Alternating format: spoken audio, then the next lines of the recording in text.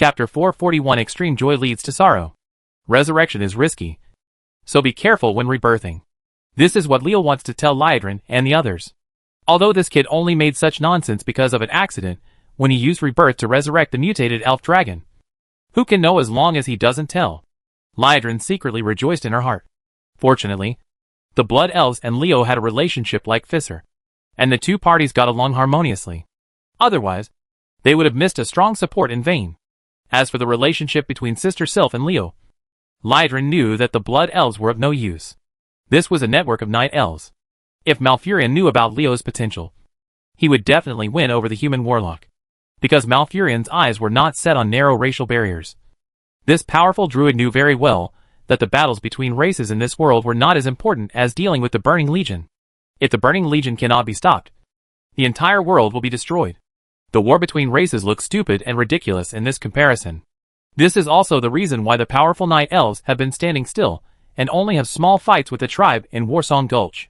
Not only that, the Towering Clan who are entangled with the Cenarian Council have not taken the initiative to provoke the alliance. Malfurion's shadow is behind all of this. Although this lord is said to be sleeping in the Emerald Dream, anyone who is smart can smell it. Speaking of sleeping in the Emerald Dream, there's a druid sleeping soundly in front of him. He is Nerlex. How can we wake him up from the Emerald Dream? Leo said that he was a novice and didn't know anything about such technical matters. How about giving him a good beating and seeing if he would wake up from the pain? Or try splashing cold water on his face to wake him up? Or, well, Leo's idea is very unreliable. Liedrin began to arrange the magic circle. Entering the Emerald Dream and falling into a deep sleep could not be awakened by ordinary methods. Especially when Nerlex clearly encountered something dangerous in the Emerald Dream and wanted to wake him up. Not to mention the power of magic. Leo couldn't understand the magic circle arranged by Liedrin. The Blood Elves were indeed much more sophisticated in magic than humans. What's more, in the eyes of many magic masters, Leo's attainments were only entry level. But it doesn't matter if you don't understand. Leo just needs to know what he should do. Liedrin told him when he was setting up the magic circle. He only needs to contribute magic power to the magic circle. To put it simply, Leo would just make a humanoid energy source. Of course, Leo alone is not enough to activate this magic circle. Liedrin and Hawksbill must also participate. As for Vol'jin, the Dark Spear Troll Blood Elf, he does not expect him to help.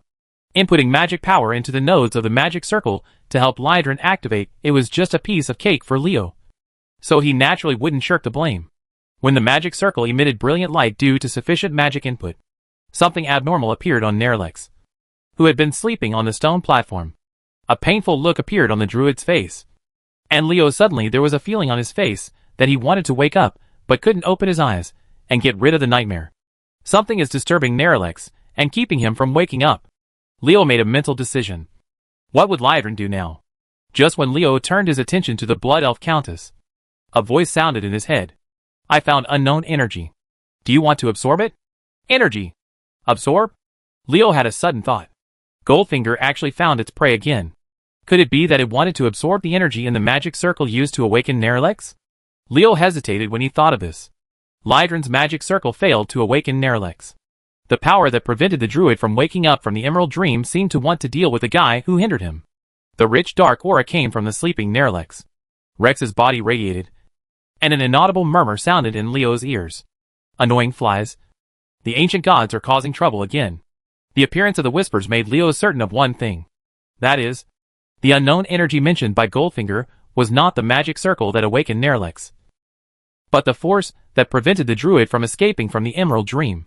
If Leo had not mistakenly guessed that the owner of this power should be the thousand-faced beast Nezes. To smoke or not to smoke? That is a question that needs to be considered.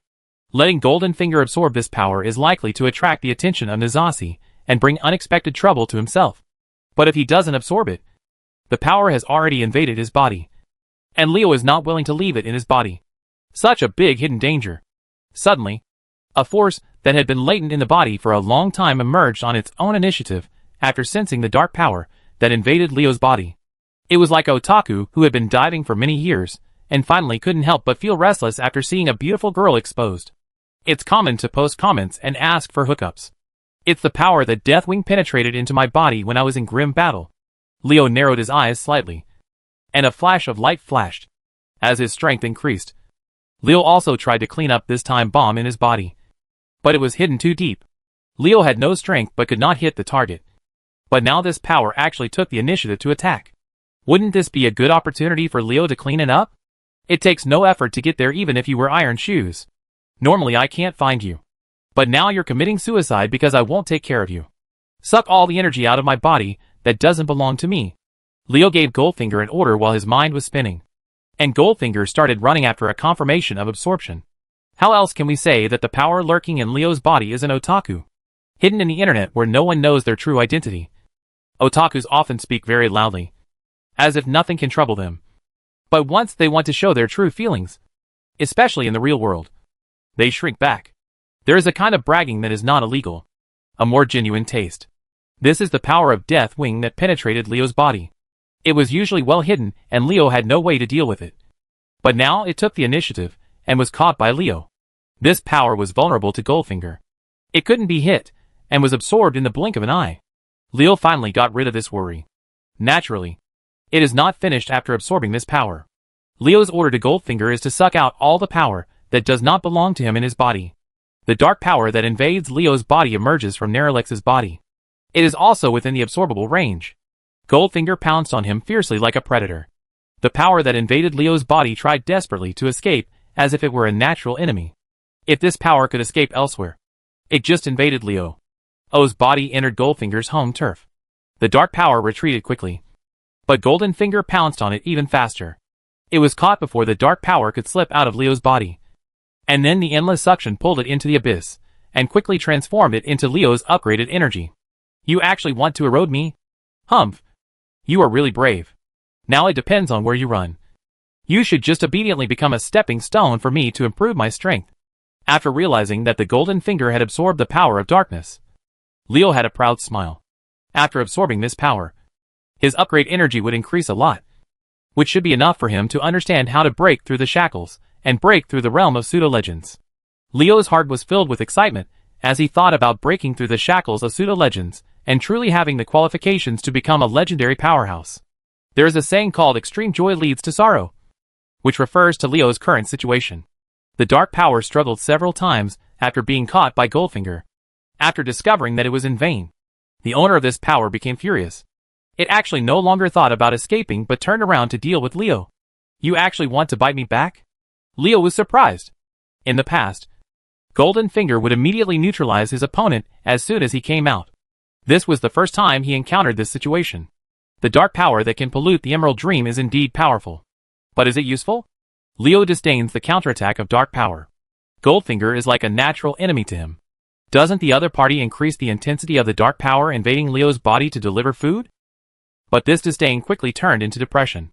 It is true that the mysterious existence that exists in Leo's body and calls him its host can deal with the dark power. But Leo cannot.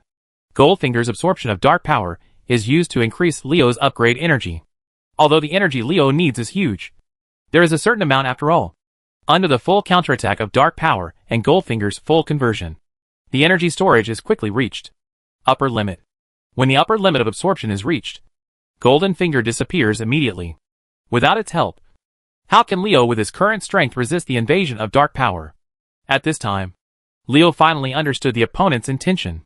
The guy who controlled the dark power was clearly bullying Leo because he was not strong enough and wanted to use energy to force him to explode. He would rather lose part of his strength than kill me. This guy is ruthless. Without the Goldenfinger, how should I deal with it now? The forced infusion of dark power made Leo's body swell and become uncomfortable.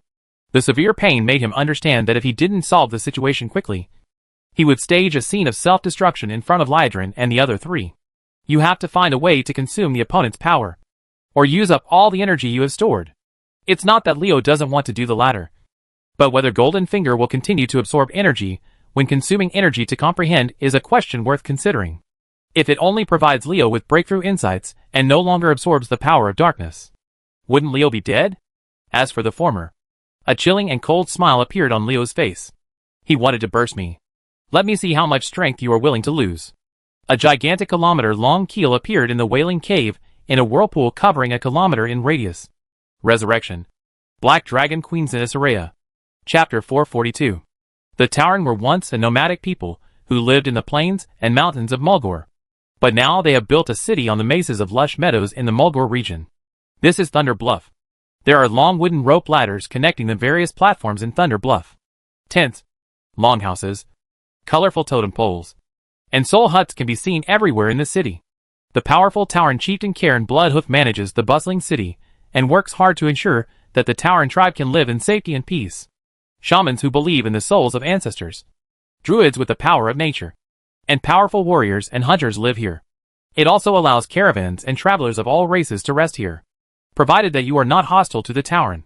At the same time, this is also where brave hunters who hunt in the Mulgore region gather.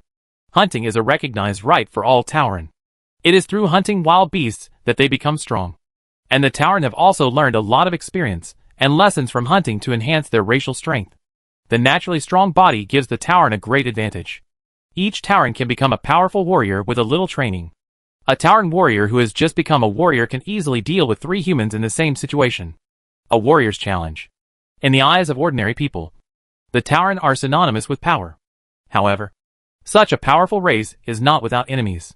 Centaurs, harpies, and wild boars are all opponents that the Tauren need to face. Not because of how evil they are but to obtain survival resources. Among the 3, the centaur poses the greatest threat to the Tauren. After the brutal fight with the centaur, the Tauren almost entered the brink of annihilation. If Cain had not been adhering to the strategy of recuperation in recent years, he also obtained a lot from Thrall. Aid. The Tauren can't recover much energy now. Master, we have arrived at Thunder Bluff. Today Thunder Bluff welcomes several new faces. A man and a woman. 2 humans with black hair and black eyes. 2 blood elves and a jungle troll. It was the human woman who spoke.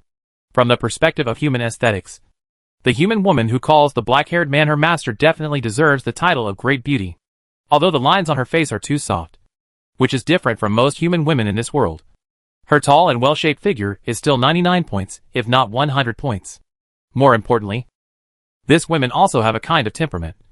A very noble temperament. If someone who is not strong enough and not confident enough in themselves sees her, they will immediately feel ashamed of themselves. With a charming figure, a noble temperament, and a good appearance, can such a woman still be called a beauty? Compared with this charming beauty, the dark-haired man she called her master was too ordinary. There is no extraordinary height, no outstanding appearance, and even the temperament looks very ordinary. Several travelers who happened to pass by here couldn't help but sigh, "What a beautiful flower! What a big pile of cow dung! All the good cabbage was lost to the pigs." Sinestra, let Chief Valjean go up and negotiate with the guards of Thunder Bluff. Our past will cause misunderstandings. The black-haired man said this, and the jungle troll was already talking to the Tauren guard, who came forward. These 5 people are Leo, Liedrin, Hawksbill, Valjean and Sinisarea, who took a human pseudonym. Sinisarea. She is more than just a black dragon, because she is the original wife of Deathwing. Most of the members of the Black Dragon royal family are her descendants. She is also the only one who went crazy in Eltharion. Become a female black dragon that survives Deathwing's mating, being able to withstand the destruction of Deathwing. Sinisaraya's strength is naturally beyond the reach of ordinary black dragons. During the period when Deathwing was silent, she was the strongest being in the Black Dragon clan. Whether it was only powerful black dragons such as Sia, Nefarian, Sartarian, and Sibelian all lived in her shadow, until the Battle of Grim Battle. In fact, had it not been for the betrayal of Dragonakos, who had greatly increased in strength, it would have been impossible for Sinisaraya to be defeated by Varisa and the others. But the reality is that there are no ifs. Speaking of which, Leo had to thank that battle. Otherwise, how would he have found 2 such powerful fighters? During the time when Dragonakos digested the ghost dragon Tyrol, Leo was worried that he did not have strong subordinates. In the end, within half a day, he successfully resurrected the Black Dragon Queen Sinisaraya with the help of Nez's power. A powerful black dragon whose strength is infinitely close to that of a demigod. Well, Leo admitted that the following point is actually the most important thing. Sinisaraya is a great beauty. And she is also a great beauty who completely obeys his orders. You know, someone is evil. Speaking of resurrecting Sinisaraya, Leo felt that this was really an accident. Nez's, the thousand-faced beast that originally polluted the Emerald Dream, wanted to use the powerful dark power to explode Leo so that he could cut off this thing. Human beings who felt threatened. Leo, the Clinker. At the critical moment, actually thought of using the powerful power infused to resurrect Sinisaria, which made Nez's waste so much effort, but failed to achieve his goal. In fact, with Nezasi's strength, even if Leo consumes his power to resurrect the Black Dragon Queen Sinisaria, it will only consume a drop in the bucket of all his power. As long as he continues to pour in more power to explode Leo, it will not be possible. Question. But if Nezas really did that, his method of quietly corrupting the Emerald Dream would definitely be discovered. If he exposed his plot in order to kill a human, Nezas would never make such a loss-making business. How can a human life be worth the attempt to corrupt the Emerald Dream? It's something that only a fool would do. Nezasi didn't think he was a fool, so he wouldn't do that. After discovering that if he continued to entangle with Leo, Isra, the Green Dragon Queen, would be alarmed, Nezas retreated decisively. In Nezas's mind, even if Leo and the others told them about the emergence of dark power in the Emerald Dream, they would not be able to do it. There was a big storm, because during the time, they were slowly looking for the cause. He had already corrupted most of the Emerald Dream. And when Isra, the Green Dragon Queen, noticed it, she could not stop him. Unless you know who I am. Unless you can immediately attract Malfurion's attention to meet Isra and get the Green Dragon Queen to accept your advice, your struggle will be in vain. And how can a little human convince the Green Dragon Queen? Thinking of this, Nezas was relieved to hide. And he continued to hide in the darkness to carry out his plan to corrupt the Emerald Dream. After driving away Nezas, the biggest obstacle to awakening Nerlex no longer existed. It stands to reason that Liedrin and the others could quickly awaken the sleeping druid. But at this time a big situation occurred. That is, when Nerlex woke up, he had no memory of what happened to him in the Emerald Dream, without the testimony of the person involved, Nerlex. Even if Liedrin and the others told Hamuel Runtodon the news, it would be impossible for the Cenarian Circle to immediately take major action. This is not to say that Hamuel doubted Leo. Dylan and the others must be cautious about such a big matter. After learning about this situation, Leo couldn't help feeling that Nezas was so treacherous. He who corrupted the Emerald Dream must have erased or sealed Nerlex's memory in the Emerald Dream when he evacuated. In this case, who dares to alert Malfurion and Green Dragon Queen Isra without strong evidence? Nezas made it clear that he wanted to delay time so that he could continue to corrupt the Emerald Dream. Even though he and Liedrin knew what to do, they could not stop it, which made people feel aggrieved just thinking about it. Leo sighed secretly. It seemed that some things were indeed unstoppable. He could only work hard to improve his strength before big changes occurred in order to deal with various dangers. Now Lex came to Thunder Bluff before us and told Archdruid Hamuel what we told him. Now both of them have set off to Moonglade. Valjean brought back some not-so-good news. And Leo understood what he meant. Nerlex and Hamuel Runtodon were no longer in Thunder Bluff, and they would not be able to see the Great Master this time. However, Hamuel immediately set off for the Moonlight Grove with Nerlex after receiving the message from several of his own people. It seems that the Archdruid still attaches great importance to the statement that the Emerald Dream has been eroded by dark power. Do you want to go to Moonglade to meet Malfurion in person? Leo rubbed his chin. With Hamuel's status, he went to find Malfurion himself. And it was impossible for Malfurion not to give him face. If Malfurion Stormrage could really find out something from Nerlex, maybe there are clues that can stop Nezas. What I have to pray now is that Nezas can't erase Nerlex's memory in the Emerald Dream and can only seal it. Otherwise things will be difficult. Since Archdruid Hamuel is not in Thunder Bluff, we should go directly to see Chief Cain. After hearing Valjean say that Hamuel had set off for Moonglade, Liedrin and Hawksbill exchanged a look. What Leo could think of, they could also think of. If Malfurion could really take this matter seriously, then nothing could be better. But the Blood Elves have not forgotten their purpose this time. Anyway, they must inform Cain even if Hamuel doesn't leave. Now that they don't have the introduction of the Archdruid, they can go directly to see Cain. Same. Valjean didn't reply to Liedrin's words. He just looked at Leo. The Darkspear clan leader came to Thunder Bluff to be Leo's guide.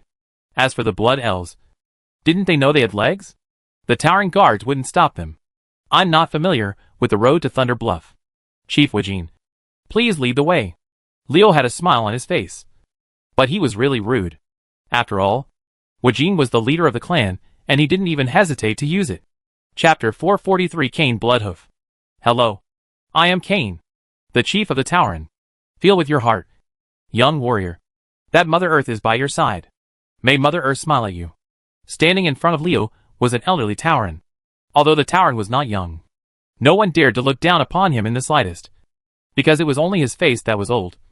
But his body was still strong and powerful. And with age, as his experience increased, the Tauren's understanding of certain powers became more profound, and the power of the mysterious elements surrounding him became more powerful. This Tauren is Cairn Bloodhoof. Cairn is the spiritual leader of all the Tauren on Kalimdor. He has a strong innate resonance with the forces of nature, and has a high respect for the elemental forces and beasts of prey. This legendary wise man is often mistaken by other races for slow thinking and poor brains due to his unique slow and unfluent expression. But in the understanding people's minds, this is just Cain being cautious enough. When faced with various difficult problems, he never acts rashly, and it is his style to think twice before acting. However, once Cain makes a decision, his actions are unstoppable, and he is quite aggressive like fire. Cain has an incredible passion for fighting, but he never loses his mind because of it. He will carefully observe his enemies before fighting them to learn more about their strengths and weaknesses, and he will not be affected by it during the battle.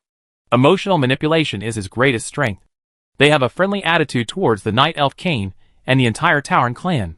Perhaps because of ancient history, the Tauren have always followed the Druid teachings. Cenarius' father, the white deer god Malorn, wanders in Azeroth. When he was chased by a group of hungry Tauren, Malorn couldn't bear to harm these creatures. Later, Elun rescued him, and then the two gave birth to the demigod Cenarius. Perhaps it is because of this earliest connection that the Tauren have always worshipped Mother Earth. They are full of awe of the wildness of the beasts living on the earth. Later, after meeting and becoming comrades in arms with the orcs led by Thrall, the orc shamanistic teachings that did not conflict with the druid teachings spread among the Tauren. This made the Tauren the only one with druids and Tauren, the race of shamans. Compared to orcs and night elves, Cain's attitude towards humans has always been a bit arrogant. In the eyes of this powerful Tauren chief, the human race's spiritual eyes have not yet been fully opened. In essence, humans are just a group of beings. Children who are spoiled by people still need to learn. As for the high elves, Cain was extremely disgusted and despised by their obsession with arcane magic. He was disgusted by these creatures, who had abandoned their faith in nature. Fortunately, Leo has a prophetic identity that only the top leader of the tribe knows. And he is introduced by Vol'jin, the leader of the Dark Spear tribe. Otherwise, whether he can see Cain is a problem, let alone let the Tauren chief have a friendly and equal conversation with him. May Mother Earth protect you forever, Chief Cain. Leo said okay as a formal greeting. You are very good, young human. Cain, who knew that Leo was a prophet, did not show any arrogance when facing the human race. In his view, Leo was different from other humans. He had opened his mind's eye and was an existence that he wanted to treat as an equal. The news you brought is important. Hamuel has gone to Moonblade. I believe the matter will be resolved perfectly. The perfect solution? Leo, who knew about Cain's statement, didn't dare to agree with it. Nez's made it clear that he wanted to delay time so that he could corrode the Emerald Dream more deeply. But now Hamuel and the others couldn't cut through the mess quickly. It was obvious that they had been tricked. You still want to solve it perfectly. This is a joke. Come to think of it, Leo, who knows that he has no room to intervene in this matter, will not quarrel with Cain because of this. Can he say that he knows that the Emerald Dream is being eroded by Nez as among the ancient gods? If he really said that, how would you answer if someone asked? How do you know it's Nezaslio? No matter what the world is like, it is not easy to be a good person, and it is not easy to do good things. Young human, Thrall has told me the reason why you came to Thunder Bluff. But something happened recently that I need to deal with, and I can't spare much time to discuss the soul of the ancestors with you. Cain's tone was full of apologies. Now the Centaur, the sworn enemy of the Tauren, is making a comeback. As the leader of the Tauren clan, he is naturally very busy. Although the Tauren are strong, the Centaur are not bad either. In Thunder over the years, with the strategy of recuperating, the entire race managed to regain some strength. Cain did not want his hard work to be ruined because of the resumption of war. The Tauren can no longer step onto the edge of extinction because it is too dangerous, especially in this crisis-ridden era. As a qualified patriarch, Cain must make corresponding arrangements for any possible threats. Many of these arrangements are based on the strength of the race. The strength of the Tauren clan is the key to whether they can cope with the crisis. Clan Chief Cain doesn't have to be like this. If it doesn't work this time, there will be another time. But I hope to live in Thunder Bluff for a while. The shamanism and druidism prevalent here will be very helpful to me. Whether Kane has time to discuss the shaman's ancestral soul with him is not what Leo is concerned about on this trip. Exploring the ancestral soul is just an excuse for Leo to come to Thunder Bluff. This is not his real purpose. Of course, Kane would not object to such a trivial matter as Leo wanting to stay in Thunder Bluff. In fact, human caravans would come from time to time to do business with the Tauren. If it weren't for Leo's special status, he would come quietly to meet him. It was not even necessary to inform Kane about causing unnecessary misunderstandings. With Kane's approval, he could successfully stay in Thunder Bluff and obtain certain privileges. Leo was very satisfied with achieving his goal. He slowly stood aside to leave a place for Liedron and Hawksbill. When the Blood Elves sent these two powerful men to Thunder Bluff, even a fool would know that they were in for something big. Otherwise, with Kane's attitude towards the Blood Elves, how would Silvermoon City send people to see how others were feeling? Tell me, what's the matter with you? Liedron and Hawksbill Kane were not so polite.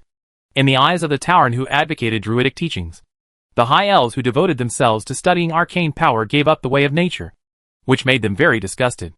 If the Blood Elves hadn't joined the Horde camp, and everyone was comrades in arms, and Kane was usually a good-tempered leader, Liedron and Hawksbill would have been kicked out by him long ago. Although they had known Kane's attitude for a long time, the two Blood Elves were still aggrieved under Leo's comparison. After all, we are also members of the tribe. Your attitude towards humans in the Alliance is actually better than us. This what's going on? Well, these are small things, compared with the big things that concern the entire race. The Tauren Chief's slight is just an insignificant little thing, and we tolerate it. Chief Kane, we are here to discuss with you the opening of the Mosaic camp. Liedron's words made Kane silent for a while, and the Tauren leaders seemed to be thinking about the purpose of the Blood Elves. But Leo, who was standing aside, had something in his heart. Camp Mosaic is the tribe's stronghold in Fairless. The man in charge of Camp Mosaic is neither an orc nor a dark spear troll, but a Tauren. The Blood Elf Eliadlin and Hawksbill went to Thunder Bluff to discuss the opening of this camp. Their purpose was self-evident. Silvermoon City was preparing to take action against Ereshra. When he was in strong guard, Leo once mentioned to Liedron another way to solve the problem of magic addiction. Although this method cannot fundamentally solve the problem of Silvermoon City, it is completely sufficient to deal with the current crisis of the Blood Elves. With Silvermoon City's magical attainments, it is not a problem to create a magic net like Ereshra. However, the Blood Elves did not do much research on this before, and they have only begun to delve into this technology now. It was time-consuming and labor-intensive, and what the Blood Elves lacked most now was time. Every day, tribesmen go crazy because they can't stand the torture of magic addiction. Silvermoon City cannot afford to delay the time. The Blood Elves, who were severely damaged in the battle of natural disaster invasion, cannot wait. Since it is time-consuming and labor-intensive to study by yourself, then go and grab it. Ahem. Actually, it's not right to say robbing. The Upper Elves living in Ereshra are also one of them. The Blood Elves just go there to rescue the suffering tribesmen. Of course, this process may be a bit violent. Those who are unwilling may be unwilling. But since it is a rescue, there will inevitably be battles. And if there are battles, there will be casualties. Those who are unwilling to escape from the sea of suffering and do not listen to the advice will be brought back to Silvermoon City to persuade them. This kind of trivial matter is everyone's fault. Don't worry about it. How many people do you want to send there? After some thought, Kane made a decision. His words were equivalent to agreeing to the Blood Elf's request and agreeing to Silvermoon City sending troops to Mosaic's camp. Liedron and Hawksbill were very happy to see Kane agree. It would be really difficult if Kane refused them. Could it be that they would use the Night Elves Saran between Thousand Needles and Fairless? Camp Inar? Not to mention whether Silvermoon City would pass this resolution. Even if they made this request, the Night Elves would reject it rudely. There is a connection between the Night Elves and the Blood Elves. All smart people can see this. But some things are only suitable for keeping in the dark. Everyone knows it but cannot point it out. If it is brought to the surface, it will break the rules. In order to ensure the success of this operation, Silvermoon City will dispatch 2,000 Silvermoon Rangers and a large group of Spellbreakers. Lawbreaker? Leo and Valjean couldn't help but look at Liedron. Even the Spellbreakers were dispatched. Silvermoon City was bound to win this time. Even if they attach such importance to a small Eressala, then what scale will be reached by increasing the number of troops in the Outer Realm to attack the Storm Fortress? Leo rubbed his chin. He was now looking forward to the trip to the Outland even more. Chapter 444 Hina Saraya. The innkeeper of Thunder Bluff is a Tauren. Compared with goblins, people still prefer honest and honest Tauren. If you live in his hotel with the character of a Tauren, you will not be cheated. But that is not necessarily true for goblins. Therefore, when people come to Thunder Bluff, their first choice is the Tauren Inn. And Leo is no exception. In a certain room of the hotel, Leo was lying on a golden recliner with half-closed eyes that was incompatible with the surrounding decoration. A pair of slender hands as gentle as jade were gently pressing on his shoulders. The owner of these hands was Zeniza. Leia. This scene looks like an alien version of a young master and his maid. Leo really enjoyed having the Black Dragon Queen as his maid. But he didn't know how Deathwing Neltharion would react when he saw the scene. It seems that the head of the Black Dragon Grand Duke has a tendency to turn green. Sinestra? What did Faltola find out? After taking a short rest, Leo opened his eyes. He was not familiar with Thunder Bluff. Reality is not a game with limited capacity. The space spanned by this city is no less than that of first-tier cities in later generations. If you don't know clearly, it will waste a lot of time. I've made it clear that the Thunder Bluff Arena is not far from this hotel. And there happens to be a game tonight. As the Black Dragon Queen, Sinisarea is a powerful queen who has controlled the entire Black Dragon clan for a long time. Her ability to serve is unquestionable. Compared with Dragonakos, the title of Leo's first person is more important. It suits her. Now Leo has put the handling of many things in her hands. Oh! Leo stood up from the recliner.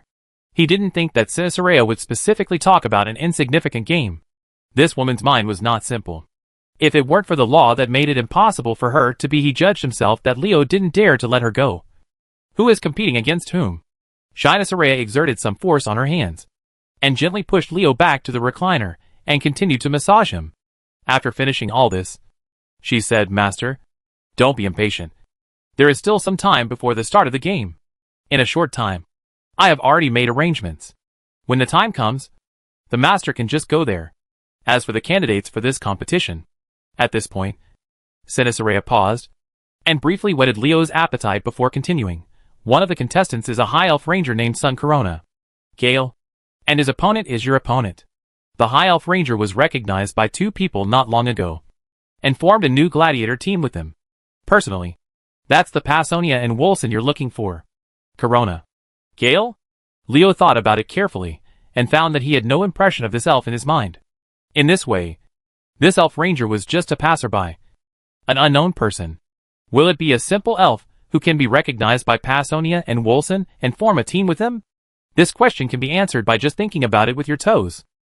In the real world, it's normal for some unknown masters to exist. The ranger named Corona Gale is worthy of attention. He is also Passonia's teammate after all. He grabbed the jade hand that was gently massaging his shoulder with his backhand, and Leo started to play with it as if he were a work of art. Sinisaraya's body stiffened slightly, and Leo felt her struggle for a moment. Seemed to want to pull his hand back, but finally endured it.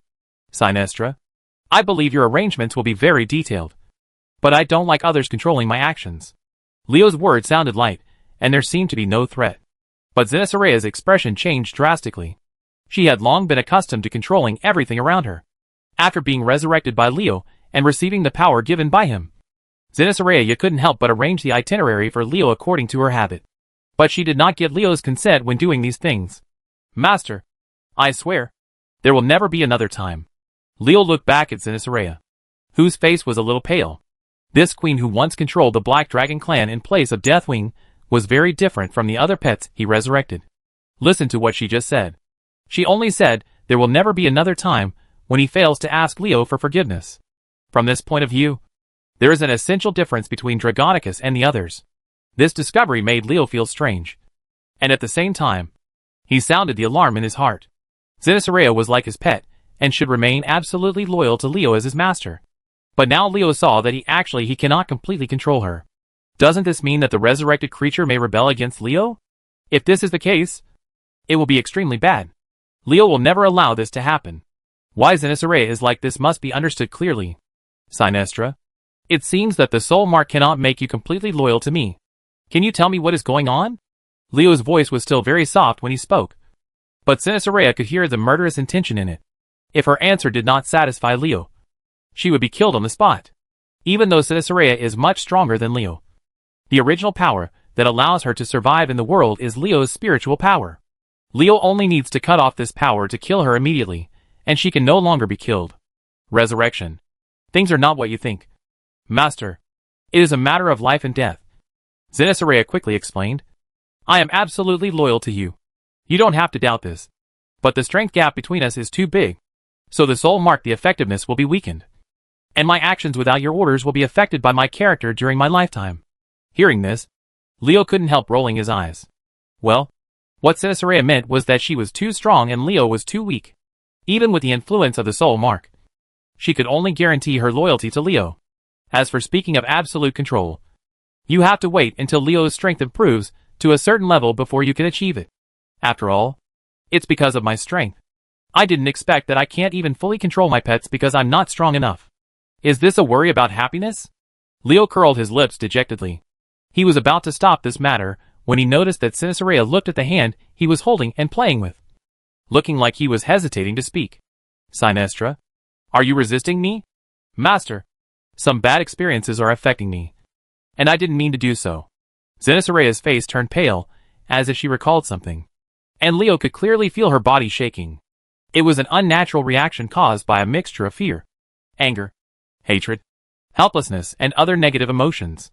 As the Black Dragon Queen, Zenithsarea is in charge of the entire Black Dragon clan when Deathwing is lurking. What can scare her? Who makes her angry and hateful but afraid to retaliate? The answer to this question is simple. Leo only found the answer after briefly recalling the information about Zenithsarea. You are afraid. You are resentful.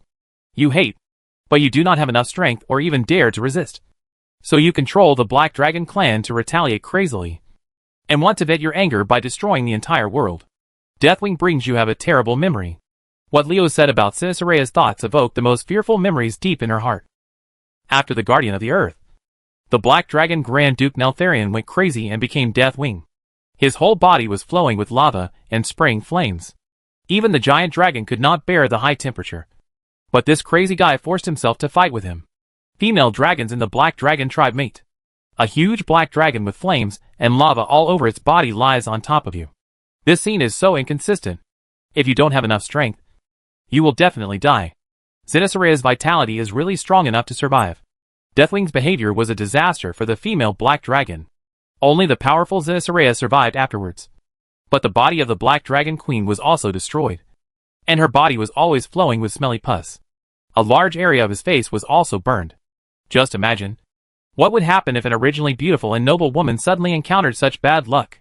This also explains why Zenithsaraya is so crazy. And it also explains why she created Dragonakos. The Twilight Dragon Prince is a being who claims to be able to kill all 5-color dragons. These 5-color dragons also include black dragons, and isn't the most powerful enemy you will encounter if you want to attack the Black Dragon clan. Deathwing? Because Deathwing was so powerful, Zenithsaraya did not dare to resist. So she carried out Deathwing's will to destroy the world. But the resentment in her heart prevented him from giving up. So Dragonakos was born. No wonder the Dragonakos created by Zenithsaraya is said to be the devourer of all things that can defeat the 5-color dragon. But the Twilight Dragon clan created by Deathwing does not have that ability. It turns out that the two are fundamentally different. After finally getting rid of the nightmare of the past, Zenithsaraya's face was pale, but her eyes were very bright. Because there was Leo in her eyes. Master, you are right. He is too powerful, and I dare not resist. So I want to take revenge for everything and vent my resentment by destroying others. But this is all in the past. Now that I have a master, everything will be different. The master will definitely avenge me. This woman really knows how to climb along the pole. But the Black Dragon Deathwing intends to destroy the world will definitely face me. It is true that I will find a way to kill him. Sinestra, you are mine. As your master, I will not watch my servant being bullied by others. Deathwing? Naturally I will not let him go. But not now. Wait. Isn't this old dragon using the information you left behind to study how to cultivate the Twilight Dragon clan to deal with other aspect dragons in grim battle? Dragonicus, you are fast. Am I right? Yes, Master. Grim battle was completely destroyed by Cleostras after that battle. Even if he wanted to follow my method, it would not be something he could do in a short time. As long as we have enough materials, and our progress is definitely faster than his. With Leo's current ability, all the materials Zenithsaraya mentioned were easy to handle. There was only one most important one that was a little scratching his head. And that was the dragon egg. These are not velociraptor eggs but dragon eggs laid by real giant dragons. and they must be supplied in large quantities. Sinestra, dragon eggs are hard to find. Leo let go of Zinasaraya's hand and said so with half-closed eyes. His meaning was obvious. Since Zinasaraya could find a large number of dragon eggs before, there must be a way to collect them. He might as well say it and listen. Listen, Master. Collecting dragon eggs is not difficult. All you need to do is find a fertile female dragon. I believe you already have a candidate. Chapter 445 Arena. Arenas exist in many places. Even in Thunder Bluff, which was established by the simple-minded Tauren. The fierce fighting here is not only for people to satisfy their bloodthirsty desires, but also to remind people of this. It is a world where the weak eat the strong. A world where death may occur at any time. Only by maintaining its blood and possessing powerful force can a race continue to be glorious. There is another interesting battle going on in the Thunder Bluff arena today. Because Lagash, Ghost Wolf's teammate Valela, will have a match with a challenger. You must know that Lagash's team is a competitive one. As a member of the championship team, Varela naturally attracted much attention, and it would be impossible for people to watch her fight without thinking too much. Leo sat in the front row of the arena and watched with interest the various people who were gradually filling the auditorium of the arena. The boring wait was no longer so boring at this time. Humans, goblins, Tauren, orcs, whether they are members of the Alliance or tribal races, can see that Thunder Bluff does have an inclusive big city spirit. Karen Bloodhoof has really worked hard to restore the vitality of the Tauren clan. Just because humans, who are members of the Alliance, can freely enter and exit Thunder Bluff, have to bear a lot of pressure. Master, there is very little information about Corona Gale. This high elf was unknown before, and almost no one has heard of it. Compared to him, Valela's information is easy to find. Sinisaraya sat next to Leo and began to tell Leo the information about the two people who were about to fight. Pisonia's ranger teammate was an unknown person before. It was normal that his details could not be found. The world is not a place where the household registration system is strictly managed. There is no such thing as a so-called household registration. Generally speaking, people will not bother to explore someone's life experience unless there is a stake in it. As a member of the Arena Champions team, Varela has many people paying attention to her. Compared to Corona Hate, who is still an unknown person, it is relatively easy to find out her details. Corona Gale. Is this ranger related to the destroyed Corona village in the Ghost Land? If so, he should also be a member of the Blood Elves. From the opponent's last name, Leo was inferring the origin of Corona Gale. This elf ranger was probably one of the high elves who survived the natural disaster invasion. But he didn't know why he came to Thunder Bluff. Leo was just thinking that two elves, a man and a woman, appeared at both ends of the arena. The male elf was carrying a big bow, and the female elf disappeared immediately after entering the arena. When he saw the real master appearing in the arena, the audience began to clamor. Valela, kill that ranger. Valela, kill the provocative guy. You don't need to listen carefully to Leo to know who the audience is supporting. Almost no one in the entire arena is optimistic about the elf ranger named Sunwind. It's not that the audience is all biased towards beauties, but that as a member of the Arena Champions team, Varela's strength is obvious to all. The reputation of the Champions team was gained through life and death battles.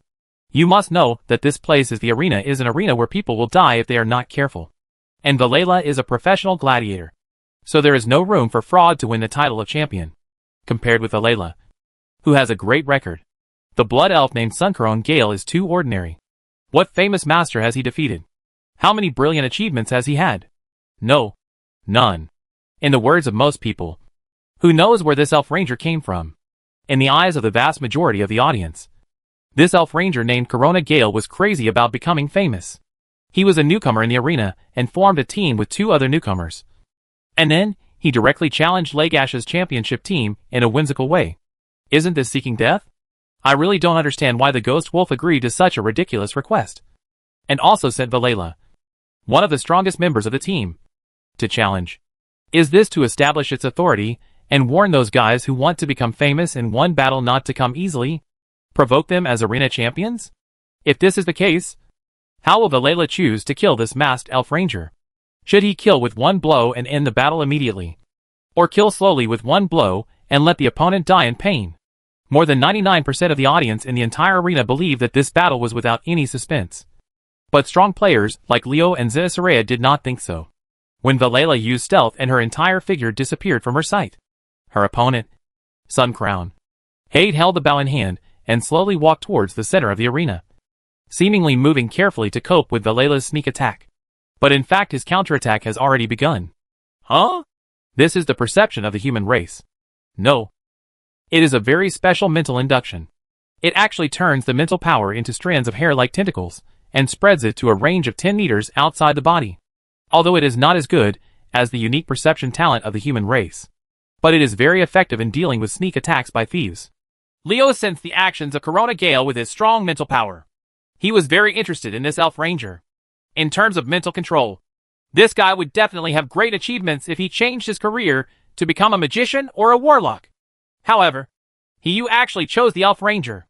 If you don't take the golden road but choose an alternative route, are you asking for trouble or being a maverick? It was not easy for Leo to comment on the behavior of an elf ranger whom he had seen for the first time. The other party might have had some special reasons to do so.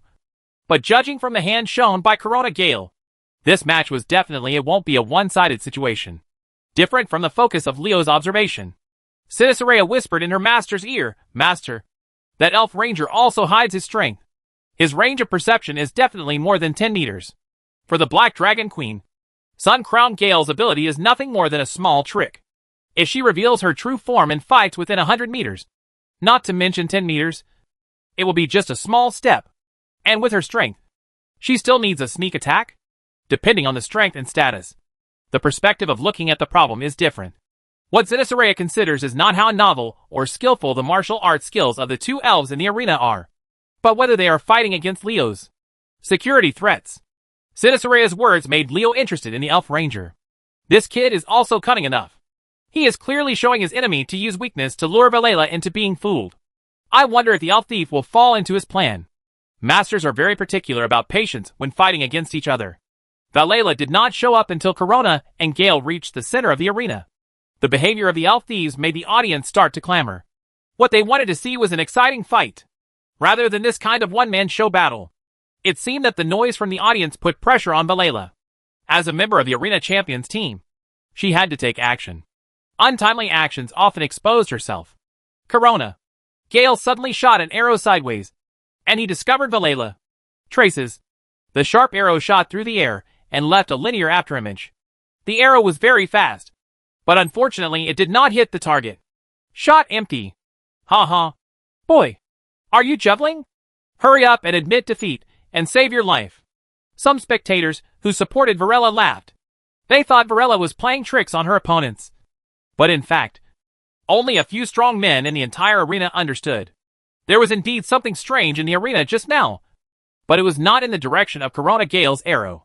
The elf ranger was plotting against Valela, so why wasn't the latter plotting against him? However, the strength of the two elves was very close. The elf ranger discovered Valela's true location, and the latter hit aside at an extremely fast speed and lurked again. Ranger versus rogue is an interesting battle, but it's boring to watch back and forth like this. Leo curled his lips. He wasn't very interested in this battle. If it weren't for the two people in the field, one of whom was related to Lagash, and the other was a newly recruited teammate of Passonia and Watson, he wouldn't have done it at all. Come! Of course, this is not to say that the battle between the two elves was not good, but that Leo had other concerns in his heart. He was thinking about how to meet Passonia and Watson without making others suspicious.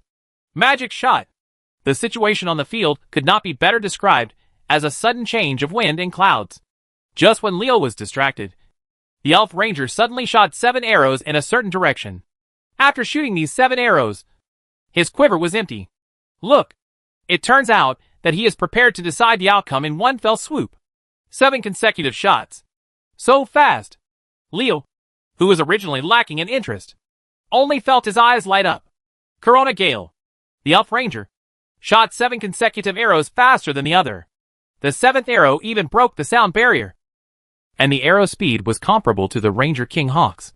Bill, the first 6 arrows still hit the empty space, but the 7th arrow brought out a stream of blood beads in the air. Valela was hit by an arrow near her heart, and the figure of the elf thief appeared. Varela is injured. That corona and strong wind that popped out of nowhere could actually hurt Valela. The audience was in an uproar, and there were exclamations one after another in the arena. The victory or defeat has been decided. Leo looked at Corona Gale and shook his head slightly, secretly feeling sorry for the elf ranger. If he had shot 8 consecutive shots just now, and if his arrow speed could be faster, he would be the final winner. Ordinary viewers see the excitement, while the real strong see the secrets. Although Valela was injured by Corona Gale's continuous fire, the previous continuous fire consumed him too much, and his trembling hands could no longer draw the bow. Although Valela was injured, it was still possible to kill such a ranger who had almost lost his combat effectiveness. No problem. The arrows you shot were able to break my defensive magic. This really surprised me. But I was the one who won in the end. Valela suddenly appeared behind Corona Gale. As the elf thief spoke, she made a scratch on the elf ranger's neck with her dagger. For unknown reasons, she did not kill the elf ranger, as many viewers clamored for. He drew a bloody mark on his neck, leaving traces of his victory over his opponent, then turned around and walked out of the arena. Watching his opponent walk out of the arena as a winner, a cold and emotionless voice came from behind the golden mask. Next time, I will beat you. Chapter 446 Buying and Selling. Become famous in one battle. This word is most appropriate when applied to Corona Gale. Although the elf ranger lost the match with Valela, his ability to seriously injure Valela was enough to be taken seriously. This time, he was seriously injured, and he might be able to defeat Valela next time, having taken a fancy to the elf ranger's strength. Although there is not an endless stream of people who want to win over him these days, there are always a few every day. However, everyone has hit a snag. Under the golden mask, there is always a stranger. It's freezing cold. After learning about this situation, many people gave up their thoughts on wooing him. But there is no shortage of people in the world who would not give up until they reach the Yellow River. No, there is another one here today. He completely ignored the male and female elf rangers walking towards him. He didn't have the time to pay attention to these boring people. If he had time to deal with these people, he might as well work hard to increase his strength. But this time it seemed that it was not possible to deal with it, because Corona Gale saw an orc. He was Rieger or Fury, the manager of the arena, and the two humans, a man and a woman, walked straight towards the elf ranger under his guidance. Come! The two humans who came this time seemed to have some identity, and even Rieger had to come forward in person. Such guys would be the most troublesome to deal with. Just as the elf ranger stood up impatiently, two figures gradually became clear around him. These two people were his teammates Passonia and Watson. Why is this little hunt in here? Passonia secretly frowned. She had finally managed to conceal her identity and sneak into the arena to make contact with Lagash, who was suspected of being King Varian. Leo's interference could easily make her efforts undue. Marshal Leo, this is the Gale team you are looking for. Although they only have 3 people, they have been very popular recently, and the strength of these 3 people is not bad, and they can definitely meet your requirements. Rieger or Fury is very powerful, but this orc shaman has a bad habit, which is human trafficking. Of course, he doesn't buy and sell everyone. This orc only deals with gladiators. Marshal? From Leo's appearance, Corona Gale could see that he was only in his 20s.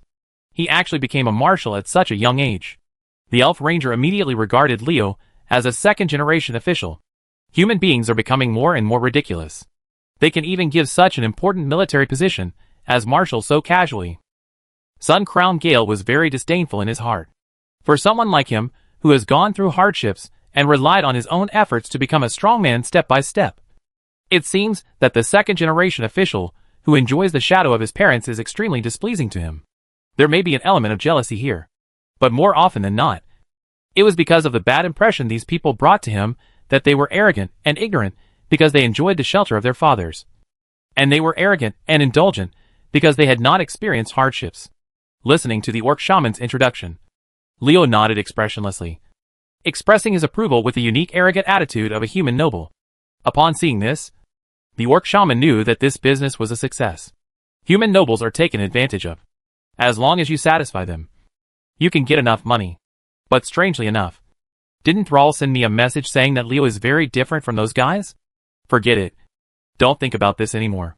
With this money, you can buy a lot of supplies, which can keep hundreds of soldiers from going hungry for several months. Sinestra, go and complete this transaction with Rieger Shaman. Leo gave instructions to Zinasarea, and the orc shaman took Zinasarea away very wisely. Rieger could hear what Leo wanted to say to the 3 gladiators. If anyone else, Rieger would still be worried about his safety. But Leo's reputation was gained by fighting on the battlefield. Instead of worrying about whether something would happen to Leo, it is better to care about the 3 gladiators who are only at the epic level. In fact, after all, Leo is a strong man who can kill even legendary strong men. What kind of trouble can 3 mere epic masters make in front of him? I believe you can also see that I have bought you from Rieger, and I will be your master from now on. The orc shaman cooperated with Zenitharea and gradually moved away. And Leo's words gradually became inaudible. Seeing Leo's arrogant manner when he spoke, a look of disgust flashed in Gale's eyes. The elf ranger felt extremely disgusted by the self-noble attitude of the human nobles. The elf ranger thought to himself, find an opportunity to put him finished. Glancing at the orc shaman, who had turned the corner and disappeared from his sight, Leo's expression suddenly changed, from the original arrogance to a playful smile. This sudden change made the elf ranger confused. Okay, what I said above is just a joke. Long time no see. Sister Passonia. Passonia? Corona Gale turned to look at his teammates. Is this her real name? Xiao Handan. What are you doing here to cause trouble? Passonia looked at Leo fiercely. And she wouldn't mind beating him up if he didn't give her a reason to accept it. Did I make trouble? I didn't make trouble. Leo looked innocent. People who didn't know it would think he had been wronged a lot. Is it wrong for me to come to help you? Leo, we spent a lot of effort to sneak into this arena and get in touch with Legesh. You will make us the center of attention, which will be very detrimental to our next actions. It was Wolson who said this. It was not that easy to enter this arena. They finally got close to the target and confirmed certain things. They were still preparing for the next action. However, Leo intervened and their plan was exposed. In such a critical situation, both he and Passonia need an explanation. Spreading his hands, Leo had a hint of helplessness on his face. He just heard him say, it's not that I want to do this, but the situation is compelling, and I have to do it. You may not know that Countess Presto has sent an envoy went to Theramore to investigate the disappearance of King Varian again. And by coincidence, the envoy actually found the missing king on a small island. Speaking of which, this envoy is quite a bitch. He has accomplished such a great feat, and yet he quietly returned to Stormwind City with His Majesty Varian. I'm surprised. It's not that Varian doesn't have a very good temper. Yes. Why is this king such a good gentleman? It seems that the rumors are not credible. His Majesty the King has returned to Stormwind City? Passonia exclaimed. She and Watson really didn't know this news. But it was impossible for MI7 not to inform them of such important news. Unless there was something wrong with MI7 under the leadership of evil Yang Din. And it's a big problem. Coincidence? Wolson's cold voice came over. As soon as the Grand Duke of Bolvar expressed his support for His Majesty, the King, to control the growing power of the nobles in the kingdom. Presto, the only one who could restrain the Grand Duke, was His Majesty Leon is back. And His Majesty the King's temper is different from before. How can there be such a coincidence in the world? The words disbelief were written on Watson's face. Although he didn't say it clearly in his words, the word conspiracy was already coming out. Corona Gale stood aside without saying a word, listening to what his 2 teammates and Leo said. The Elf Ranger knew that he was inadvertently involved in a big dispute, which involved the human race. The most powerful country is Stormwind City. It was a delusion to get involved in such a dispute and try to escape. Seeing the 3 people discussing the matter in front of him without any hesitation, he still didn't understand the intentions of his 2 newly acquainted teammates. This was clearly intended to drag him into the water. I am not interested in the power disputes between human kingdoms.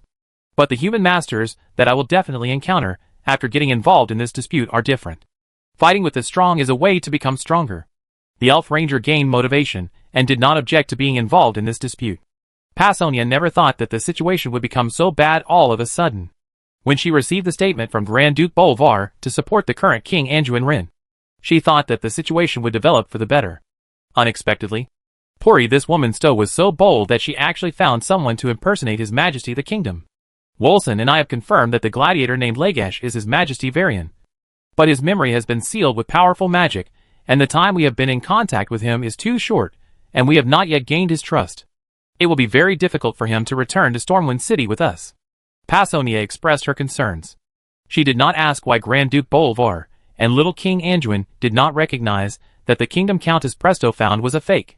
Because Passonia, I knew very well that since that woman Presto dared to find someone to impersonate her, she must have a way to deceive others.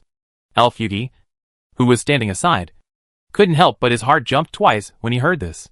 The kingdom of Stormwind actually became a member of the Thunder Bluff Gladiators. The real thing is really bizarre. In line with the bizarreness of the matter, directly proportional to the degree of danger involved in this matter. And the more dangerous it is, the more powerful the enemy will be. The more powerful the enemy is, the more excited Corona and Gale will be. Touching Pasonia's forehead, Leo murmured to himself, with a strange look on his face, "It's not hot. It means you don't have a fever. Why have you become stupid?" Pasonia was stunned for a moment. She didn't expect Leo's move, so she didn't dodge it. Of course, only she knew whether it was really impossible to dodge it. Xiao Han Dan. "What do you mean?" Seeing Pasonia's fierce gaze, Leo shrank his neck. The teasing just now seemed to really piss her off. This is the Thunder Bluff Arena. Lagash is a member of the arena. Rieger, who manages the arena, is a businessman. Lagash's personal wishes don't matter at all. We just need to offer a suitable price to get him out of Thunder Bluff. Wouldn't it be settled if I bought it with my hand? Oh, so that's it. Pasonia had an expression that I didn't expect before. And Leo felt a sudden shock in his heart. He realized that something seemed wrong. Since you brought it up, go and discuss His Majesty Varian's purchase and sale with Rieger. There was actually a hint of joking in Watson's cold voice. Leo slapped his forehead fiercely, knowing something was wrong. Buying and selling a king is really not something that ordinary people would dare to do. Pasonia deliberately dug a hole for herself to step on. But I am not a subject of the Kingdom of Stormwind. So am I still afraid of Varian? Chapter 447 Going Too Far. Boy, where do you want to take me? A stalwart human warrior holding a double blade was yelling at Leo. This gladiator named Lagash had no awareness of facing his new master after being bought and sold. Looking at his appearance, he was very interested in Leo. I am dissatisfied with treating myself as a commodity. Leo curled his lips. Lagash's temper was indeed very grumpy. Well, grumpy is a nice word. To put it bluntly, this guy just doesn't know the importance of things. His past memories were sealed by magic. And now he really only knows how to fight. A murderous warrior. The deal with Rieger, the manager of the arena, is not troublesome. Although Lagash's Ghost Wolves are the championship team. Rieger is a businessman after all. As long as Leo's price can impress him. Even the captain of the championship team is not non-negotiable. Just like the Blood Elves said, everything in the world can be clearly marked with a price. Only when Rieger led Leo to explain the situation and wanted to take Lagash away, a problem arose. The captain of the Ghost Wolf seemed extremely reluctant. Boom! A blast of flames hit Lagash and knocked the captain of the champion gladiator team off his feet. Sinisaria snorted coldly. How dare you offend the master? I will kill you next time. Lagash pressed his hands on the ground and rushed towards Sinisaria like a predatory cheetah. He didn't care whether Sinisaria was a beauty or not. The moment she attacked him, Lagash launched a counterattack. Act recklessly. A scorching fire shock wave suddenly erupted from Sinisaria. Lagash, who rushed towards her, flew backwards at a speed several times faster than when he rushed towards her. With a bang, most of his body was smashed into the ground. Two muffled groans came. Lagash's teammates, Rogue Vilela Sangunar and Druid Brawl, Bearskin, encountered the same situation as Lagash. It turned out that in Lagash's battle against Anissa when Raya launched a counterattack, the two elves tried to assist their teammates. They would not show mercy to the person who attacked her. Sinisaria, one human and two elves lay on the ground for a long time, unable to stand up. As expected of the queen who once took charge of the Black Dragon clan, Sinisaria's strength is much stronger than that of Dragonako's now. Leo glanced at Lagash indifferently, and he found that although the gladiator who seemed to be Varian was easily defeated by Zenitharea, his eyes were not at all depressed, but full of fighting spirit. Rieger, who was standing aside, was shocked. Sinisarea easily defeated the Iron Triangle of the arena champions. The strength of this seemingly weak human woman far exceeded him. The orc shaman asked himself what he should do. Not to this extent. It's easy for Rieger to win one-on-one, but it's a bit difficult for him to win one-on-three. I was totally negligent. Shaman Rieger. I bought these two elves. Leo winked at Sinisarea, who walked up to Rieger and handed over a magic ring containing coins. After checking it, the orc shaman, who was still hesitant, nodded in agreement. Although Varela and Brawl are members of the championship team, their worth cannot be compared with Lagash as the captain. However, the price given by Leo was the same as when he bought Lagash. The two players sold after paying the captain's price. How could the orc shaman, who felt that he had made a lot of money, refuse? Marshal Leo, your generosity will light up the entire sky. The orc shaman left with a satisfied smile and waved by Leo. With a strong person like Sinisarea by his side, He didn't worry about Leo's safety. As for the three Legash and others who were bought by Leo, Legia, who has the right to dispose of the matter, no longer has the right to intervene. Huh? Marshal? Legash struggled to stand up. He looked at Leo with disdain on his face. It turns out he is an official. Boom! There was another blast of flames.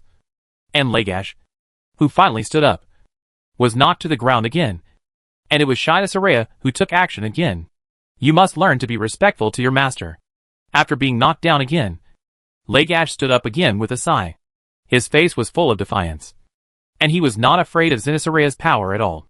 Waving his hand to signal Soraya, who was about to teach Legash another lesson, to stop, Leo hit Legash up and down, and said leisurely in the gladiator's disgusted and disdainful eyes, "It's quite similar to that. I really can't see a guy who has left a lot of trouble to his young son and disappeared." "What does this guy mean?" Legash's expression condensed. He knew what this official meant. Legash was very concerned about his lost memory. His memory only lasted until he woke up on the coast, and was captured by Rieger, and taken to the arena to be a gladiator. Before that, he couldn't recall anything. He didn't know. I don't know where I come from, and what I've been through. Let alone whether I have any relatives. You know me? Legash was confused. But the desire to know his origins still made him ask. But the clinker Leo shook his head, and replied firmly, "No. I don't know you." "You?" Legash felt that he had been tricked, and was very angry. He was about to attack again, but Leo cut him off. "I only know your son." "My son?" Legash's anger dissipated in an instant. The official didn't look like he was lying. So he really had a son? Who is he and where is he? "I don't know much about you. So it's up to you." "Watson." Leo turned his head, and shouted to a deserted corner. And a figure gradually became clear. It was Watson from MI7. He's from the Gale team. Legash recognized this stalker, who had recently become friends with him at a glance. The people from the Wind team approached him with an ulterior motive. "Please don't misunderstand why we are here. Because someone is missing, and you look exactly like this person, so we must confirm it. This matter is very important to us." Wilson's voice was still cold. But Leo heard something different from usual. This powerful figure in MI7 became more emotional when facing Legash, who had been confirmed to be the missing King Varian. Fluctuation. Is this a reverence for the royal power? Or is it depression because I deliberately called him out? If someone maliciously speculates, he feels that the latter is the majority. Have you confirmed my identity? Tell me. Who am I? Legash stared at Wilson, his eyes as sharp as a sword. Watson was unmoved. He said in his usual cold tone, "Your memory has just been sealed with powerful magic. Just lift the seal." To lift the powerful magic seal, naturally we need to find a powerful magician. Originally, Wilson and his team's plan was to take Legash to escape from the arena, and go to Theramore to find Jaina. However, after seeing Leo following him, this plan changed after Sinai Soraya. Why should I trust you? To lift the magic seal in your mind, you must open up your mental power. Legash is not someone who trusts others casually, especially if the other party is a guy like Watson who approaches him with a purpose. If they take this opportunity to do something to him, what to do with my hands and feet? It's really troublesome. I'm so kind to let you restore your memory, but you still doubt this and that. A dog bites Lou Donovan and doesn't know a good heart. Leo looked impatient, and heard him say to Watson, "For Pesonia's sake, I will help you out for my own sake. You must know that I am not from the Kingdom of Storm, so I don't need to care too much about his feelings." After saying that, Leo grabbed Valela with his right hand, and captured Valela with the death grip. The elf thief wanted to resist, but a binding magic from Soraya prevented her from moving. She could only watch as she was pinched by Leo. "Hold the neck. Let her go!" Legash and Brawl roared and rushed forward. But Soraya hit them with 2 fire blasts and flew backwards at a faster speed. Under the huge strength gap, it was useless no matter how good Legash and Brawl's martial arts skills were, and how rich their combat experience was. Shida Soraya used force to overcome skill, and directly used strength to suppress them, suppressing them until they were speechless. "Listen, I don't need to gain your trust before asking Sinestra to help you remove the magic seal. This will waste my time, and I don't like it very much." Leo's hand on Valela's neck gradually closed tightly. The elf thief's face turned pale under the angry gazes of Legash and Brawl. He seemed to be completely unaware. "I just need to let you know that the lives of your teammates are in my hands. I just need to be gentle." With a little force, the iron triangle of the ghost wolf will be reduced by 1. This bastard is really not a good official. Legoash's anger was raging. The cold tone when Leo spoke and the murderous aura that emanated from his body was several times stronger than his. Legoash understood that this marshal could do what he said. If he didn't agree, he would not do it at all. He crushed Varella's neck without hesitation. If Leo was threatening Legoash himself, the gladiator would never compromise. But if the person threatening him was Legoash, his closest teammate, he would have to bow his head. Okay. I promise you. Legoash stared at Leo. If eyes could kill, Leo would have been torn into pieces by him. Wouldn't it be okay if I promised you already? You have to have me threaten you. By the way, I didn't hurt you. Beauty. Leo let go of his hand, and Valela immediately regained her freedom. She didn't look like she had been threatened by death. Only then did Legoash realize that Valela had never shown a look of pain on her face from beginning to end. Deceived in some way. This guy is very cunning. Legoash still looked at Leo with evil eyes. But the anger that wanted to kill was gone. Shida Soraya walked up at this time, signaled Legoash to cooperate with her, and then cast magic on the gladiator regardless. Xiao Handan. Although your approach is effective, it is too much. Pasonia appeared next to Leo, and Leo read the word worry in her eyes. I'm different from you. I'm not a subject of the Kingdom of Stormwind, and I don't need to care too much about his thoughts. Besides, his character is too obedient, and won't leave a good impression on him. It's better to do the opposite. He has a hot temper, and I am hotter than him. And I am more bellicose than him. People who share the same temper are often easier to get along with. The way Pasonia looked at Leo changed a little, and it seemed to make sense. This little Handan was much more cunning than before. Chapter 448, Private Remuneration. Even if the same person wears the same appearance and has the same temperament, he will give people a completely different feeling. And it is the connotation that determines the temperament. Legoash now, no, should be called His Majesty of the Kingdom of Arian. This is the feeling he gave Leo before Shida Soraya lifted the memory seal for him. This man was just a gladiator with some strength. And after recovering his memory, Varian became a leader with a calm demeanor and the style of a general. It seems that things are going well. I believe you have remembered who you are. Your Majesty Varian.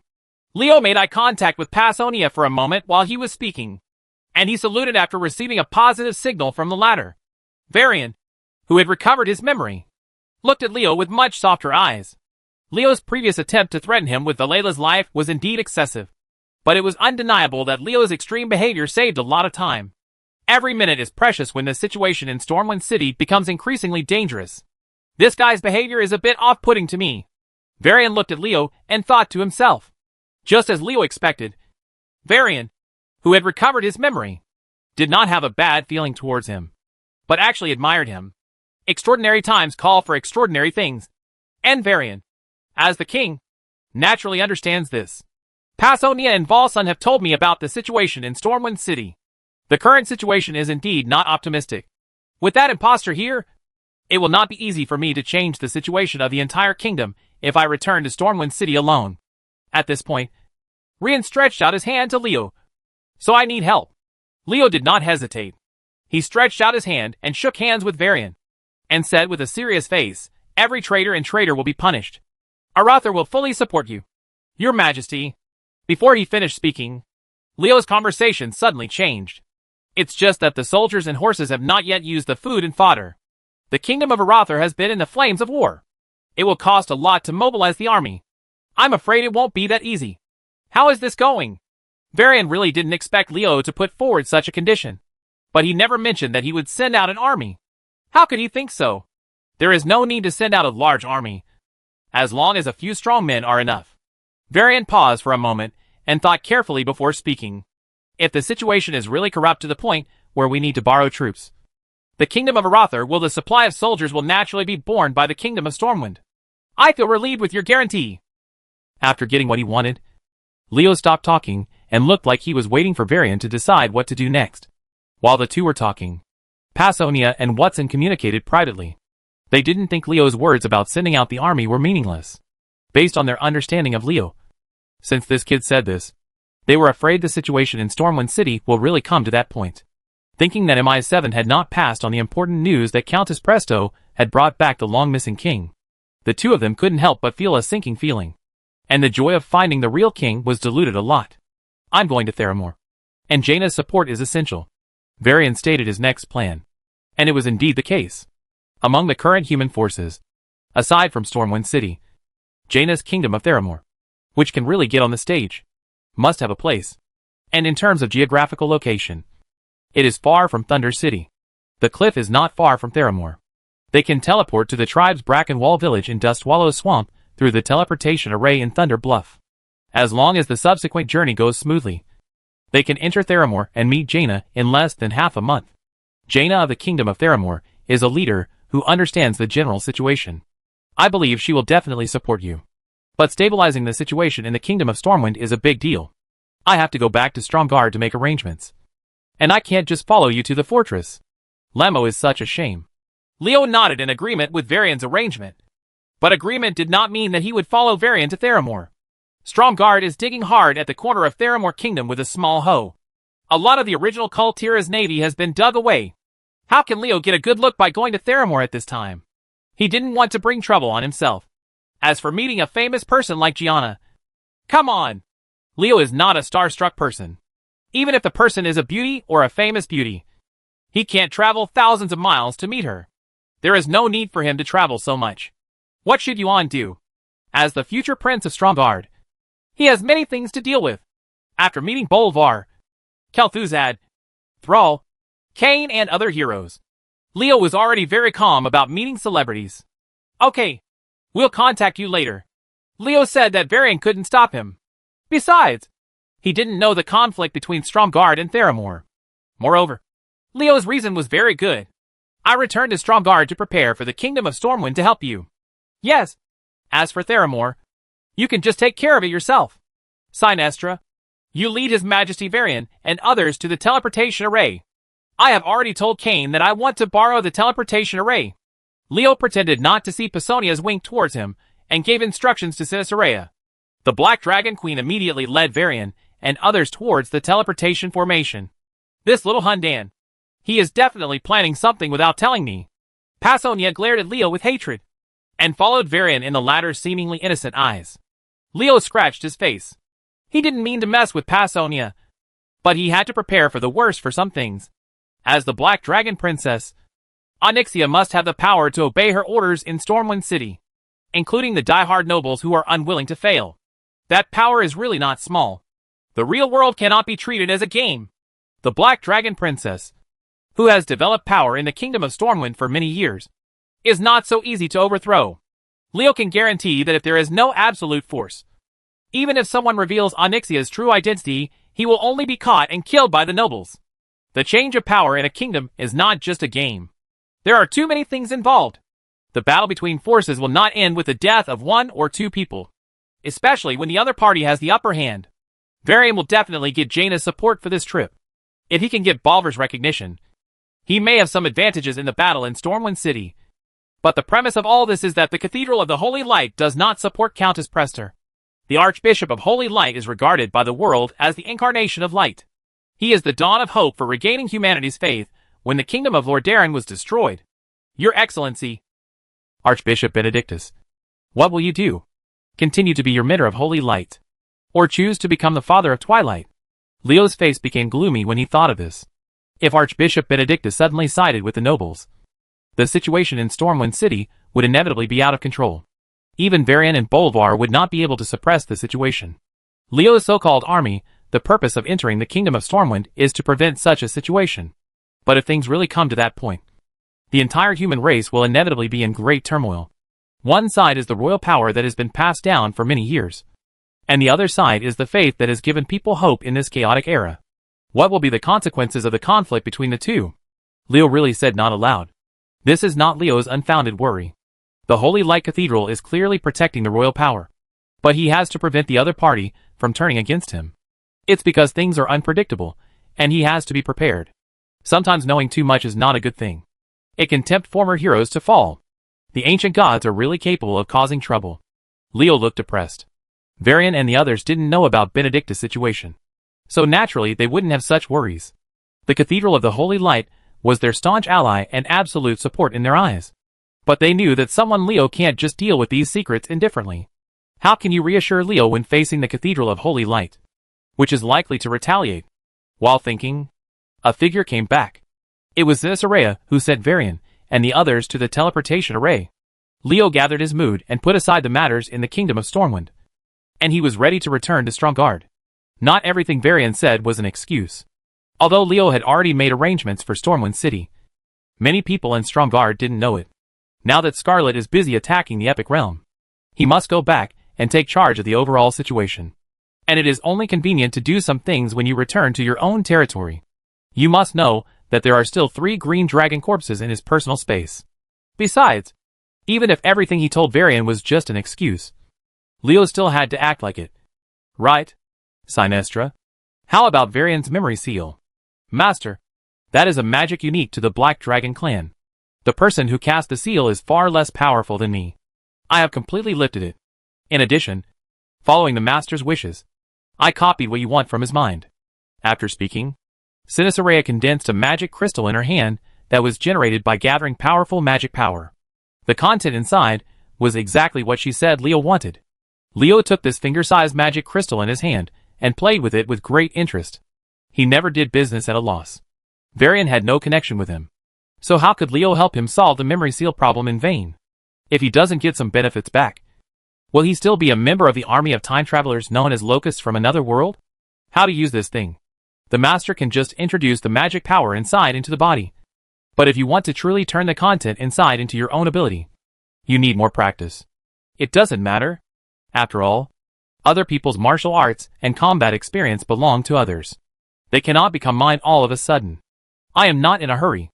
As long as they are absorbed by me, they will all be mine sooner or later. Martial skills and combat experience.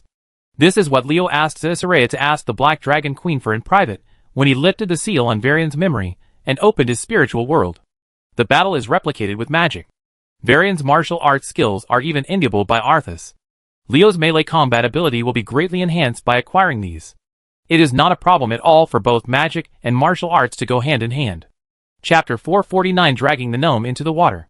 Stromgarde, which had been rebuilt, became restless once again, not least because of Leo's return. The nobles of the kingdom of Arather have reached a consensus that every time Leo comes back from an outing, the entire kingdom will not be calm. This young man who is bound to become the prince of Arather will not return to Stromgarde unless something important happens. Is someone doing some trick? Impossible. He had just purged the kingdom's nobles. Who dared to think wrong even if they risked their lives? Is it something about Her Majesty Queen Scarlet? But after Leo came back, the queen was still in seclusion to attack the Epic Realm and did not appear. Is that a major event related to the development of the kingdom? The nobles were confused for a moment and began to speculate. In fact, their first 2 guesses were wrong. Scarlet does not have the golden finger to travel through time like Leo. It is not that easy to break through the Epic Realm, and cleaning cannot be done frequently. Otherwise it will shake the Lothar family, the foundation of rule. Leo's return is for the development of the kingdom of Aratha. Since the matter was so important, Leo only summoned Adelaide and a few other people. Only the core members of the Lothar family were qualified to know about this matter. After all, Varian was still on his way to Theramore at this time. On the way, if the news is leaked in Presto and the others are prepared, things will be difficult to handle. After knowing the whole story, Adelaide and others were shocked and spontaneously kept the secret. This matter was too important to both Stormwind City and Arather to allow any mistakes. Although several big figures in the center of the kingdom's power are strict in their words, since they have to give orders to do things, it is impossible for the mobilization of armies everywhere not to leave clues. Although the nobles who are interested in investigating do not know what the specific matter is, they can only rely on the army alone.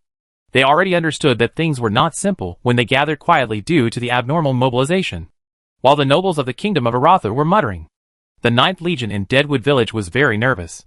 What on earth did Stromgarde want to do by issuing orders to mobilize the army? How should we deal with it if it is against their 9th Legion? Compared to the commotion on the human side, the Forgotten are much quieter. This is not because the Forgotten have not received the news, but that the Undercity has been occupied by another major event that has occupied most of its energy. The Scourge Legion that controlled the Plague Lands made another big move. They established the Ebon Blade Fortress in the western Plague Lands. The Scourge Legion gathered a large number of elites and prepared to train them all into Death Knights. The 2 major natural disaster towns of Naxxramas and Stratholme in the Plague Lands are already difficult to deal with. If the Scourge Legion's Ebon Blade Fortress is allowed to gain a foothold, and they train a large number of powerful Death Knights. What will happen then? It will get worse, and the forces that resist the Lich King may be completely expelled from the eastern and western Plague Lands. Therefore, the Silver Dawn, Scarlet Crusaders, Forgotten and other forces who received this news paid special attention to it. Just as various forces were carefully investigating the movements of the Scourge and sending messengers to contact each other in an attempt to join forces to launch an attack on the Ebon Blade Fortress, the Scarlet Crusade suddenly launched. This organization that hated the undead Scourge to the point of being paranoid. Frantically, he gathered most of his strength and launched an attack on the Black Blade Fortress rashly. After receiving this news, the leader of the Argent Dawn, Maxwell Tesoros, was shocked. Since the Scourge Legion dared to establish the Ebon Blade Fortress, they must have something to rely on. They were afraid that they had already prepared a trap waiting for someone to step into it. If there were any details with the plan and enough reinforcements, we can try to attack. But now the Scarlet Crusaders don't know what stimulation they received and actually killed them like this. It's very difficult to escape unscathed. As the saying goes, Maxwell knew that as an important force against the Scourge, the Scarlet Crusade and the Silver Dawn would not have an easy life if they were severely damaged by the Scourge. Maxwell had no choice but to order the commander of the Silver Dawn, Ashramu, led his army from the Cold Wind camp to support them. Facts have proved that Maxwell's actions were extremely correct. The Scarlet Crusaders, who rashly attacked the Ebon Blade Fortress, did indeed fall into the trap of the Scourge and fell into a tight siege. If the Argent Dawn's reinforcements had not arrived in time to rescue them, this Scarlet Crusade force would have been alone. Can't escape either. Even so, after this battle, the Scarlet Crusaders lost 4 out of 10 in strength. Even the Scarlet Sage Demetria was seriously injured. The severely injured Scarlet Crusaders could only retreat to Hearthglen and Tyr's Hand. They even lost contact with the forces led by the Grand Crusader Dathrahan, who had penetrated deep into Stratholme to build the Blood Barrier. With the defeat of the Scarlet Crusaders, some news about the Black Wind Fortress also spread. It turns out that the reason why the Scarlet Crusaders went crazy and suddenly gathered an army to attack the Black Wind Fortress was because they received accurate information and presided over the Black Wind Fortress. It was none other than the founder of the Scarlet Crusade, their most respected leader, Ashbringer Alexandros Mograine, and his deputy was his youngest son, Darian Mograine. The former leader was resurrected by the Lich King and became an undead Scourge and sent out to train Death Knights. What do you want the Scarlet Crusaders to do after receiving the news? Although the Scarlet Sage Demetria, one of the few representatives of the Silver faction in the Scarlet Crusade, raised objections, she was unable to stop the actions of the entire organization. In the end, the Scarlet Crusade, which had already taken a fork in the road, finally fell into the endless fanaticism and foolishness. A heavy price was paid. The Scarlet Crusade was severely damaged by the Scourge Legion, which changed the situation of the Eastern and Western Plagues. The Scourge Legion, which had lost strong men one after another, changed its previous decline and once again gained the upper hand. The Silver Dawn had to send a message to all major forces for help. The world situation has a tendency to be turbulent. Leo's first reaction after receiving the news was, this was Kel'Thuzad's response to the battle at the Temple of the Sun. The Scourge used Ebon Fortress and Mograine and his sons as bait to severely damage their most troublesome opponent. The Scarlet Crusade announced to the world with a great victory that the Scourge Legion under the Lich King was still strong. The Kingdom of Stormwind is caught in a political dispute, and those in power are busy fighting for power with their opponents. It is impossible for the Argent Dawn to obtain reinforcements from them. The dwarves and gnomes of Ironforge are preparing to regain Gnomerigan, and their support for the Argent Dawn is very limited. The Night Elves may privately provide some help in fighting the Scourge through the Blood Elves in Silvermoon City, but the amount will never be large.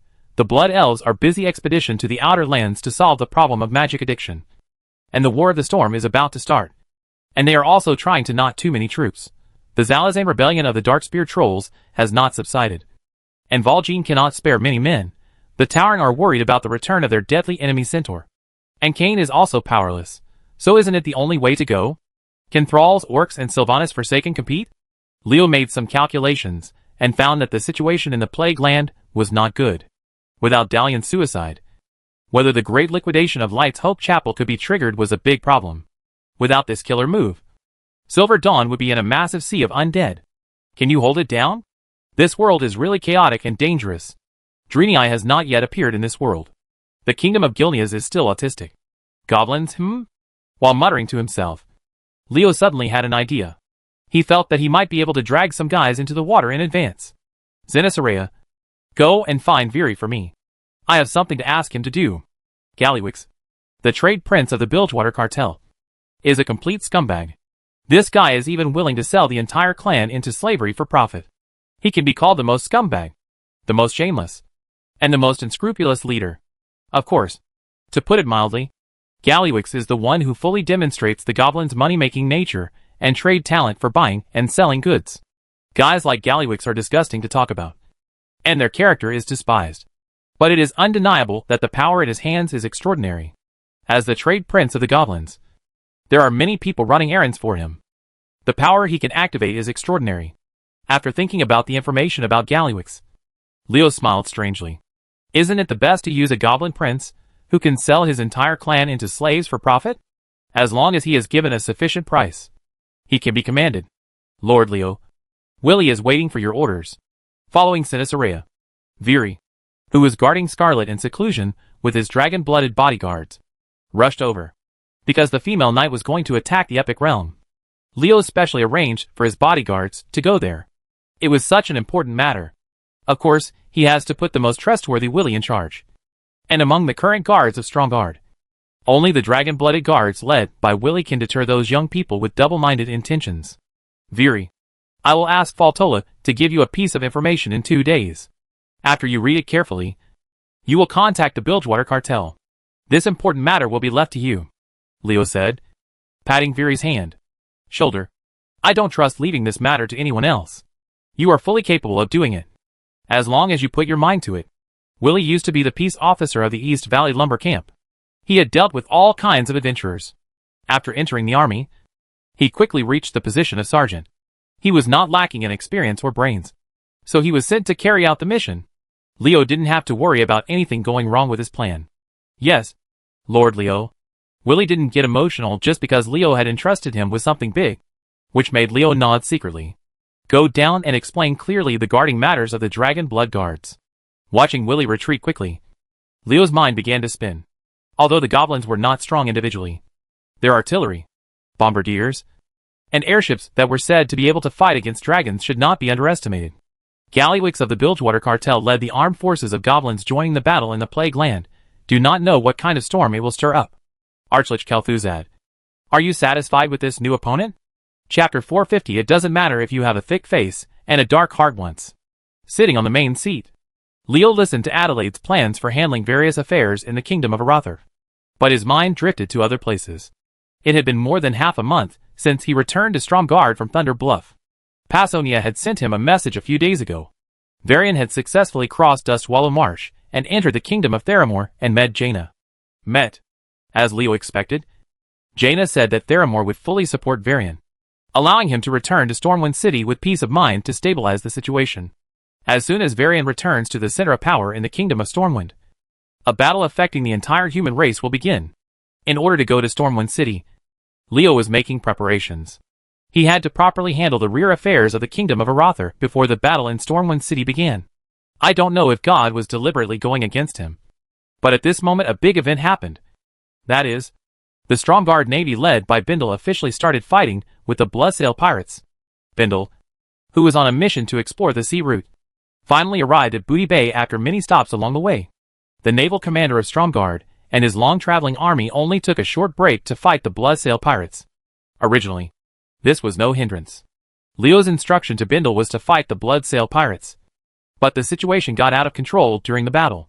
Bindle is a Kul Tiran sailor from Dylene's line. He has an old grudge with the Bloodsail pirates.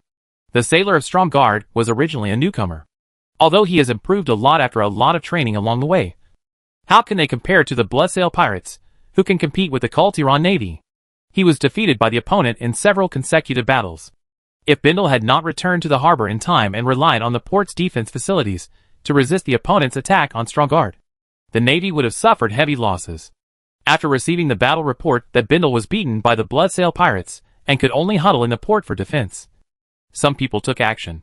The naval admirals of the kingdom of Theramore, who had not returned to Jaina, actually quietly led their soldiers who were loyal to them. They came to Booty Bay through the teleportation array and joined the battle. They got involved. through the naval battle in Booty Bay. He brought the Kulturan Navy in Theramore, which was dissatisfied with Jaina, under his command. This was originally a plan that Leo had arranged long ago. After all, he was also born of the blood of Kultiras. The Sail Pirates had a grudge against them, and it was impossible for them to just watch the pirates show off their power in front of the army led by Bindle. Judging from Leo's previous plan, it can be said that it was very successful. Many elite naval forces in Theramore were attracted. They joined Bindle's fleet and fought fiercely with the Bloodsail pirates in Booty Bay. At the same time, he acquiesced to the fact that he became a sailor of Stromgarde. But the plan couldn't keep up with the changes, and something like Varian happened, and Leo was in trouble. As the saying goes, if there is no skin left, there will be no hair. As the largest force of the human race, the kingdom of Stormwind cannot have a major turmoil. At least not at this time. Otherwise, the power of the human race will plummet, and both Stromgarde and Theramore will be greatly affected. The impact is extremely bad, and it is very likely that Stromgarde will face a major crisis. As the two forces supporting Varian, Stromgarde and Theramore could not conflict at this time. However, nearly 1/3 of Theramore's naval elite suddenly jumped ship to Stromgarde. The chances of a conflict being otherwise were slim to none. Adelaide, Sinestra is an expert in government affairs. You can discuss anything with her. Leo pushed Sinestra out. The Black Dragon Queen once took charge of the Black Dragon clan. She was indeed an expert at serving her subordinates. The internal affairs of the human kingdom may be different, but it would not be a problem for her at all. Adelaide did not express any objection to Leo's words. In fact, he also knew that the future prince of the kingdom was not interested in complicated government affairs. The things related to this these days were all about the name of a person who was suspected of being a member of Leo's family. The women of Sinestra were in charge. Adelaide admired her superb political skills and extremely fast efficiency in handling government affairs. What Leo said now was just giving an exact name to a fact that already existed. Send a letter to Jaina of Theramore in the name of Her Majesty the Queen later, telling her that things have priorities, and that the overall situation should be the top priority at this moment. Leo's order made Adelaide dumbfounded. Stromgarde took advantage of Theramore and poached nearly 1/3 of its elite navy. Now Leo actually wants Jaina to put the overall situation first. This is not his Hongwa bullying others?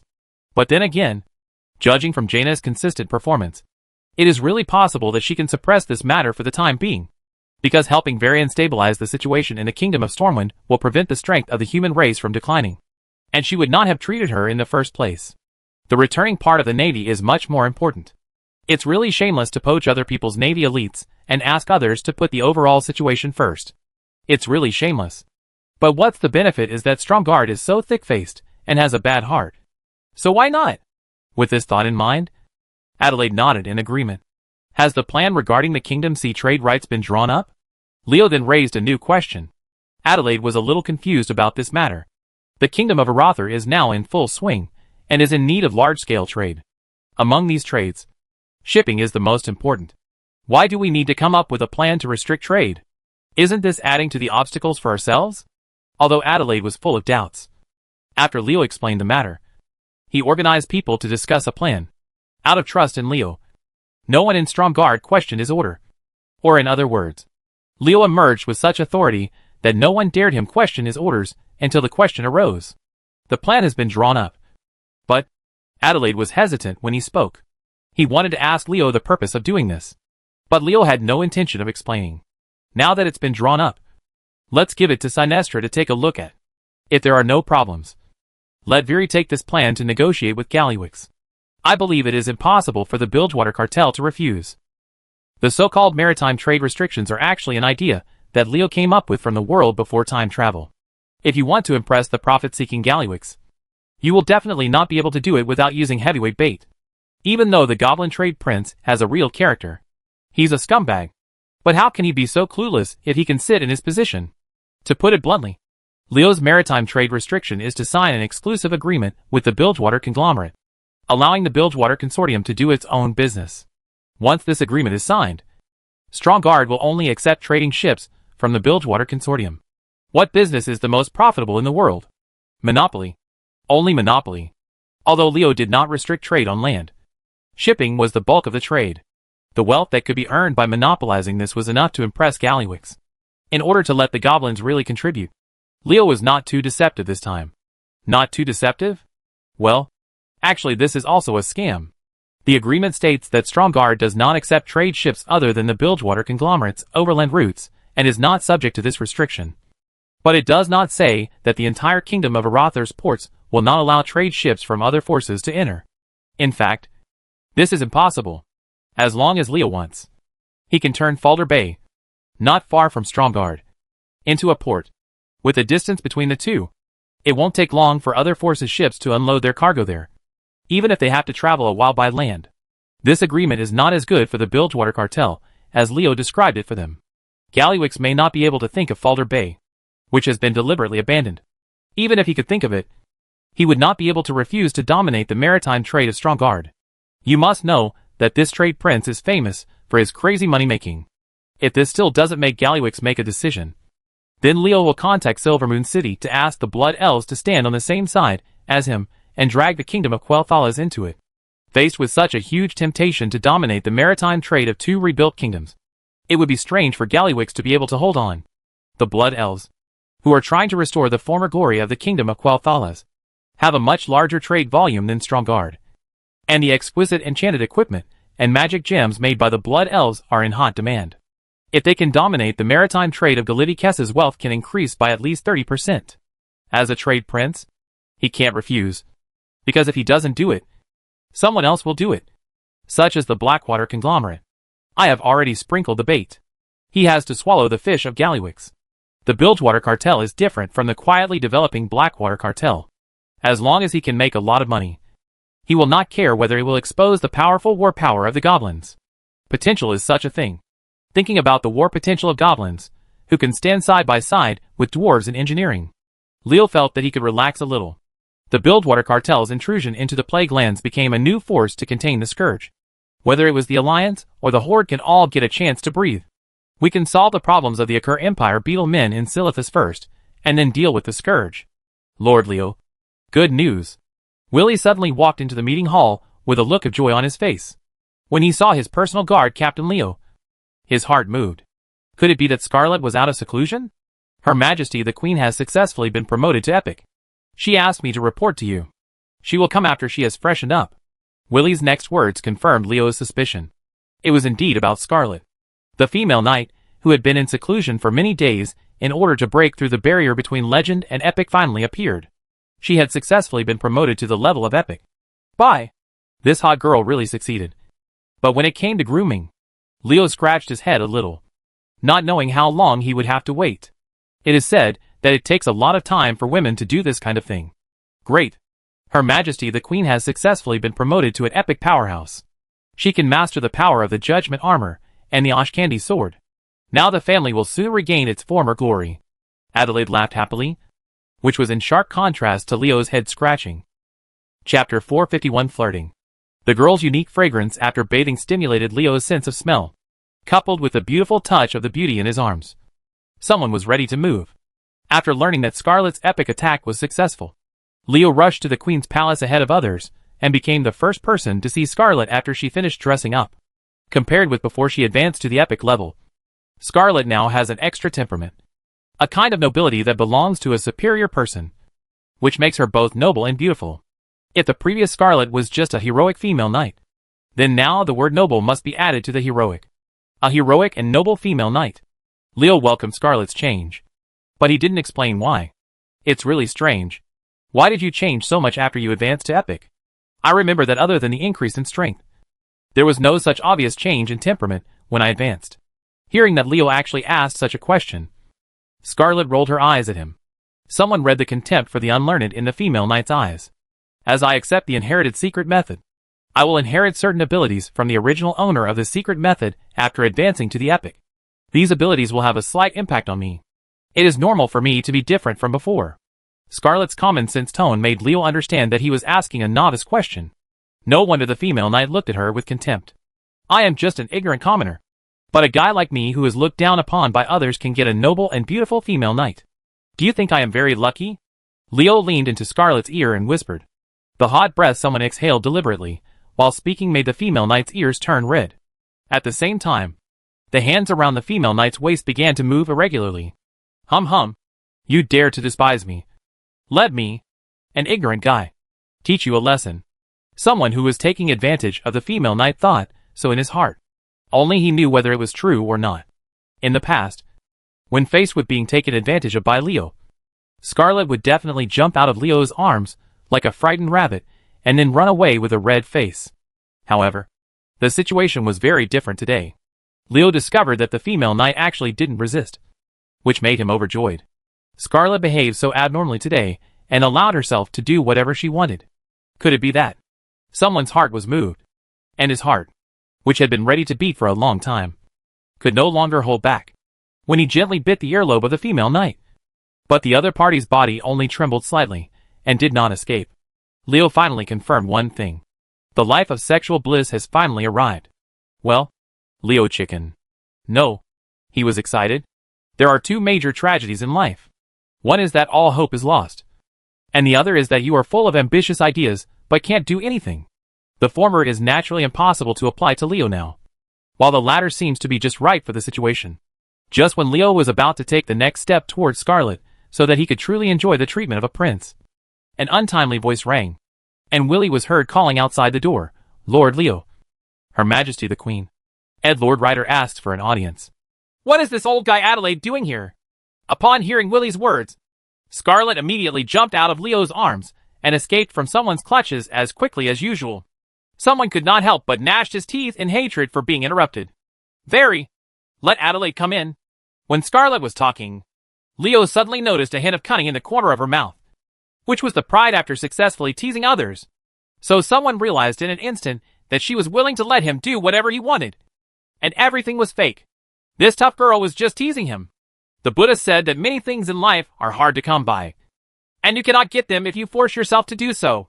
Therefore, you must have a calm mind and reach a state where you are neither happy with things nor sad with yourself. But why can't I calm down? It seems that I really have no Buddhist connections and am not suitable to become a monk. I can only marry a few more wives to comfort my wounded heart. Knowing that he was being teased, Leo glared at the female knight bitterly. When did this silly girl start playing tricks on others? What's even more pitiful is that I was so stupid that I fell into this evil trap. Woo! That thief woman. The Saw family only thinks that you are gentle, virtuous, and generous. You are a well-educated and sensible person who was raised in the boudoir's embroidery room. Who would have expected that Zweiking, who is kind-hearted but has a dark heart, would be a Rouge tiger and a Hedon lion? Well, the Rouge tiger is a good match. But forget it about the Hedon lion. Leo rolled his eyes, and with Scarlet's proud smile, he suddenly shouted loudly, "Willie, tell Adelaide that Her Majesty the Queen and I have gone to bed and are gone." Adelaide, who had just walked in the door after Leo said these words, was embarrassed. The extremely powerful minister of the Arather kingdom looked at the two people in the room. He was stunned for a moment, and then showed a look of surprise. Her Majesty the Queen has just finished her retreat. She must be extremely tired. In that case, I will inform others to come back tomorrow.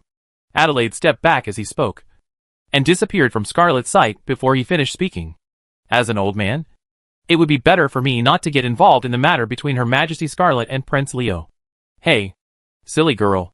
No one is going to ruin our good deeds now. How about we continue the previous topic? Leo stood up with a weird smile, and Scarlet suddenly panicked. She didn't expect Leo to tell lies with his eyes open. What's even more disgusting was that Adelaide actually ran away like this. What should she do now? That little girl. Just obey me. Someone rushed over, and was greeted by a powerful punch from the female knight. It turned out that Scarlet, who was in a panic and didn't know what to do, reacted naturally. The night training she had undergone made her body automatically fight back. Boom! Someone was punched hard in the chest, just when he was about to hold his chest and cry out for sympathy. The female knight spat at him, and turned around and ran away, leaving the person standing there dumbfounded and mouthing, "Nagging, that's not how it's acted. It's not how it's acted in TV dramas. It's a deceptive soap opera. You tricked my father. Master, do you want me to capture her?" A very untimely voice sounded, and Zenitharea came to Leo at some unknown time. The Black Dragon Queen saw that the magic power of the fleeing female knight was being mobilized, and it seemed that she was about to take action. What's happening here? Leo was confused. As long as he was a normal person, he wouldn't be serious. Zenitharaja's actions could only mean one thing. She didn't understand this kind of flirting at all. Isn't she the Black Dragon Queen? How could this happen? Could it be that couples in the Black Dragon clan express their emotions in different ways? Leo's mind was filled with questions. Fortunately, he stopped Sinisaraya in time, and didn't let anything that ruined the atmosphere happen. Sinestra? What happened to you coming here suddenly? If there is nothing special, the Black Dragon Queen should be handling the government affairs of Stromgarde now. Her coming here at this time could only mean one thing, and that is that something happened that had to ask Leo for instructions. Master, I have revised the plan regarding sea trade rights. Please take a look. After speaking, Sinisaraya handed over a revised plan. This was the bait prepared by Leo for Gallywix, the Goblin Trade Prince, to lure the Bilgewater Cartel into joining the Plague Lands in the war against the Scourge. Bait, compared with the plan discussed by Adelaide and the others. The revised contract by Sinisaraya is more detailed and more in line with Leo's wishes. This is not because Adelaide and the others are incompetent and cannot even come up with a trade plan. They came out because they didn't know Leo's purpose and didn't know what Leo wanted to do. But Sinisaraya was different. The Black Dragon Queen already knew Leo's plan, so she could naturally prescribe the right medicine. This plan is very good. Willie, come here. I have something to tell you. Leo looked over it carefully and found no problems. Even Sinisaraya took into account many aspects that he had not noticed. So he nodded with satisfaction, and then called Whaley in and began to give instructions to Gary. Things to note when negotiating with Vickers. The plan to borrow the power of goblins to contain the Scourge in the Plague Lands is underway. Leo didn't know that while he was plotting against the Bilgewater Cartel, two people on another continent across the sea were talking about him. Jaina Proudmoore, the founder of the Kingdom of Theramore. At this time, this woman who is known as the greatest mage in the human race after Antonidas is having a conversation with someone. This is a secret through the image magic circle. No one else knew about the conversation except the two people involved. Thal, are you saying that Leo and Chief Valjean have discovered the beetle men of the Yakkar Empire in the desert of Tanaris? Although Jaina was asking questions, it could be heard from her tone that she did not doubt Thrall's intentions. However, at this time, the news that the beetle people of the Yakkar Empire suddenly broke through the seal and appeared made her very troubled. What is happening to this world? There is the Burning Legion trying to destroy the world, and natural disasters are raging in the Plague Land and Northrend. Although the Black Dragon clan is silent, who knows when they will suddenly break out? Coupled with various forces, large and small, these have already been enough to give people a headache. Unexpectedly, the Yakkar beetles who were defeated by the Troll Empire in ancient times came out again and caused chaos to the entire world. What's even more frightening is that during her conversation with Thrall, she also got the news that the Emerald Dream was corrupted by dark power. How difficult is it to survive in this chaotic world? If she hadn't been strong enough, she would have lost her fighting spirit by now. Jaina, I hope you can put aside your differences to deal with our common enemy. I know you will not let me down. Thrall asked Jaina to have a secret conversation in order to prevent unnecessary friction between Stromgarde and Theramore Kingdom over the Kul Tiran Nady. Internal strife is the behavior of a fool now that various dark forces have emerged one after another. No shame for the wise. He believed that Gianna would definitely listen to his opinion because of her overall consideration. The current situation is very bad. It is indeed not the time for internal strife. I will control my men. Judging from the current situation, the power of the tribe or the alliance alone is no longer enough to fight against the darkness. I hope that the two camps will cooperate with each other to initiate a dialogue. After all, we have a common enemy. It is indeed necessary to talk to the alliance, but we need a middleman with enough weight.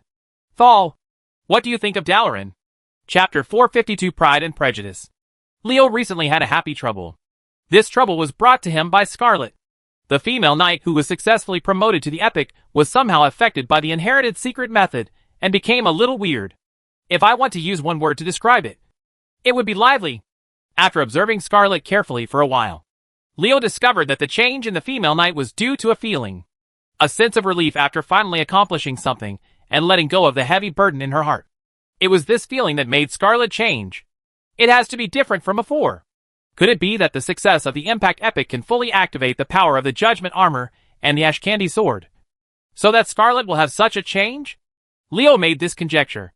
The secret law inheritance may have a slight impact on Scarlet, but it will never give her a sense of relief.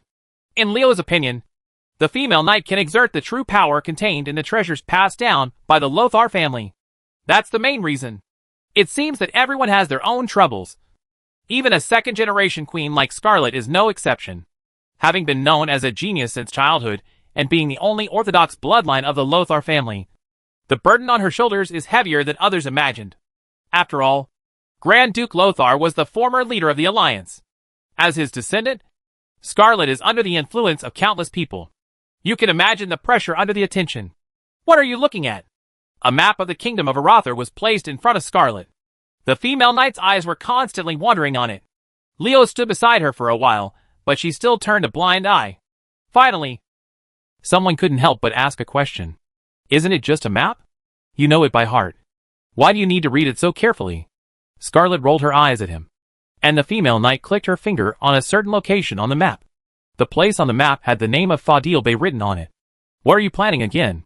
Is the goblin worth your trouble? Leo chuckled. It was not surprising that Scarlet could think of Fadil Bay, because after capturing the Blackwater bandits' lair, Adelaide tried to build Fadil Bay into a garrison port, but was stopped by Leo. Down. At that time, Scarlet also discussed with Leo, saying that having a garrison nearby could ensure that when problems arise in Stromgard, they would not retreat thousands of miles away in embarrassment like the Trollbane family. But Leo said that he had another it was useful. So the matter was shelved.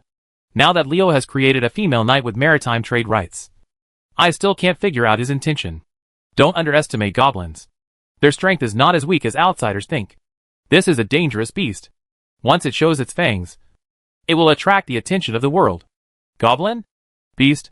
Hearing Leo speak so powerfully about the goblins, Scarlet had a disapproving expression on her face. She could kill a large number of green-skinned dwarfs with one punch. How dangerous could they be? Why should they attract the attention of the world? With their madness that they want money but not their lives? Seeing that Scarlet did not agree with him, Leo made a comparison. Think about the dwarf, who is one of the 4 major members of the Alliance, and you will know how powerful the goblins are. Can goblins be compared to gnomes? The female knight replied with disdain.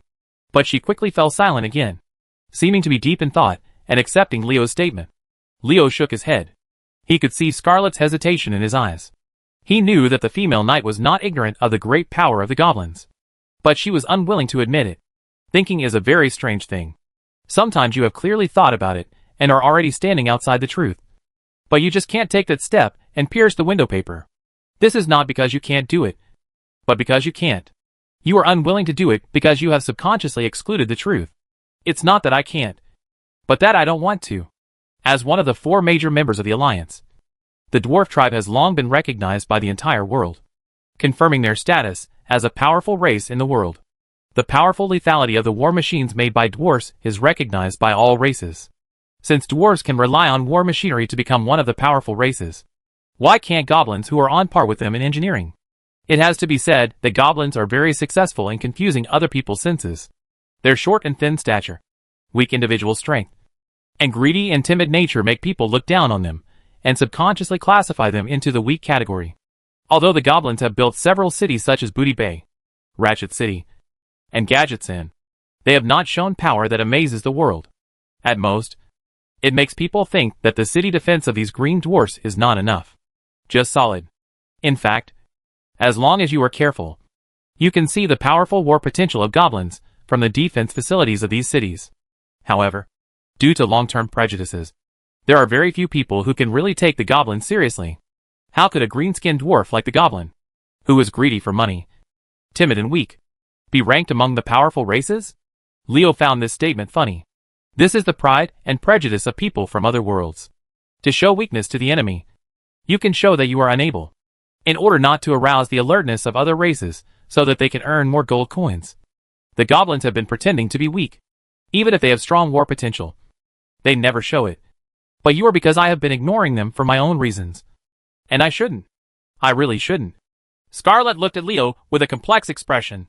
This guy could always think of things that others ignored. After some thinking, she had to admit that Leo was right. The goblins did have energy that should not be underestimated. If being able to pull them into the team to fight against the Scourge will definitely provide an important force. I admit that I did ignore the strength of the goblins before, but I don't understand why. Leo, you are so sure that the goblins will change their usual low-key strategy. Because Goblin Prince Gallywix, the leader of the Bilgewater Cartel, is different from the Blackwater Cartel. His profit-seeking nature is the key to the success of this plan. Leo gave the answer to Scarlet's question, but the female knight didn't seem to understand very well. In her eyes, which goblin is not greedy, timid and mercenary, and is not just a Gallywix? How come Leo is so big? Confidence? Leo was not prepared to explain Scarlet's question. There was no way he could tell the female knight Gallywix that he could even sell the entire clan into slavery for profit. Okay, just leave this kind of thing to me. What you have to do now is to think about how to solve the problem in Stormwind City. We can't do such a big favor to Varian in vain. Arather will always fight with him during his rise. There is friction in the kingdom of Stormwind. We must take precautions as soon as possible. Leo changed the topic. He was right. Although Leo and the others would definitely contribute to helping Varian stabilize the kingdom of Stormwind, there was a lot of knowledge in how to contribute and how to operate in the process of contributing. As the saying goes, if you don't have long-term worries, you will have immediate worries. After Leo and the others help Varian regain their own throne, Stromgarde and Stormwind City will have a honeymoon period. But who can say what will happen after this honeymoon period? Allow? Scarlet sighed. The female knight was still not very used to this kind of thing. Although she knew that it was the right thing to do and knew how to operate it, she was still reluctant from the bottom of her heart. However, as a queen, she must bear the responsibilities of a queen. Scarlet still knows clearly how to choose between personal wishes and national affairs. Adelaide has already made arrangements. After helping Varian regain the throne, Arathar's influence in the kingdom of Stormwind will greatly increase. Seeing the female knight frowning, Leo held her in his arms and gently comforted her. We are just taking precautions, and we don't really want to be hostile to the Kingdom of Storm. It's too early to worry now. Yes, I have something to tell you. In order to divert Scarlet's attention from the intrigues between kingdoms, Leo threw out something that could attract her attention, under the training of Gothic and the Blood Elf Warlocks. The Summoner Legion has with a certain level of combat effectiveness. There are nearly 500 successful summoners among the soldiers who have enlisted in the Summoner Legion, including 30 mid-level warlocks and 2 high-level ones. Being able to train nearly 500 warlocks in such a short period of time, Gothic deserves the most credit. The Soul Reaper is a powerful person who trains the Death Knights in dark magic in Naxxramas. The Death Knights trained by him can complete the transformation from legend to epic. With such ability, he can train a group of low-level warriors and warriors. Adventurers with spellcaster talents are a piece of cake. In addition, Leo's standards are low, and he only needs to make the soldiers reach the strength of mid to high level warlocks. It is easy and enjoyable for Gothic to complete it. Of course, for Gothic, the words relaxing and happy can only be described as miserable. If the military regulations were not too strict, the soldiers who enlisted in the Summoner Legion would have run away without a single person. For them, the kind of life where they are practicing hard and fighting non-stop even in their sleep is simply an existence comparable to H.L. As the saying goes, a strict teacher will produce a good disciple. Gothic did not admit this, because in his opinion, training the soldiers of the Summoner Legion to become high-level warlocks could not be said to be strict. The standards were so broad that he shook his head. But from the perspective of the soldiers of the Summoner Legion, Gothic was a very strict instructor. If the arduous and torturous training had not had a very obvious effect and made their strength improve rapidly, the soldiers would have cursed them. 500 warlocks, Scarlet exclaimed. She has been in seclusion to attack the Epic Realm for a while.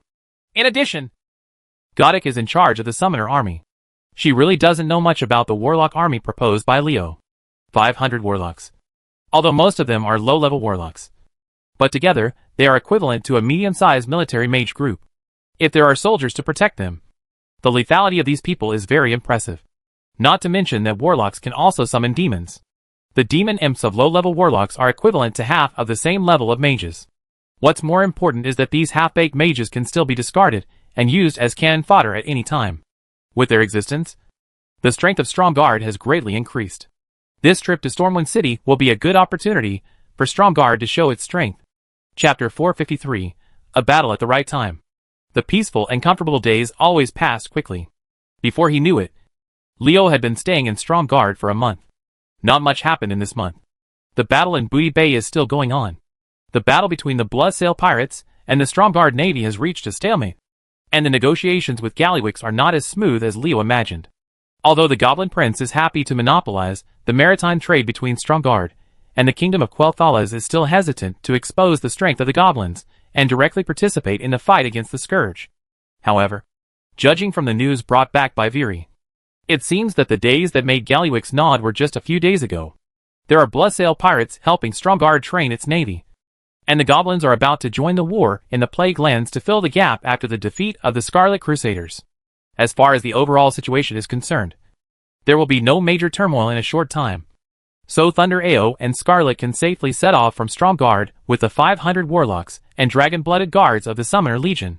Sodor. See Sodor Bridge again. Looking at the black Sodor Bridge in front of him, Leo suddenly felt a little emotional. This bridge was the place where he had fought. Thinking of the scene of the battle with the Forgotten, he couldn't help but turn his head and look at Scarlet. He didn't know if it wasn't because they had feelings for each other.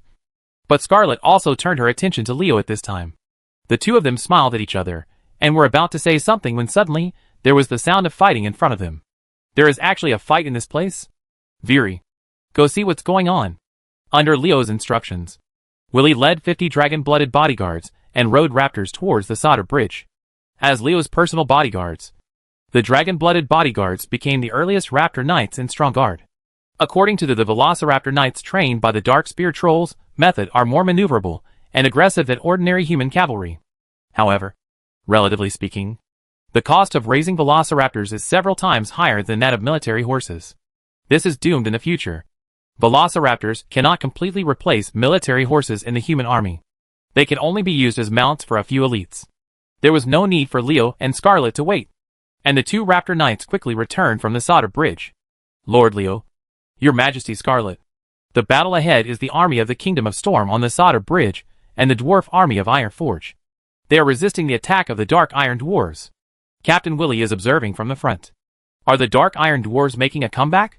Since Karamose was killed by Leo and Scarlet in the Battle of Dunmod, the Dark Iron Dwarves in the wetlands have been running around like bereaved dogs. If it weren't for fighting against the Forgotten Army, Leo's Storm Expeditionary Force would have been there at the time. Just wipe them out. And now these black dwarves actually dare to attack the Sodor Bridge.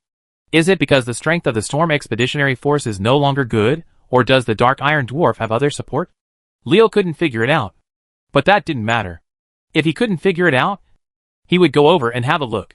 They were going to pass the Sodor Bridge anyway.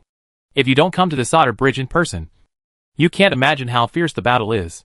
The Storm Expeditionary Army under Link and the Ironforged Dwarf Army led by Sargas and Vilmar are fighting to the death, with the Dark Iron Dwarves at the bridge. The bang of muskets, the explosion of grenades, and the blast of artillery filled the battlefield. Hold them off. Don't let the Dark Iron Dwarves destroy the bridge. A familiar voice reached Leo's ears. The owner of the voice was Link, who once wanted to draw Leo into the Stormwind City military system. Is the war serious enough that Link needs to take charge personally?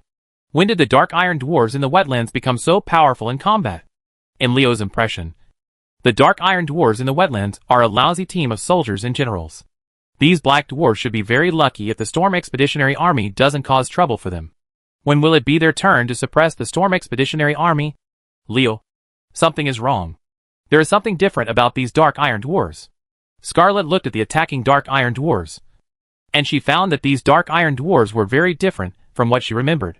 They could actually emit blazing flames, and these flames would not cause any harm to the Dark Iron Dwarves. It seems to be a harmless existence. But if you really have such thoughts, then you are going to be in trouble. Look at the human soldiers and dwarf warriors, whose flesh was torn apart by the flames. They are living examples. Dark Iron Dwarves. Flames. Leo had a bad premonition in his heart. The Black Dwarves were slaves of the fire demon Ragnaros. There was only one explanation for the Black Iron Dwarves in the wetlands suddenly becoming so fierce, and that was Ragnaros' intervention. The Balrog actually had the time to interfere in other matters. The Black Dragon Prince Nefarian was really incapable of doing anything. Leo sneered. He had seduced Nefarian with the news about Prince Sunderland. Could it be that the Black Dragon Prince was not tempted? An army of thousands of people suddenly appeared behind our own army. The Storm Expeditionary Army and the Dunmod Dwarf Army, which were struggling to resist the attack of the Dark Iron Dwarves, immediately became nervous. If the comers were enemies, they would be in a situation where they would be attacked from both sides. Is it the army of the Kingdom of Arather? I am Link. These Dark Iron Dwarves want to blow up the Sodor Bridge. We need your help. Link saw Leo and Scarlet, and a big stone fell to the ground in his heart. Although he didn't know why Stromgarde's army appeared here, now was not the time to ask questions. He had to repel the Black Iron who intended to destroy the Sodor Bridge. The dwarves are the top priority. These black dwarves want to destroy the Sodor Bridge? Are you kidding? Leo looked at the black bridge under his feet. Solder was made entirely of dark iron ore. And dwarves did not cut corners when it came to products. If they wanted to destroy this bridge, let alone the black iron dwarves, even Leo would have to do it. Can't do it. Wait. It's not impossible. Who said that to destroy a bridge? You have to break it?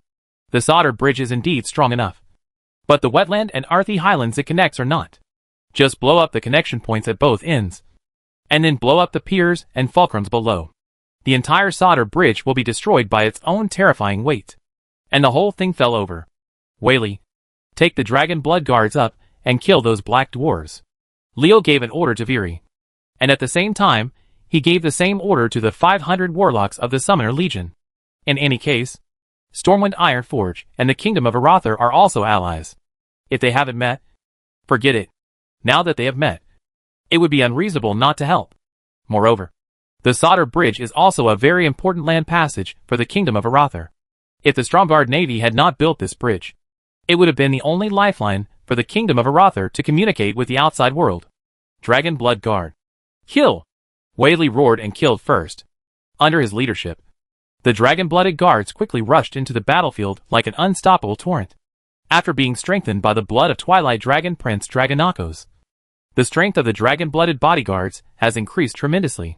Even without using transformation, they can have the strength comparable to the masters of the legendary realm. 500 legendary realm masters. How can the masters kill the black iron dwarves and resist them?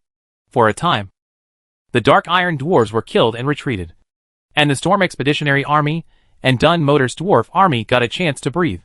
Humanity actually hides such a powerful army. It will be a little difficult to complete the task of destroying the solder bridge this time. Seeing the battle ahead, the leaders of the dark iron dwarves, who were leading their men to confront the strong men of the human and dwarf armies, secretly frowned. They couldn't help but shudder when they thought of the consequences of failing to complete the mission. Zhuang yelled, "Go up with me and kill the leading human." The leader of a black iron dwarf called to a companion who was nearby. And then his body ignited with blazing flames. The hot fire forced the human officer, who was entangled with him, away. The black iron dwarf and his companions who heard his shouts fought towards way inside. Dugulon glared. Zuangel glared. Two sword-wielding black iron dwarf warriors. Their strength was originally only high level, but after being strengthened by a powerful being behind them, they have become extremely tough. Even ordinary legendary masters could not defeat them. In the eyes of the two black iron warriors, although Viri was strong, he could never be their opponent. Dugulon and Zwangold shouted, kicked their legs, and jumped up into the air. The two black iron dwarf warriors quickly hit Viri like two blazing fireballs. The big swords in their hands with scorching flames.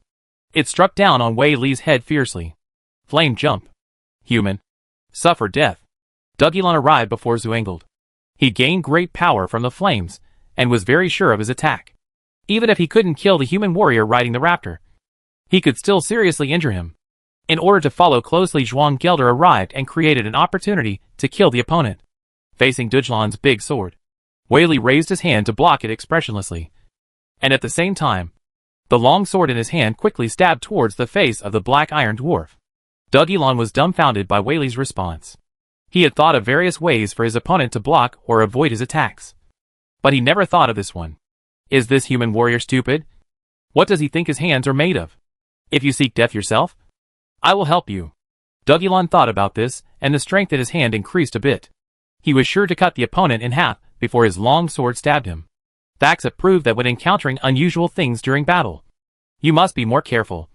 Otherwise you will be the next to die. Clang! When Dugulon's sword hit Willie's hand, it did not easily tear off the opponent's skin and crack the opponent's bones, as the black iron dwarf warrior thought. Instead, it made a sound of metal clashing like iron.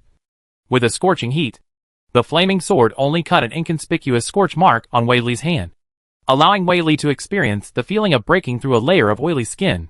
This is impossible. Seeing this incredible situation, Dugulon was dumbfounded again.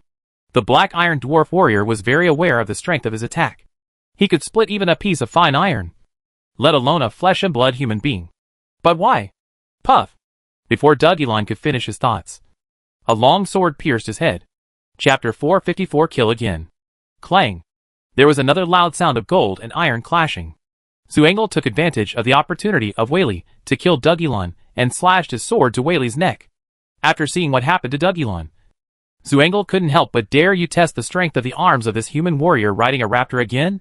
In Zuangel's opinion, although Vari's arms were incredibly hard, other parts of his body might not be so hard, especially his neck. But reality once again proved its cruel nature. Zuangel's full-strength attack that he hoped for did not kill Willy as he expected. Looking at Zuangel, who still only had a layer of oily skin, his eyes widened in disbelief. Is this guy riding a raptor still a human?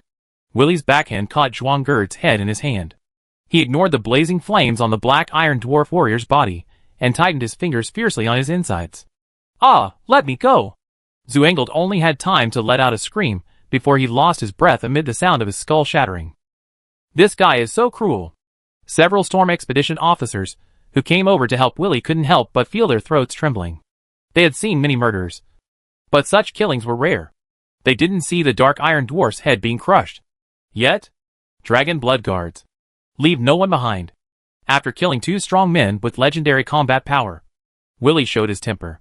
With a roar, he drove the raptor to kill further forward, killing all the Dark Iron Dwarves in his attack range along the way. The Dragon Blood Guards who were following Willy closely behind him formed a formation and advanced in parallel, driving the Black Iron Dwarves back like a bulldozer on the battlefield. Where the Dragon Blood Guards passed by, there was not a single Black Iron Dwarf who could still breathe. These warriors are too powerful. Are they Arathar's army? The officers of the Storm Expeditionary Army looked at each other, and they couldn't help but have this thought in their minds. The Kingdom of Arathar has such a fierce army. Do they really need our support? Even if the kingdom's palace guards are equal in number, they are no match for them.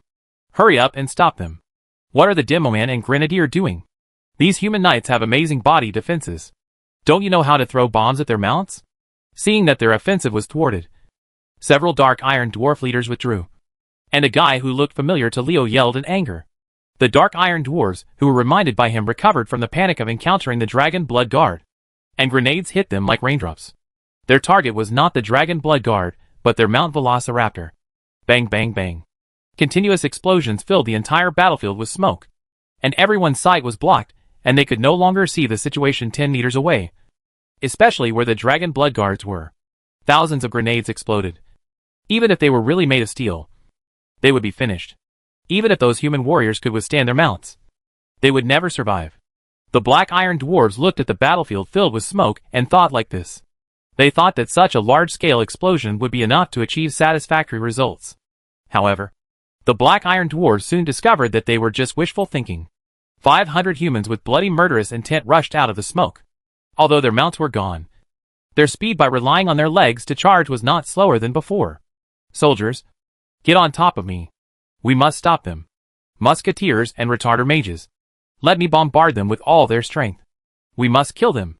The leader of the Dark Iron Dwarves, who looked familiar to Leo, saw that the Grenadiers and Demolitioners failed to stop the opponent and immediately changed his approach.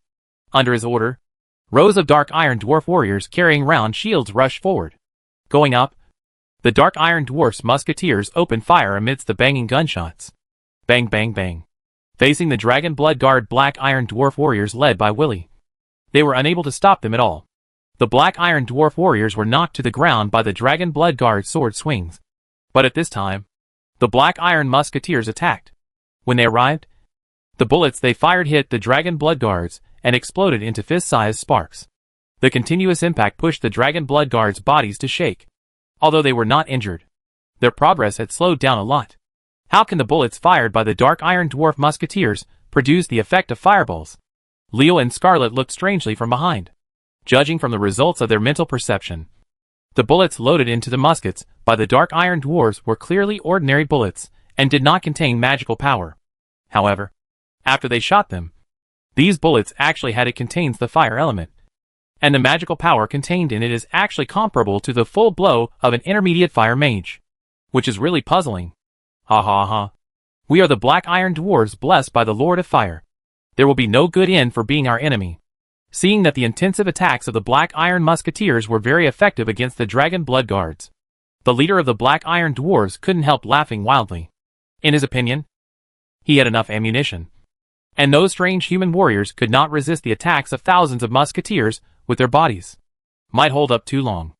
The arrogant laughter of the leader of the Dark Iron Dwarves made Leo feel even more familiar with him.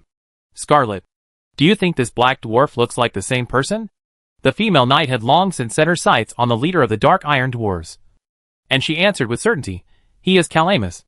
I won't remember it wrong. When Scarlet said this, Leo suddenly remembered. Isn't this arrogant laughter the characteristic of Calamos, the leader of the Dark Iron Dwarves in the wetlands? I remember when Leo and Scarlet were still high-level warriors. I experienced this in the battle to recapture Dunmont. Calamos was obviously killed by us in Dunmont. But now he is alive again. What does this mean? Leo and Scarlet looked at each other, and both of them had a solemn look in their eyes. This showed that there was indeed the shadow of Ragnaros the fire demon behind the Dark Iron Dwarves' attack on the Solder Bridge. Because there was something related to the Dark Iron Dwarves. Among the forces, only Ragnaros has the power powerful enough to resurrect people. What did the Balrog want to do by asking the Dark Iron Dwarves to destroy the Solder Bridge? It seems that we stumbled upon the Balrog's conspiracy. Leo held his chin and winked at Scarlet. Are you interested in killing him again? What Leo is referring to is of course Calamos. This unlucky leader of the Dark Iron Dwarves was killed once by Leo and Scarlet in Dunmont. At that time, he was a master of the legendary realm, and Leo and Scarlet, they were just high-level warriors. That time Leo and Scarlet worked together to fight a battle in which the weak defeated the strong. And what will happen this time? After hearing Leo's words, Scarlet rolled her eyes at him. Unlike Leo, Scarlet's eyesight, which has been subjected to rigorous training all year round, is much better than Leo's. The female knight has long seen through Calamos' strength. This resurrected black, the leader of the Iron Dwarf, has a strength close to that of an epic master. The so-called strength close to the epic master means that Calamos is still a legendary master. Both Scarlet and Leo can easily kill him. With the current strength of the two of them, it is not a piece of cake to deal with Calamos. And Leo actually wants to join forces with Scarlet to kill Calamus. Isn't this a clear intention to bully others? I have no interest in fighting with the weak. Listening to Scarlet's words, and thinking about Calamos' arrogance in Dunmont, Leo felt that things were changing. In the past, the Dark Iron Dwarf didn't take Scarlet and Leo into consideration. But now it's their turn. He is no longer taken seriously by the female knight. Now Calamos is a weakling to Scarlet, who can exert the true power of the Judgment Armor and the Ashkandi Sword. Kill the weak. Since you don't want to take action, then I'll do it. Leo shrugged and didn't see how he moved. Rows of sharp thorns instantly covered a 50-meter radius centered on Calamos' location. Calamos' arrogant laughter stopped suddenly. A sharp thorn pierced between his legs and emerged from the top of his head, piercing him from bottom to top. The host kills Calamos. Emberbeard. Another double failure. But Leo was mentally prepared. It would be a real miracle if Calamus, who was instantly killed by him, could give him an extra reward. I'm sorry to kill you again. Compared with the last time, the second reunion between you and me was really short and boring. Leo curled his lips towards Calamos' corpse, then stretched out his hand a little and performed a series of corpse explosions. Bang, bang, bang. An explosion sounded like fried beans, and a large piece of the Dark Iron Dwarf's formation was missing under Leo's casual finger. Most of these dead Dark Iron Dwarves were musketeers, and the dense gunfire became sparse. The pressure on the Dragon Blood Guards has been reduced a lot. Kill!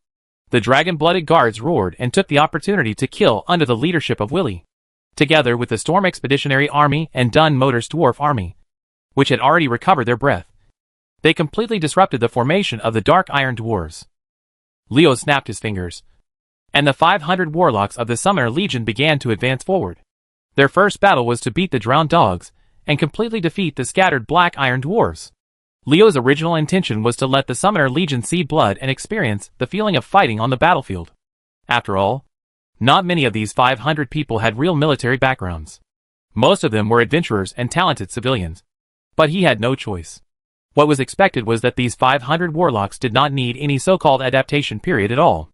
They cooperated with each other and used continuous shadow arrows to help the soldiers in front to advance quickly.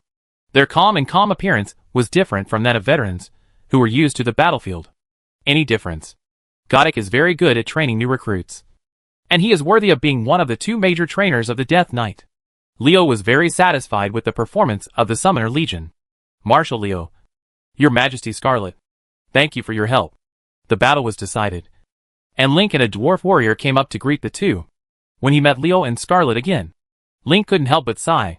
When the 2 young men from the Storm Crusade met again, They were far superior to him in terms of status and strength. They were truly the most talented people in their generation. Commander Link. Long time no see. Leo bowed back to Link. And then asked the question in his heart. What's going on with these black iron dwarves? The dwarf warrior who came with Link snorted, with dissatisfaction clearly written on his face. It's not because of Reginald Windsor. Chapter 455 The Conspiracy on the Stone Slab. Reginald Windsor is the Marshal of Stormwind City. It stands to reason that even if the dwarves are dissatisfied with him, they cannot make such complaints in front of the people of Stromgarde, who are allies of both sides. The current situation can only explain one thing. The thing is that the dwarf was really pissed off by this human marshal. Leo and Scarlet looked at Link with questions in their eyes. Everyone was curious about what the marshal had done to make the dwarf lose his temper. Link coughed in embarrassment. He really didn't expect that his comrades would be so disrespectful. But he had also experienced ups and downs.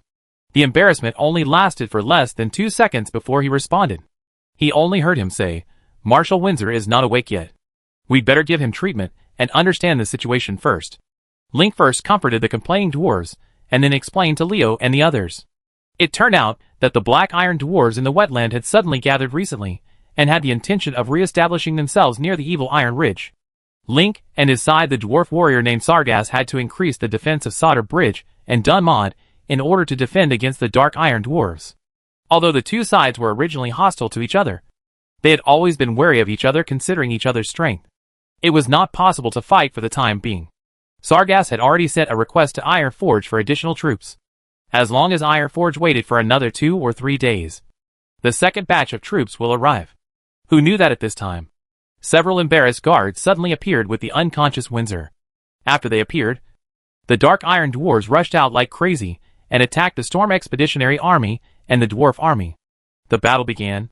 The fight started in a confused way. Fortunately, Dunmod had fallen once, and the dwarves were repairing the city wall again. They had to heighten and reinforce it. Karamose wore a tie, and the dark iron dwarves came to attack and did not gain any advantage. They left thousands of corpses behind. Later, the dark iron dwarves chose to retreat. It was a joy to repel the enemy, and Sargas didn't complain too much at this time. But at this time, they received news that the dark iron dwarves were preparing to prevent Dunmod from receiving reinforcements from the Earthy Highlands. The destruction of the Solder Bridge shocked Link and Sargas. They had to give up the geographical advantage of defending the city and rush to the bridge to fight the dark iron dwarves. This is what happened. If Leo and Scarlet hadn't happened to pass by, the outcome of this battle would have been really worrying. After listening to Link's narration, Leo finally understood. No wonder Sargas complained so much. The dwarves suffered a lot of losses in this battle. As a general, Sargas would inevitably feel unhappy. What happened to Marshal Windsor? Why are those dark iron dwarves chasing him like crazy? Don't the guards who protected him when he arrived at Dunmoder know the situation? Link talked about the cause of so many things, but didn't mention a word. Leo was surprised. Even if Windsor didn't wake up, the guards protecting him should know. With a wry smile on his face, Link sighed and shook his head. The guard protecting the marshal was seriously injured and has died. We didn't get any useful information from him. This situation seems familiar. Why does it feel like a soap opera? As for the guards who protect Windsor, you have to pay party fees even if you die. Well, it would be really irresponsible to die after explaining the matter clearly, leaving everyone confused. Your Majesty Scarlet, could you please help Marshal Windsor? The military chaplain's strength is limited. Marshal has been unconscious. Link spoke hesitantly. Today is different from the past. Scarlet is now the queen of the kingdom of Arather. If he wants her to take action, Link has to say yes. And it depends on whether she is happy or not. Would Scarlet refuse to treat an alliance marshal? Of course it's impossible. Slate. This was the first thing Windsor said after he opened his eyes. Link, who was waiting aside, hurriedly stepped forward, and a half-man-high stone slab appeared in his hand. The stone slab was filled with densely written words. But no one present knew what kind of talisman it was. Marshal Windsor. Is this the thing? Link handed it over respectfully. The stone slab half a man's height is not light. If it were placed on the earth, few people would be able to hand it over like a book. But in this world of swords and magic, such a small weight is really heavy. It's hard to beat the warriors. Leo narrowed his eyes slightly. Link didn't tell them the details. At least, he didn't tell them about this stone slab. Windsor felt relieved when he saw the stone slab, and he began to look at the surrounding situation. Looks like I'm safe. Link. Thank you very much. My dwarf friends. Are my guards okay? Windsor stood up from the bed with great effort. Although Scarlet used holy light to heal his physical injuries, his physical weakness could not be cured in a short time. Marshal. What happened? Link didn't answer Windsor's question, but asked instead. Windsor fell silent. From Link's performance, he already knew the fate of the guards, who protected him from the siege. Windsor didn't speak, and the whole scene suddenly became cold. And the room was so quiet that only the sound of everyone's breathing remained. If the earthen jar is not broken near the well, the general will inevitably die in battle. It is their honor to fight for you as your bodyguard, and it is their destiny to die to protect you. It is better to die in battle than to die of old age and illness. A voice broke the silence in the room, and the owner of the voice was none other than Leo. You are right. After all, he was a marshal. Windsor quickly regained his composure. He took the slate handed over by Link and said solemnly, I found this in the city of the Dark Iron Dwarves. Something. I guess it should be some code. Once you decipher it, you can get some useful clues. What did Windsor mean by this? And what was he going to do? This stone slab was found in the city of the Dark Iron Dwarves. Could it be said that it is related to Ragnaros, the fire demon? Considering what happened before, Leo seemed to understand. No wonder the Dark Iron Dwarves attacked Dunmotor like crazy. It turned out to be because they had something important in the hands of Windsor. But the subsequent conversation between Link and Windsor overturned Leo's previous thoughts. Hasn't the Marshal been investigating the evidence that Countess Prester has done something wrong with the kingdom? Could this stone be a clue? Link had a look of disbelief on his face. Even if Countess Prester of Stormwind Kingdom is really as good as when his Deezer thought, the evidence that would be detrimental to the kingdom should not fall into the hands of the Dark Iron Dwarves. Marshal Windsor's idea is really unacceptable. No wonder many nobles in the kingdom regard him as a madman. If he hadn't been deeply loved by the soldiers of the kingdom, his rank of marshal would have been revoked. Countess Prester was a major contributor to the stability of the kingdom of Stormwind. When the previous King Varian disappeared, it was she who joined forces with the Grand Duke of Bolvar to support the young Anduin to inherit the throne, which made a great chaos disappear. In this way, it was really unreasonable for Windsor, a man, to suspect that she was trying to subvert the kingdom. Most of the nobles regarded him as a madman or someone with ulterior motives. Link suspected that Windsor Leo was not the same. He knew the true identity of Countess Prester. The Black Dragon Legion was confronting the elemental servants of the fire demon Ragnaros in Blackstone Mountain, and the Dark Iron Dwarf was Ragnaros. It is normal for the slaves of Naros to have information about Countess Presto, because Castellana Presto is the Black Dragon Princess Onyxia. Master, what is recorded on that stone tablet is not a password, but a dragon's language. After glancing at the slate, Sinisaria quietly sent a message to Leo with mental fluctuations. It is true that no one in the house can understand the ghostly drawings on the stone slab, but the giant dragon is different. Dragon language? Leo raised his eyebrows, and he winked at Sinisaria, gesturing for her to tell him the above content. This is what Oni gave to Nefarian. What it says is that she has changed her name to Cassandra Presto and infiltrated into the aristocracy of the Stormwind Kingdom in order to plunge the Stormwind Kingdom into chaos and not be able to increase troops in Lakeside Town, so that humans cannot threaten Blackstone Mountain. Nefarian can lead the Black Dragon Legion to fight against Ragnaros' elemental servants with peace of mind. How did Onyxia and Nefarian do such an important thing? They actually carved it out on a stone tablet and wrote the story on it. It's really unbelievable. Do they really think that no one can crack the dragon language? What's even weirder is that something so important can still be lost. Leo felt dizzy. He really couldn't understand the behavior of the Black Dragon brothers and sisters. Master, there is a magic spell on this stone slab that can break Oni's transformation. Sinisaria showed a thoughtful expression. She sent a message to Leo. Master, I think this matter is not simple. It is possible that someone a deliberate conspiracy. You mean Ragnaros? The stone tablet was found by Windsor in the city of the Dark Iron Dwarves. It records the conspiracy of the Black Dragon Princess, and even contains a spell to break her transformation technique. If it is the former alone, Onyxia can be used to contact Nefarian for an explanation. But what about that magic spell? There was something fishy about this matter, and Leo and Sinisaria couldn't help but think about Ragnaros. After all, the Black Dragon Legion and the Balrog were enemies, and the two sides were busy competing for territory in Blackstone Mountain. The more Leo thought about it, the more likely it was that the Black Dragon Prince Nefarian had more friction with the Molten Core after he deliberately revealed the news about the Wind Prince Sunderland. Although Ragnaros was strong, he could not really enter this world. In the world, even the special environment of Molten Core can only accommodate one clone of the Balrog. It is not difficult for Nefarian's Black Dragon army to gain the upper hand in the battle. It seems that Nefarian is not incompetent, but too powerful. In order to obtain the essence of Wind Prince Sunderland to improve his strength, the Black Dragon army he led put a lot of pressure on Molten Core, and the fire demon Ragnaros had to without making any dirty tricks. He could set the opponent's backyard on fire, and use human power to relieve him of the pressure on the Black Dragon Legion. And by the way, it could also weaken the strength of human beings. After understanding everything, Leo couldn't help but sneer. Ragnaros the fire demon. It's unlucky for you to meet me. I won't let your wishful thinking come to pass. Chapter 456. Of course it's fake. With an idea in mind, Leo decided to stop something. Although he didn't know who deciphered the dragon language on the slate, he was certain of one thing.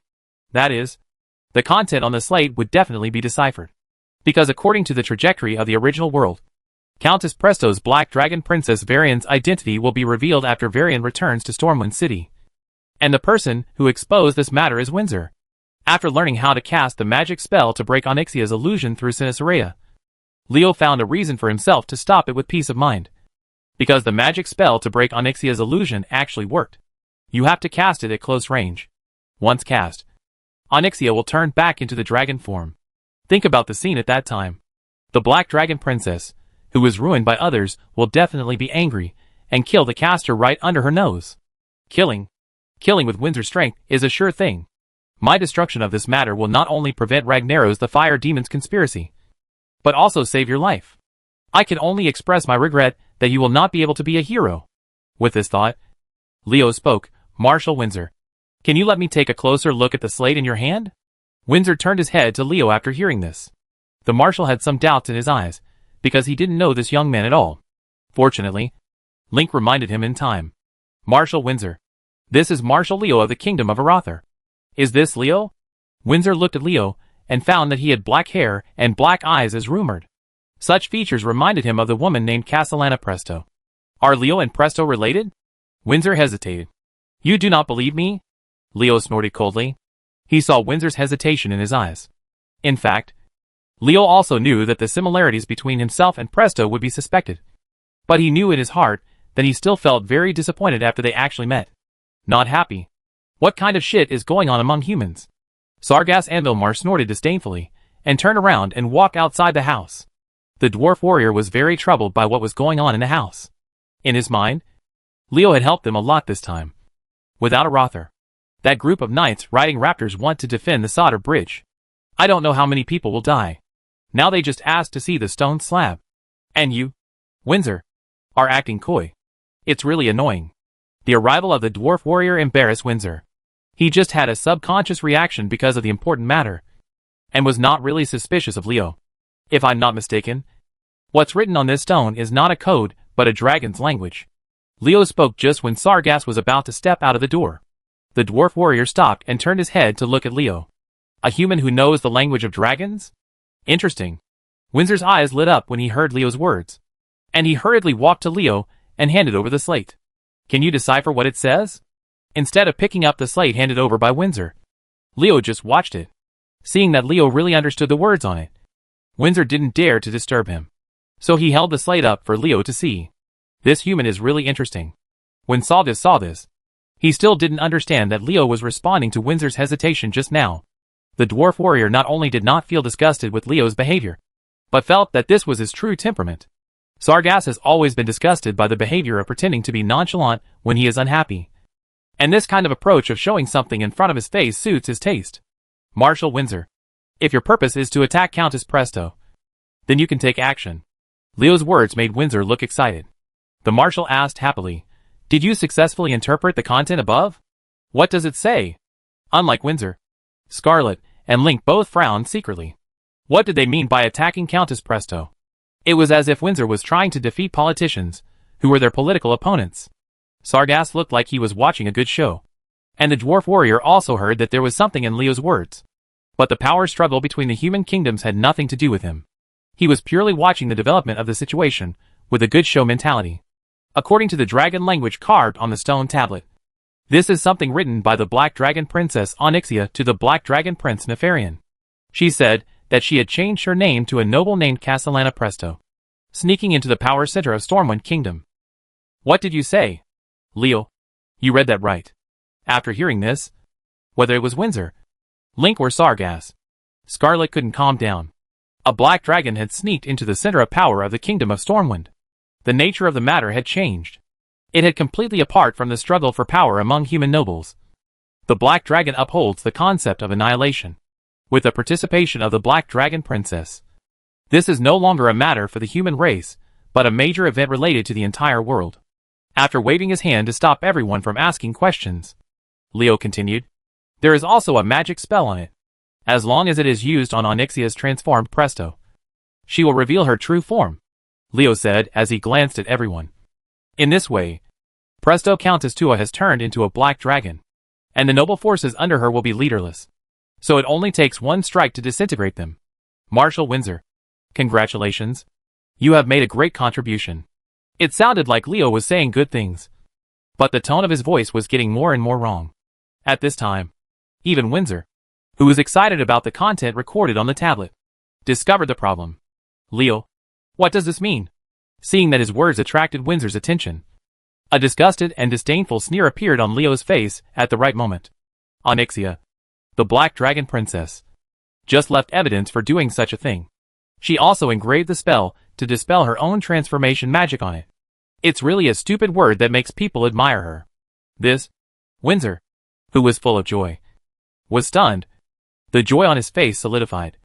And even a fool could figure out the meaning of Leo's words. There is something called communication magic in this world. If there really is something secret, wouldn't Onyxia, the Black Dragon Princess, have direct contact with Nefarian? She would have to get such a stone tablet to record it. And it would be so grand. The spell to break the illusion is written on it. How weird is it to be able to do such a thing?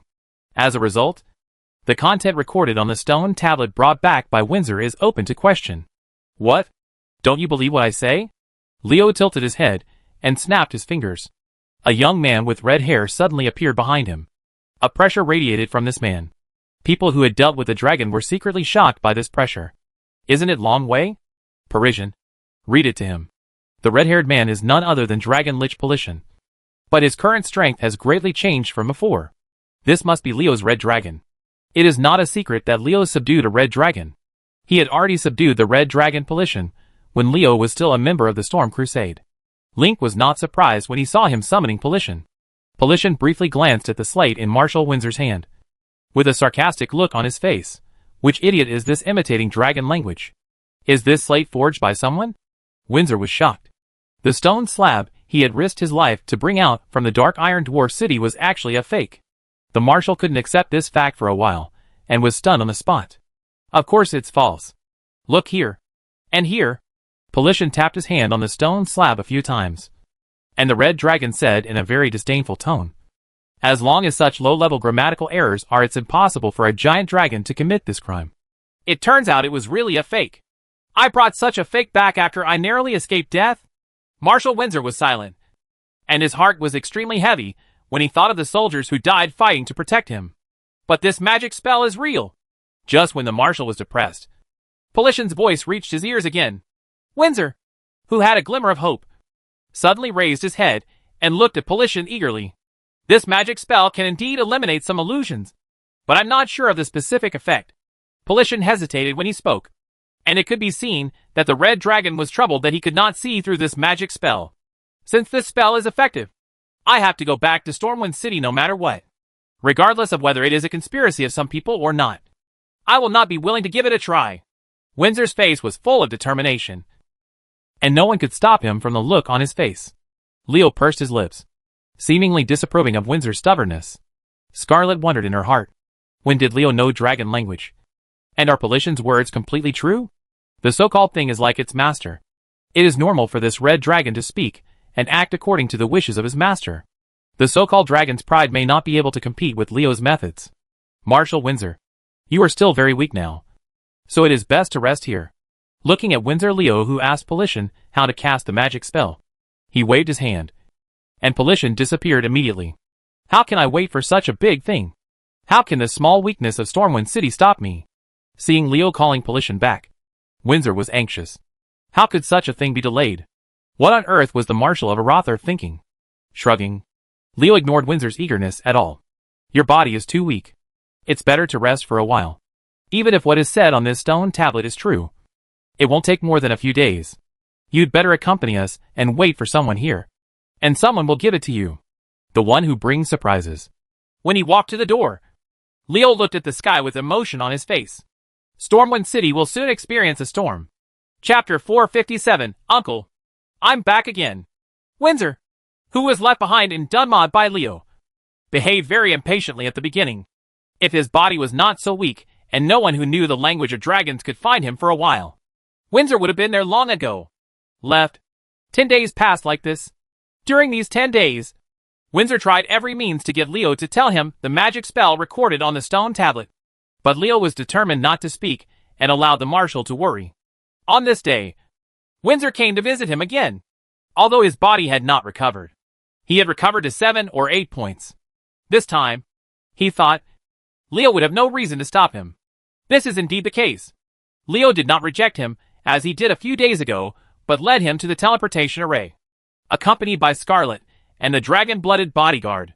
In Windsor's view, this was clearly Leo is preparing to return to Stormwind City with him, because Leo said that his and Scarlet's destination this time is Stormwind City.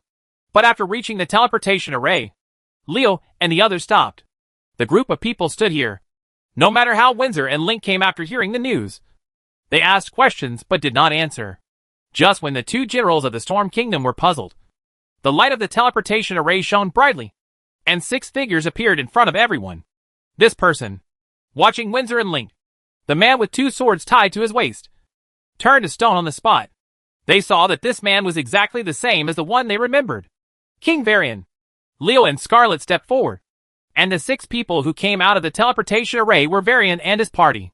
Varian, who walked out of the teleportation array, nodded to Leo and froze when his eyes fell on Scarlet wearing the Judgment armor.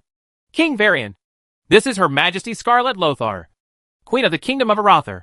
Pasonia explained behind Varian. Scarlet, you have grown up. In fact, Varian didn't need to be introduced by Pasonia to recognize Scarlet. Grand Duke Lothar was Varian's former idol. How could Varian, who is his descendant and trained as a paladin in Stormwind City, not pay attention to her? How could I not recognize him? However, a few years later, when the childish little girl in his memory met again, she had become the head of a country. Varian felt both comforted and sad. The heir to the Lothar family had grown up and his son was now so what? It is indeed His Majesty Varian. Windsor and Link confirmed their guesses from the conversations between several people. The man with 2 swords tied to his waist was indeed the missing king of Stormwind Kingdom. His Majesty. Windsor and Link hurried forward to salute. Upon seeing this, the Storm Expeditionary Army officers and soldiers immediately knelt down to pay homage to their king. No one questions Varian's identity, because the actions of Commander Link and Marshal Windsor are the best proof. Leo, you said something interesting happened in Dunmod. So the place where we met was changed from Menethil Harbor to here. I want to know what happened. While signaling Windsor and the others to get up, Varian asked Leo a question, because Leo said this in his message to him, and he must be very interested in it. Leo did not answer Varian's words, but looked at Marshal Windsor. The latter took out the stone tablet he had desperately obtained from the Dark Iron Dwarf City, and then told in detail what happened in the house that day. The countess who held the most power in his kingdom might be a black dragon. Even Varian was surprised by the news. If what is written on the stone tablet is true, that black dragon is really brave. If it is false, I really want to know who is behind it. Varian's eyes flashed with awe-inspiring murderous intent when he spoke, and his tone was firm when he spoke, giving those who heard it the feeling that every word spoken by His Majesty, the king, could come true because he had that ability. With Leo's mental strength and determination, he was not affected by Varian's words. When the king of the Stormwind Kingdom was speaking, Leo's eyes fell on his waist. To be precise, it was Varian's belt, on the 2 long swords at the waist. Compared with when they met in Thunder Bluff, the 2 long swords on Varian's waist were obviously not on the same level. The power contained in the 2 swords now made people look at them. These 2 swords should be Sharatol and Eremini. Jaina is really generous.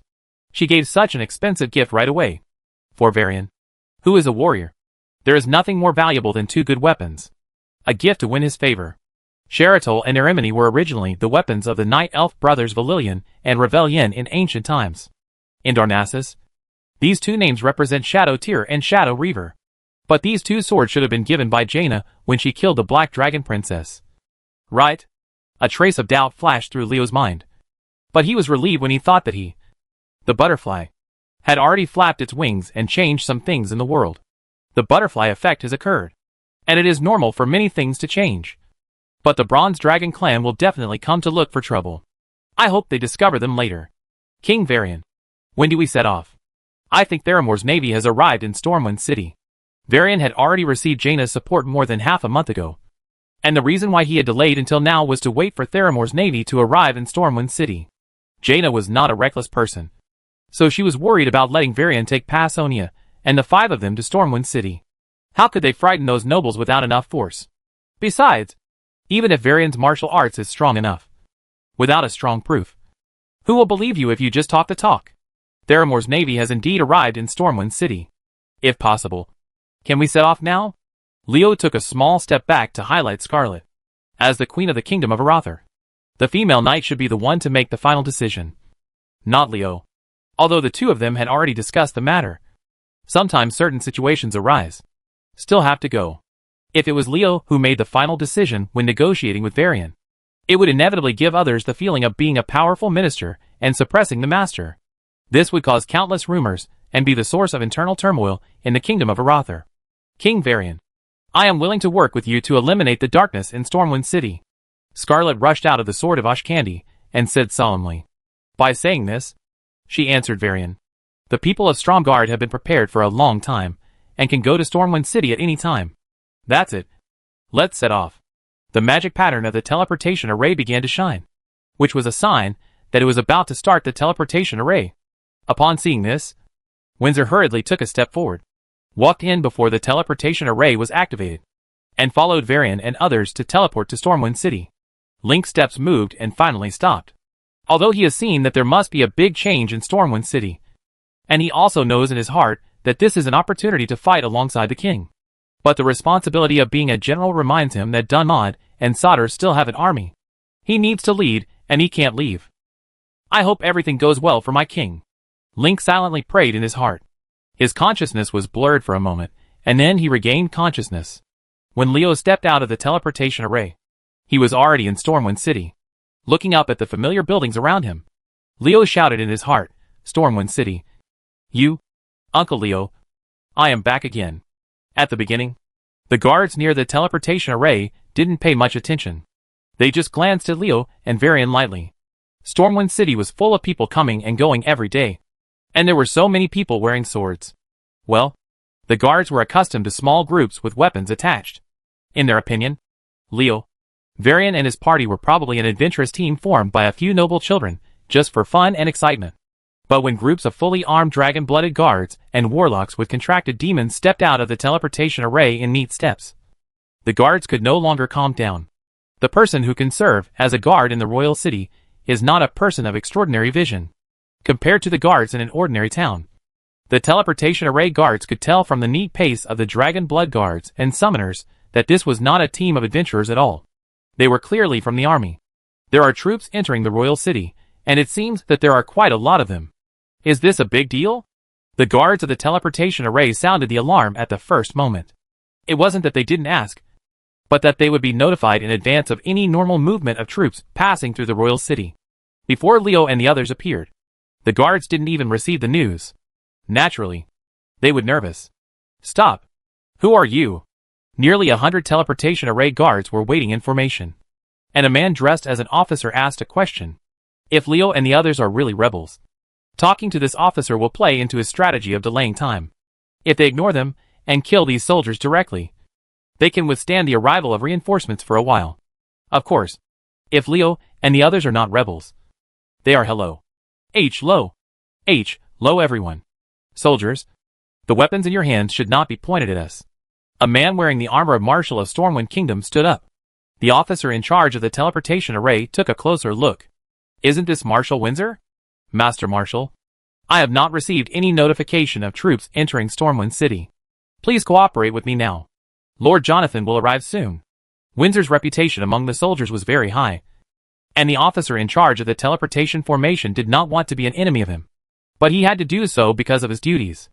Bolvar did not loosen his grip on the army, which was good. Varian nodded secretly, knowing the whole thing at a glance. Judging from the officer's performance, the Stormwind Kingdom's army was still as he remembered it, and had not changed due to his disappearance.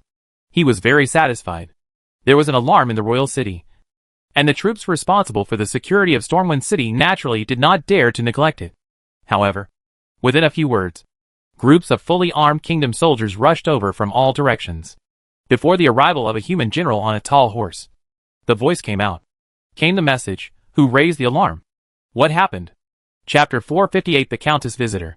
Jonathan Marcus, the Supreme Commander of Stormwind City's defense, is the only general in the Kingdom of Stormwind who is permanently stationed in the royal city. As a general, Marcus is depressed because there is no war in the royal city, and he longs to go to the battlefield like his colleagues. Unfortunately, this wish has never been realized. Besides, guarding the royal city may seem like a leisurely task, but in fact it is a heavy responsibility, and it is even more laborious than fighting on the battlefield. Today, Marcus was riding a war horse and patrolling the royal city with guards as usual. He originally thought that this day would be no different than usual, but he suddenly received an alarm from the guards guarding the teleportation array. Problem occurs. Marcus was shocked. Alarms in the royal city were not to be sounded casually. If there was no serious matter, raising the alarm would be courting death, especially if it was an alarm that called for reinforcements from the garrison. When Marcus led the Stormwind City garrison to the teleportation array that issued the alarm, he saw groups of soldiers wearing the uniforms of the Kingdom of Arathor, estimated to number around 1,000. How come the soldiers from the Kingdom of Arathor came to Stormwind City without officially notifying Stormwind City? What is their plan? Marcus made a gesture of preparation for battle to the soldiers behind him. If the soldiers of the Kingdom of Arathor wanted to run wild in Stormwind City, he would lead his boys to teach them a profound lesson. General Marcus. It's bad. Theramore's soldiers suddenly poured into the city from the port. A messenger hurried over and brought bad news to Marcus. After hearing the words of the messenger, Marcus' mood suddenly sank. The Kingdom of Arathor and Theramore must have premeditated it. Otherwise such a coincidence would not have happened. What do they want to do? Marcus was very angry. The Kingdom of Stormwind had just found the missing Kingdom Varian, and Theramore and Arathor jointly sent troops to Stormwind City. Marcus couldn't help but think of the worst. Marcus, are you going to stop us? A familiar voice came to Mackle's ears, and a person's name appeared in the mind of the Stormwind City garrison general, and he quickly turned his head and looked over. Marshal Windsor. Marcus screamed in surprise. The appearance of Windsor made him feel that maybe things were not what he thought. Marcus knew the character of this marshal very well, and he would never do anything detrimental to the Kingdom of Stormwind. Things to come. Marshal, what on earth is going on? Marcus, take your men and come with me to the palace. Before Windsor could answer, a voice came from behind him. Marcus followed the sound and saw a human man with 2 swords tied to his waist. The expression of the Stormwind City garrison general suddenly condensed. King Varian. Marcus hurriedly paid tribute. He didn't understand why Varian appeared here. Could it be that His Majesty the King was kidnapped by Arathor's people? But judging from the situation, that's not the case at all. Besides, with Varian's temper, even if Arathor's people had the ability to kidnap him, he would never give in. Your Majesty, you led the armies of Theramore and Arathor into the city? Marcus was very surprised. As the king of the Kingdom of Stormwind, Varian brought troops from other countries into his capital. What was he going to do? With this question in mind, Marcus asked knowingly. The armies of Arathor and Theramore are here to help me regain the throne that was stolen by the shameful thief. Marcus, you and Windsor will follow me to the palace now. Throne. Thief. Take back. There was a sudden bang in Marcus's mind, and he thought of a possibility. That is, the king now in the palace might be a fake. Thinking about the person supported by Theramore and Arathor, looking at Passonia and Windsor beside him, and recalling the person who appeared very suddenly in the palace, Marcus couldn't help but feel a smile on his forehead, a layer of fine beads of sweat. Oh my God! Someone would dare to impersonate His Majesty the King. This is so bold that it's unimaginable. Although the 2 kings look exactly the same, Marcus's psychology instantly leaned toward the Varian in front of him. Why? You ask? The man in front of him could not only get the recognition of Arather and Theramore and let them send troops to assist him, but also be followed by Passonia from MI7 and Marshal Windsor, who was very prestigious in the army. Compared with those in the palace, the position is completely different. More importantly, the man in the palace has a too gentle temper. This is not the King Varian everyone remembers at all. But why could the man in the palace pass the test of Grand Duke Bolvar and King Anduin? Is it just because he looks exactly like His Majesty Varian?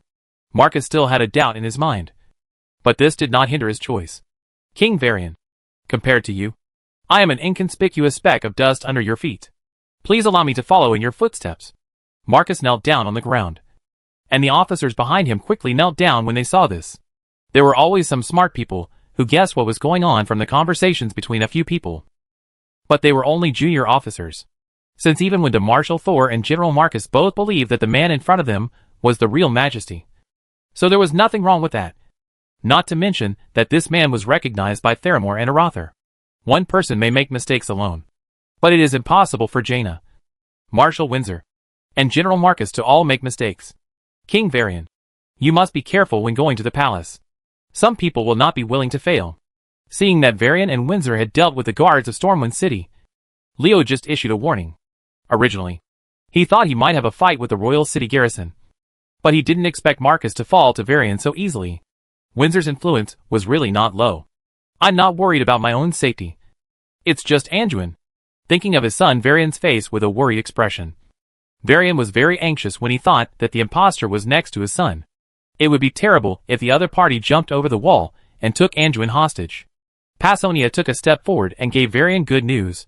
Your Majesty, please rest assured. I have informed Grand Duke Bolvar that someone has been trying to harm His Highness Anduin in the past few days. Please make sure he stays with His Highness. It would be great to have Bolvar with him, so that he wouldn't have to worry about anything happening to Anduin. The anxious look on Varian's face disappeared. Passonia's words gave him reassurance. Based on his understanding of Bolvar, the paladin would definitely guard Anduin every step of the way after learning the news. He protects the entire kingdom of Stormwind from harming his son. Go to the palace. With no worries in his heart, Varian immediately led everyone towards the palace. Leo followed Varian and came to Passonia intentionally or unintentionally. Upon noticing his approach, Passonia gave him a confused look. How about strong guard after helping Varian regain his throne? Leo quietly sent an invitation to Passonia with his mental fluctuations. The latter looked at Scarlet with a complicated expression and did not answer. If you don't say anything, I'll take it as your promise. Leo smiled at Passonia's wide eyes and settled the matter on his own. And Passonia did not object. Although Passonia staying in Stormwind City to take charge of MI7 is very beneficial to Strongguard, this place is too chaotic and not safe at all. Now that the trend of the world has changed, who knows when Deathwing will come out? Leo clearly remembered that this powerful black dragon wiped out Stormwind City as soon as it was born. He didn't want anything to happen to Passonia, regardless of the fact that Passonia is an epic thief who can rival the pseudo-legend. She is indeed very powerful in the eyes of others, but in front of Neltharion, Passonia is really too weak. If something happens to her, AO will definitely regret it deeply. Of course, when Passonia comes, Wolson Leo will definitely not let her go. But Wolson can figure out a solution later. So it is better to solve Passonia's problem first. Okay. Someone values sex over friends. Xiao Handan. Don't think that I don't know about your frivolous nature. Don't divert my attention. Where is the woman named Sinestra next to you? Leo lamented in his heart. Sister Passonia, can't you be so smart? If you don't tell me, I really didn't notice it. Maybe Sinestra is lost. After all, this is her first time in Stormwind City. Leo was discovered by Passonia, but was not prepared to explain. He gave a very unreliable reason. Could your excuse be any more false? Passonia glared at Leo fiercely. With so many people moving together, she would still get lost. Do you think I am a fool? Even if you have to make up an excuse, you have to make it up. Where did Sinestra go? This was Passonia's question. When she kept guessing, she didn't know that another woman in Stormwind City had already got the answer. At the residence of Countess Presto, the Countess had already received the news when a large number of Arathar's soldiers appeared in the teleportation array. The army of Arathar Kingdom suddenly appeared in Stormwind City. She instinctively felt that there was something wrong with this news. No, I have to go to the palace. The Countess thought for a moment and came up with an idea. out of her confidence in her own strength. She was not worried about her personal safety. She felt that this was an opportunity for the Kingdom of Stormwind to turn against Arather. Isn't this the purpose of infiltrating Stormwind City, to cause civil strife among the human race, and cause them to continuously consume their strength in the internal strife? Arather's army marched into the royal city of the Kingdom of Stormwind without any warning. Just one operation was enough to turn the already cold relationship between the two countries into hostility. Hurry and prepare the carriage. I'm going to the palace. Countess Prester gave instructions to the servants in the palace. Just as the servants were preparing, another news came. A large number of troops suddenly poured out of the Theramore Navy ships parked in Stormwind Port. This army already entered the city. What are Marcus's royal city garrison doing? At this time, the Countess realized something was wrong. Just when she was about to go out immediately, a woman with the same black hair and eyes as hers suddenly appeared in her Earl's residence. Chapter 459 Solution. There are quite a few guards in Countess Presto's mansion. After all, she is one of the powerful people in the kingdom. The power struggle in the kingdom has been fierce recently. The Countess's concern for her own safety has not aroused anyone's suspicion. However, there was something wrong with these guards in the eyes of Sinisarea. Because both the guards and the servants doing chores in the mansion actually had a thin trace of black dragon blood. Although this blood was thin, it was enough. Let them complete their draconic transformation. This little girl actually brought 5,000 dragons to the human territory. It seems that she has plans to make a big fuss even if someone finds out. Sinisarea saw Onyxia's thoughts at a glance. 5,000 dragonmen. With this power, it is unrealistic to destroy Stormwind City. But it is not impossible to create chaos in the city, or even demolish half of the city. A stranger suddenly appeared in the house. According to the temper of the dragon guards, they would naturally arrest them first and interrogate them before talking about anything else. However, when they rushed over to take action, Sinisaraya's eyes glanced at these dragon guards. Not to mention arresting people. Not even one could stand. They were all so frightened by the invisible pressure facing the superiors that they lay on the ground and trembled. How dare a group of ant-like dragonmen disrespect me? Sinisaraya snorted coldly, stepped on the body of the dragon guard lying on the ground, and walked towards the direction of Countess Presto. The dragon guard she stepped on felt the sound of broken bones.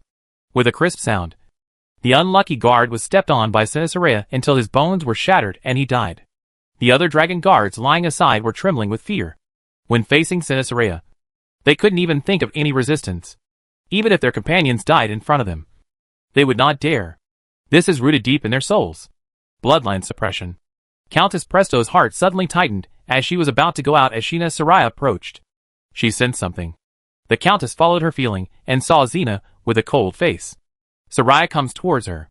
Mother, mother!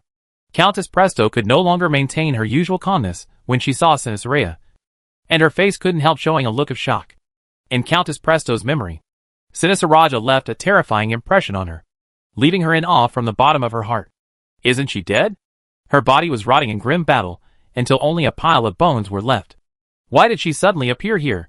After the initial shock, Countess Presto confirmed the identity of the other party again and again. In the end, she had to admit the reality that the Black Dragon Queen Sinisaraya, who once replaced Deathwing in charge of the entire Black Dragon clan, was not dead. She stood in front of him alive. Come in with me. Sinisaraya glanced at Countess Presto, coldly said a word, and walked straight to the hall of the Earl's residence. This feeling of being callous and superior is still the same as before. The Countess sighed and followed.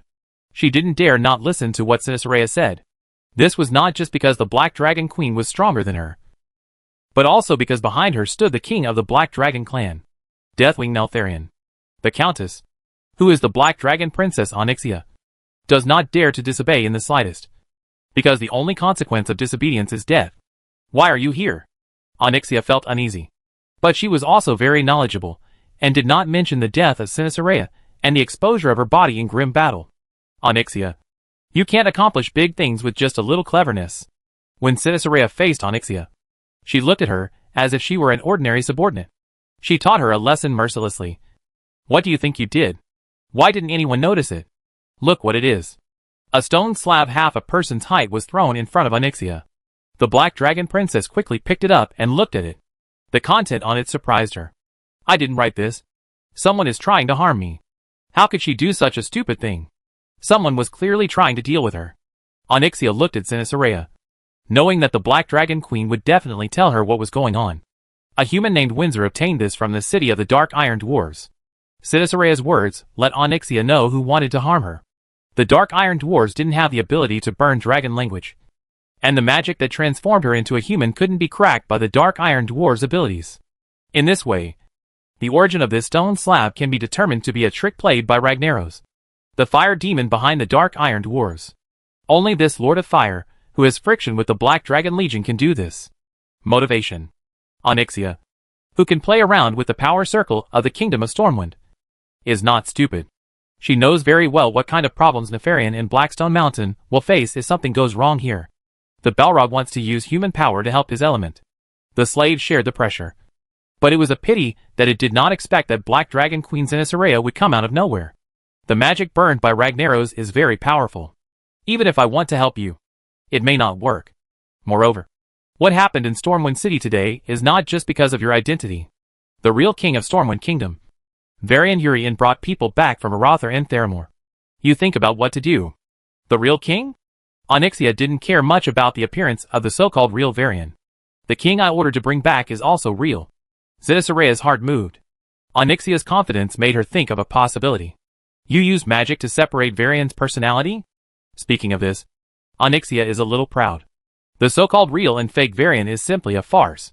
No matter how the humans identify them, it is impossible to tell the two apart, because the two Varians are both really. They each just inherited a part of Varian's personality. The part that Onyxia ordered to bring back was Varian's gentle personality. This personality was not fiery at all. He was just a good gentleman. Let him be the king just to facilitate Onyxia's development. The aristocratic power that emerged out of him was in power, because as long as there were many people complaining to him, he would hesitate on something, making it easier for the nobles to take action. And the Varian that Leo found in the Thunder Bluff arena inherited the violent side of the original Varian. And this side was exactly what Varian had shown to others in the past. So Jaina believed it so easily. Him. And confirmed that he was the real Varian. If this is the case, it will be troublesome to resolve matters in the Kingdom of Stormwind. But this may not be an opportunity. Cinesarea thought about it for a while, and came up with an idea. This matter seemed to be very valuable to the Black Dragon Queen. Oni, put Varian's matter aside. The key is the spell to dispel your transformation magic. Cinesarea is right. If Onyxia reveals her prototype under magic, and people know that she is a black dragon, even if the people in the Kingdom of Stormwind can't tell which of the two Varians is the real one, it won't matter. What happened to the Black Dragon clan? Because they are out. I wanted to deal with this magic, but I couldn't think of a way at the moment. Onyxia also knows that dealing with Ragnaros' conspiracy is the key to the success or failure of the matter. Although the Kingdom of Stormwind will be in chaos even if it fails, Ragnaros will probably laugh out loud if he is driven away in despair. Duh. Princess Black Dragon doesn't want to be a loser who is laughed at. Mother, you must have something to do. Onyxia looked at Cinesarea with anticipation in her eyes. The Black Dragon Princess knew that now that the rumored long-dead queen had appeared, she must have a plan. You must know that Onyxia likes to use her habit of solving problems with her brain more than using her own strength was learned from her. Of course I have a solution. But you have to do it. Cinesarea gave instructions in a low voice. And the Black Dragon Princess once again had a look of shock on her face. Cinesarea's solution was simply unbelievable to Onyxia. She didn't even know it before the Black Dragon Queen told her personally. I will think about that. Could this work? If anyone else had told me this method, Onyxia would have thought he was crazy, or would have slapped the person who came up with this bad idea to death. It is impossible for you to tell me this as a clever plan. Listen, isn't this meant to amuse me? Remember my words. Oni, take this slate, and go to that person. Be sure to hand the slate over to him. Also, don't mention me to anyone. And don't show any signs of anger if you see me in the future. What's wrong? If you dare to ruin my business, I will kill you. The coldness with which Cinesarea mentioned the word kill made Onyxia dare not doubt her words at all. The Black Dragon Princess knew that if she really ruined her affairs, Cinesarea would definitely kill her. Will not hesitate to kill himself. Yes, I understand. Onyxia quickly promised that the days she spent with Cinesarea told her not to go against the Black Dragon Queen's words, and not to hesitate in the slightest when answering. Otherwise she would be asking for trouble. Oni, I'm looking forward to your performance. Before Cinesarea finished speaking, she had already disappeared in the hall of the Earl's mansion. Onyxia did not see the mysterious arc that appeared at the corner of the Black Dragon Queen's mouth when she left. "My lord Earl, the carriage is ready. You can set off to the palace at any time. The human soldiers blocking Storm Fortress cannot stop us at all." After Caesarea's breath disappeared, several dragon guards approached. A dragon guard dressed as a servant hurriedly reported to his master, because he was the one responsible for preparing the carriage. Putting the slate in her hand carefully, Onyxia said to the dragon guard, "I'm not going to the palace. I'm going to the Cathedral of the Holy Light." Chapter 460. May twilight be with you. The magnificent Cathedral of Holy Light is the only building in Stormwind City comparable to the Royal Palace, Stormwind Fortress, and is also the center of the entire human race's faith. Many human warriors visited the tomb of Uther in the Western Plague Lands as a pilgrim when they first entered the Plague Lands to fight against the Scourge, because Uther was the representative of the Holy Light in their eyes. But they forgot another noble believer in the Holy Light, Alonso's Fail. Alonso's Fail was the Archbishop of Lordaeron during the First Orc War, and Uther was his student. As the religious leader of Lordaeron at the time, Fail was the spiritual leader of the Silver Hand, and Uther was the executor. After the war, it was with Fail's help that Stormwind City raised enough funds for reconstruction. Onyxia, whose pseudonym is Caslana Presto, is no stranger to this human being. When the carriage drove outside the Cathedral of the Holy Light, Onyxia looked at the explanation commemorating Fail on the pool in the square in front of the church. There was a sarcastic smile on Card's face. Alonso's Fail's graveyard was far less bright and luxurious than his disciple Uther's. The believers in the Holy Light in the cathedral are praying devoutly, and the light hymns sung by the priests are echoing. The dirt in people's hearts will be cleansed when they step into this place. Under the guidance of the Holy Light, evil thoughts will disappear and good thoughts will suddenly arise. Holy Light. Humph. The power of disgusting people. Onyxia secretly frowned as she stepped into the Cathedral of Holy Light. The strong power of Holy Light here made her feel very uncomfortable, but she did not dare to show it. Countess Presto. May the Holy Light be with you. A priest wearing a bishop's robe stepped forward. Onyxia knew that this was Dravi, one of the 3 bishops of the Cathedral of Holy Light. May the Holy Light be with you. Bishop Dravid. I would like to meet Archbishop Benedictus. Onyxia revealed the purpose of her visit. Please follow me. Onyxia has no right to stop Benedictus Dravi from meeting Benedictus. What he has to do now is to lead the way for the Countess. Although he also knows that something unusual happened in Stormwind City today. Benedictus, Alonso's FAO's personal disciple and most trusted assistant. An elderly priest. The original name of the archbishop was Gaul. However, according to the custom of the church, an archbishop must give up his name in order to be promoted to a higher rank and to inherit a more sacred name. He changed his name to Benedictus. When Gar was young, he was the son of a wealthy merchant in Lordaeron. He was raised with high hopes of inheriting the family business. But he was saved by faith. One night, he met a mysterious dark wanderer and was attacked by mercenaries. He almost died at this time and discovered the existence of the Holy Light. After recovering from his injuries, Gal joined the church. The benevolent Gar became a disciple of the leader of the Church of Lordaeron. The archbishop at that time was Alonso's Fail. Gar spent many years learning the way of the light from his admired mentor, and soon rose to the rank of senior priest. When the scourge under the Lich King was raging, he was responsible for guarding the towns in Lordaeron and tried his best to evacuate. All the townspeople wandered with him to seek refuge. After the war, the church recommended him to serve as a priest in Stormwind City, where he helped the residents of Stormwind City build the splendid Cathedral of Holy Light. After Fail's death, he inherited the position of mentor and became Benedictus, Archbishop. As a devout priest, Benedictus was worthy of his faith. During the Second War, Archbishop Fail passed away, and King Rin was assassinated in the darkest era of the Kingdom of Stormwind. Benedictus with his devout faith awakened hope and courage in human hearts. People praised him as the incarnation of the Holy Light. He is the sustenance of faith in the hearts of countless people. This archbishop, together with Anduin, Lothar and Turayan, held up the sky of hope for mankind at that time. Varian Rin grew up under his attention. When Varian Rin grew up, he relied on Benedictus as his most trusted advisor and life mentor. He would consult Benedictus for advice on many major matters. At the same time, although Benedictus's reputation grew, he gradually lowered his profile and began to participate less and less in the political affairs of the Kingdom of Stormwind.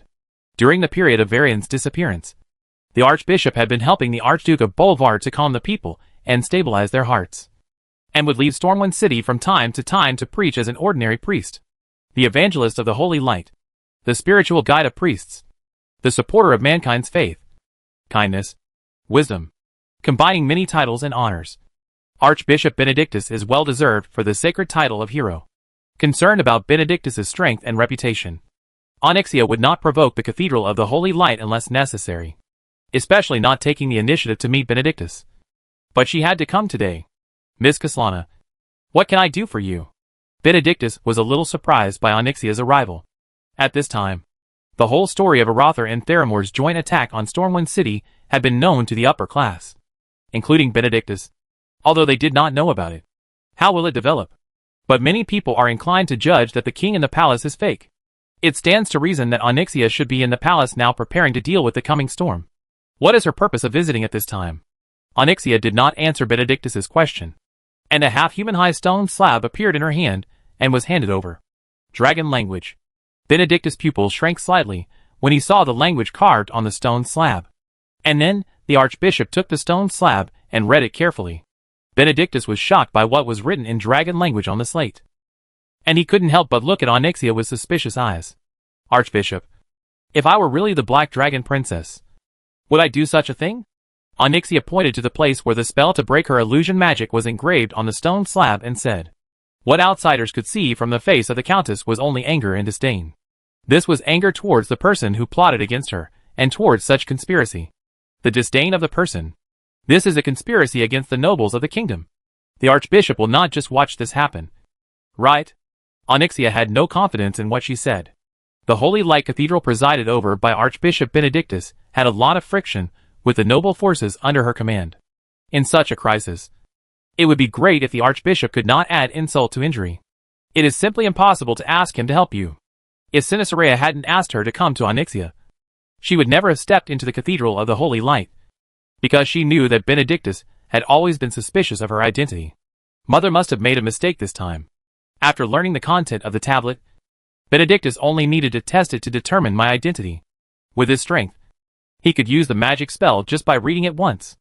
Onyxia felt uneasy, and the way Benedictus kept looking at her made the Black Dragon Princess very uneasy. Relying on such superficial conspiracies to win is indeed not what a king should do. Ms. Castellana, I will investigate this matter. Now something big is happening in the palace. As the Earl of the Kingdom, you should rush there as soon as possible. Archbishop Benedictus's answer surprised Onyxia. The archbishop made a judgment directly without even a simple test. This was very different from his usual behavior. Is Benedictus too conceited? Although a smart person can see through such a small trick at a glance. But the matter is so important. Why wouldn't he try to use that magic spell on me? Onyxia was puzzled. The figure of Sinisarea appeared in her mind. Could it be that her mother had already known that there would be such a result? But how could she judge Benedictus's reaction? Miss Castellana, please rush to the palace as soon as possible. It's an important matter, the archbishop urged. The two met in his room this time, and only he and Onyxia knew the conversation. During this sensitive period, he was unwilling to have too much contact with Onyxia. Black Dragon the princess can understand it too. Did I take my leave? Onyxia was still a little hesitant in her heart. Is this done? Will Benedictus really help him? Perhaps because he saw the hesitation in her heart. Or perhaps to reassure her. Or perhaps because of his habit as a priest. Benedictus said softly, when Onyxia was about to walk out of the room. One sentence, may the twilight be with you. Onyxia's heart trembled, and there was a look of disbelief in her eyes. Did I hear it wrong? Benedictus should be talking about holy light instead of twilight, right? Onyxia turned around sharply, only to see the archbishop praying devoutly. Holy golden light spots kept shining around him, and the powerful power of holy light surrounded him, making Benedictus look divine and solemn. In order to cover up her gaffe, Onyxia made a very standard resignation gift and left, while bowing her head and giving the salute. The Black Dragon Princess had already concealed her shock. Did I really hear it wrong?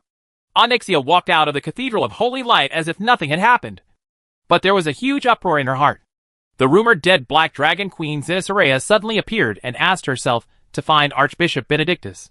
The Archbishop's abnormal behavior in dealing with this matter and his words made Onyxia couldn't calm down. The faith of the human race. The Holy Light Master Benedictus. Must have. The more the Black Dragon Princess thought about it, the more horrified she became. What I did was really insignificant compared to my mother's achievements. Lord Presto, something big has happened.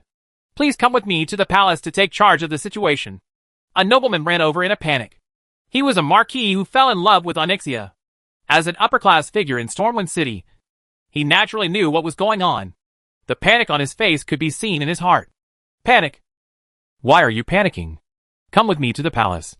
I want to see what tricks these people can do. Onyxia looked calm, as if this was nothing. And the Marquis watched her get into the carriage blankly. Is she so sure nothing will happen? While the Marquis was in a daze, a melodious singing sound came to his ears. This was the priests singing sacred hymns. Looking at the majestic holy light cathedral, and thinking that the Countess came out of the cathedral, the Marquis suddenly realized. Lord Presto is so clever. Chapter 461 The King Meets the King. It's done. Leo knew that things had been successful when Cicerea's figure appeared among the soldiers of the Arathar kingdom, who followed Varian towards Stormwind Fortress. Who said that following Windsor back to Stormwind City must be just for such a trivial matter as letting Onyxia reveal her true form. Dragging Benedictus, who has always been shrouded in a holy aura, into the game is more important than dealing with the Black Dragon Princess. If Leo is compared to a chess player, and the entire situation is compared to a chessboard, the prerequisite for Leo to play chess with Benedictus is that the Archbishop will enter the game. It was in vain that Leo had arranged thousands of clever tricks. Because with Benedictus's reputation, Leo would provoke public outrage if he took the initiative. So he had to let him jump out on his own. Cicerea quietly stood behind Leo. Passonia caught a glimpse of the Black Dragon Queen from the corner of her eye. She was horrified. When did this woman come back? She didn't notice at all. Casting an inquiring look behind her, Wolson and Sun Crown had already been informed by her. Gale shook his head slightly. They didn't know how, or when the woman named Sinestra appeared. The two of them didn't know. People only know that when they found Cicerea, this woman was already standing behind Leo. A powerful and mysterious woman. The three of Passonia couldn't help but pay more attention to Cicerea. Stop. What do you want to do? This is the royal city, and you cannot act haphazardly. A group of guards suddenly blocked Varian's path. The leading officer was wearing a major uniform. He looked at the charging team and made a fighting gesture towards the soldiers behind him. If Varian's team wanted to forcefully rush past, both sides would have to fight. Have a fight. Major Samuelson. Order your men to get out of the way. Marcus walked out. As the supreme commander of the Stormwind City Guards, he was Samuelson's boss. It was impossible for Samuelson to disobey his orders when he wanted to. But this was not the case. Faced with his boss Samuelson, he flatly refused. General Marcus, you will not give up your responsibilities. But I will not. It is my responsibility to defend Stormwind City. I will never allow an unfamiliar army to run wild in the royal city. Could it be that the aristocratic forces couldn't help but jump out? Leo watched this scene from behind with a sneer at the corner of his mouth. This major named Samuelson sounded nice. As if he was loyal to the kingdom. But the purpose of what he did was just to hinder Varian. Just fight into the palace.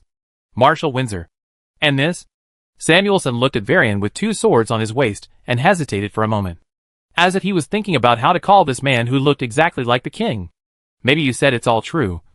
But it's inappropriate to lead an army into the palace before the truth is fully investigated. Even if it turns out that this is the real King Varian, he may not be able to convince the public. Marcus and Windsor hesitated after hearing this. What Samuelson said was not unreasonable. It was really inappropriate to bring an army to the palace. Even if it was finally confirmed that Varian was the real king, people who experience what happened will still have doubts. Even if he led his troops to force the palace, it would be true even if it was not true. There must be many such rumors afterwards. Although the rumors are limited to wise people. How many wise people are there? The people of the kingdom are suspicious that the decree will not go smoothly, which will be a huge blow to Varian's authority.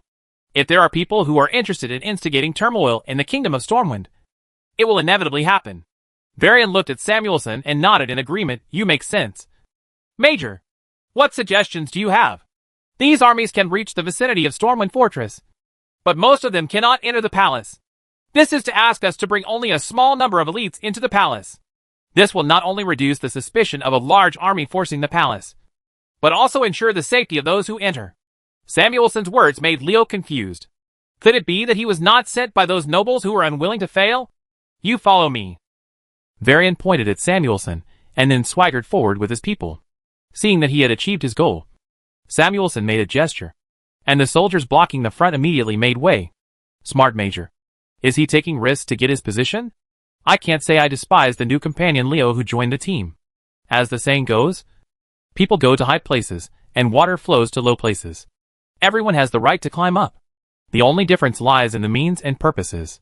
Major Samuelson's methods cannot be said to be vicious. Leo would have acted the same way if he were in his position. Compared with being favored by His Majesty the King, it is very unpleasant to have Marcus bear the reputation of being incompetent. Worth it. It is really meaningless for people who are not nobles to jump out. Leo curled his lips. He originally thought that he could warm up before entering the palace and let Arathar's army show their strength in the royal city of the Kingdom of Stormwind. Unexpectedly, things did not go as he expected. Before arriving at Stormwind Fortress, many of the upper echelons of the Stormwind Kingdom had already gathered here. They were either noble ministers or military officers. Seeing Varian and the others arriving, the palace guards just clenched their weapons and did not close the door to the fortress. Everyone stop. Varian raised his hand to signal the team to stop, and then followed the discussion on the road with Windsor, Marcus, Samuelson and Passonia and Leo and Scarlet from the Kingdom of Arathar, entering the palace with a small number of elites. The soldiers under Varian were about 300 confidants selected by Marcus, and 20 soldiers under Major Samuelson. Leo brought 30 warlocks from the Summer Legion and 200 Dragon Blood Guards. Viri was left outside to take charge of the rest of Arathar's army. Theramor's army did not follow him into the palace for some unknown reason, but they had already made plans based on their formation. If the nobles planned to lure Varian into the palace and then surround him, they would immediately attack Storm Fortress. A team of 500 to 600 people seems to be a lot, but in fact it is unrealistic if they really plan to use force to force the palace, because the strength of Stormwind Fortress has reached 20,000, and all of them are elite soldiers. The team of 500 to 600 people can barely survive. Just a guarantee. In this way, even if it is confirmed that King Varian brought back by Windsor is true, not many people will believe the rumors created by some thoughtful people. Counting the previous time when he tricked Earl Greg, this was Leo's second time entering the palace of Stormwind Kingdom. This time Leo's trip to the palace was completely different from the last time, both in terms of identity and strength. The last time he entered the palace, Leo was just a not-so-important character in MI7. He was an unknown person in the entire Stormwind Kingdom, let alone expanding the scope to the entire world. And at that time, he was just a high-ranking official, a high-level warlock. Generally speaking, Leo who entered the palace last time was just a little person who could be abandoned at any time. Without Pasonia's protection, the nobles of the kingdom would have killed him easier than killing a chicken. But now who dares to say what to do with Leo? Not to mention that his relationship with Scarlet has made everyone regard him as the future prince of the Kingdom of Arathar. His current status as Marshal of Arathar is not something that ordinary people can touch. Not to mention Leo's strength. Looking sideways, Varamathras was blasted into powder in the battle in the Valley of Refuge. When Scarlet was crowned, she rode the 1,000-meter-long purple dragon back to Stromgard shockingly, and even killed him continuously in the Temple of the Sun in the Land of Ghosts. Nubercan, Lotheb, Maxner and other natural disaster experts. How many people dare to look down on him with such a terrifying record? And who dares to look down upon him?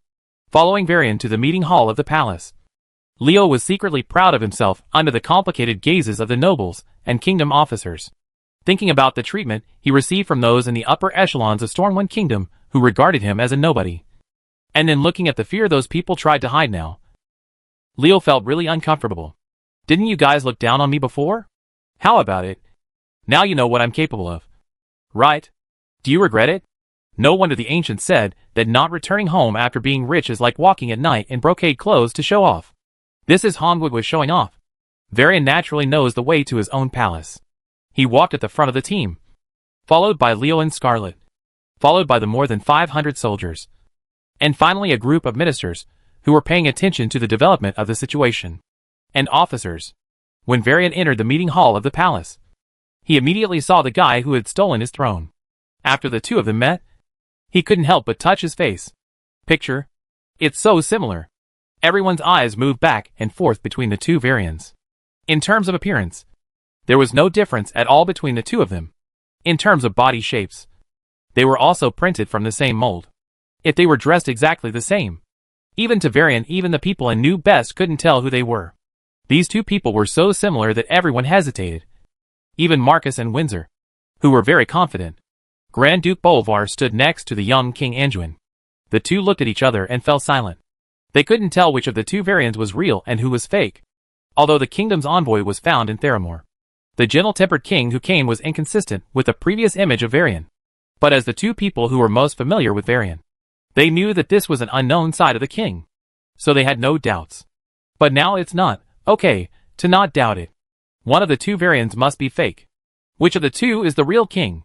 The question of who is real and who is fake lingers in everyone's minds. The gentle Varian and the violent Varian are also looking at each other at this time.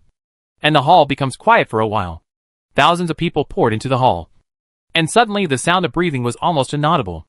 The atmosphere was really weird. Monster. I'm coming. Just like what I saw before. With justice and justice. I'm coming. A figure roared and rushed towards Countess Prester, who was standing next to Winvarian. Windsor broke the strange silence in the hall. And the awkward magic spell sounded from his mouth. This was the Marshal's way to the palace. Got it from Leo on the way. Marshal Windsor. What are you going to do? Seeing Windsor rushing towards her, Countess Presto looked panicked. She seemed to have never expected that someone would dare to openly attack her. However, before she could finish her words, her body quickly finished in Windsor. Change occurs within the spell. Roar! A huge black dragon appeared in the kingdom's meeting hall. Chapter 462, I wish to die in heaven and be born in H.L. Black Dragon. Countess Presto is truly a black dragon. Windsor and Passonia immediately drew their weapons after seeing that Countess Presto had really turned into a black dragon under the magic spell that broke the illusion.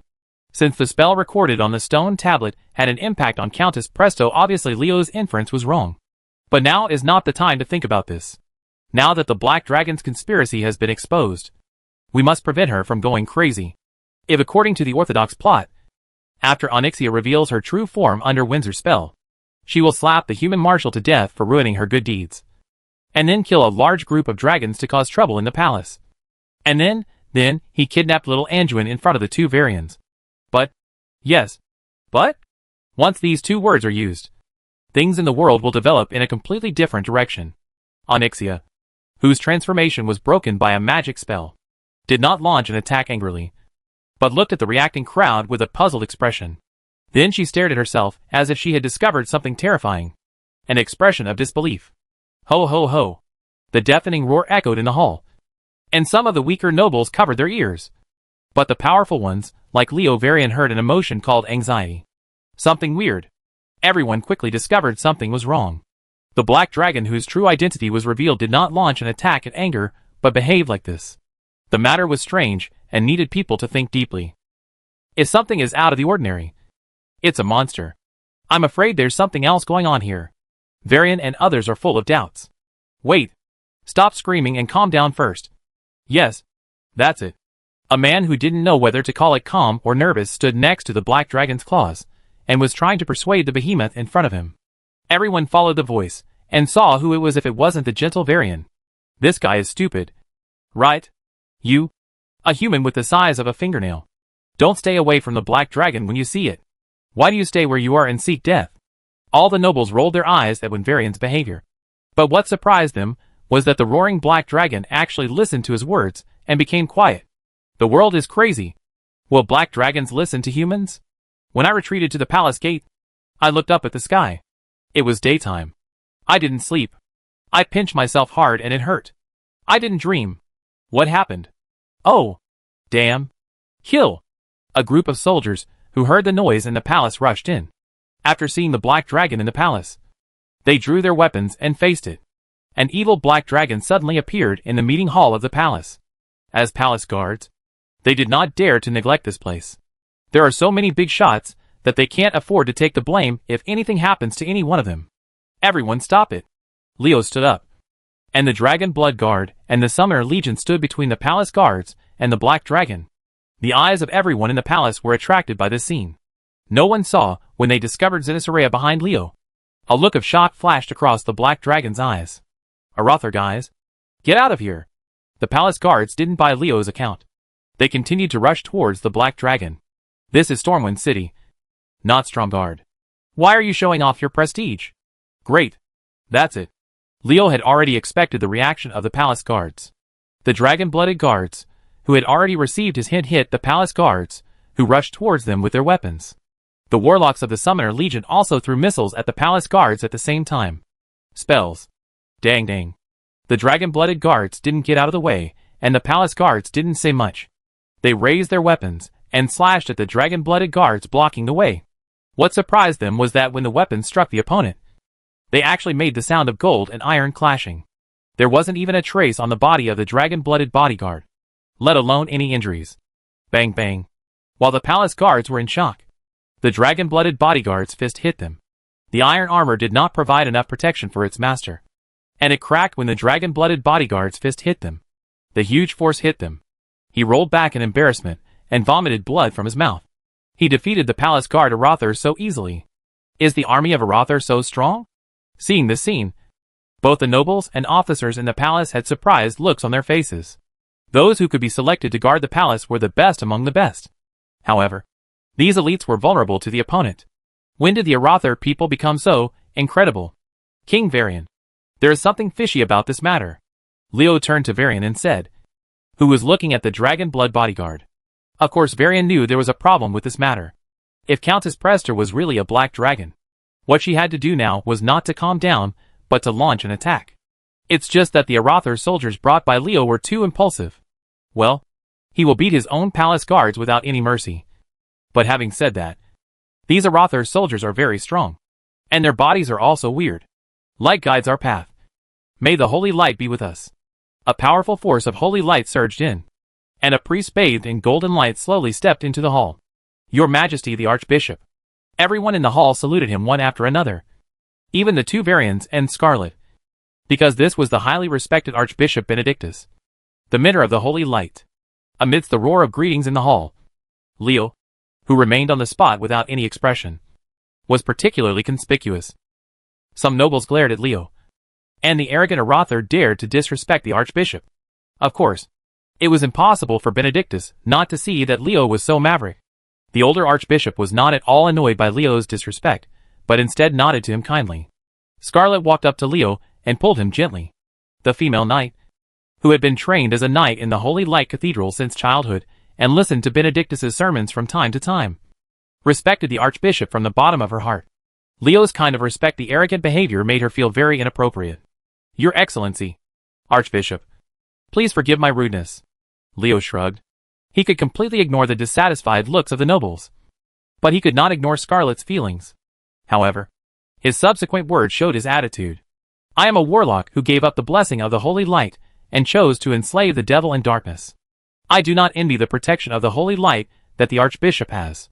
My power comes from pain and destruction. Shadows and flames will always be by my side. What I bring to others is not light and warmth but death and pain. I wish I could die in heaven and live in H.L. The holy light is on the left. I'm on the right. This guy is so brave. He actually dares to say such treasonous words in front of Archbishop Benedictus. This is provoking the majesty of the holy light. All the nobles were stunned by Leo's words. The holy light is on the left, and I am on the right. This is clearly a declaration of betraying the holy light. But Leo is a warlock who studies the power of demons, so it seems understandable for him to say so. Die in heaven and live in H.L. The holy light is on the left. I am on the right. The warlocks of the Summoner Legion thought silently in their hearts. This is the attitude that warlocks should have. And this is the belief that those who study demons and dark forces should have. We who have given up on the light should still care about the holy light and the Archbishop. What a ridiculous idea. Warlocks should have a warlock's attitude when facing the holy light. Why should a warlock who enslaves demons and dark forces show a bright smile in front of the holy light that should not appear? Is it for shameful flattery to the holy light? This is not something we should do. To control the darkness, you must have a firm heart. Young man, I hope you will go further and further on the road of shadow. Benedictus took a deep look at Leo and engraved Leo's face in his heart. This famous warlock was special and a person worthy of attention. Roar! The arrival of Benedictus seemed to stimulate the black dragon, and the ear-splitting roar sounded again. The Archbishop looked at the two Varians with hesitant expressions, but eventually turned into a sigh. His actions made the nobles who were already suspicious of Countess Presto's sudden transformation into a black dragon arouse their thoughts, and began to communicate in private with suspicious eyes. Your Majesty the Archbishop. Just now Marshal Windsor cast a spell on Countess Presto, and the Count suddenly turned into a black dragon. This is really strange. The Marquis who came with the Countess was originally scared to death when Onyxia turned into a black dragon, but after a period of adaptation, he calmed down and caught the suspicious points in the incident, thinking that Countess Presto had stayed at the Cathedral of the Holy Light before coming to the palace. The Marquis immediately stood up. The chance to save today's situation would most likely fall on the Archbishop. Benedictus looked at the compassionate look on the face of the black dragon looking at him. The powerful power of holy light surged out of him, and the golden holy light fell on the black dragon's head, dyeing the black dragon's body golden. As the holy light fell, and the black dragon's body continued to shrink, everyone in the hall held their breath and silently waited for the result they had guessed in their hearts. The holy light is getting brighter and brighter, and the strong light has stung both of them.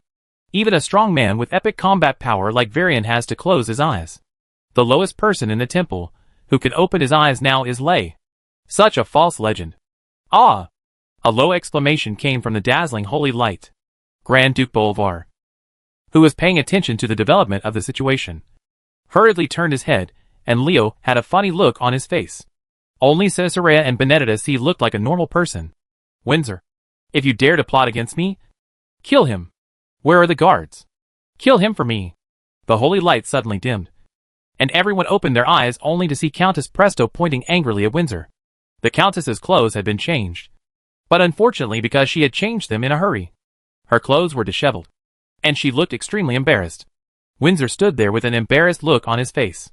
Archbishop Benedictus' actions after he appeared had already explained everything. Windsor knew that he was being used. Maybe things were as Leo said. That was a conspiracy. A conspiracy to use him as a gunslinger. Ms. Castellana, the holy light teaches us to be tolerant. The voice of Archbishop Benedictus echoed in the hall, and the golden holy light shone like stars. Countess Presto, who was shouting that she wanted the guards to kill Windsor, slowly calmed down. Chapter 463 Feel the Flames of Saffron. It's different. Why is there such a big difference from what I saw in Karazhan? Windsor was very confused when he rushed out to use magic spells on Countess Presto. He was determined to die because he had seen a vision of his own death in Karazhan. But now things are different. Changed. The first half of turning Countess Presto into a black dragon is almost the same as the illusion in Karazhan. But the second half is completely different. The black dragon who had cracked the illusion did not angrily kill him, nor did he summon his dragon men to disturb the palace. Marshal Windsor was confused. Are the visions of Karazhan inaccurate? Windsor was thinking with doubts. But things would not stop developing because of his confusion. King Varian, this is a conspiracy against the kingdom, Archbishop Benedictus said, as he took out a stone slab that was half a man's height. Varian and others were stunned when they saw this. Another stone slab? Ms. Castellana discussed this stone tablet with me before coming to the palace. What was recorded on it surprised me. The Archbishop then talked about what was recorded on the stone tablet.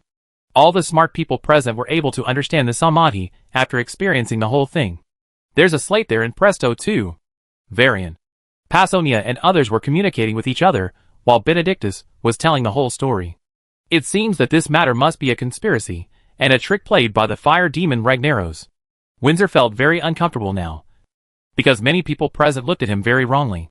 The marshal knew that these people either regarded him as a villain who played tricks, or they were laughing at him as being used as a gun.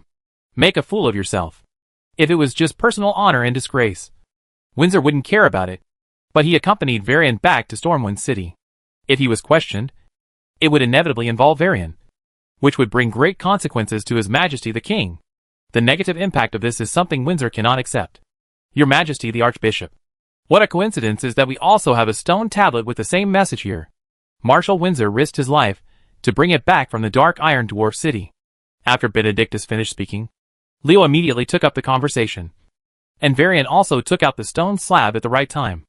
Everyone in the hall looked at the two stone slabs that were exactly the same in terms of material and inscribed content, and exclaimed in low voices, "Stand up! A city of dark iron dwarves?" Benedictus had a thoughtful look on his face. Onyxia had not told him the origin of this stone slab. He originally thought that some people who supported the newly emerged Varian line were causing trouble, but he didn't expect it. This matter is actually related to Ragnaros. Leo has also analyzed this matter. He said that this matter was a conspiracy deliberately created by the fire demon Ragnaros in order to share the pressure from the Black Dragon Legion with the elemental servants of the Molten Core. Varian's words caused everyone to focus on Leo. The warlock who just now almost announced his betrayal of the Holy Light knew a lot. He even knew about the situation in Blackstone Mountain. It seemed that the kingdom of Arothar, the intelligence system, is great. Speaking of which, this guy also came from MI7. So it's not surprising that he has some skills. Leo was very calm when being watched by a large group of people. Isn't it just being watched? It's not a big deal. And he won't lose a piece of meat. Actually, this matter is easy to understand. If Countess Presto was really the Black Dragon Princess Onyxia, would she record such an important matter on a stone tablet and also burn a magic spell that could break her illusion? Is it because she doesn't want to die quickly enough, or is she afraid that others won't discover her secret? With Countess Presto's intelligence, I can't see how she can be so stupid. Leo expressed his opinion. In fact, this is what most people think. How could Cassandra Presto, who can manipulate the kingdom's power circle, do such a stupid thing? What I didn't say was that someone was plotting to frame me. Would the Balrog's conspiracy be proven soon? I sensed an extremely obscure power in this stone slab. It was deliberately left in it by the person who carved this stone slab. When I inspire it, everything will be over. Clear. Benedictus closed his eyes and searched for a while, then put away the slate that Onyxia had given him in the Cathedral of the Holy Light, and the slate that Varian had given him was gently touched by him. Put it on the ground. And then, in the eyes of everyone, the Archbishop began to inject the power of Holy Light into the stone slab. Ready to fight. Seeing that Benedictus wanted to activate the power hidden in the stone slab, Leo made a gesture. The Dragon Blood Guards and the Warlocks of the Summoner Legion immediately put on alert posture, and the palace guards on the other side did not dare to neglect. The nobles guarded themselves. As the power of the Holy Light was injected into the stone slab, it went from being unchanged at the beginning to gradually burning. The scorching waves of fire roared angrily like a sleeping dragon that was disturbed. The powerful fluctuations of the fire element enveloped the entire meeting hall. Feel the fire of saffron. An angry voice came out from the blazing flames, and Leo's heart suddenly pounded when he heard this. If you don't play like this, will you provoke the Balrog? Boom! The stone slab suddenly exploded. A powerful heat wave surged out, and the flames of molten gold and iron swept over. Block it! Archbishop Benedictus shouted loudly, and all the powerful men present took action. Varian, Leo, Scarlet, Grand Duke Bolvar, and others worked together to attack the flames that spewed out after the stone slab exploded. Powerful energies collided with each other, and the violent force shattered the entire meeting hall into pieces in an instant. Even with the palace guards desperately guarding, many weak nobles were still seriously injured. Although they had tried their best, Leo knew that they could only block the eruption of this flame power for a short time. Unless strong men like Zinasarea and Benedictus did not hesitate to expose their true strength, it would be impossible to resolve this fire. A disaster. Disaster? Yes, it's a disaster. It is precisely because Leo has directly collided with this force once that he can make such a judgment. The fire power hidden in the stone slab by the fire demon Ragnaros is astonishing. When this power is erupted, it is enough to transform Stormwind Fortress for a sea of fire. Seeing that Leo pulled Scarlet and ran away without hesitation, the Dragon Blood Guards and the Warlocks of the Summoner Legion immediately ran away without any hesitation. After all, Stormwind City is not strong guard. Even if Stormwind Fortress is completely destroyed, they will not at most. I express regret. Benedictus's eyes revealed a strange light in the blazing flames. Having inspired the power of the flames in the stone slab, he was paying attention to the actions of the two Varians. With his understanding of Varian, he knew the real Varian, and would not just watch Stormwind Fortress being destroyed by flames. Don't even think about destroying my palace. Varian was angry. As the king of a country, he was angry in front of this power that could destroy the palace. He wanted to turn the palace into a sea of fire in front of him. What was this if he didn't completely despise him? Varian? The angry Varian drew out the swords of Sheridhol and Aramine that were tied around his waist and rushed forward to face the burst of flames, trying to prevent the destruction of Stormwind Fortress. But before everyone joined forces, they could not resist Saffron. Lien is now even more impossible with his own power. Valela and Brawl, who were standing next to Varian, saw their partner rushing forward and followed without hesitation. Passonia and Wolson were just about to help Varian when a sudden sound came from behind. The power pulled their bodies and flew away into the distance, while Corona and Gale quickly retreated while shooting arrows with demon-breaking properties. Windsor and Marcus took a step slower. They followed Varian with fearless expressions on their faces. Only Major Samuelson seemed to be dumbfounded and didn't react. Grand Duke Bolvar looked unwilling. He quickly evacuated to the outside of the palace while protecting little Anduin. Looking at the expression on the Grand Duke's face, one could tell that if it wasn't for protecting little Anduin, he would have followed Varian's example and rushed over to stop the power of the flames. Don't overestimate your capabilities. Seeing this scene, Benedictus judged that Varian brought back by Leo and the others was the real king. But he was not optimistic about the real king who needed to face the flames of Saffron. It's too dangerous for you to do this. Let me help you. Varian faced off against the flames of Saffron. His power was unable to stop the spread of the flames. In just a moment, he was completely enveloped in the flames. As expected, he would soon be burned to ashes. But at this moment, a figure suddenly appeared. He and Varian stood together. Everyone took a closer look and saw who it was, the mild-tempered Varian, who had been identified as the fake king. Is this guy a fool or a bad guy? The nobles who saw this scene were dumbfounded. Although everyone knew that the fake king was a somewhat stupid person, no one thought that he was so stupid that he actually dared to accompany others to do something to death. The flames instantly swallowed up the two Varians. Valela and Brawl, who were following closely behind, saw this and were about to save someone. Unexpectedly, a wave of energy that could compete with the saffron flames suddenly appeared on Sharadhol and Iremini. With powerful magic power, the spreading flames were blocked. Not only that, but in front of everyone, the two Varian bodies gradually overlapped and finally became one person. Drink! Varian shouted loudly after reuniting. Shalator and Iremini slashed at the saffron flame. The power of fire, which was powerful enough to destroy the entire Stormwind fortress, quickly fell apart under Varian's attack. The flames quickly faded until the last spark was extinguished. Combined? Leo, who had already exited the hall, shook his aching right hand. He had just used the death grip to pull Pasonia to his side, and the latter responded with a powerful blow to him. Kick! Failed. Benedictus' eyes flickered for a moment, and he realized that he had made a mistake. The two Varians who looked exactly the same were actually the same person who was forcibly separated by magic. They fused together under the pressure of life and death brought by the flames of Saffron. And their own plot helped Varian.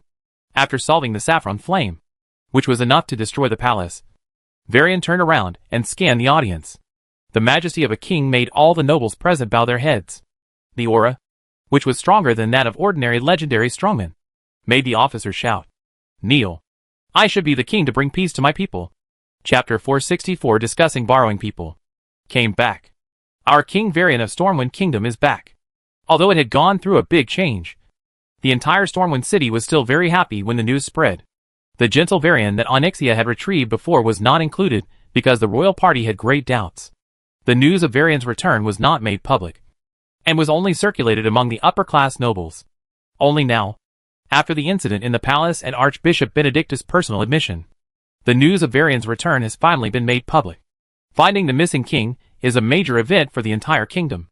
Of course, those who contributed in this matter will be rewarded, especially Pasonia and Wolson, who made the first contribution. If they had not risked their lives to enter, how can a gladiator in Thunder Bluff find Varian and bring him back?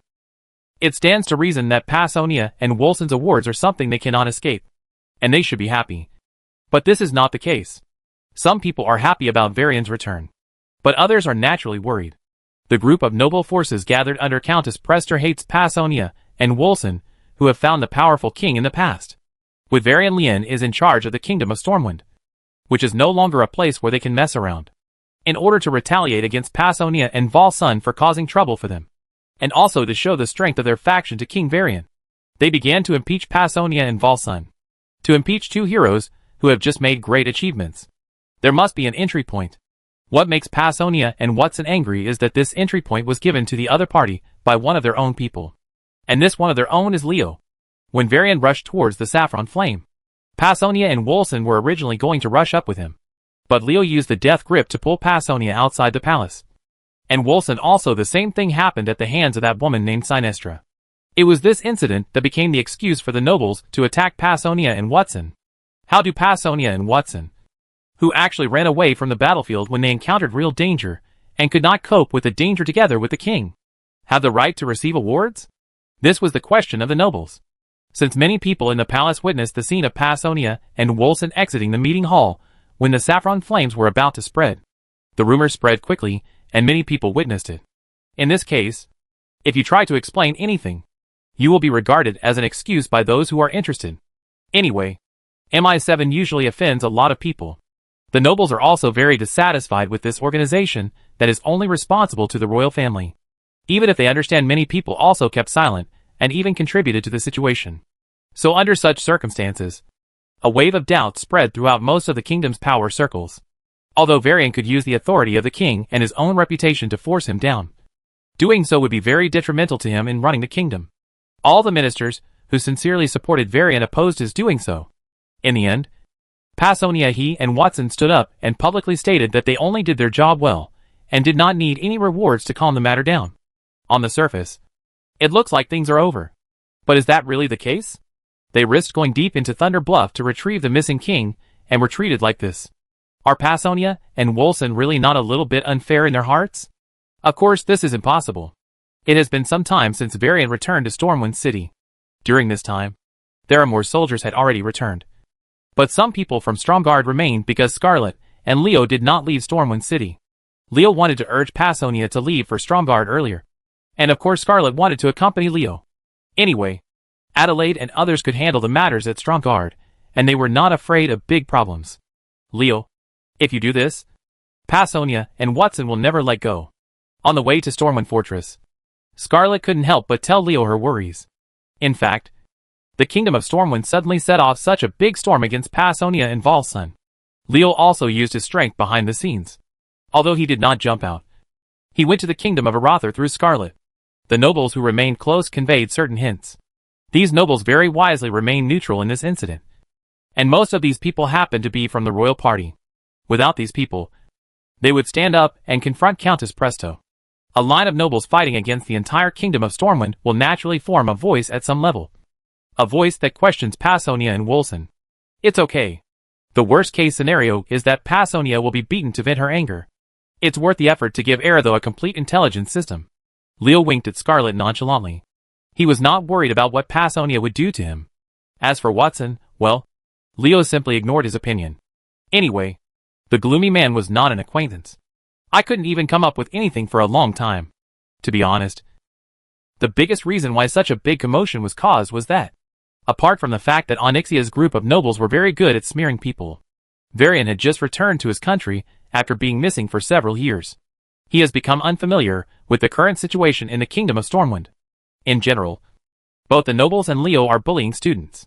If you don't take advantage of Varian's unfamiliarity with the situation in the kingdom and try to deceive him now, you won't have a chance in the future. King Varian. Leo bowed casually to greet Varian, which was in sharp contrast to Scarlet, who was meticulous when saluting beside him. Varian looked at Leo with a complicated look in his eyes. He already knew from Bolvar and Little Anduin that the young man in front of him was originally a subject of his kingdom of Stormwind, but was forced to go to the kingdom of Aratha. If this is all it takes to pay off, there will be many persecuted people in this world, and he will not be missing. However, he just let Aratha take advantage of the situation to rise. And he gained a great reputation through successive battles, and gained power over the entire Aratha kingdom. His attitude can determine the relationship between the kingdom of Stormwind and Aratha. Leo, why did you come to see me? After regaining his composure, Varian asked Leo. He had already understood from these days of contact. Under normal circumstances, Scarlet would not come forward to negotiate, even if he asked her to take the initiative to talk. The final matter would be left to Leo. To save trouble, Varian now talks directly to Leo. That's it. This time, Your Majesty, Scarlet is here to make a request to King Varian on behalf of Aratha. Can you please invite Passonia and Wolson to Stromgarde to help the kingdom of Aratha build its own intelligence organization? Leo had a smile on his face, as if he didn't realize how much trouble it would be to ask people from other forces to help him form an intelligence organization. Varian pondered. He couldn't understand Leo's thoughts. Intelligence organizations were extremely important to any force. Such organizations were secret parts of each force. As long as he was a qualified leader, he would not the importance of intelligence may be overlooked. Generally speaking, such an organization would never allow outsiders to intervene. But Leo now asked Varian to send people from the Stormwind Kingdom to form an intelligence organization for the kingdom of Aratha. This was puzzling. Doesn't Scarlet object to this kind of thing? even if Scarlet, as the queen, does not oppose the strong men of the Lothar family. What about the nobles of the kingdom of Arather? King Varian, I have received relevant training from MI7. I am very envious of Stormwind Kingdom's intelligence capabilities. Please agree to this request. Seeing that Varian didn't answer, Leo spoke again. Varian heard something in his words. Leo was clearly telling him, I am also a trained professional. Now I sincerely ask you for help. If you are not willing to agree, then I will do it myself. Maybe I will organize it myself. The intelligence organization ability is not as good as MI7. But if the Kingdom of Arather gets any valuable information in the future, it will be nothing like the Kingdom of Stormwind. This guy's attitude when asking for help is really special.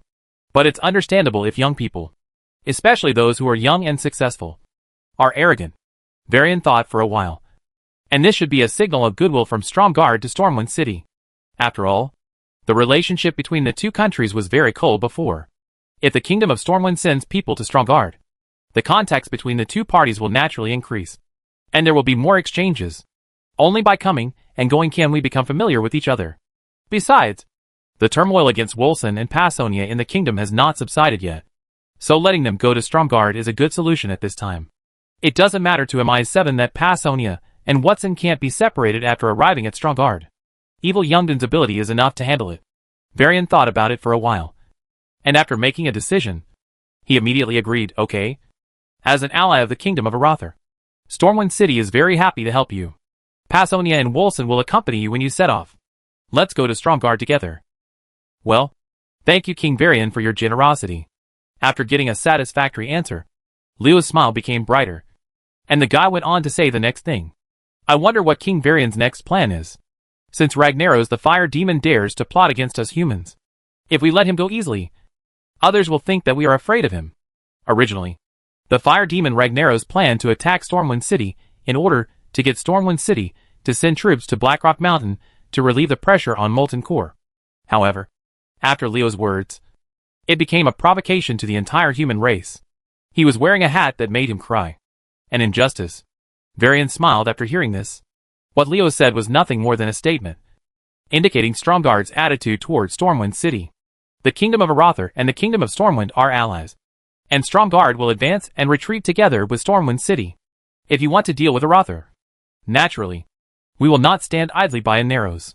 Varian knew from Leo's words that the powerful warlock of Arather was not hostile to the Kingdom of Stormwind because of certain incidents. Leo indirectly expressed Stromgarde's attitude. This was the real reason for his smile. Of course we, the human race, cannot tolerate the flame demon provoking him. But we have to discuss this matter carefully. Chapter 465 How Weird. Scarlet took a deep breath after walking out of Stormwind Fortress. They had been in the palace for most of the day. Except for the beginning when Leo discussed with Varian about borrowing Passonia and Wolson to set up an intelligence system for Stromgarde. Outside of things, she spent most of her time in a state of wandering. It wasn't that the female knight liked to be distracted, but that she knew that what Leo and Varian said were all nonsense. In fact, whether it is Varian or Leo, both of them know that revenge on Ragnaros the Fire Lord is not a simple matter. Even though they make it so easy, as if the Fire Lord can be easily crushed, Jifan's small role is average. In fact, with the current strength of Stormwind City and Arather, it will be difficult to break into the Molten Core unless they use all their strength. Although Varian discussed with Leo for a long time and formulated a perfect plan, it would be very difficult to implement it. The Dark Iron Dwarves outside the Molten Core alone were enough to give them a headache. The Dark Iron Dwarves led by Rueson are not comparable to the group of Wetland Dark Iron Dwarves under Karamos. Both sides are several levels behind in terms of strength and military strength. Since everything Varian and Leo said was useless, why would Scarlet pay attention to it? It's a pity that Scarlet is not someone who really understands Leo and Varian. Otherwise she wouldn't have thought this way. Viri, go gather the team and prepare to return to Stromgarde. As soon as Leo walked out of the gate of Stormwind Fortress, he gave an order to Villian. Varian said that Passonia and Wolson should return to Stromgarde with him. This meant that even if Leo and the others left these two immediately, he had to go with them. And that was exactly what Leo had in mind. Varian, Scarlet, and I didn't do it on purpose. It's just that we have been away from Stromgarde for so many days. You can understand that there are suddenly things to deal with. Right? Leo chuckled. And suddenly there were three more figures in the team of the Kingdom of Arather. They were Passonia, Wolson, and Corona Gale. whom they met at the Thunder Bluff Arena. Why did you call us here in such a hurry? Pasonia had a cold face. It turned out that Leo sent a message to Pasonia on the way out of the palace after meeting Varian. Originally, he just informed Varian that Pasonia and Wolson had agreed to help Stromgarde. The news of forming an intelligence organization fell into Leo's mouth. Sister Pasonia, you will be mine from now on. Come to the gate of Stormwind Fortress and elope with me. Scarlet glared at Leo. From Pasonia's reaction, the female knight knew that Leo was not serious again. This guy was just as dishonest in front of Pasonia as he was with his previous self. Although Pasonia always behaved, she had a cold face. But with the experience of a female knight, how could she not know that the relationship between the two was heating up rapidly? Leo and Pasonia. Scarlet sighed in her heart. After having been with Leo for so long, she knew what kind of character this soul was. Although he was not a nymphomaniac whose legs would go weak when he saw beautiful women, there was no way that this guy would only fall in love with herself.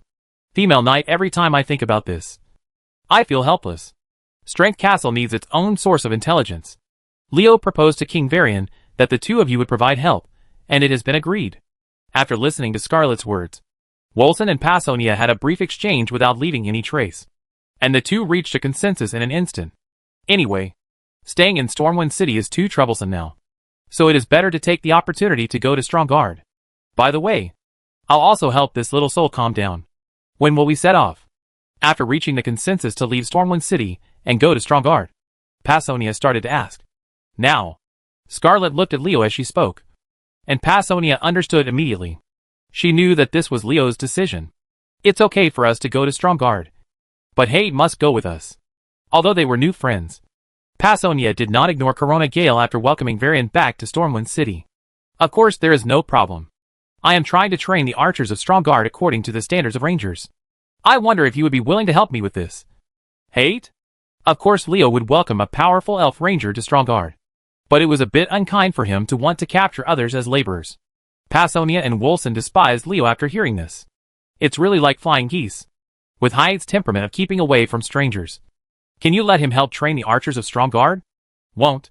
The elf ranger's answer was simple and clear, as if any more words were wasted.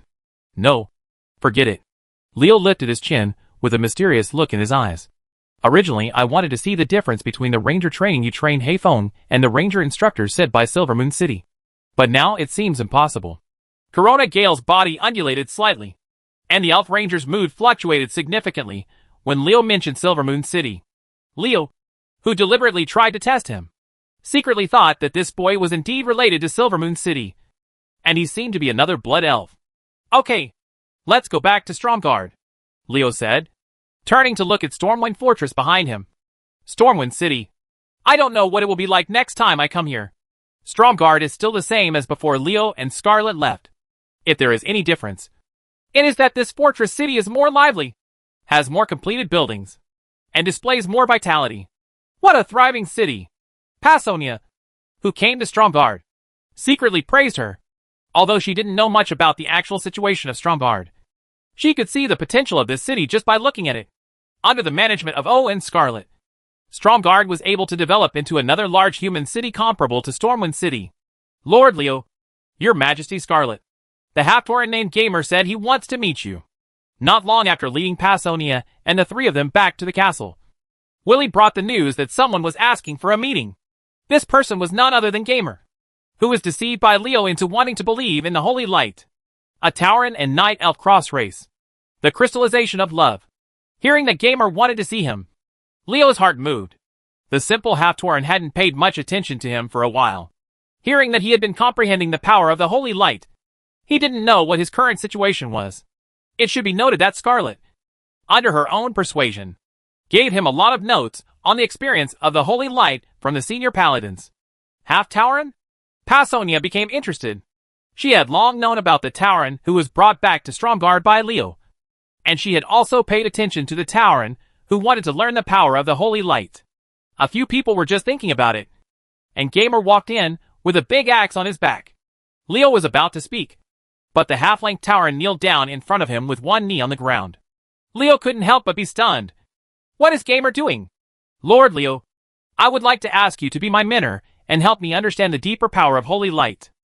Gamer said his request. And the scene suddenly became silent. What did this tyrant just say? He said he wanted Leo to be his mentor. Well, okay. That's not the point. The point is that he said he wanted to understand the deeper power of the holy light. Deeper? Is this tyrant sure that he is right? It is the deeper power of the holy light. Not the power of the holy light. Can you already use the power of the holy light? Leoho suddenly stood up. Gamer stretched out a hand, and golden light shone in his palm.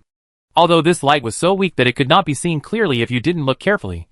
It was shocking enough. That is the holy light. And the power Gamer is using now is indeed the power of the holy light. Scarlet was shocked. As a paladin, she knew very well how difficult it was to obtain the power of the holy light. Many trainee paladins, who had trained hard for several years, or even more than 10 years, could not master the power of the holy light. Why did a half-body bullhead? How can people do it in such a short period of time? How did you sense the holy light? Scarlet couldn't help but ask. Pasonia, Wolson and Sun Crown Gale also had a look of inquiry in their eyes. They wanted to know the reason why Gamer, who had the Tauren bloodline, mastered the power of the holy light. Gamer scratched his head and answered honestly, the way to sense the holy light is what Master Leo taught me. With a heart of justice and studying the understanding of the holy light from our ancestors, we can transform them into your own enlightenment, so that the power of the holy light will naturally appear in me. Justice? Leo? What Gamer said made not only Scarlet look sideways, but also Pasonia and Watson. Leo doesn't look like a person who can be associated with justice. The kind of words coming from his mouth. Do you believe it?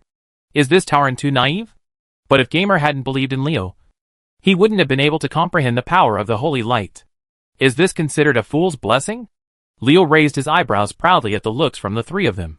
Have you never seen a paladin student trained by a warlock teacher? I'll just take your looks of disdain and suspicion as envy, jealousy, and hatred towards me. Ahem. The clone of the Holy Knight appeared next to Leo at this time. He walked up to the half-kneeling Gamer and said with a serious face, Gamer, you really did not disappoint me. Putting his right hand gently on Gamer's head, the golden holy light continued to shine on the paladin clone, making him look holy and serious. From today on, you should turn your heart to the holy light. Follow the guidance of the holy light. Use light as the direction of your lifelong efforts. Drive away evil. Fight for justice throughout your life. Never bow your head in the face of death. Never shrink in the face of darkness. And protect others. Never fall. Treat people with sincerity. Help anyone who asks for help. And remember bravery, justice, sacrifice, honor, humility, honesty, compassion, and integrity. The holy light will shine forever, and faith will never die. Scarlet, Pasonia and others looked at each other in shock. A warlock who claimed that the holy light was on my left and right actually taught others to believe in the holy light. This scene was so weird. Chapter 466 Return to Silver Moon. The snake's mouth is green bamboo. The needle is on the wasp's tail. Leo couldn't help but shake his head and sigh. As for the last two sentences, he didn't dare to say them in front of Pasonia and Scarlet. What are you mumbling again? Pasonia glanced at Leo and then turned to talk to Scarlet. They all said that two women were in a drama, and Leo had learned a lesson these days. After inviting Pasonia to Stromgard, Leo didn't hide anything. Why did the Kingdom of Stormwind raise so much doubts about her and Wolson, and why he was behind it? Leo told him without reservation. Pasonia. Sooner or later Pasonia will find out about this matter. Instead of having her find out and settle the score with him, it is better to confess it. Leo thinks that the most he can do is be pinned to the ground and beaten up by this girl. But the development of things was completely beyond Leo's expectation. After learning what happened, Pasonia's expected beating didn't come, and she didn't even scold him. This woman just said 3 words to Leo, and that's it. It feels like hearing something very common and casually saying I understand. If it were anyone else with this attitude, Leo would still be chuckling. But this was Pasonia. Her reaction made Leo's hair stand on end, and a bad premonition arose in Leo's heart. Facts have proved that Leo's premonition was very accurate. Pasonia is still the scheming woman in his memory. Not getting angry and beating Leo on the spot or scolding him does not prove that Pasonia will not retaliate against him. Only 2 days later, Leo discovered something was wrong. Under Pasonia's intentional approach, Scarlet's relationship with her quickly heated up. Leo would see Pasonia every time he went to find Scarlet. Everyone here.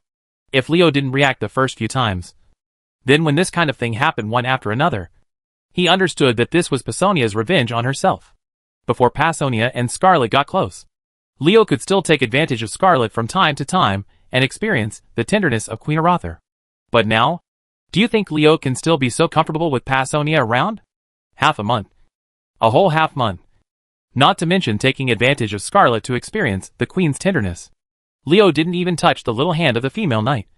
And even less so Pasonia, who was obviously still angry. He dared to extend his clutches to her. Two beauties are hanging around in front of his eyes all day long. But he can't even touch them. Isn't this torture? Leo was helpless. Is there any mental torture? How could I have forgotten the famous quote about leniency for those who confess and those who sit behind bars? I did this to get you to leave that dangerous place in Stormwind City as soon as possible. I did it for your own good. How could you treat me like this? Woman, your name is unreasonable. Master, Willie is back.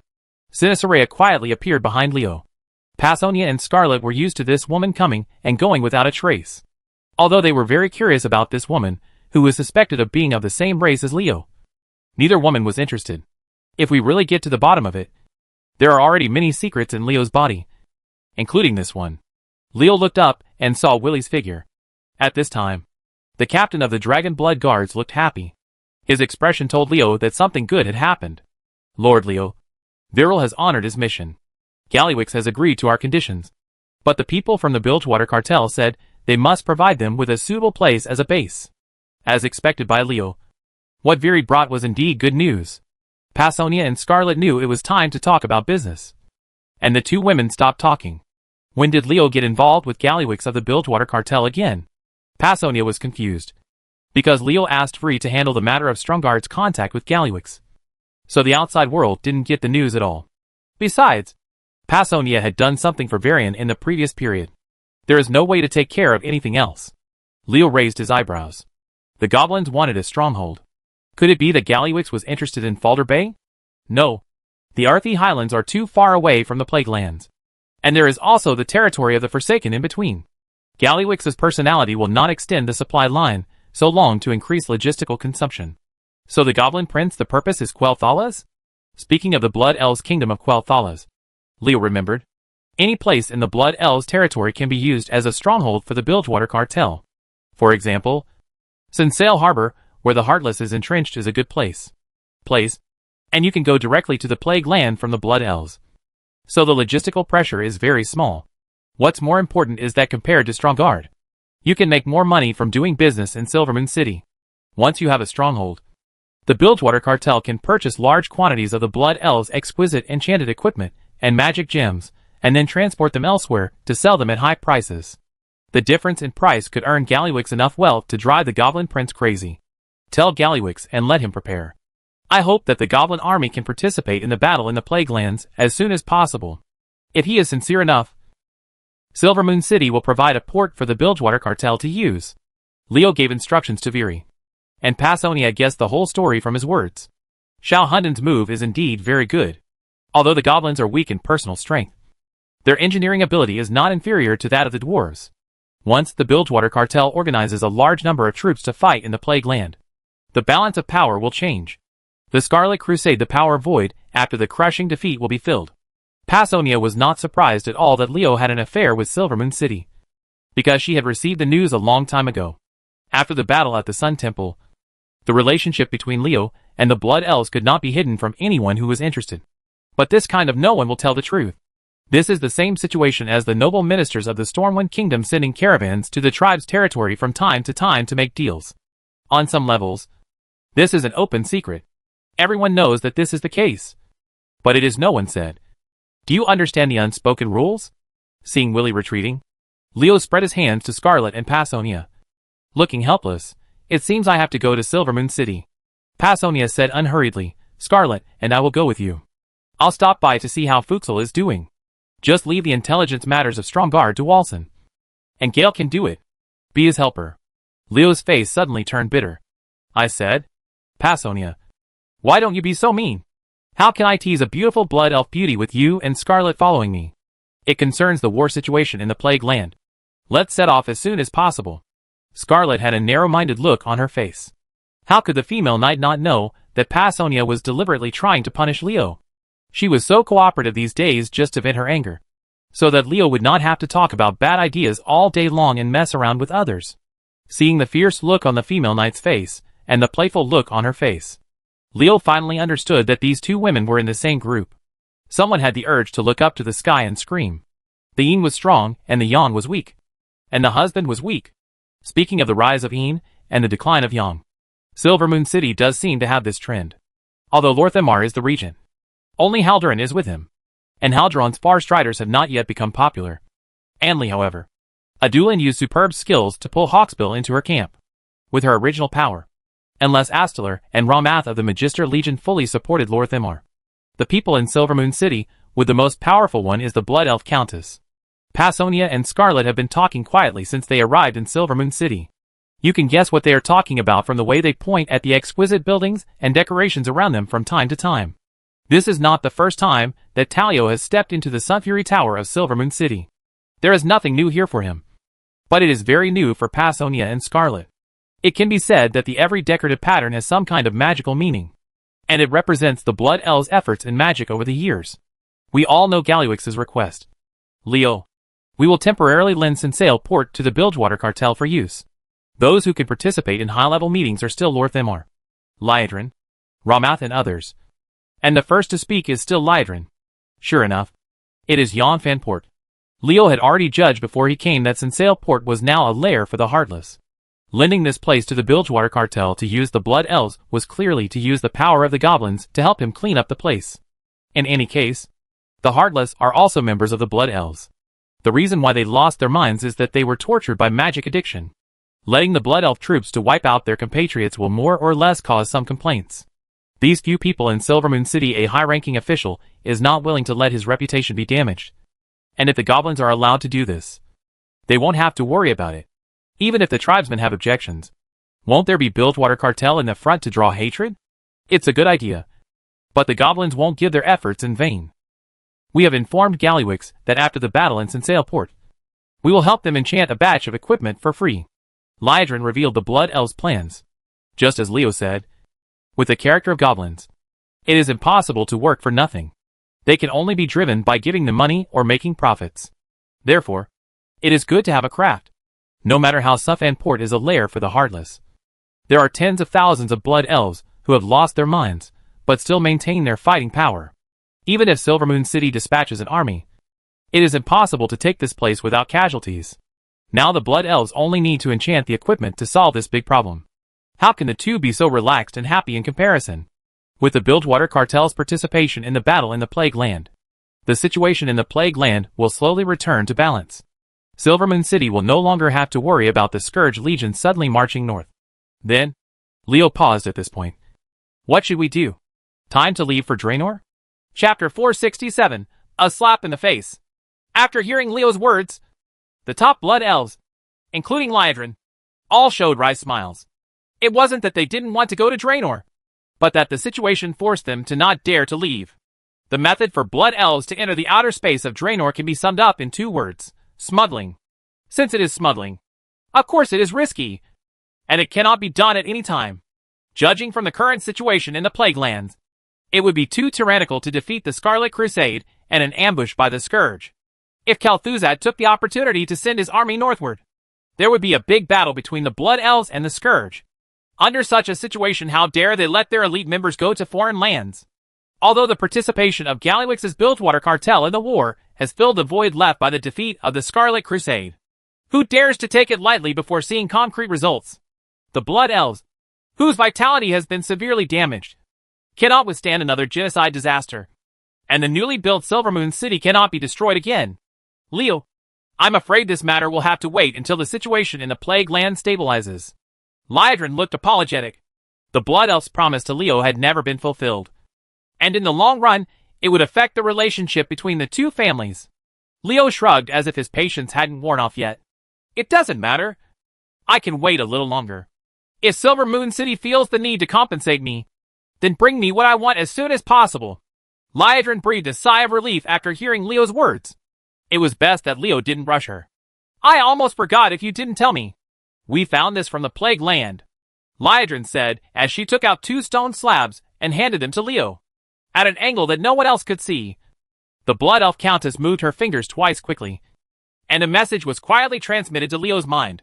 What is written on the stone slab is obscure troll language. Liadrin, Lorthemar, and others have already studied it. The message on the stone slab can only be deciphered by troll priests and witch doctors who have studied this aspect carefully. Thinking of Valjean after several cooperations with Leo, the Blood Elf executives agreed that this was because there had been some kind of agreement between Stromgard and the Dark Spear tribe. In view of the grievances between elves and trolls, Liadrin and the others were not willing to participate in this matter.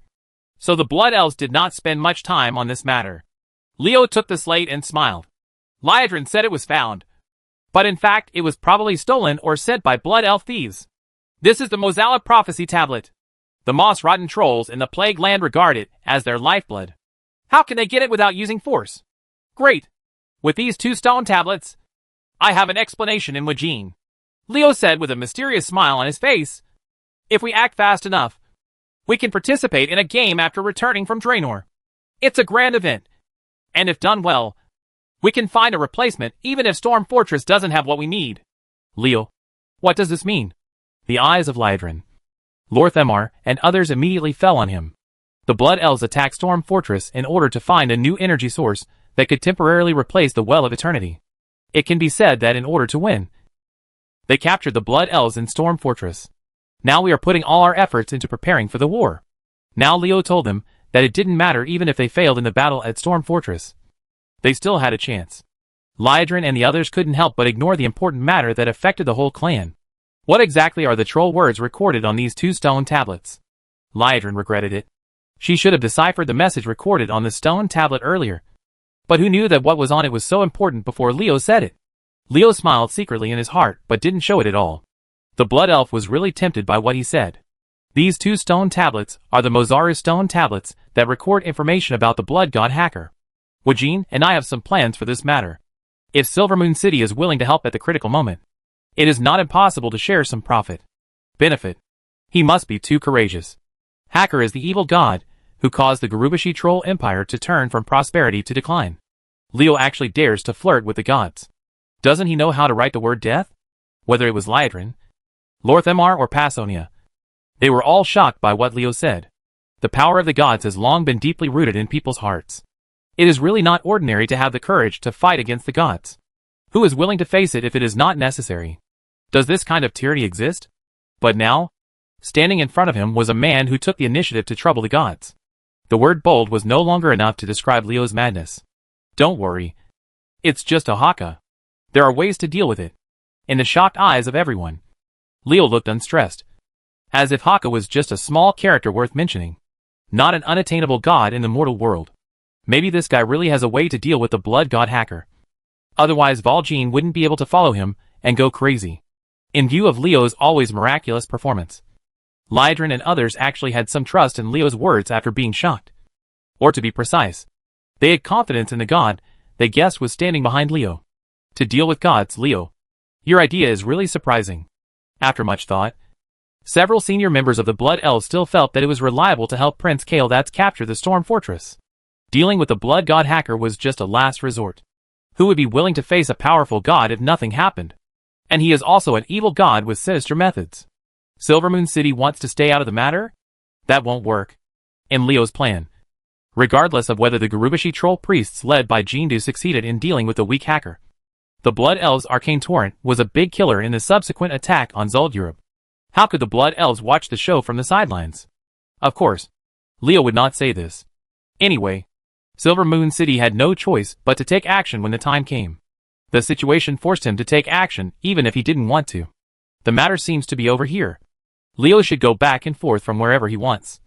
But if it is really just a matter of getting a stronghold for the goblins, Leo will come to Silvermoon City from Stromgard specially. He is not so free. Does Silvermoon City have any contact with the Holy Lights Hope Chapel? I think Kel'Thuzad's chances of dealing with Silvermoon City are smaller than dealing with Silver Dawn. If possible, it would be better to send a message. There was worry on Leo's face when he spoke. The Scarlet Crusade was ambushed by the Scourge in front of the Ebon Blade Fortress, and was severely defeated. The Argent Dawn failed to defeat the Scourge at a critical moment. To say that the Scourge will not take revenge is a personal statement. You won't believe it. But this is the moment when the scourge is at its strongest. Leo estimates that Kel'Thuzad will send his army to attack the Holy Lights Hope Chapel in these few days. The concern about the Argent Dawn is not about how kind Leo really is, but because he has to consider the situation of the entire world. Without the Argent Dawn, a neutral organization that tolerates all races and fights against the scourge, the entire world would be in turmoil. How can Stromgarde have a relatively quiet development environment? Maxwell has concentrated all the forces of the Argent Dawn into the Holy Lights Hope Chapel. It will not be easy for the scourge to win under the layers of defense. As long as they can hold on for some time, the situation will naturally change. This time it was Lor'themar who spoke. As the regent of Silvermoon City, he had to say a few words to show his presence. I'm just afraid that Silver Dawn won't last that long. Leo was very worried when he spoke. Liedrin and Hawksbill were moved when they saw this. They thought of the spy Mildoran that Leo had set up in Naxxramas. Could it be that Leo got some news from Mildoran? Leo, is the Silver Dawn really dangerous? I'm not being alarmist. I'm afraid Maxwell really won't be able to hold on for too long this time. Don't forget, after the Scarlet Crusade's defeat at the Ebon Blade Fortress, the Scarlet Barrier in Stratholme has lost contact with the outside world. During this time, the Scourge Legion strangely did not attack the Holy Lights Hope Chapel with the momentum of victory. There must be something wrong with this. This is not Leo's nonsense. You must know that the undead of the Scourge are not tired. They do not need to rest to restore their physical strength after the battle when they ambushed the Scarlet Crusaders in the Ebon Fortress.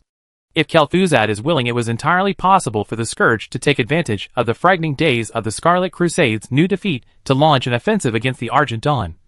But the Archlich did not do so, which indeed made people suspicious. The atmosphere suddenly became heavy after hearing what Leo said. In fact, it was not unexpected for everyone. But they just subconsciously didn't want to think about the worst. It would be too bad if the army was annihilated. The Scourge Legion, with no worries, would mobilize about 40% more troops. This force already has the ability to change the situation in the Plague Land. I said, it's not that Silvermoon City didn't consider this situation, but that it didn't want to confront the Scourge Legion and consume the little energy it had finally recovered. That's why it subconsciously chose to stand still. You are too cautious. Why did you come back? Where's the old road? Leo ruthlessly exposed the Blood Elves' background, and Lor'themar's face suddenly darkened.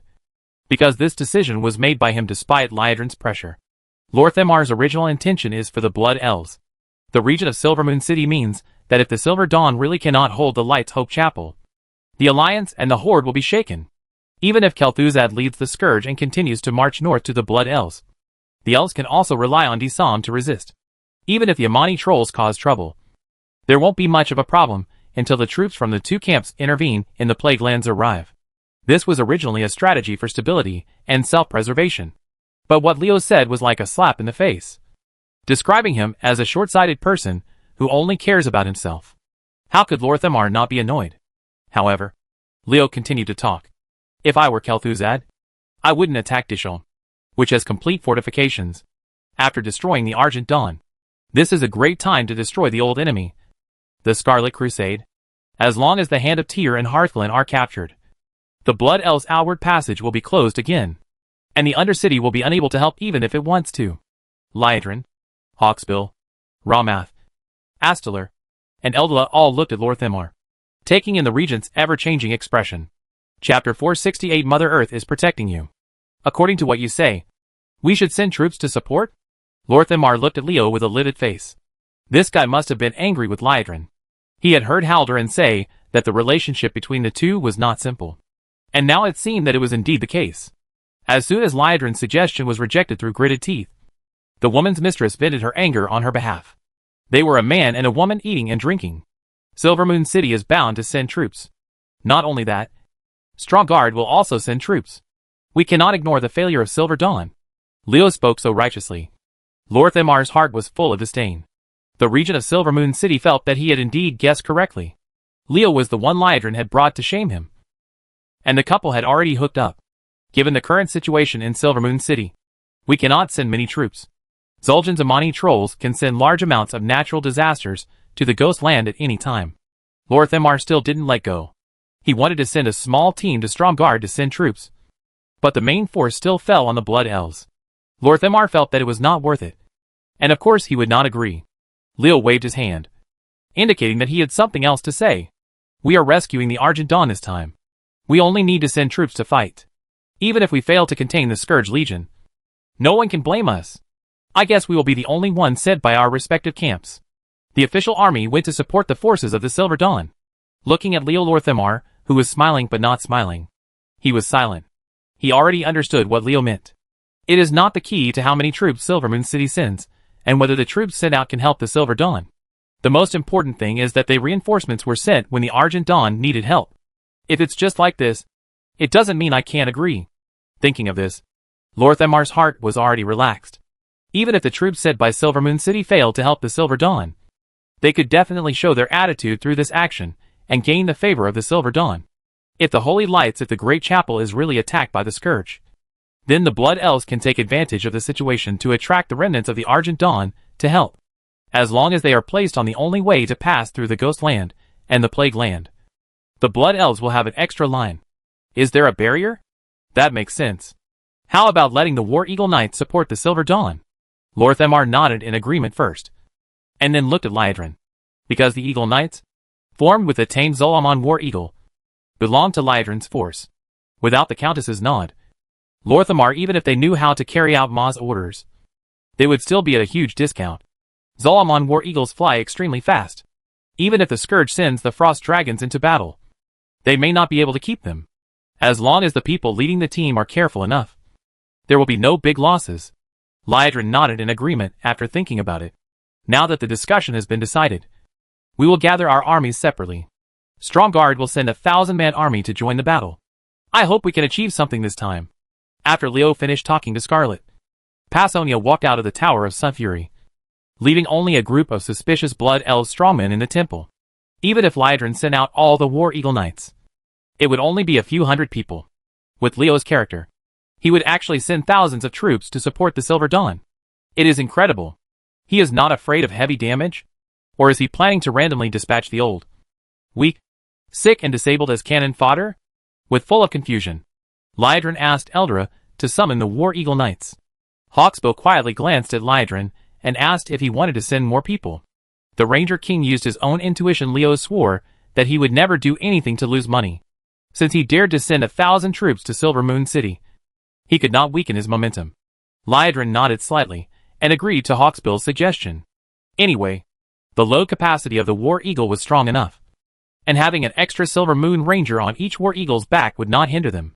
Lorthamar and Haldron's faces turned ugly when they saw Hawksbill acting like Liedrin's subordinates. Originally, the three of them were from the Ranger army. It stands to reason that Hawksbill is the most vulnerable to Lorthamar. Although they tried to win over each other, the Ranger King ended up standing in Liedrin's team. This incident made the Prince Regent very annoyed because he felt that his power was greatly inferior to that of the Countess. Haldurin secretly tugged on Lorthamar's sleeve, signaling Lorthamar not to conflict with Liedrin. Now the Countess was extremely powerful. Originally, the strength of the two sides was not far apart. But when Frelin brought the silver after the warriors of Moon City, and Hawksbill brought the Silvermoon Ranger to Liedrin's command, the balance of power had already tilted. It would be unwise for Lorthamar to conflict with Liedrin. Before, Lorthamar ignored Liedrin's objections, and was not prepared to rescue the Argent Dawn, which made the two of them very unhappy. Finally, Leo intervened for a while, and both sides were able to get off the ground. Now if there is a conflict, the two sides are likely they would fall out. And with Liedrin's power, it would be very difficult for Lorthamar to manage the Blood Elves if she really fell out with her. The factional fighting among the Blood Elves has become increasingly fierce, which is really worrying. Leo suddenly let out a long sigh as he walked out of the Tower of Sunfury. Among all the allies of Stromgarde, Silvermoon City was the first to appear, and is still the most reliable ally at this stage. It has a great influence on Stromgarde. Look at the current Stromgarde. Among the instructors of the Summoner Legion are Blood Elves. When Leo prepares to train archers into rangers, he has to rely on the Blood Elf instructors from Silvermoon City. He wants to make the equipment of the Stromgarde army more advanced. The floors relied on Blood Elves' enchantments and magic gems. He really didn't want anything to happen to Silvermoon City. Even if something happens, the power of Liedrin must be preserved. It's much simpler than when you humans come to Silvermoon City. Liedrin suddenly appeared when Scarlet and Passonia were about to comfort Leo. The reason why Leo was so strong in sending troops just now was because of the message that the Countess of Blood Elf quietly conveyed when she gave him the Mozara's slate. 2. Liedron. It is an inevitable choice to send troops to help the Argent Dawn. Although Lorthamar's intention is for the good of the Blood Elves, he is too cautious. As a leader of the clan, sometimes risks and sacrifices are necessary. If you don't understand this truth, you will never be a qualified regent. Liedron frowned upon hearing this. Did Leo's words imply that this trip to the Holy Lights Hope Chapel would be dangerous? Don't look at me with that look. I tell you responsibly that the Scourge Legion's determination to capture the Holy Lights Hope Cathedral this time cannot be shaken. Those of us reinforcements, who are just trying to gain prestige, can easily do it if we don't pay attention. You can't come back, so you have to be mentally prepared. Leo's words made Liedron frown even more tightly. The Blood Elf Countess didn't know why Leo dared to say such words with such certainty. Why do you think Naxxramas, with Kel'Thuzad at its command, has been standing still? Why did the Lich King send his most trusted comrades to the Plague Lands? Just because there are countless people buried in this most prosperous area of the original world. The dead will give him an endless army of natural disasters? No, it's more than that. Leo shook his head heavily. One of the important reasons why Kel'Thuzad is in Naxxramas is because of the Holy Lights Hope Chapel. To be precise, it is the Holy Lights Hope Chapel that is buried under the Holy Lights Hope Chapel. Those dead people. Those people who refuse to live in peace even after death. These people are the Lich King's biggest worry, making it difficult for Arthas to rest in peace. Is there a big secret under the Lights Hope Chapel? Liedron, Scarlet and Passonia all had inquiring gleams in their eyes. Do you think that the Holy Lights Hope Chapel is just a resting place for heroes? If it is just an ordinary church, why are the Scourge Legion so powerful, but they have not sent any powerful Scourge men to try to attack the headquarters of the Argent Dawn? Even once? No attempt? Because this place is the only gathering point of holy light in the Plague Land, which is equivalent to the gathering point of magic energy like the Temple of the Sun. Those heroes who are sleeping under the chapel can retain their powerful power even after death with the help of the power of the holy light here. The only thing that is missing is the appropriate method to guide their power. Thousands of them are fighting against the Scourge. Once the power of the fallen Silverhand Paladin explodes, even a strong man like Kel'Thuzad can smash him to pieces in an instant.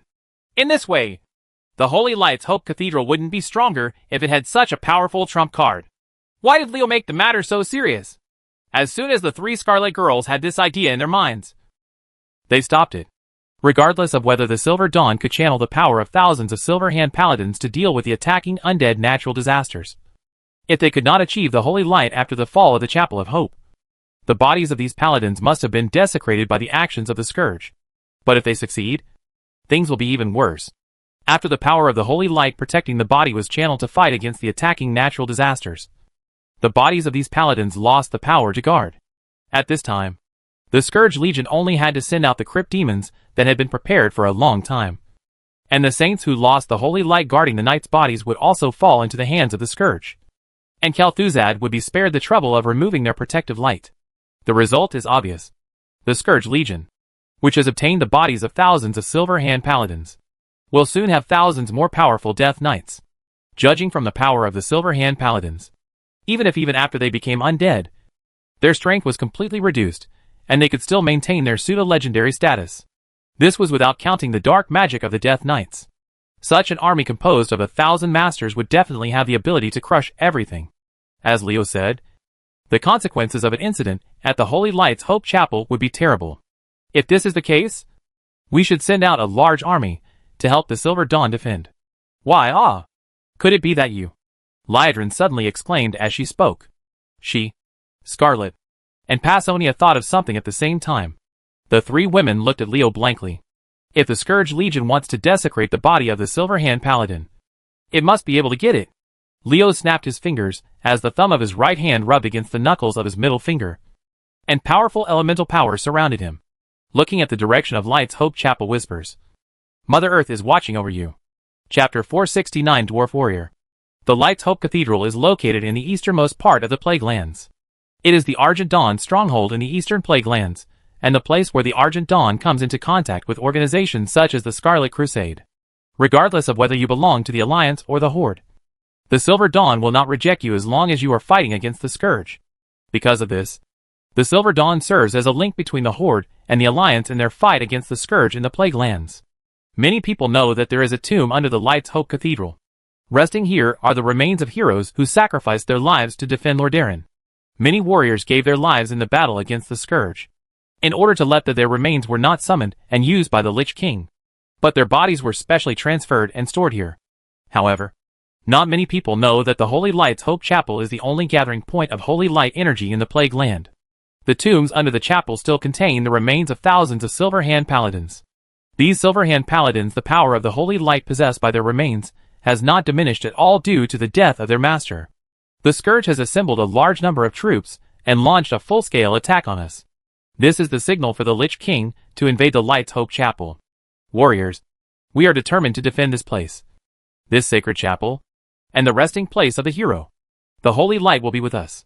Maxwell is mobilizing before the war. As the most respected leader of the Argent Dawn, he must stand up and encourage everyone in times of crisis. Because the Argent Dawn is now facing the biggest crisis since its creation. The Hope of Light. The large chapel has been surrounded by countless undead natural disasters. The sight of the undead natural disasters that can't be seen to the end makes one's scalp numb. I don't know how many natural disaster mages the Scourge Legion used this time, but they actually gathered so many undead. The countless low-level undead alone are enough to consume most of the warrior's physical strength. Ashram Valafist was secretly worried. As the commander of the Silver Dawn, he was not optimistic about the current situation at all. He had expected such a day since the Scarlet Crusade was defeated outside the Ebon Blade Fortress. As the Lich King's thorn in the side of the Holy Light's Hope Chapel, the Scourge will definitely take advantage of the current good situation to remove it. What is regrettable is that at this critical moment, Stormwind City was unable to send reinforcements in time due to the previous power struggle. Due to this, Ironforge only sent a small number of reinforcements. As for Darnassus Ashram, there is no hope. It was impossible for the Night Elves to send out an army and say that they had already sent an army over.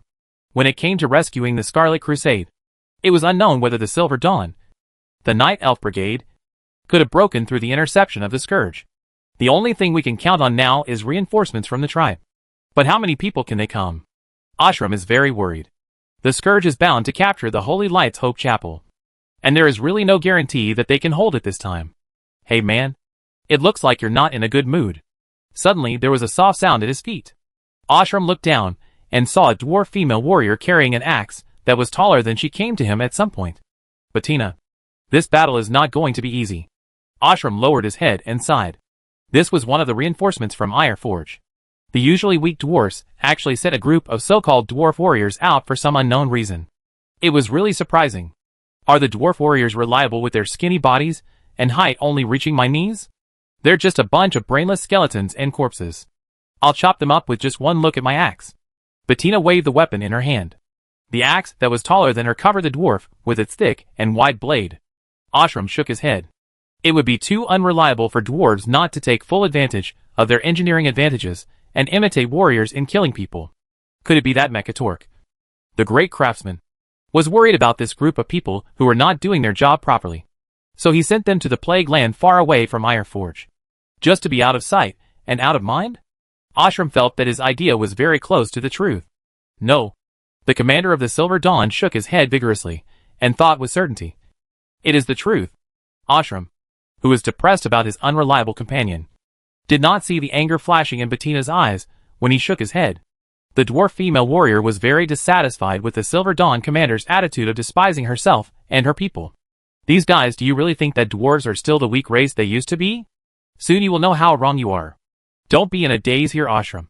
Get ready, guys. The Scourge is about to attack. A human warrior carrying a double-edged axe came over. The same tall and strong human warrior carrying an axe. Shua's body is much more intimidating than Bettina. Colfax, be careful where you walk. Ashram was about to answer Bettina's angry voice, but suddenly rang out. It turned out that the human warrior named Colfax didn't notice Bettina at all. And his leg almost kicked Bettina. Little one. I rarely look at my feet when I walk. Instead of complaining that I can't see you, I should think of ways to make myself taller. Colfax shrugged off Bettina's anger. Dwarf warrior? Huh? What a piece of junk. With a body like hers. It is an insult to the warrior profession. Bettina was angry. These humans are really nothing. Lord Mekatork sent these dwarf warriors led by the dwarf clan's newly gained power to support them. But they were sarcastic to her. If it weren't for the battle against the Scourge, Bettina was about to Nizeo left with his soldiers. I will return to Iron Forge after this battle. The battle to regain Nomarigan needs help. You arrogant guys can slowly play with the Scourge in the Plague Lands. Bettina secretly made up her mind. The Scourge attacks. The human priest Martinil spoke in time to stop an internal strife that was about to break out. The cannon fodder of the Scourge Legion was moving forward, and a tentative attack was about to come. Oh! Damn! Ashram and Colfax cursed and hurried to the front. Bettina. I apologize for the behavior of Colfax and Ashram. With an apologetic look on her face, Madanil apologized to the sulky Bettina on behalf of her companions. The dwarf female warrior snorted angrily and turned around to leave. You don't need to apologize for those two rude guys. Anyway, we are just temporary reinforcements. We will leave after guarding the cathedral. Bettina's words brought a wry smile to Madanil's face. The news that the Silver Dawn received when she came from Iron Forge was not like this. Bettina and the others were stationed in the Holy Land as the permanent representatives of the dwarves to the Silver Dawn. The Great Chapel of Light's Hope participated in the battle against the Scourge in the Plague Lands. But now, the gnomes are clearly planning to quit after being questioned. Although the dwarf warriors have little fighting power, they are still allies. Ashram and Colfax are really a headache. Forget it. Now is not the time to think about these things. Let's get through this crisis first before talking about anything else. Mardoni rubbed her aching forehead and walked to the front line. As an epic priest, she was not one of those trainee priests with little fighting power. Her lethality in dealing with undead natural disasters, with the power of the Holy Light, was much different than that of other priests. The level mage comes in small numbers.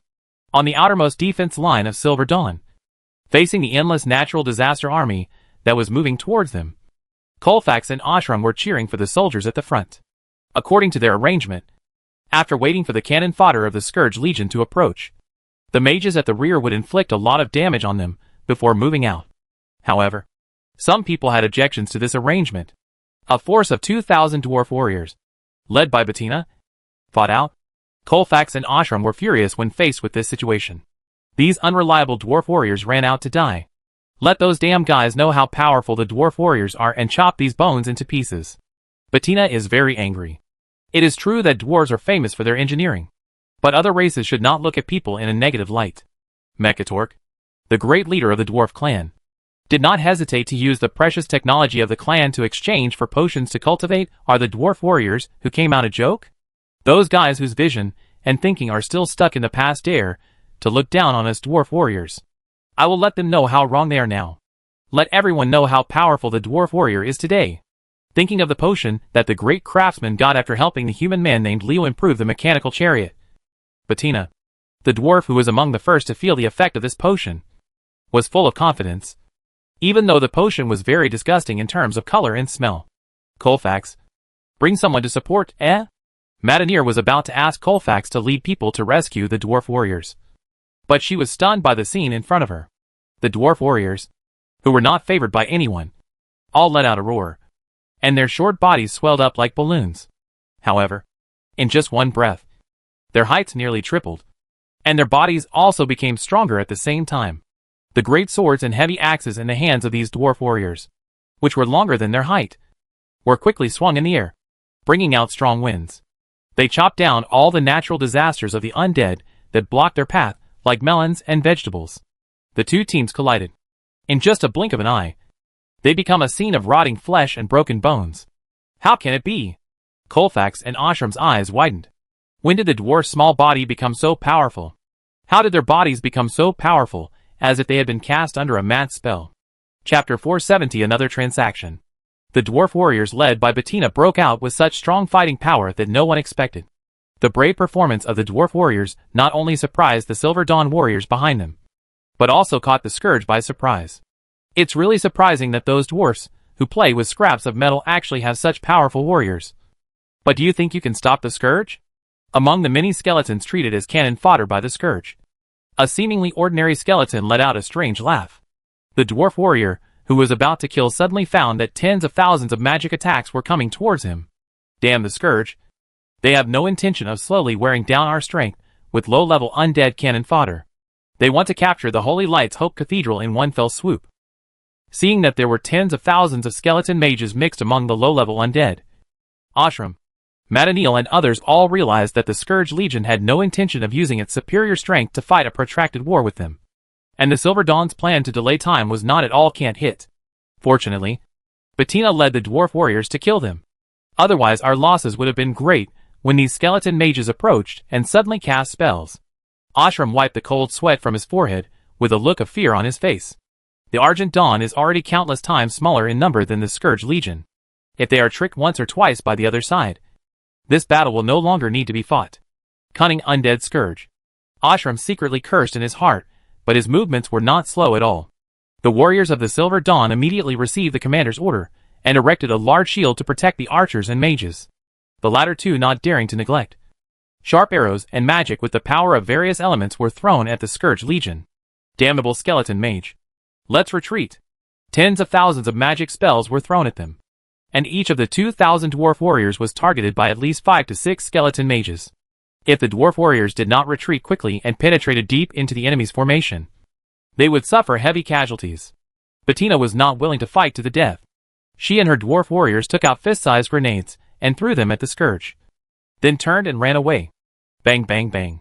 A series of explosions sounded, and the dense grenades immediately frustrated the Scourge Legion's offensive. The dwarf warrior took advantage of this opportunity and ran back. The combination of strong warriors and top-notch engineering capabilities has greatly increased the strength of the dwarf clan. After the fall of Gnomerigan, the status of the gnomes, which had dropped a lot, rose again after Bettina showed new strength. With powerful warriors, the gnomes overcame their own weakness, coupled with their own engineering capabilities, which no race dares to despise. The way Colfax and Ashram looked at Bettina had changed. There was no longer doubt and contempt, but respect for their powerful companions. Bettina felt happy after noticing this. Don't you humans despise the dwarf warriors? Don't you think that we can't even protect ourselves on the battlefield? What do you think now? The Silver Dawn on the ground was resisting the attack of the Scourge. They did not realize that there was a group of hidden spectators in the sky 10,000 meters above their heads. This group of spectators is Leo and Lydrin, who have arrived at the Holy Lights Hope Chapel. At this time, they are hiding in a small illusion created by the Dracolic. After the battle between the Wailing Cave and the 4 green dragons in the Dreamland, Leo's Dracolic team not only expanded in quantity, but also greatly improved in quality. Dragonakos first ate Letho's soul in the Wailing Cave, and then swallowed the ghost dragon Tyrell whole, which made Leo feel it was a pity that Dragona was in order to truly obtain the green dragon's ability. Kos ate Lesu's body, which was purified by the Holy Knight's clone with the Holy Light. Otherwise Leo would have a powerful Dracolic. Even so, Leo's Dracolic is no longer an auxiliary character, since the souls of Imres and Isindra entered Dragonakos' belly after Tyrell was digested. Leo had no choice but to Ectoraz and Pelagian were not allowed to take over the bodies of the 2 green dragons. Fortunately, the 2 dragons, as Dracolics, were extremely proficient in soul seizing, especially when the targets were 2 soulless dragons, which is even less difficult. Their original bodies, Leo, were replaced by the souls of 2 Velociraptor bone dragons. Anyway, Leo, the Velociraptor bone dragon, had a lot of them. The 4 Dracolics, all of whose lowest strength are at the legendary level, work together to create an illusion that envelopes 2,000 people. It is very difficult and easy to see through, but you also have to have the mind to pay attention. There are also things hidden 10,000 meters above the sky. How many people will notice?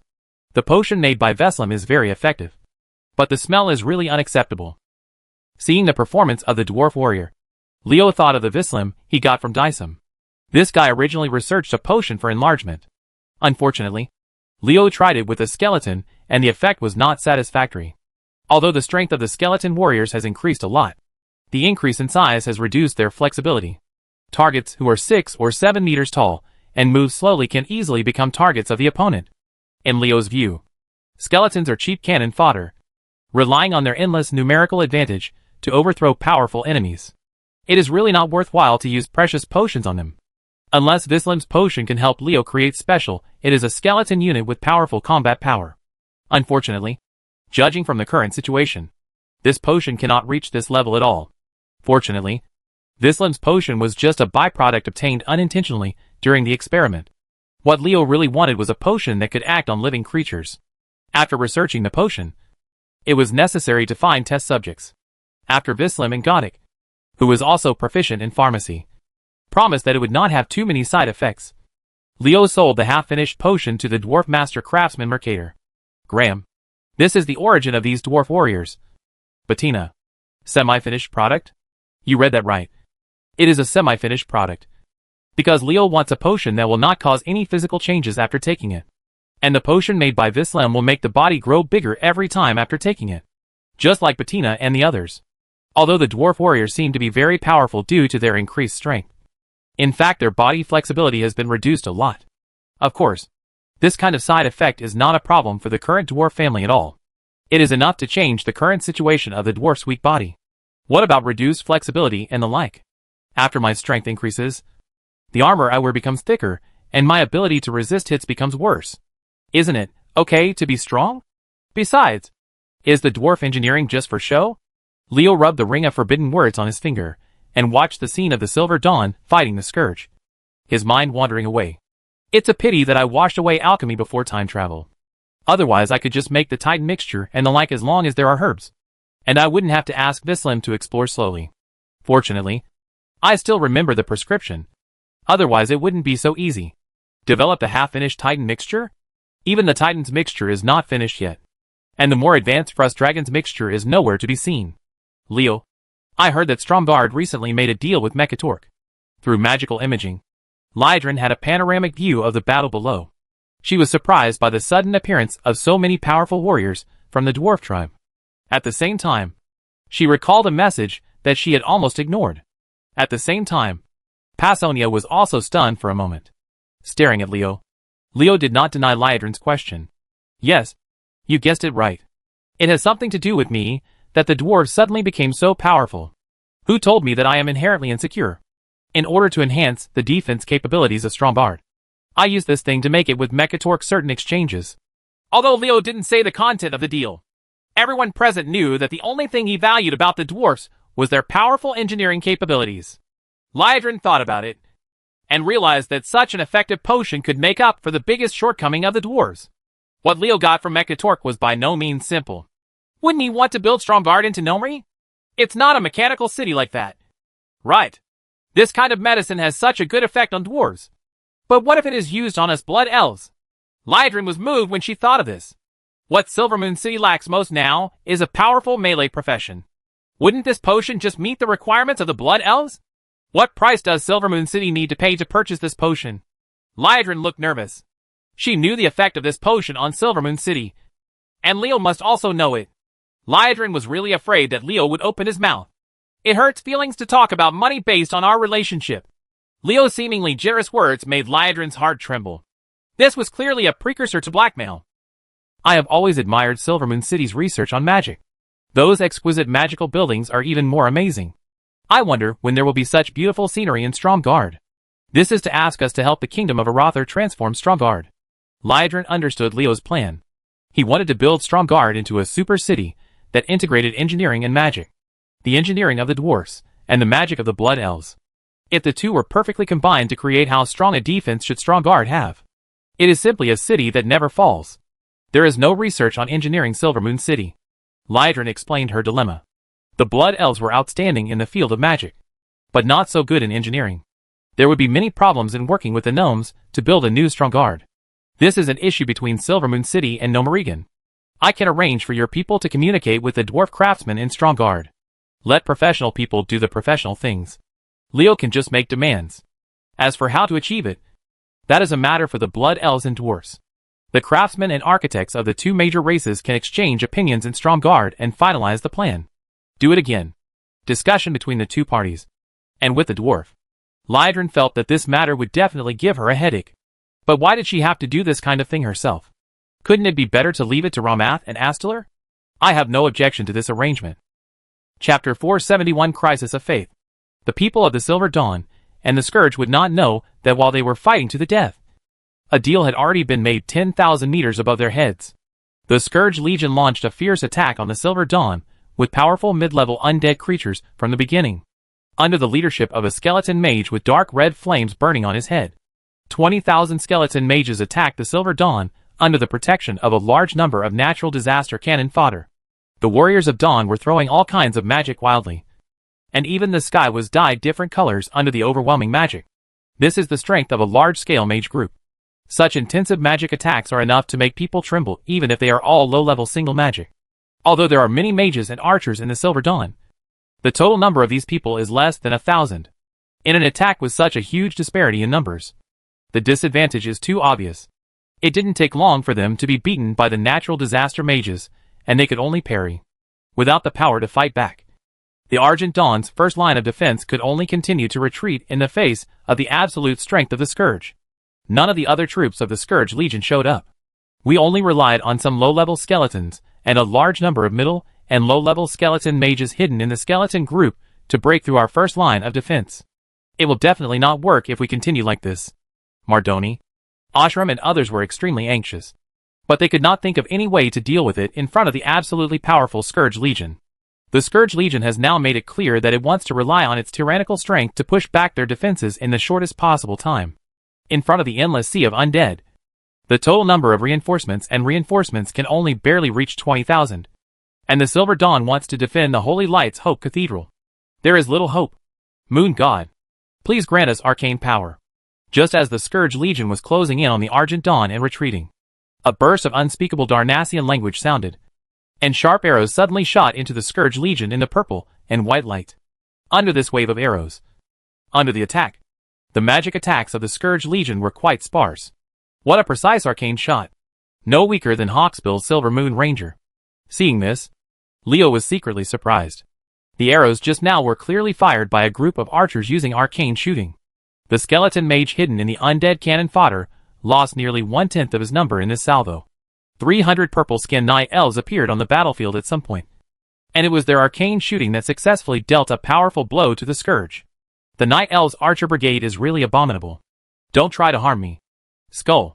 The skeleton mage with dark red flames burning above his head hated the Night Elves, who suddenly appeared. These Night Elves used their shadow escape ability to set up an ambush. And the skeleton mage was killed and injured many times because he was unable to temper himself. The sneak attack was successful. The Night Elf Archer group did not delay at all. They continued to bend their bows and set arrows. But they fired 5 arcane spells in 2 or 3 breaths. The accurate archery skills and the powerful lethality made the skeletons of the Scourge Legion more than half of the mages were lost. And the Scourge Legion's continuously advancing magic attacks stalled. Damn Night Elves. Are they trying to harm our Scourge again? This time, the situation is different from the situation in front of the Ebon Blade Fortress. Skull smiled sinisterly. The attack of the Night Elf archers was indeed powerful. But their continuous use of arcane volleys overloaded their bodies, and they had lost their combat effectiveness for a period of time. This was the opportunity to launch an attack. Tremble under the power of the Lich King. Skull laughed wildly. After the Night Elves took action to kill the half-skeleton mage, the pressure on the Silver Dawn warriors was relieved a lot. Just when Ashram wanted to take this opportunity to stabilize his position, a sudden change occurred. There was a sudden commotion in the ranks of the undead Scourge, and groups of troops wearing Scarlet Crusader armor suddenly entered the sight of the Silver Dawn warriors. There are reinforcements. The Scarlet Crusaders are here to rescue us. The soldiers of Silver Dawn couldn't see clearly because the dense natural disasters of the undead blocked their sight. But they could still make out the armor and shirts of the Scarlet Crusade. Knowing that reinforcements were coming, the soldiers became energetic and shouted loudly. Cut down all the low-level undead in front of him. The excited Silver Dawn warriors did not realize that these reinforcements wearing Scarlet Crusade armor were moving at an alarming speed in the Scourge Legion camp. And they did not seem to be blocked at all. The faces of Leo, Lydron and others who were hidden in the sky darkened at this time. Leo had already analyzed it when they were in Silvermoon City. The Scourge successfully ambushed the Scarlet Crusaders outside the Ebon Blade Fortress. The reason why there was no movement after this big victory was to destroy the bloodied barrier established by the great Crusader Dathrahan. Now it seems that Leo's words have come true. Brothers of the Scarlet Crusade, we owe God. Seeing the reinforcements rushing towards them, the Silver Dawn warriors made way for them to let the Scarlet reinforcements enter their camp. While they were saying lo, they suddenly discovered something was wrong. These so-called reinforcements wearing the Scarlet Crusade armor were not at all they are the undead, who were transformed into Scourge soldiers after death. Stop them. Don't let them rush in. Ashram yelled bad. They didn't expect the Scourge Legion to be so shameless. In order to welcome the reinforcements of the Scarlet Crusade, the soldiers of the Silver Dawn made way for them. If the reinforcements came, it would be nothing. But the other party is the enemy. If they break into the formation, Silver Dawn's defense line will be in chaos. Although Ashram's order was issued, many soldiers were stunned when the reinforcements suddenly turned into enemies. It was the slow response that gave the Scourge the opportunity to transform into the bloody cross of the undead Scourge. The soldiers of the army broke several holes in the Silver Dawn's defense line. With the cooperation of countless low-level undead, the Silver Dawn's defense line was precariously attacked by them. Boom! Bang bang! The roar of artillery was mixed with the sound of gunfire like fried beans. An undead warrior carrying a pair of axes and holding a cannon led a group of undead holding muskets and swords at their waists to forcefully tear open a gap in the Silver Dawn's defense line. They were all covered with blood, wearing the robe and armor of the Scarlet Crusade. It's Willie. Has the blood barrier fallen? Maldoni knew this undead warrior with a cannon. He was the gunner Willie who accompanied the Grand Crusader Dathrahan into Stratholme, the important town of the Scourge, and established a bloody fortress there to fight against the Scourge. Willie's strength is not strong. This Scarlet Crusader loves to play with artillery. He also has a group of nearly 100 red-coated gunmen. These people were killed by the Scourge and were corrupted into undead. Herdoni was shocked because too many people died in the battle with the Scourge, including Willie. But what behind Willie's corruption into the undead is too shocking, because he is a member of the Bloody Fortress. Doesn't his being corrupted into an undead natural disaster mean that something has happened to the Bloody Fortress? Madam, instead of caring about others, take care of yourself. The gloomy words unique to the undead reached Mardoni's ears, and a pyrotechnic ball hit her with a bang. Fortunately, the female priest blessed herself with the power word, shield. Otherwise she would be seriously injured by this blow. Galford of the Blood Barrier. Maldoni's heart suddenly became extremely cold. If Willie's appearance can be explained by other reasons, then there is no need to doubt that Galford, one of the managers of the Scarlet Barrier, appeared as a natural disaster of the undead. The fall of the barrier is inevitable. Hopefully Lord Dathrahan, the Grand Crusader, survived. Mardoni secretly prayed for Dathrahan in her heart, and she was already fighting Galford with the flash of holy light in her hand. Grand Crusader Dathrahan is now one of the top managers of the Scarlet Crusade. If he also appears as an undead Scourge, it will be a huge blow to morale. Leo, when will we take action? Seeing that the Scarlet Crusaders were so desecrated, Scarlet, as a paladin, became angry. No matter how extreme the Scarlet Crusaders became, and how orthodox paladins couldn't stand it, they believed in the holy light after all. Organization. They are still companions in the hearts of the paladins. Everyone has a mentality of protecting their shortcomings. No matter how bad I am, I will discipline myself. When will it be someone else's turn to teach me a lesson? What's more, the Scourge's act of turning the Scarlet Crusaders into undead was a serious blasphemy. Be patient. Now is not the time for us to take action. Leo hugged Scarlet, pointing his finger to a certain place in the magic image. Scarlet, you must be patient. Looking in the direction of Leo's finger, in the magic image, guarded by two Scarlet Crusaders, a human warrior holding a long sword and wearing the heavy armor of the Scarlet Crusaders came into view. Seeing this human warrior, Scarlet's body suddenly stiffened, and then she struggled violently. Kill him! This damn traitor. He actually betrayed his beliefs. I want to kill him!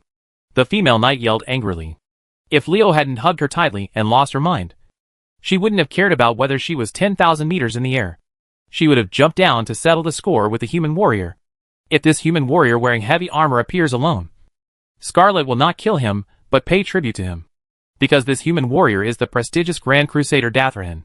The other Scarlet Crusaders were corrupted into undead by the Scourge. But Dathrahan appeared in human form and swaggered behind the Scourge. Isn't it clear what this means? Dathrahan, who had a high status and was honored as the Grand Crusader, surrendered to the Lich King. This was another heavy blow after Uther killed Mograine in the battle and became a Death Knight. Even Dathrahan, who has such a high status, surrendered to the Lich King. Can the holy light really dispel the darkness brought by the Scourge? To create a crisis of faith for the forces that oppose him.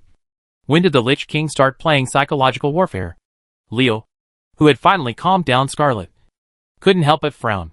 He instinctively felt that something was wrong. Dathrahan had been taken away from him long ago. He had only a SHL left many years ago. What really controlled his behavior was fear. Demon King Balnazar. Chapter 472 Balnazar. Scarlet, calm down. Feeling the struggle of the female knight in his arms getting more intense, Leo had to increase his strength. Not to mention whether Scarlet could kill Dathrahan, whose body was taken away by Balnazar. Let's just say that she could jump from a height of 10,000 meters from now on. Whether it can land safely is a big problem. Of course, Leo didn't want anything to happen to Scarlet. But the female knight was obviously dominated by anger, and she couldn't listen to what Leo said at all. The high-status Grand Crusader Dathrahan actually surrendered to the Scourge. Seeing him standing proudly in the ranks of the Scourge, Scarlet wanted to rush forward and cut this traitor to death. Seeing that ordinary consolation had no effect at all, Leo had to come up with some shocking information. That guy is not Dathrahan at all. The real Dathrahan was dead long before Ash Lord's incident. As soon as these words came out, there was silence in her arms, and Scarlet turned her head to look at Leo with eyes full of questions. Originally, I just suspected this matter, but now I have to say it. Seeing that Scarlet no longer acted impulsively, Leo secretly breathed a sigh of relief. Under the gaze of the female knight, he continued, originally, I had no idea about this matter at all. The evidence is only inferred from certain events. But the truth of the matter is already clear after seeing the Grand Crusader himself. The person you see now is not Dathrahan at all. He just dominates Dathrahan, the body of a demon. Leo, please explain clearly what is going on. This time it was Pasonia who spoke. Dathrahan's defection to the Scourge has affected the entire human race. Once this news spreads, it will have a huge negative impact. At least the morale of the human army will be low for a long time. I remember that the Scarlet Crusade once attacked Stratholme during the leadership of Ash Lord Mograine. Dathrahan disappeared in this natural disaster town during a battle, and I found out that the dread Lord Balnazar was there. It appeared there during this time, and Balnazar has been missing since that battle. The beginning of Leo's story was not recognized by everyone. This may be a coincidence or not. During that war-torn period, many people came in and out of Stratholme and the Plague Lands. The Dread Lord appeared in Stratholme. Mu doesn't have to be associated with Dathrahan. If it's just like this, then that's it. But do you remember what happened next? It was the time when Lord Ashes died in battle. Leo paused for a moment when he said this, and everyone else couldn't help but pricked up their ears, waiting for him. Below, when the Ash Lord died in the battle, why did Mograine's deputy Scarlet Grand Inquisitor Fairbanks say that his son Renaud committed the crime of patricide? This kind of statement can only be made by a slightly sane person. It's impossible for anyone to believe it. It is ridiculous to say that a son killed his father. And he was a warrior like Renaud Mograine, who followed the Ash Lord and fought countless times on the front line against the Scourge. Fairbanks has lost his mind and gone crazy. He has no brain. Only when he is normal can he give such a reason to explain the reason why Ash Lord died in the battle. This is indeed a big mystery. In the eyes of Scarlet, Pasonia and others, this is definitely a ridiculous joke. This incident once caused an uproar. Rio said nothing under the testimony of Fairbanks. Some people almost accepted this unbelievable statement at the time. But later someone discovered that Fairbanks, after being infected by the natural disaster and plague, he was already transforming into an undead. So his testimony was overturned in an instant. After knowing that Fairbanks was transforming into the undead Scourge, people had reason to suspect that the testimony of the Scarlet Grand Inquisitor was actually a vicious conspiracy. He was to get rid of the Mograine family, the great enemy of the Lich King.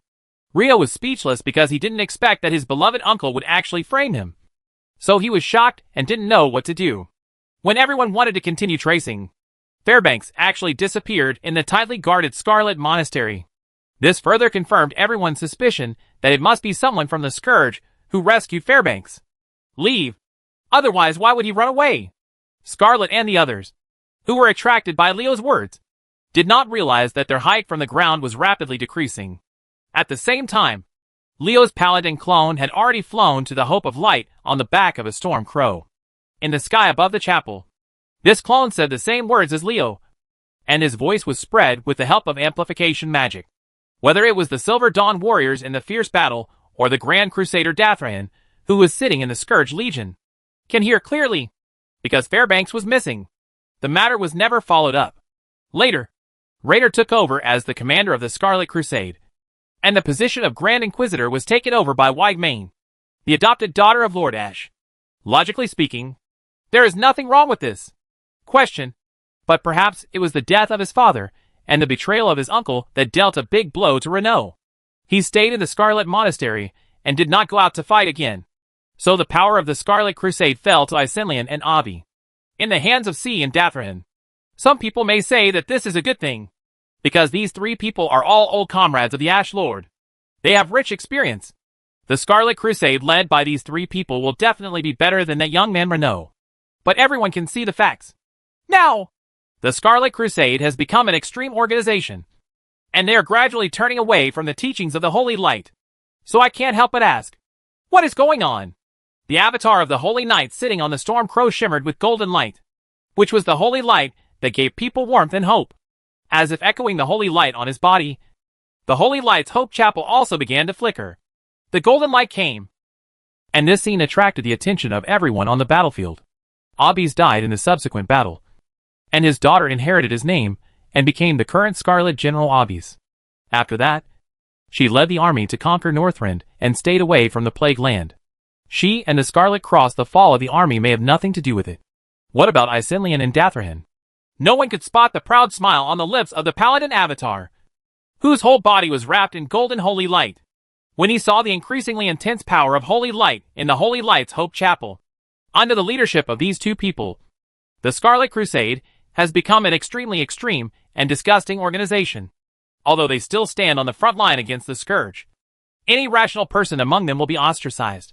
Even the Germans' media, the Scarlet Sage, can only lament that he is powerless in many cases. I have been asking why the Scarlet Crusaders have reached this point, and why they have become so extreme in following the teachings of the Holy Light. Are they intentional? Deliberately guiding? Originally, everything was just speculation. But today, I discovered a terrible fact. The Paladin clone said and stood up on the Storm Crow quilt. To outsiders, he seemed to be too excited. The corruption of the Scarlet Crusade was indeed deliberately guided by someone. Dathrahan. Am I right? When the Paladin avatar said Dathrahan's name, the warriors of the Silver Dawn suddenly made a noise. They had been resisting the Scourge's attack and only then discovered that the figure of the Grand Crusader Dathrahan actually appeared in the Scourge's camp. Seeing this respected Grand Crusader appearing swaggeringly in the camp of the Scourge, and thinking about the Paladin riding a big black bird above them, how could they still not understand what was going on? Dathrahan actually turned his back on the Holy Light early on. This damn guy actually turned his back on his own faith. Looking at the Dathrahan Paladin clone, who was looking at him coldly, he suddenly snorted coldly and said angrily, "Wrong? I shouldn't call you Dathrahan, because you insulted the owner of this name. Damn it. Fear Lord Balnazar. You have blasphemed the sanctity of the Scarlet Crusade, and you have tarnished the sanctity of the Holy Light. Devil, maybe the Holy Light will forgive you, but I will not accept the judgment of the Holy Light." After finishing speaking, the Paladin clone drove the Storm Crow to kill Dathrahan. The golden holy light burned fiercely, making him look as dazzling as a human-shaped sun. But if a little pseudo-legendary Paladin dares to challenge me beyond his own control, I will give you a painful death. Dathrahan was angry that the Paladin's clone had revealed his secret. He pretended to surrender under the heavy siege of the Scourge in order to find an opportunity to make a comeback. Over the years, he has been leading the Scarlet Crusade astray. In order to avenge the Scourge's betrayal, Arthas' expulsion of him and his two brothers, and the blow that Sylvanas led the Forsaken to them. As a member of the Burning Legion, all Balnazar's actions are to make the world chaotic, so that the world will continue to consume its own strength and reduce the obstacles when the Burning Legion comes again. Originally, as the Grand Crusader Dathrahan, Balnazar could handle things perfectly. He had even planned how to provoke the Scourge to start another war with other opposing forces. But the Paladin's clone gave him everything. This plan was aborted when it was revealed. How could you not make him angry? You are not qualified to judge me. Dathrahan's body flashed with a more intense golden light than the Paladin clone. As a Grand Crusader, he possessed the power of the Holy Light far beyond that of the Paladin clone. Crusader's strike. Holy blow. The energy of the Holy Light poured into Dathrahan's sword. The attack of the Paladin clone not only did not hurt Dathrahan, but he was also injured by the opponent's counterattack. Everyone looked at the shaky figure on the Storm Crow. I knew he was seriously injured. Holy Light. Holy Light. Why would a light like you be driven by a demon? The injured Paladin clone roared unwillingly, and the golden light surrounding the Holy Light's Hope Chapel shone brighter and brighter as he roared. Chapter 473. Same purpose. As the distance to the ground grew closer, the noise of the battlefield became clearer and clearer. The sound of the Silver Dawn warriors fighting the Scourge drew Lydron and others' attention to Leo. They looked down and were immediately attracted by the scene of the Holy Light's Hope Chapel. In the cry of the Holy Knight clone, The golden light of the Holy Light's Hope Chapel shone brighter and brighter. From a distance, the golden light of this chapel looked so brilliant. It seemed that the whole chapel was bathed in golden holy light. Exuding endless the light and warmth are the only pure land of light in this land polluted by natural disasters. Seeing the appearance of the Holy Light's Hope Chapel, Scarlet still didn't understand what Leo wanted to do. Leo clearly wanted to use the holy light accumulated by thousands of Silver Hand Paladins under the Holy Light's Hope Chapel. The power was detonated, and judging from the current situation, his approach was undoubtedly successful. I really don't know how he thought of it. He actually did something that Silver Dawn had never figured out. Scarlet and Passonia were surprised. They did not ask Leo why he did this because they had already thought of the reason. How did Scarlet react when she saw the Grand Crusader Dathrahan appearing in the Scourge's camp? This extreme anger that wanted to kill Dathrahan quickly appeared on a female knight for the first time. From Scarlet's reaction, you can know what other paladins will do when they see the scene. Can't we infer the Scourge's intention to let Dathrahan participate in the attack on the Light's Hope Chapel? If Leo's paladin clone hadn't deliberately added fuel to the fire, perhaps the thousands of Silver Hand Paladins buried under the Holy Light's Hope Cathedral wouldn't have rioted collectively. But the reality is that there is no such thing as Leo. How can the paladins, who are unwilling to rest in peace even after death, calm down with such an instigator? When Leo looked at Dathrahan, Scarlet and Passonia clearly read two words: cannon fodder. Yes, in Leo's view, Dathrahan, whose body was taken away by the dread Lord Balnazar, is cannon fodder, sent by the Scourge to test whether the Argent Dawn can detonate the power of the Holy Light under the Light's Hope Cathedral. A pawn destined to be abandoned. A little fake legend dares to challenge me. If the Holy Light you believe in can punish me, how can it be controlled by me? A pair of wings made of holy light appeared behind Dathrahan, which was the vengeful wrath of the paladin. He looked at the paladin clone that was knocked off the back of the Storm Crow by his crusader strike with contempt. The latter has been surrounded by natural disasters of the undead. Those who despise the Holy Light will definitely be punished. The power of the Holy Light on the paladin's clone blew out whirlwinds. The Holy Storm destroyed all the undead natural disasters within a few meters nearby. He held the silent crusader's sword high and rushed towards Dathrahan again.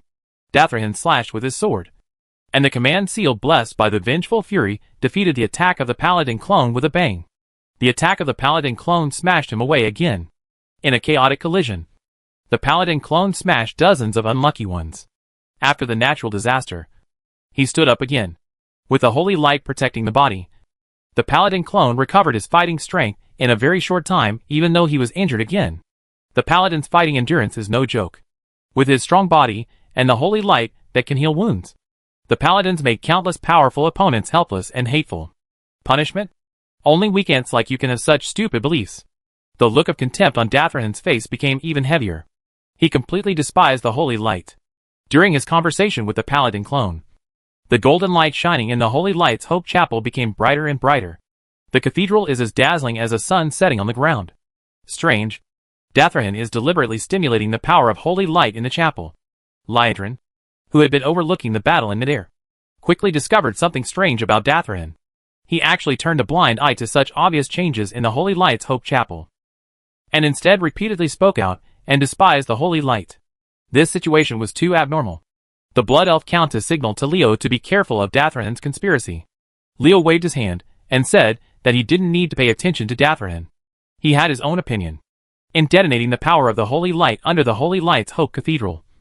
Whether it is the Scourge Legion who is watching the battle in the dark, or Balnazar who pretends to surrender to the Lich King, he actually has other agendas. Regardless of you, I am still hiding in the dark. And we all have the same purpose. We all want to draw out the unparalleled power of holy light under the cathedral. The Scourge Legion dared to do this because they had enough cannon fodder. Why did Leo and Balnazar detonate the power of the holy light? Is Balnazar trying to provoke a war between the Alliance and the Scourge? Liedrin quickly thought of Balnazar's purpose. The Dread Lord was almost unkillable. Even if the powerful power of holy light under the chapel could destroy Dathrahan possessed by him into the dregs of Balnazar, there is a way for you to escape with your life. He only needs to sleep for a period of time before he can be resurrected. Although the cost of doing so is high, it is nothing compared to the purpose achieved. After Balnazar's death, Dathrahan made such a fuss. After this battle, neither the Silver Dawn, the Scarlet Crusaders nor the other paladins in the human race would give up. When Balnazar could not be found, where will his anger be directed? There is no other place but the Scourge. In this way, the war will start again. And the war that has gradually calmed down after Alsace returns to the north will explode in an instant. Whether the paladins are trying their best to wipe out the scourge in the plague land, or they are organizing an army to expedition to Northrend. In short, the war between the Scourge Legion and the believers of the Holy Light will break out in an all-out way. No matter how the two sides fight, Balnazar's goal of clearing the way for the Burning Legion to come again has been achieved. The Dread Lord is indeed cunning. Even if we see through his purpose, there is nothing we can do to stop him now. There was a sense of helplessness in Pesonia's words. This little trick played by Balnazar was actually easy to see through after knowing his true identity. But so what if he saw through it? When Dathrahan controlled by the Dread Lord arrived, the development of things behind the Holy Light's Hope Chapel cannot be controlled by others. Not to mention that the paladins did not blame them unjustly by pointing the finger at the Scourge. They were enemies of the Holy Light in the first place. Not to mention that the Scarlet Crusade was corrupted. So what if there is no such thing as becoming an undead? As paladins on both sides, it is only natural to attack the Scourge. You have also discovered that it is impossible to prevent the power of the Holy Light under the cathedral from being detonated. Rather than letting the Scourge and Burning Legion benefit, it is better for me to gather them together to become a force to fight against evil. As Sharp Edge, Leo stated his purpose.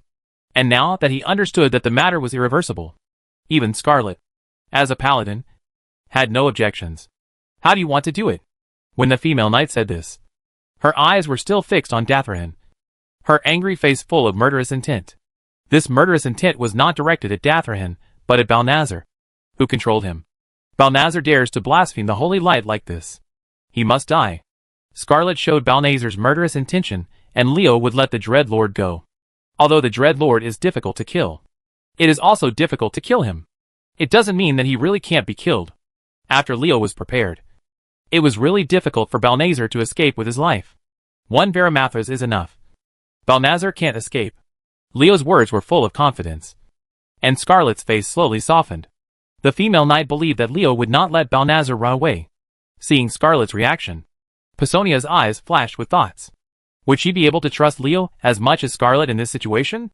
Pasonia couldn't answer this question. Many things couldn't be answered by just thinking. While several people were talking, the Paladin Avatar and Dathrahan fought several more times. The difference in strength between the two sides determined the outcome of the fight. The Paladin Avatar was defeated and defeated. Sohan repaired it badly. I believe that the Holy Light is extremely strong, being knocked down again and again, and standing up again and again. The Paladin clone fully interpreted the meaning of the word Shichiong. His practice of never giving up despite repeated defeats greatly inspired the warriors of Silver Dawn, and they maintained high morale despite the Scourge's sea of undead offensive. As the battle progressed, the Holy Light's Hope Chapel became brighter and brighter. Finally, after the Paladin's clone was knocked down for the 10th time, the power of the Holy Light under the chapel seemed to break through some kind of limit, and the unparalleled power followed. Breakout? In the air, Leo felt that a large 1,000,000-watt light bulb suddenly appeared on the ground. Before he could react, the big light bulb exploded silently, just like a dying sun.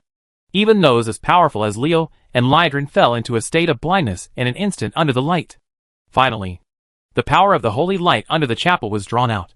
At this moment, both Balnazar and Leo breathed a sigh of relief. Even Kel'Thuzad, who was observing the battle in a corner. The smell under the Light's Hope Chapel made the Lich King sleepless and uneasy. His power was finally detonated, and it was his turn to play next. Kel'Thuzad turned off the image magic, and there was no need to pay attention to the battle at the Holy Light's Hope Chapel. Under the unparalleled power of the Holy Light, Dathrahan and his group of cannon fodder had truly turned into ashes. It's time to destroy this group of scum like the Argent Dawn. It won't be long before there will be many more Death Knights in Ebon Blade Fortress. Paladins? They are just the materials for making Death Knights. The only thing is to serve the Great Lich King. Your final destination. Chapter 474 There Must Be Light.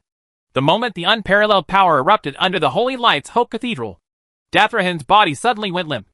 The Dreadlord Balnazar, who had been preparing for this moment, gave up immediately. This body has lost its usefulness. The Terror Lord wants to escape, but there are people who won't let this happen. As soon as Balnazar left Dathrahan's body, a voice quietly penetrated his ears, and at the same time, an extremely strong binding force trapped him, making him unable to move. Balnazar, you hit me and wanted to run away. Are you thinking about things too simply? In order to thank you for cooperating with me, I will let you live a little longer and gain knowledge before you die. The cold words of the paladin clone contained infinite murderous intent. Balnazar couldn't help but shudder. There was indeed something wrong with that paladin who kept shouting. This guy's strength was definitely not as simple as a fake legend. If he had known this, I should have killed him when everyone was acting together just now. The Dread Lord regretted it. But unfortunately, there was no regret medicine in this world. He could only wait in horror for disaster to befall him. When the Holy Light's Hope Chapel erupted with soaring golden light. At the moment when everyone was blinded by the sudden power of the Holy Light, the Paladin clone had already opened the Holy Sanctuary with the Cantor's Mark. The power of the Holy Light that was detonated from the Holy Light's Hope Chapel was like a water-absorbing sponge when it encountered the Holy Sanctuary. The open door of the Holy Sanctuary was like a bottomless pit, a crazy devourer that swept across the entire battlefield. The power of light, and infused it into the Paladin clone. Thousands of Silverhand Paladins have accumulated enough Holy Light power at the Holy Light gathering point in the Plague Land over the years. If they can absorb this power, the Paladin clone will definitely be successfully promoted. Thinking of Leo's promotion, a proud smile appeared on his lips. If he had been promoted in the past, he would still have been trembling with fear of accidentally wasting the opportunity to learn with a large amount of energy. However, after killing the Magic Lord Makaras, he suddenly Leo, who had a fantasy and succeeded in it, no longer had to worry about it before he became a legendary strongman. Power absorption allows Leo to possess certain abilities of the person being absorbed. As long as the other party is willing to cooperate, he can obtain power from the target. It is this feature that gives Leo a way to use tricks. He obtained it from Dragonakos.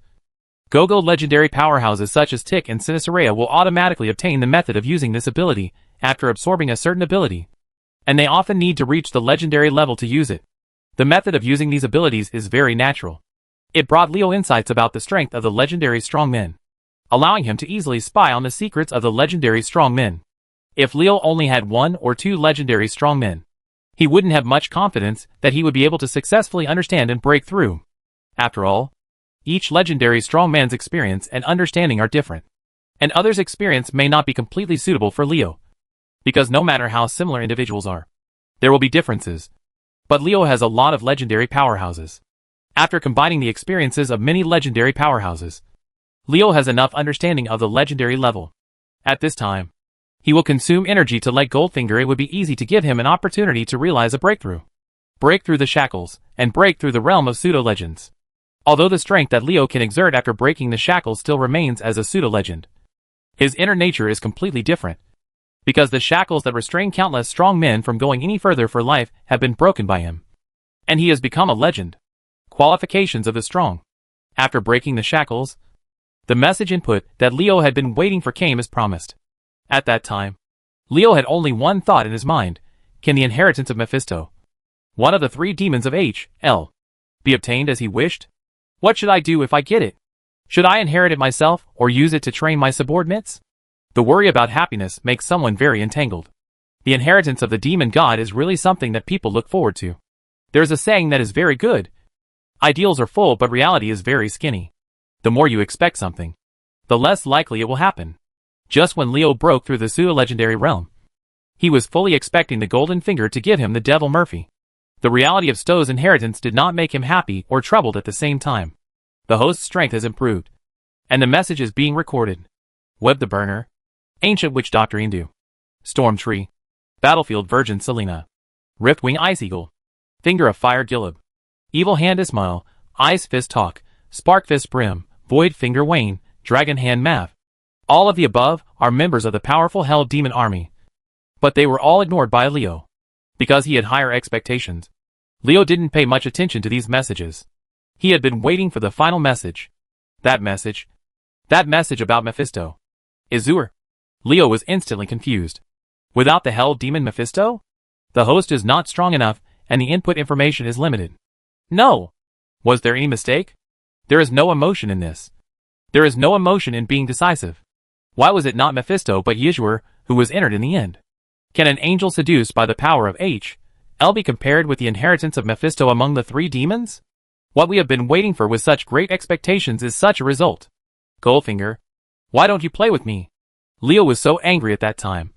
He wanted to take out the golden finger and beat it up severely to force it to hand over Mephisto's inheritance.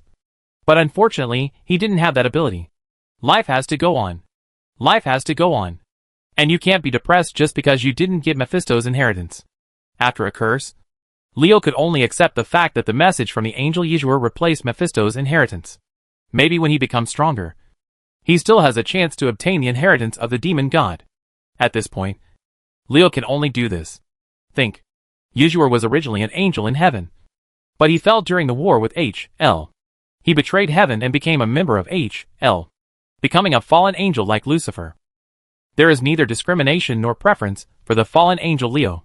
In his opinion, this is a group of guys who have differences of opinion with the so-called God of heaven. Lucifer, the former head thug of heaven, has opinions on God. So he, the hack guy, brought a group of younger brothers to rebel against the old guy of God. In the end, Lucifer, who failed in the rebellion, had to go to H.L. and die with Satan. Although fallen angels use the power of H.L., in essence, they are still a part of the angels. Just like the movie line says that the overlord among beggars is still a beggar. And fallen angels are still angels. Since he is the angel Izu, he can accept the power of the holy light that belongs to the light. And with a powerful enough holy light power, the paladin clone can completely digest the angel's inheritance in a very short period of time. The power of holy light required to become an angel is absolutely an astronomical amount. In the eyes of the world, it is almost impossible for this power to exist in the mortal world. But there are no absolutes in things in the world. But there is such a place where it is accumulated, powerful enough to create a paladin clone. It is the Holy Light's Hope Chapel. Why did Leo come all the way to support the Argent Dawn? And why did he cooperate with the Scourge to stage such a scene with Balnazar? Just to detonate the unparalleled tyranny under the Light's Hope Chapel? The power of Holy Light can be used to complete the inheritance of Yeshua. The golden Holy Light exploded violently and disappeared quickly. Just when everyone thought that the cannon fodder of the Scourge Legion would be purified into dregs in the unparalleled Holy Light under the chapel, this power suddenly disappeared. When everyone opened their eyes, they still saw dense natural disasters of the undead. The endless sea of undead still existed. And it had not been purified into dregs as everyone thought. What's going on? That terrifyingly powerful power of Holy Light has done nothing? The warriors of the Silver Dawn had huge doubts in their hearts. Unlike them, Scarlet, Passonia and others all focused their attention on Leo's paladin clone. Although Leo didn't say what he would do after detonating the power of Holy Light. How could they not think of the key point of the matter if they were so smart? Leo's paladin clone was definitely related to the sudden disappearance of the power of Holy Light in the chapel. The clone of the paladin, who was being watched by Scarlet and the girls, had his eyes closed and a look of relief on his face, which was in sharp contrast to the terrifying Balnazar, who had revealed his true form in front of him. Devil, you have defiled the sanctity of the Holy Light, and I will give you true death. The paladin clone slowly opened his eyes. His pupils were completely replaced by golden light at this time. When his eyes were opened and closed, the power that made Liedron, a legendary strongman, palpitate was looming. Balnazar was completely frightened by fear at this time. He saw with his own eyes the paladin in front of him holding a skull containing powerful dark power, opening a door made of energy, and erupting the holy light from the chapel. The power was absorbed in an instant and transferred into his own body. After absorbing the power of the holy light in the chapel, the feeling of this paladin completely changed for him. Balnazar discovered that the human paladin, who he could easily kill, had transformed into a natural enemy of himself. No, not only his natural enemy, he was the natural enemy of all dark creatures. So the Dread Lord was afraid. The Dread Lord, who had always brought fear to others, tasted the taste of fear. What kind of existence is he? As if realizing Balnazar's doubts, the paladin clone said softly, "Good thoughts give birth to angels, and angels create holy light. I am the angel Yeshua. Create the holy light?" This guy has such a big tone. Since the amplification magic was still working when the paladin clone spoke, everyone heard what he said. Even the Silver Dawn warriors, who thought they were on the same side as him, were dissatisfied with him. Angel? What is that? How dare he claim that he created the holy light? Ignoring the reactions of others, the paladin clone glanced around the battlefield, and only heard him continue. Everyone here will be redeemed. Except you. Devil. You will be punished. A pair of wings of holy light nearly 30 meters long spread out behind Yeshua. And the power of holy light that swept everything came to this land again. And a majestic voice echoed in everyone's ears. God said, Let there be light. Chapter 475. Bringing things back to order. The word pujao is used to describe the light, and the pomp is called big. Just like the word sunshine is often followed by the word earth. What will happen if the holy light shines? If the sun brings warmth to people, then the holy light brings light. This symbolizing light of hope brings endless courage to people facing darkness, allowing them to never give up and fight against the darkness tenaciously. Fight. As the clone of the Holy Knight, who transformed into Izua, raised the silent crusader's sword above his head. Golden rays of light emanated from him, and the entire battlefield was dyed golden. Under this golden light, the warrior of Silver Dawn felt that his body was extremely comfortable. Not only did the injuries on his body heal in an instant, but the consumed physical strength and magic power were also quickly restored under the nourishment of these lights. And there was an endless amount of energy in his body that could not be vented. The strength makes people feel uncomfortable all over if they don't vent it out. When the warriors of the Silver Dawn wanted to vent their abundant energy, the best target was naturally their opponent's Scourge of the Undead, who attacked the Light's Hope Cathedral. Unfortunately, when they wanted to start training with the opponent, they found that they could not find the target to attack. Under the illumination of the holy light, the natural disasters of the undead that make up the Sea of the Undead are rapidly melting and decomposing like wax statues under high temperatures, leaving only a field of fine and crystal particles in the end. Did the Scourge's attack collapse like this? The endless natural disaster army just disappeared? The warriors of the Silver Dawn looked at each other, and many people's eyes suddenly changed when they looked at Izua. Is this angel who calls himself Izua really the incarnation of the holy light? Even Lord Uther, who is known as the messenger of light, cannot possess such a powerful power of holy light. Angel, is he really the messenger sent by God to save us? Compared with the Naru, who had never really appeared in this world, Izua, who appeared in front of him alive and helped him eliminate the Scourge, seemed more reliable and real. In this era where natural disasters are rampant, wars can be seen everywhere, and death is at risk anytime and anywhere, human beings need spiritual sustenance the most. Ages where religion develops rapidly are often times of chaos. What people in the darkness need most is to create a faith to entrust one's helpless spirit, because only in this way can everyone have the courage to continue living. You must know that it is too difficult to be strong. Balnazar, feel the blue fury. After speaking, the clone of the Holy Knight, who transformed into Izua, slashed hard the sword of the silent crusader, with a touch of blue in the golden holy light that enveloped the sword body, slashed hard at Balnazar, killing the immobilized Dread Lord. A sword split him in half. The Fear Demon King, who was said to be extremely difficult to kill, had endless fear of dying in his eyes. After the big sword struck, the whole thing disintegrated.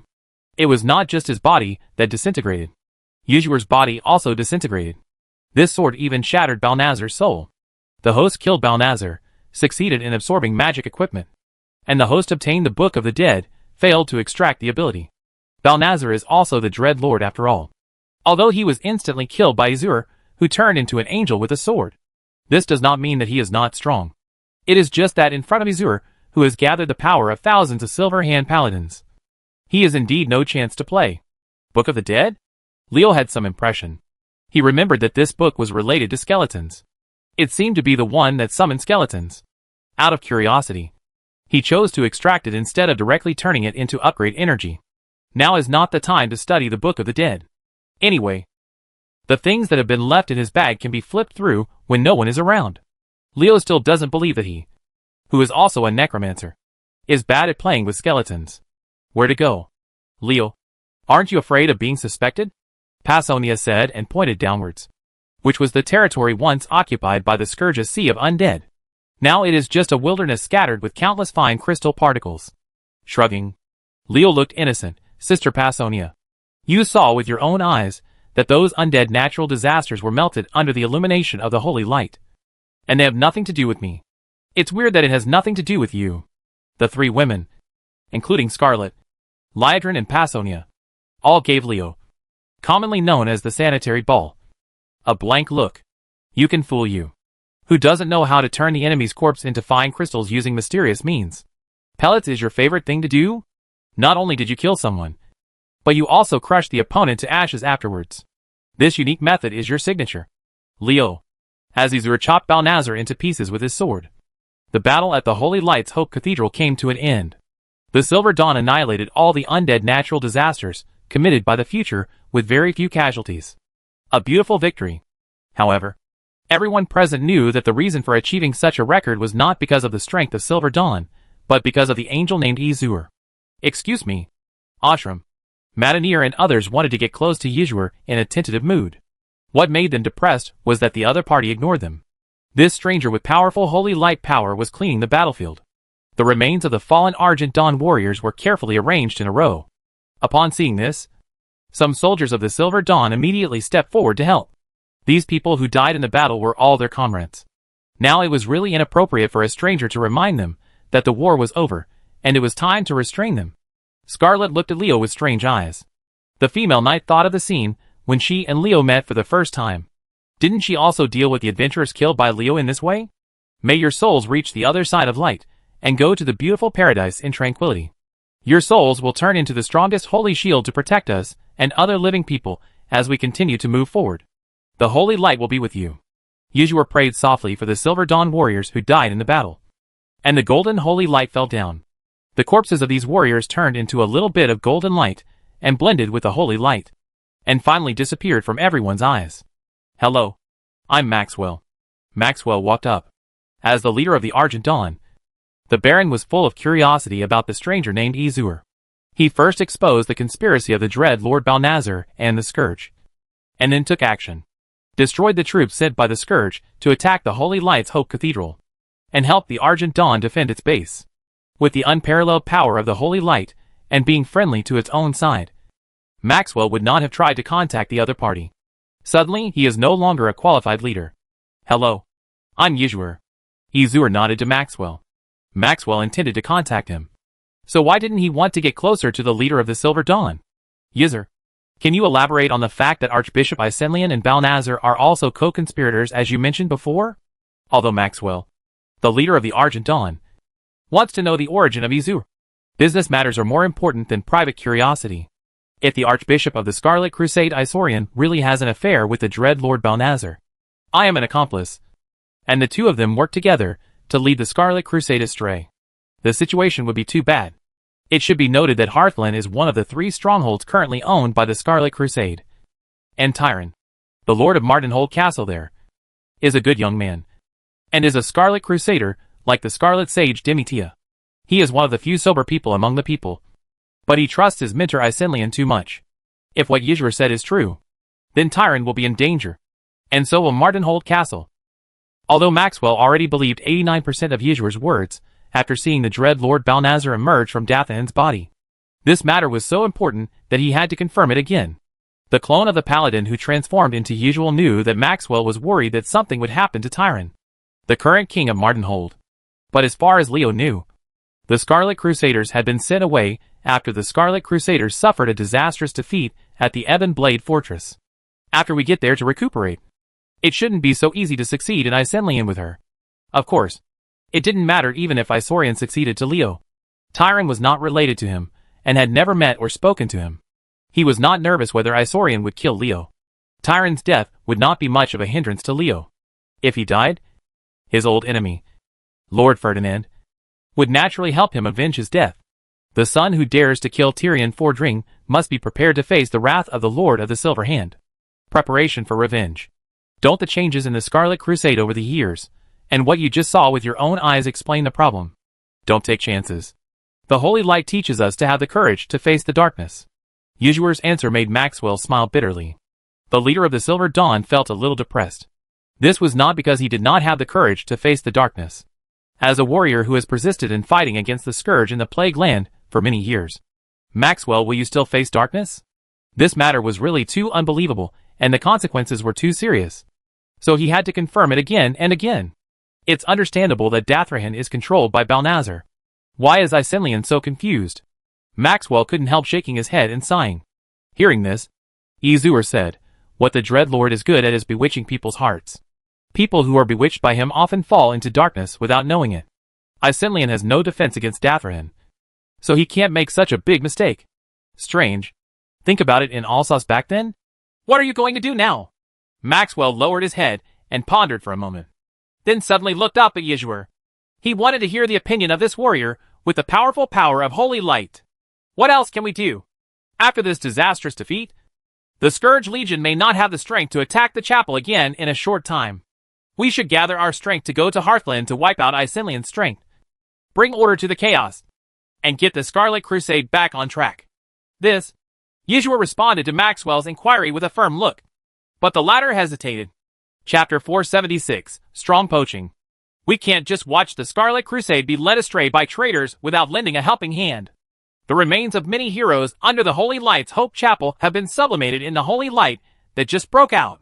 Even if the Scourge Legion isn't, we won't get anything by taking down the chapel when we go to Hearthland. And we don't have to worry about our beloved warriors being desecrated by natural disasters. No matter what, I always firmly believe that things are dead and people are alive.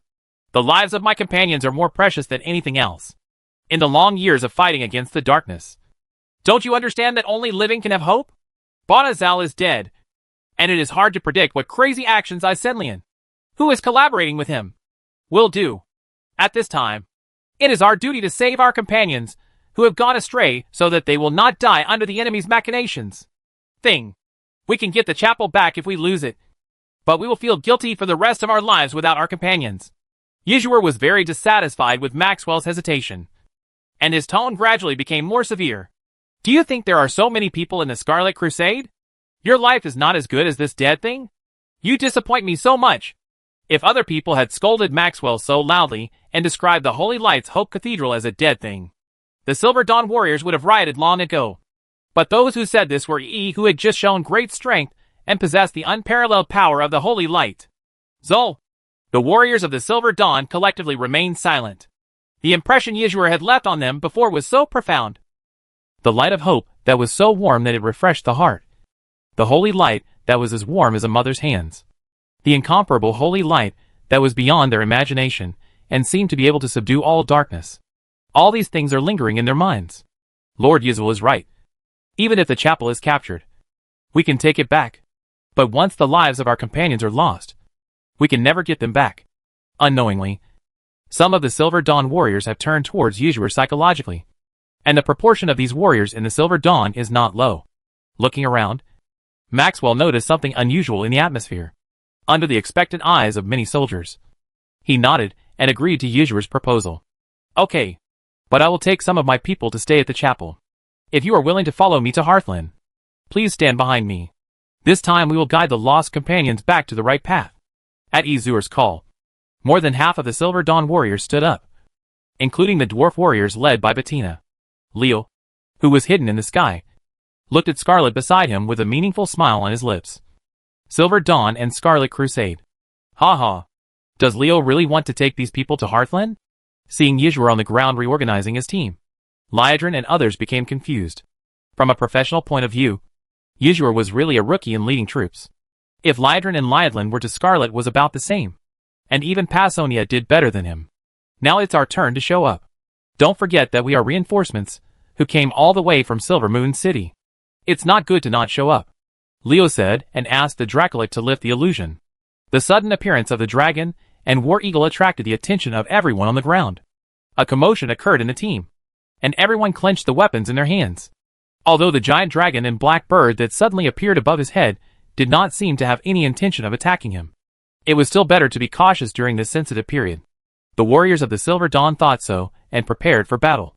However, as the big black birds and dragons above them approached, their vigilance relaxed because they saw the big black birds sitting on their backs. Each of the elves, and those giant dragons, stood on top of them were humans wearing the robes of the kingdom of Arathar. Reinforcements. Reinforcements composed of humans and elves. It's the armies of Silvermoon City and Stromgard. Some sharp-eyed people recognized the origin of the reinforcements, and the soldiers on the ground couldn't help but cheer. Although the battle is now over, whether these reinforcements come or not will not have any impact on the ended battle. But their arrival proves one thing. That is, the Argent Dawn is not alone in the war against the Scourge. You still have companions. You are not fighting alone. I'm sorry, but it seems we can't be of much help. Liadrin, who descended from Ekta's back to the ground, said apologetically to Maxwell. Her expression and eyes were so impeccable that even though Leo knew the whole story, he couldn't tell the blood elf from it. There was nothing wrong with the Countess. This woman's acting skills are enough to win a statuette. Leo shrugged. He didn't go to Maxwell. It was enough for Scarlet and Passonia to deal with the top brass of the Silver Dawn. What he had to do now was to receive what Izur had taken from the Silver Dawn. There are about 8,000 Silver Dawn warriors from east to west. Seeing Leo's arrival, Izur immediately turned into a golden light and penetrated his body. This was not because Izur didn't want to explain something to the Silver Dawn warriors, who were willing to follow him so that Leo could control them more smoothly, but because the summoning time has come. After the Paladin clone successfully inherited Izur's inheritance, the strength gap between him and Leo widened again. The widening strength gap meant that Izur had less time to exist alone. This is why Leo was so anxious. The reason for showing up. The Silver Dawn warriors were immediately in an uproar when they saw Izur, who had previously said that he would take them to rescue the Scarlet Crusade, suddenly turned into light and disappeared. Only the dwarf warriors led by Bettina did not show much surprise. This is not because the psychological endurance of the dwarf warriors is much stronger than that of the Silver Dawn warriors, but because Bettina and the others already knew the identity of the visitor when they met Leo when they saw the Paladin clone. For Bettina and others, the only difference between the Paladin clone and Leo is the color of his hair and eyes. As for height and skin, there is not much difference between the two in the eyes of the dwarf. Don't think you have changed. We wouldn't recognize you without your vest. As long as your appearance remains the same, you won't be able to escape the wise eyes of the dwarf. Let me see clearly what you guys are arguing about. Master Leo and Izur are clearly the same person. The warriors of the Silver Dawn made a lot of noise, and the few dwarf warriors who thought they were making a fuss couldn't help but tell the truth. After being reminded by them, the warriors of the Silver Dawn, who were surprised by the disappearance of Izur, immediately discovered that Leo had a different appearance. There were similarities with Izur. The two of them were carved out of the same mold. And when they thought that Izur turned into golden light and penetrated into Leo's body, they believed the words of the dwarf warrior. It is well known in this world that some powerful men can create clones. It's not like the warriors of the Silver Dawn didn't know that, they just didn't react for a moment. Who would have thought that Izur, who possesses the power of the tyrannical holy light, could actually create clones? Just a doppelganger? Time is running out now. Every second of delay will put the Scarlet Crusaders in more danger. In order to rescue these brothers who have been misled by the devil as soon as possible, we must reach Hearthland as soon as possible. With the dwarf warriors unintentionally cooperating with Leo. It was not. These people were all summoned by Izur with the slogan of rescuing the Scarlet Crusade. Leo quickly stopped when he got down to business. There was a commotion. No matter who leads it. No matter whether the man who summoned him is the black-haired, black-eyed man in front of him. He will lead us to Hearthland to punish Isenlian, who is collaborating with the dread Lord Balnazar, to rescue the Scarlet Crusaders who are in danger. As long as this is done, that will be enough. Ashram frowned and walked over. The commander of the Silver Dawn felt very uncomfortable when he found out that Izur was actually Leo's clone. As a member of the aristocratic class of the Kingdom of Stormwind, Ashram joined the Argent Dawn on the front line against the Scourge. Although Ashram did not have much hostility towards Leo, he had classified the warriors of the Silver Dawn as members of the Kingdom of Stormwind. At this time, Ashram suddenly encountered a strong poaching from the Kingdom of Arathar, and nearly half of them were poached. Ashram was naturally not happy. The guy from Arathar actually came to poach me. He's really a bastard. Many nobles in Stormwind City have a grudge against the fact that Arathar's army has entered the Kingdom of Stormwind, especially soldiers like Ashram. In their opinion, it is their job to guard their royal city and protect their king. If the Arathans intervene, isn't this a slap in the face and saying they are incompetent? Leo ignored the sullen Ashram. He had long known what these nobles were thinking. In his opinion, these guys could only be described as unreasonable. If you couldn't do it yourself and someone else helped you, not only are you not grateful, but you are resentful, which makes you feel more disgusted than eating a big blowfly. This is Her Majesty the Queen of the Kingdom of Arathar, Scarlet Lothar, a descendant of the great Duke Lothar, a pious and powerful paladin. She will work with us to rescue the brothers of the Scarlet Crusade, so that the damned traitor Isorian has been punished. Leo pushed Scarlet out before Ashram could speak. He pointed at the female knight, who was walking over with Maxwell, and revealed her identity to the warriors of the Silver Dawn. As Leo expected, the Lothar family has a strong reputation. Duke Lothar, who once led the Alliance, has a very high reputation. When they learned Scarlet's identity, the warriors of the Silver Dawn looked at the female knight with eyes. Respect. Ashram, who was about to speak, opened his mouth but didn't say anything. After Leo revealed Scarlet's identity, his momentum was immediately relieved. Regardless of status, family lineage, or personal strength. Ashram was completely defeated by the female knight.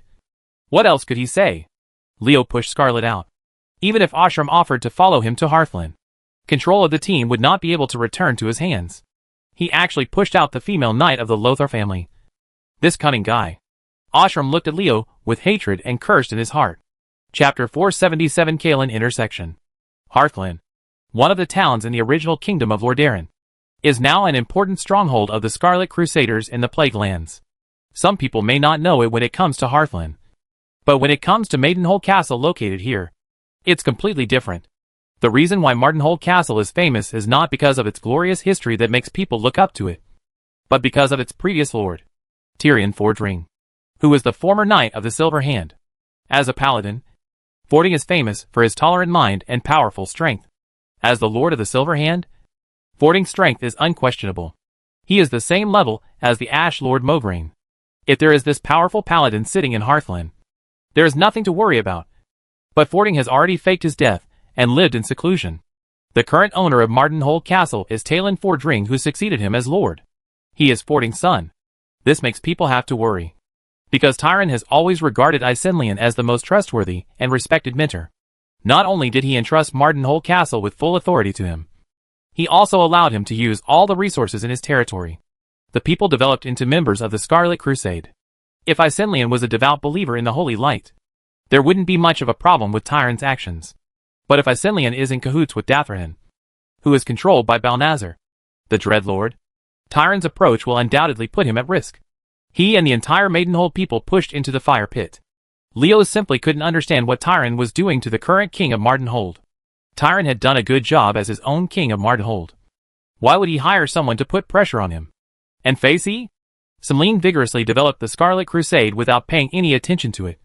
And even when the two had ideological differences, they always relied on the other party. Thinking about what happened between Tylon and Isenlian, Leo couldn't help but sigh. Lafayette's son is too easy to fool. If this was a peaceful era, it would make sense. But now it is a chaotic place. In the Dark Ages, there were not many examples of people with pure hearts being taken advantage of and dying tragically. Why did Tylon turn a blind eye? Even if he didn't notice it at first, might he still not know it when Isenlian gradually developed the Scarlet Crusade in Maidenhold?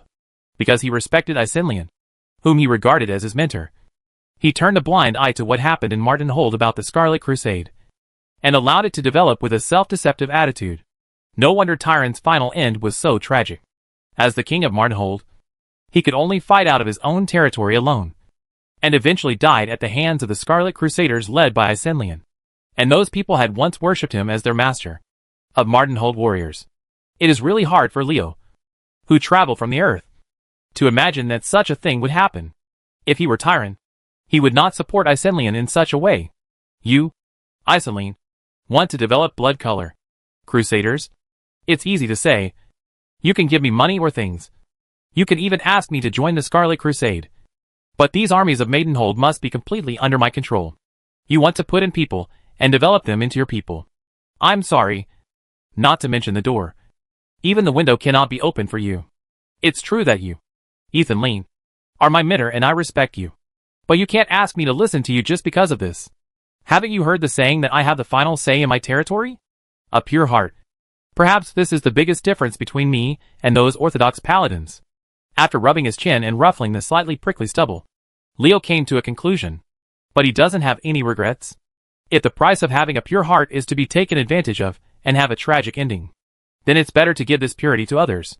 As a common person who only wants to live happily with the people around him, why not be a little darker? Ahead is the Kalen intersection, and there is no way for so many of us to go around it. Liedron reminded Leo that as the main transportation thoroughfare in the Plague Land, the location of Kalen intersection is very important. It is stuck between the Holy Lights Hope Cathedral and the Hand of Tyr, which is a serious obstacle, due to the connection between the Argent Dawn and the Scarlet Crusade. It is an important pivot point for the Scourge in the Plague Lands, and the Scourge has deployed heavy troops to defend it. A single person or a small number of highly mobile troops can still try to bypass this place. But if Leo and his team, which is more than 10,000 people and are mostly infantry, want to pass through this place, they will never be able to escape the undead natural disaster.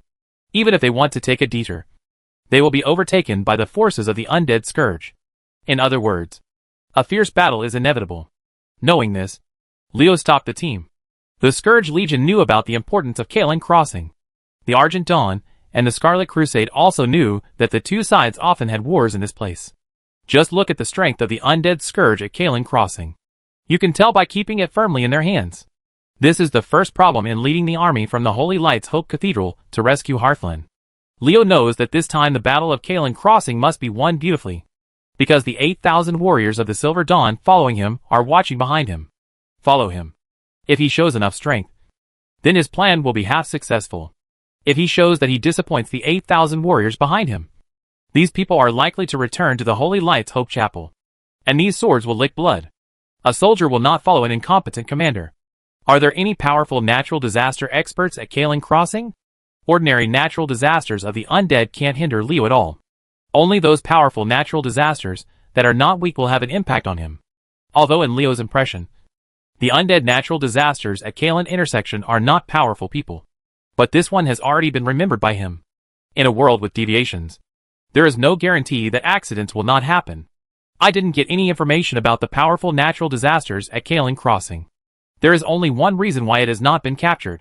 There are too many undead natural disasters here. Even if the Scarlet Crusaders and Holy Lights Hope at the hand of Tyr are powerful, the total number of troops in the chapel is less than 1/10 of the number of undead here. A warrior of the Silver Dawn suddenly walked out. From the looks others looked at this warrior, Leo knew that he must have some status. Otherwise others wouldn't look at him with the slightest respect. When attacking Kalen Junction, we have to be careful of the natural disasters in Darrow County and Crown Tower. When Kalen Junction is attacked, these two places will dispatch natural disaster troops to support the defense of Kalen Junction. The Darrow County warrior's mood visibly fluctuated when he mentioned it, and hatred flashed in his eyes from time to time. Are you from Darren County?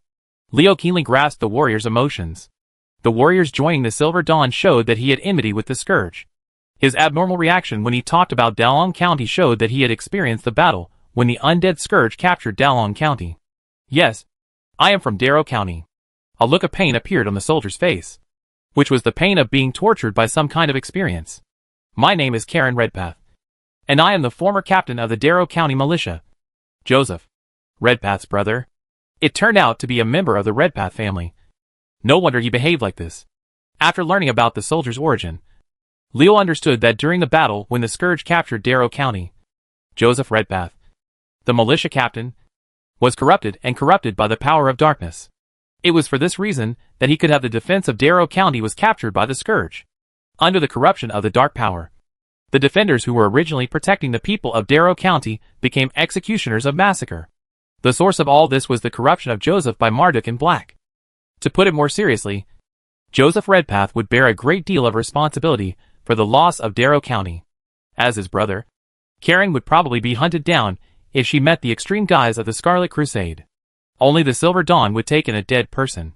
There are a lot of undead in Darrow County and Crown Tower. It will be very detrimental to us if the battle at Kalen Crossing drags on for too long. Scarlet's words are tantamount to telling Leo that if he wants to attack Kalen Junction, he must fight quickly and capture this important hub where the Scourge Legion has heavy troops stationed in a very short period of time. Karen, are you familiar with the combat methods used by the undead Scourge at Kalen Crossing? Leo summoned 3 Storm Crows to conduct aerial reconnaissance, then turned to Karen and asked. Both the Argent Dawn and the Scarlet Crusade have attacked Kalen Crossing many times. Karen should be familiar with this place. If Leo wants to fight well in the first battle to support Hearthlyn, then he needs to know his opponent well. Homework that must be done. How do the Scourge Legion fight at Kalen Crossing? Karen was asked with a helpless look on her face. I don't know who is in charge of Kalen Crossing, but the Scourge Legion here has never taken the initiative to attack. Regardless of we can't lure the defenders out by any means, and can only choose to attack by force. When they stormed the heavily guarded Kalen intersection, the opponent had both a favorable location and sufficient reinforcements. There was no need to discuss the outcome, because the facts were before our eyes. In this way, the natural disaster commander guarding Kalen intersection is a cautious guy. No, it should be said that he is timid, but it was precisely because of his character that Kel'Thuzad sent him to Kalen Crossing. The Archlich really made the best use of his talents. The opponent has a large number of troops, a good location for defense, and the 2 major reinforcements of Crown Tower and Darrow County behind him. This is really not a tough nut to crack. It's no wonder that the Scarlet Crusade and Silver Dawn have not been able to capture it. Here. But if I can successfully win the Kalen intersection, wouldn't it make it more obvious that I am capable? It will be easier to conquer these Silver Dawn warriors. And the next plan will be smoother? The Storm Crows had already flown over the Kalen intersection. Through their shared vision, Leo looked at this heavily defended natural disaster town and fell into deep thought. Chapter 478, A God-Given Opportunity. Leo's eyes suddenly lit up as he was thinking about how to win the Kalen intersection beautifully.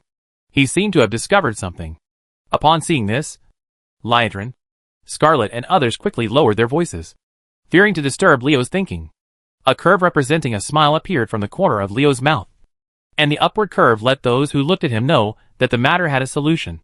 As the magic power on Leo's body surged slightly, an image magic appeared. This was an aerial view of the Kalen intersection. Why are there so few undead natural disasters here? After seeing the image and the magic clearly, Karen couldn't help but exclaimed. The undead natural disaster at Kalen intersection was no longer the densely packed sardine can-like scene in his mind. Instead, it was sparse and barely maintained the outermost part, that layer of defense. I have never seen such a scene among the undead at the Kalen intersection. Karen and the Silver Dawn warriors behind her couldn't help but make a noise. Scarlet, Passonia, and Liedren looked up at the same time after lowering their heads and thinking for 2 or 3 seconds. When they looked at the magic image again, their eyes were no longer on the Kalen intersection, but on the outside of the Kalen intersection carefully. Checked it out. The undead scourge at Kalen Crossing is attacking. And Tyr's hands are in danger. The hand of Tyr is in trouble. And it's a big one.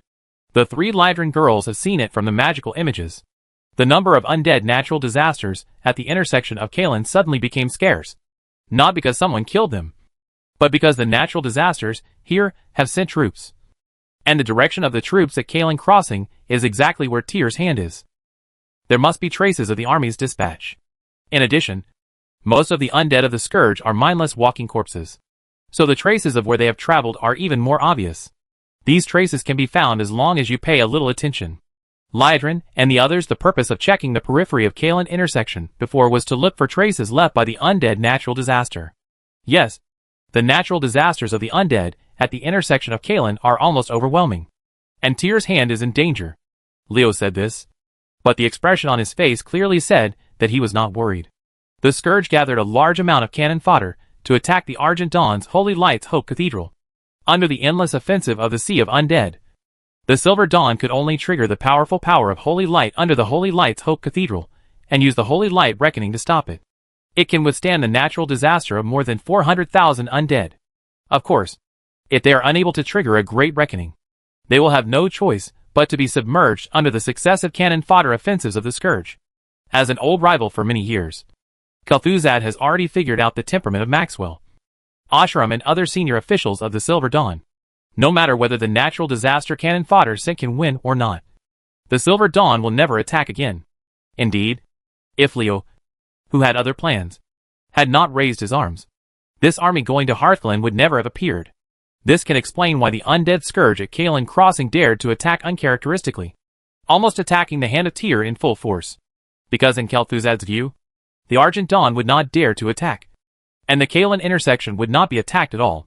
In that case, why not take advantage of this opportunity to send a large army to wipe out the panic-stricken Scarlet Crusade? The above is Leo's inference. In Leo's opinion, Kel'Thuzad's approach was not only not wrong but also very correct. It was impossible for him to do better than the Great Lich. It's a pity that there is a word in the world called accident. And there is a saying that people's plans are what God decides. Kel'Thuzad would never have thought that there would be an intruder like Leo. So an army that shouldn't appeared at the intersection of Kalen. This natural disaster town with empty troops is in danger. One wrong move, and everything goes wrong. Kel'Thuzad, your failure to anticipate our appearance is the biggest failure. Leo and Scarlet looked at each other, and they both saw the excitement in each other's eyes. I originally thought that there was a tough battle to be fought at Kalen Crossing, but now I found that the opponent was just a paper tiger. I led the army to the right place at the right time. Kalen Crossing, which had always been heavily stationed, was actually empty of troops at this time. It seems that even God is helping us. If you don't rebel, you will suffer disaster. God has given you such honor, and I would be very sorry for him if I didn't fight a beautiful victory. Leo chuckled. And 50 Velociraptor bone dragons appeared in everyone's sight. Speaking of being good at attacking difficulties.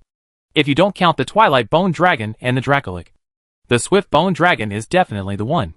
50 meter long Swift Bone Dragons lined up in 2 rows. And a powerful force rushed towards them. The tall skeletons exuding metallic luster made the warriors of the Silver Dawn couldn't help but exclaim in surprise. The Scourge Legion at Kalen Crossing has set out to attack the Hand of Tyr. The brothers of the Scarlet Crusade are now in danger. We must take Kalen Crossing in the shortest possible time to rescue them. Now, all of you must have the courage. Hold on to the weapons in your hands and fight with Scarlet Paladin, Leo said, and gave Scarlet a wink. The female knight called out the judgment armor and rushed towards the Kalen intersection with the Ashkandi sword held high. In the name of Lothar, the Scourge Legion will be destroyed. Leo, who had already jumped onto a Velociraptor bone dragon, lost no time in shouting. Under his command, 50 Velociraptor bone dragons stepped forward and rushed behind Scarlet amid a rumble that shook the earth. At the Kalen intersection, such a powerful charge greatly boosted the morale of the Silver Dawn warriors. Under Leo's deliberate guidance, they shouted the slogan in the name of Lothar and began to charge. Does Leo want to incorporate these people from the Argent Dawn into Strong Guard? Liadrin and Passonia felt something was wrong. If the troops stationed at the Undead Barrier and the Coldwind Camp were not counted, the warriors here already accounted for half of the Silver Dawn's army. Even if the former 2 were added, they would still account for 4 points. First, with so many people suddenly missing, the power of the Plague Land against the Scourge will be greatly weakened. Moreover, the 2 women can also see that Leo also has thoughts about the Scarlet Crusade. Otherwise, he would not be so kind with his character. Go to the rescue of Hearthland. Thoughts were swirling in his mind. But his movements were not slow. When the 8,000 warriors of the Silver Dawn and the 2,000 dwarf warriors led by Bettina rushed towards the Kalen intersection behind the Velociraptor bone dragon, Liadrin's order had already been issued. After receiving the order from the Blood Elf Countess, the Blood Elves of the 500 War Eagle Knights immediately urged the War Eagles to fly to Kalen Crossing. These War Eagle Knights, together with the 500 Silver Moon Rangers, formed an air strike force of 1,000 people, cooperating with allies on the ground. They launched an attack on the depleted natural disaster town. The warlocks are all following, and the Dragon Blood Guard should protect them. All the allies rushed forward. Naturally, Stromgard's army would not stay behind and do nothing. Under the command of Willie, the 500 warlocks of the Summoner Legion, protected by the Dragon Blood Guards, followed the tens of thousands of troops to Kalen. The intersection is removed.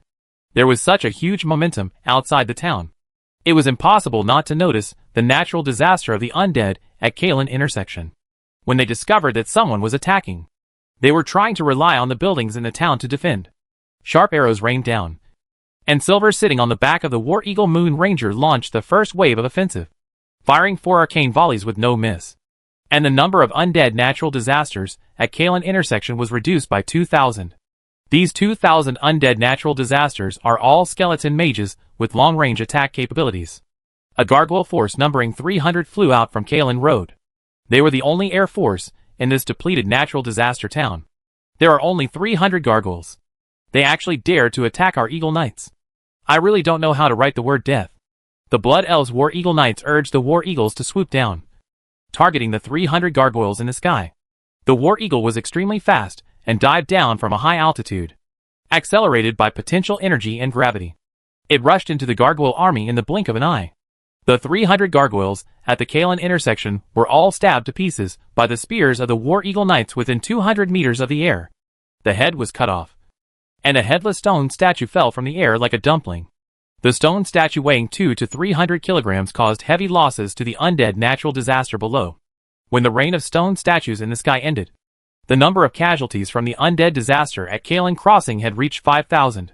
The number of casualties from the natural disaster at Kalen Crossing had already been reduced by 1/5 before the battle on land began. The surviving natural disaster mages raised their heads and were about to settle accounts with the Blood Elves, but were disappointed to find that the other party had risen to an altitude of 2,000 to 3,000 meters. They could only stare. At this distance, even if the spells can reach the opponent's Blood Elves, they still have enough time to fight back and eliminate all the magic attacking them. The natural disaster mages had to give up the idea of fighting back. Undead, Except the sanction of the Holy Light. Just when the Blood Elves were harassing the Scourge, Scarlet and the warriors of the Silver Dawn had already rushed up, although the female knight took the lead at the beginning. The first one to rush to the intersection of Kalen was the Velociraptor Bone Dragon. These huge and fast bone dragons are naturally not comparable to war horses. Upon seeing this, Leo couldn't help but think that war horses were no longer suitable for Scarlet, and she should have a better mount. Unfortunately, Nightmare is a demonic creature that conflicts with Scarlet's attributes as a paladin, so it is not suitable to be a female knight's mount. It seems that I have to think about it carefully. Where can I get a good mount for Scarlet? Leo scratched his head depressedly. Men are born to work hard. Boom! Boom! Boom! The Velociraptor bone dragons that rushed to the intersection of Kalen fully demonstrated their violent side when facing the defenses of the undead Scourge. Relying on their strong bodies and large bodies, the Velociraptor bone dragons directly hit the building blocking their way. In the fierce collision of the soldiers at the rear, the first line of defense at the Kalen intersection collapsed with a deafening loud noise. Kill all these undead natural disasters, leaving no one behind. Chapter 479 HD Toddlers. Our side easily broke into Kalen Junction, which they had attacked dozens of times before, without any casualties. The morale of the 8,000 soldiers of Silver Dawn increased greatly. In their opinion, this time, they could completely vent the sullenness they had suffered here for several years. Kill these undead, and kill all the hateful natural disasters. Filled with excited shouts, tens of thousands of soldiers followed Scarlet and the Velociraptor Bone Dragon into the Kalen intersection. Their morale was high, and they advanced very fast. They rushed through the Kalen intersection at a speed that was no less than their usual running speed. Advance. Except for a few intermediate undead creatures, the remaining natural disasters at Kalen intersection were all vulnerable low-level undead creatures such as skeletons. Leo and the others defeated the undead natural disasters with a crushing attitude. In just a few minutes, this natural disaster town that has troubled the Scarlet Crusaders and the Argent Dawn for several years has been mostly controlled by them. In order to capture Tyr's hand and take advantage of the low morale after the defeat of the Scarlet Crusade to kill this troublesome opponent, all the best of the Scourge Legion at Kalen Crossing came out. Those who stayed behind in this important natural disaster town were all in Leo's eyes. It was too easy to deal with the old, weak, sick and disabled. Leo didn't even bother to cast his magic, so he stood leisurely on the head of the swift bone dragon and watched the groups of undead and natural disasters being killed. Apart from occasionally sucking the corpses to increase that he didn't have to do anything with the number of corpses stored. This battle was really easy and enjoyable. It felt good to bully the weak once in a while. Seeing that the undead natural disaster Leo was almost annihilated under the strangulation of everyone, Leo had to plan for the next battle. Kalen Junction, a natural disaster town, was easy to attack but very difficult to defend. Although Leo and the others attacked quickly enough, it only took about 10 minutes from the beginning of the attack to occupying the entire Kalen Junction. But this time was enough. The undead Scourge guarding this place sent out the news. It is conceivable how the Crown Tower and the undead Scourge in Darrow County would react after receiving the news that Kalen Crossing was attacked and was about to be lost. After losing this important natural disaster town that threatens the Light's Hope Cathedral and the Hand of Tyr. Even if Nathanos' Blighter Legion is restraining Darrowshire and Crown Tower, they will still send out a large army. The Limlicus Scourge will never give up. Leo, we have occupied this place, and now we need to talk about how to divide the troops. Who will stay here to withstand the pressure of the Scourge Legion? And who will lead the troops to rescue the Hand of Tyr? Lydron and Passonia walked up to Leo, since Scarlet was leading the warriors of the Argent Dawn to eliminate the remnants of the Scourge in the town.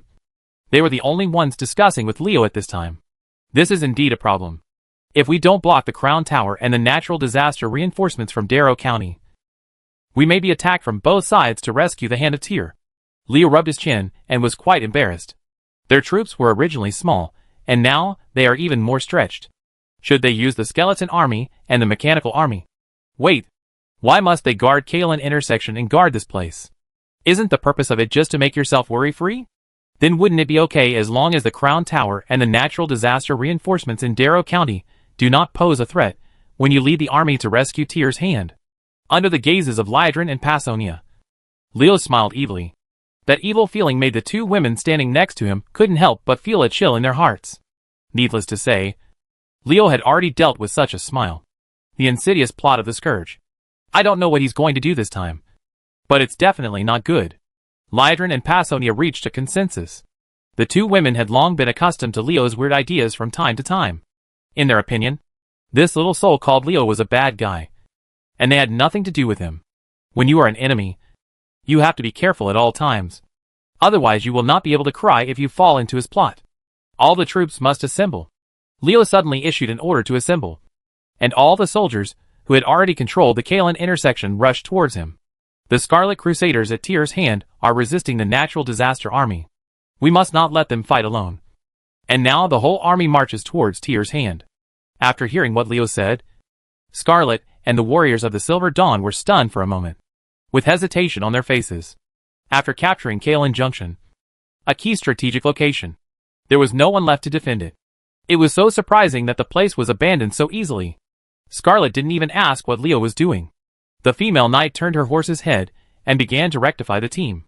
The warriors of the Silver Dawn returned to calm after a small commotion. Scarlet and Leo, who led them to easily capture Kalen Crossing, had established a certain authority in their hearts. Only Leo and Scarlet, who had the power of victory, could command these soldiers even when they had doubts. After gathering everyone, Scarlet led them away from Quarren Crossing. Lydron and Passonia accompanied them, but Leo stayed behind.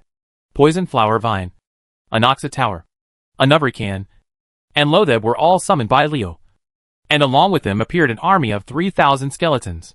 Under Leo's order, these pets immediately took action, and soon Kalen intersection was filled with their busy figures, both above and below ground. When the natural disaster reinforcements arrived after receiving the news that Kalen Crossing was attacked and about to be captured, what they saw was an empty city. An empty city after the war. Did the enemy who captured Kalen Junction escape? They didn't actually defend this key location. The few natural disaster experts who led the team looked at each other. This situation was very strange. The other party actually abandoned the defense after capturing the Kalen intersection. Could it be a fraud? However, after sending several teams of men into the town to search, such doubts were revealed. Because there were indeed no enemies at the Kalen intersection. There was only an empty town in front of him. The opponent did not send anyone to stay behind after capturing the Kalen intersection. The natural disaster experts who led the team made this judgment. Under their command, the natural disaster reinforcements from the Crown Tower and Darrow County all entered the Kalen intersection. They did not know that their every move was being monitored by the sky. Everyone can see it, including the cannon fodder regiment from Darrow County and Crown Tower. The number of natural disaster reinforcements should be around 70,000. With so many undead natural disasters, even if most of them are defective products, it is enough for me to absorb 20,000 to 30,000 corpses. It's not in vain that I spent so many gold coins at the Kalen intersection. Leo, standing on Polition's back, overlooked the natural disaster reinforcements on the ground. He was not worried that he would be discovered under the illusion of Dracolic. All the natural disaster reinforcements entered the Kalen intersection. Several natural disaster experts who led the army had already guessed their whereabouts by following the traces of Scarlet and the others when they left. The natural disaster experts, who were discussing how to pursue the enemy, suddenly discovered that difficulty has come. The scourge of the undead from Crown Tower and Darrow County. You have traveled a lot. Wouldn't it be rude if I, the new owner of Kalen Crossing, don't entertain you? Leo smiled evilly, and in a flash of his mind, he issued an order that could destroy the natural disaster reinforcements. Boom, boom, boom. The earth trembled with thunderous sounds, and the buildings at Kalen intersection exploded in succession. The impact of the explosion blew the undead scourge into pieces in groups. Several scourges who led the disaster reinforcements, the strongman only saw his subordinates falling down in pieces like wheat. What happened? The sudden change stunned the undead of the scourge. Before they could wake up from the great change, something worse happened. Violent explosions seemed to be contagious. Originally, only the buildings at Kalen intersection would explode. But after 2 or 3 breaths, the undead and natural disasters found that the ground under their feet was also emitting waves of hot energy amidst bursts of dull sounds. Flames. These flames jumped out from the ground to form fire pillars several meters high. They not only burned all the undead and natural disasters within a few meters around to ashes, but also ignited all the ignitable objects in the Kalen intersection. In a short period of time, the entire Kalen intersection was in flames. Seeing this scene, the few natural disaster experts who led the army to support Kalen intersection were on the verge of tears. Tens of thousands of troops were reduced to ashes in an instant. But they didn't even know what their opponents looked like. Fortunately, this is the Plague Land. There are countless corpses buried underground. They only need to call for a period of time to raise an army again. The natural disaster experts don't feel much about the loss of personnel. Anyway, the natural disaster army has never been a shortage of cannon fodder. But the Kalen intersection was burned to ashes by a fire. What should we do? The natural disaster experts looked at each other speechlessly, unable to come up with an idea for a while. Should he summon an army of low-level undead to garrison on the spot at the ruins of Kalen Crossing? Or should he return to the Crown Tower and Darrow County in despair? The natural disaster experts, who were discussing countermeasures, did not realize that the undead natural disasters were turning into fine crystal particles in groups in the raging flames. If they saw the scene, they would probably think that the person who plotted against them was nearby. It's only just over 20,000. I thought I could absorb nearly 30,000 corpses. But I didn't expect the quality of this batch of natural disaster reinforcements to be so poor. Leo, who had suffered a huge loss from the natural disaster reinforcements, looked dissatisfied.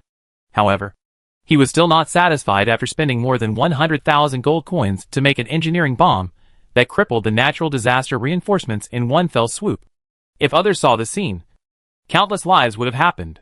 The urge to hit someone. There were 70,000 undead natural disasters, including 10,000 intermediate undead creatures. They were annihilated without hurting anyone. With such a record, what else can Leo not be satisfied with? Looking at the remnants of the undead reinforcements gathered outside the burning Kalen intersection, Leo curled his lips disdainfully.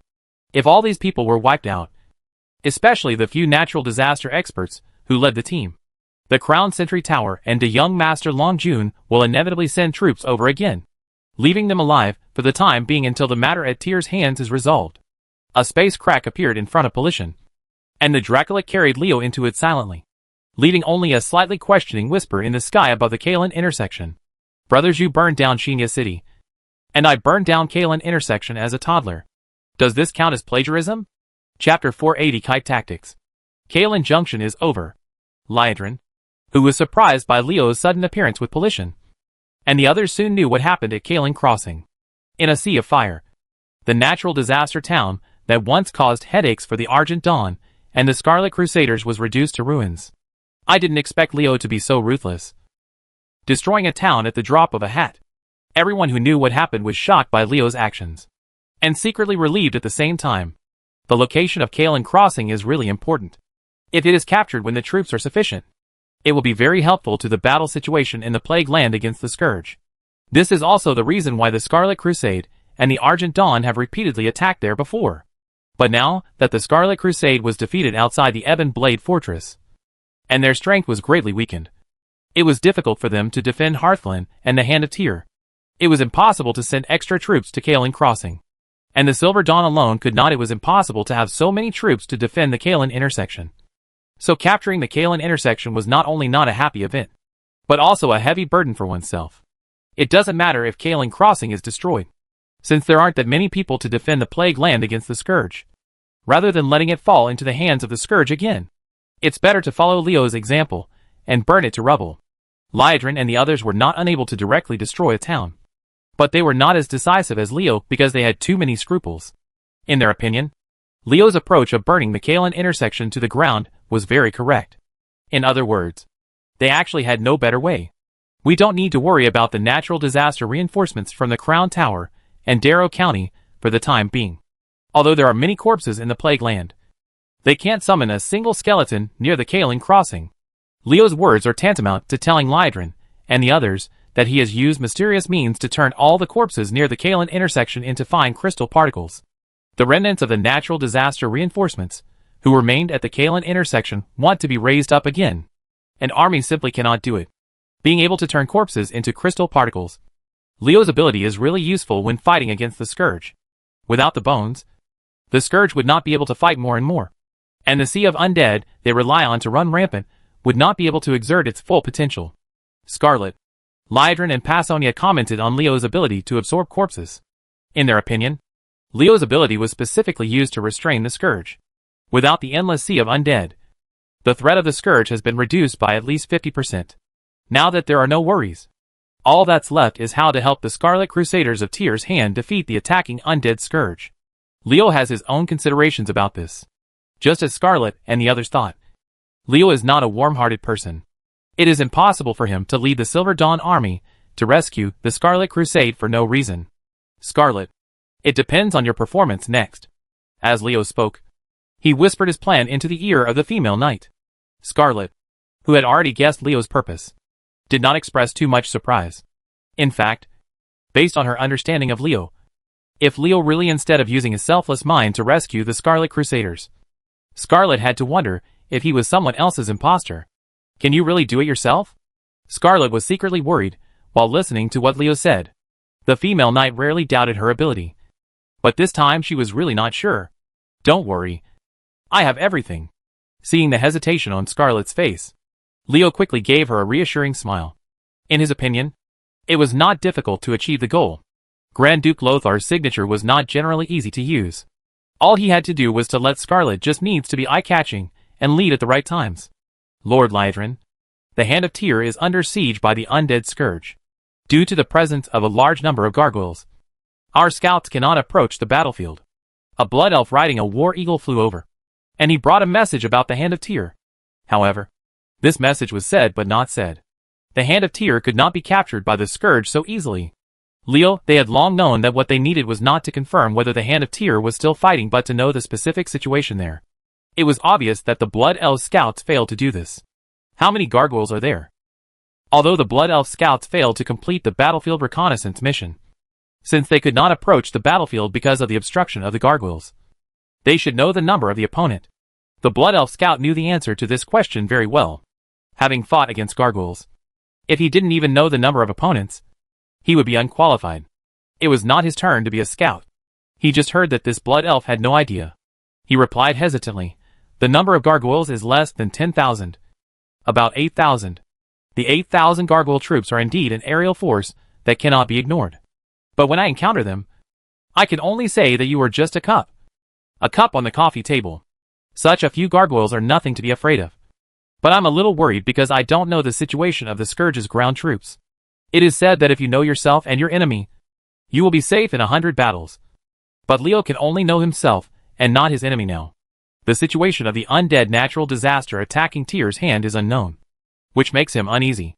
Although Karen and the warriors of the Argent Dawn have said that there are no powerful characters in Kaelin Crossing, who can guarantee that Kel'Thuzad will not send powerful natural disasters to participate in the attack in order to destroy the old rival of the Scarlet Crusade. No, it is not that it cannot be guaranteed. There will definitely be natural disaster experts involved.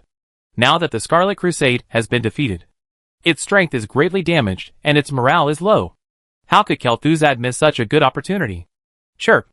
A group of black spots appeared in the distant sky, and the Blood Elf War Eagle Knights immediately flew forward to fight with the opponent.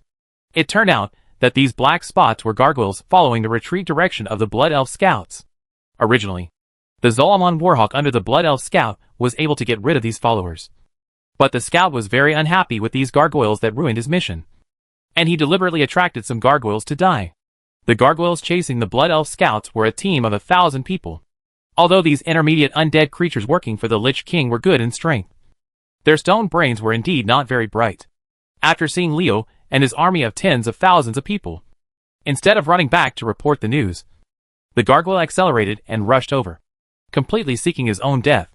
When the Blood Elves War Eagle Knights faced off against twice as many gargoyles as themselves, they did not rush forward to fight. Instead, they relied on Zolomon's War Eagles, which were far faster than the gargoyles, to hover around their opponents, whizzing sharp arrows. There was a sound of breaking through the air. It was the Silver Moon Ranger, who was also riding a War Eagle shooting. Type tactics. Poor gargoyle. Leo understood the Blood Elves' plan when he saw the fighting method of the War Eagle Knights. They were going to rely on the speed of the Zolomon War Eagle and the precise and sharp archery of the Silver Moon Ranger to fly the gargoyle's kite and let the gargoyle see it, getting the opponent but not being able to hit it, trying to chase but running out of speed, trying to retreat but being unable to get rid of the opponent. It was so frustrating that the opponent was easily wiped out. After killing these 1,000 gargoyles and the Scourge's aerial troops, there are still 7,000 left. I'll kill them! Leo was just thinking that another Blood Elf scout flew back, followed by a tail of hundreds of gargoyle troops. Seeing this scene, Leo immediately understood the Blood Elf scout's plan. Lydron sent a scout team of dozens of people. These Blood Elf scouts may have been killed when they were blocked by the Gargoyle army. With calculations in mind, they began to lure the 8,000 gargoyles away in batches, and then return to the location of the main force one by one, luring the 8,000 gargoyles from the Scourge Legion to their death in waves. These Blood Elf scouts are really ghosts. They are simply bullying their opponents. The weak-minded gargoyles will only be killed if they encounter them. But this way, I don't have to worry about the aerial power of the Scourge. The gargoyles whose heads were shot one by the Silver Moon Ranger fell from the sky like dumplings. Scarlet was arranging her team on the ground. The formation of the army, when marching, was different from the formation of the battle charge. The female knight knew that she was about to encounter the undead natural disaster. Of course you have to prepare early. The Scourge of the Undead attacking Tyr's Hand must have heard about the arrival of reinforcements from the Scarlet Crusade. Most of the troops sent to stop us are already on the way. So be careful. Leo's advice warmed Scarlet's heart. And it felt good to know that someone cared about her. In order to subdue the warriors of the Silver Dawn, Scarlet must set an example. She must be the one to lead the charge in the battle against the undead Scourge. The strong men of the Scourge Legion who block their support army will target her immediately. Even in the trial battle. Even though A's protective ability is very strong, he cannot guarantee her safety 100%. What Leo can do is to share the pressure for Scarlet as much as possible. 50 Velociraptor bone dragons appeared again. These 50-meter-long monsters with a metallic luster are very eye-catching. Leo believes that these 50 Velociraptor bone dragons can attract the attention of the undead Scourge. Scarlet they will share part of the pressure when leading a charge. When Scarlet commanded the 8,000 warriors of the Silver Dawn and the 2,000 dwarf warriors of Bettina to form a formation, the battle in the sky was over. The gargoyles attracted by the Blood Elf scouts in batches were surrounded by the War Eagle Knights and the Silver Moon Rangers. They were all annihilated under the kiting tactics. The only thing that made Leo feel pity was that the total number of these gargoyles was less than 5,000. In other words, the Scourge Legion attacking Tyr's Hand still had air power. And one force consisted of 3,000 gargoyles. An aerial force composed of gargoyles. 3,000 gargoyles? What difference does this little air power make in front of me? Leo curled his lips. With 4 storm crows, 4 Dracolix, and 2 Twilight Bone dragons in front of him, just 3,000 gargoyles were really a dish. He could eat whatever he wanted. There shouldn't be any pressure in this battle, right? Chapter 481 Hand of Tyr. A natural disaster army of over 10,000 people blocked Leo and the others' path. Looking at this enemy army, which was mostly composed of low-level undead, Leo and the others felt heavy instead of feeling relaxed at all. A natural disaster force that is close to or even smaller than him in number, half of which are low-level undead. With the combat power of Leo and his team, it only takes one charge to disrupt their formation, and they will be destroyed within a few minutes.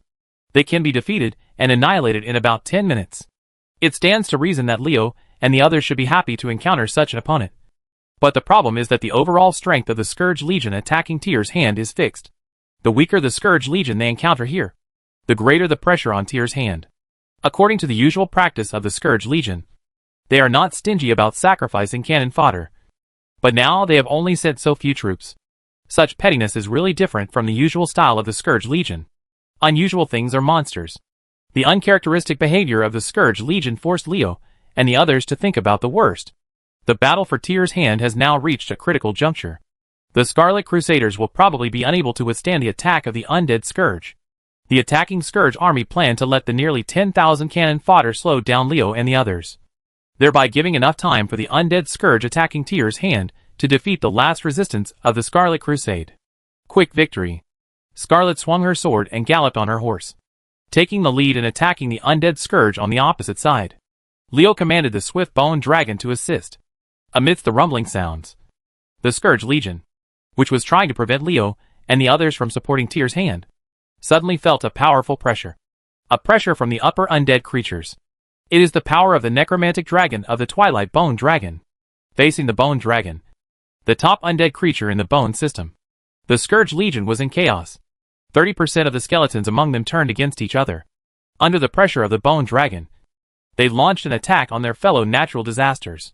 The sudden rebellion of the skeletons caught the Scourge by surprise. The undead Scourge, who were attacked naturally, did not show weakness. They launched a counterattack against the skeletons who dared to attack them. Just as they were fighting together, Scarlet led nearly 10,000 troops to kill them. come up. Standing on the head of a swift bone, Leo looked at the Scourge troops that were defeated by Scarlet and her men in the chaos. He was not aware of the fact that the skeletons controlled by the Bone Dragon kept falling under the attacks of the Scourge and the Silver Dawn. There was no intention to stop it. The Scourge Legion really used this team of cannon fodder as cannon fodder. 3,000 skeletons actually only sent 10 mid-level necromancers to control it. How could they defeat the Bone Dragon with their little control? With the help of Leo's Bone Dragon, it took less than 5 minutes to annihilate nearly 10,000 natural disasters. When the last undead natural disaster fell, Scarlet did not stop. The female knight and her army were about to march towards the Hand of Tyr immediately. But Leo suddenly came to her side and whispered a few words in her ear. Scarlet's face showed an expression of surprise at first, and then showed fear. She immediately called Karen from the Silver Dawn and Bettina, who was leading the dwarf warriors, and whispered a few instructions before the two left. Finally, the entire army lined up in battle formation and continued to march. Liedrin and Passonia, who watched the whole process in their eyes, subconsciously looked at the ground under their feet, with a mysterious smile on their faces. Before the army led by Scarlet had completely left the battlefield, dry arms with sharp nails suddenly emerged from the ground. Nearly 5,000 ghouls launched a sneak attack on the entire army from the ground. We had just killed tens of thousands of undead natural disasters here, and the soldiers in the entire army were in a very relaxed mood. The ghouls' raid came suddenly again. The person who arranged this raid calculated very well. Because under normal circumstances, these 5,000, even if the whites cannot wipe out all the reinforcements sent to rescue Tyr's hand, they can still inflict heavy damage on them. At worst, they can hold them back. However, these are all based on normal conditions. If it is a very normal situation, it will be completely different. The person who made this arrangement had the idea of taking them by surprise. If Scarlet and the others didn't know, they would definitely have been plotted. But the problem is that the female knight already knew that there were thousands of ghouls underground and had already let the card go. Lynn and Bettina informed their soldiers that it was impossible for the ghoul to succeed when the entire army was prepared. Just when half of the ghoul's body emerged from the ground, tens of thousands of warriors who had been prepared for this situation launched a long-prepared attack. The wizard's magic, the warrior's chop, the archer's arrow, etc.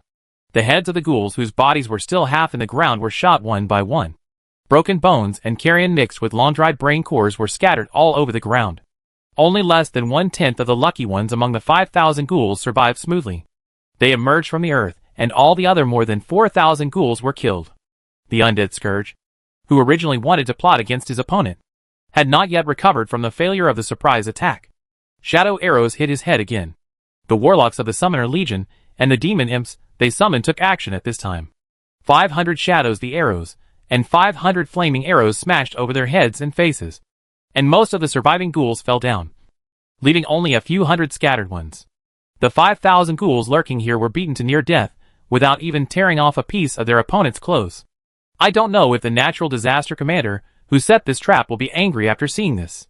You actually want to use ghouls to ambush me?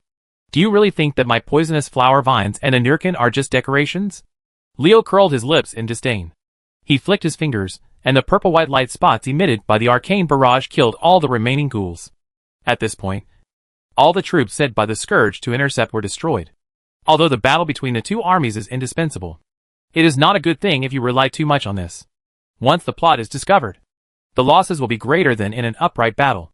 If the 5,000 ghouls were not for a surprise attack, they would be hiding underground and slowly approaching the battlefield but rushing out from the beginning. The nearly 10,000 troops led by Scarlet would have to suffer a certain amount of casualties if they wanted to annihilate them. And the battle would also drag on for a long time. But the reality is that there are no ifs. The opponent's commander's deliberate arrangement gave Leo and the others the opportunity to use their tactics, so that 5,000 ghouls were annihilated in one fell swoop. The situation at Tyr's hand is very dangerous. Warriors, follow me to rescue the brothers of the Scarlet Crusade. Another beautiful victory. Scarlet's prestige in the hearts of the 8,000 warriors of the Silver Dawn became even greater. Under her leadership, these warriors had no time to rest and immediately ran towards the Hand of Tyr at the speed of a rapid march. Among them, many people also know that the situation of Tyr's hand is not good. Leo rubbed his chin and sat on the head of a fierce bone dragon to follow the army. He could see that the warriors of the Silver Dawn had initially returned to their hearts. As long as Scarlet won a few more beautiful games, she would truly gain their recognition. Scarlet is from the Lothar family, with the golden name of Grand Duke Lothar. It is easy for her to win the recognition of the Alliance warriors. In addition, she is not weak in strength, and is a paladin, who combines greatness and righteousness. If she wants to let her, it couldn't be easier for people of the Silver Dawn to return home. Leo suddenly found that he was slightly jealous, because he understood that if he was leading the team instead of Scarlet, it would be exponentially more difficult to conquer these Silver Dawn warriors. Who makes him not a queen of a famous family? Is he a warlock who studies dark forces and works with demons?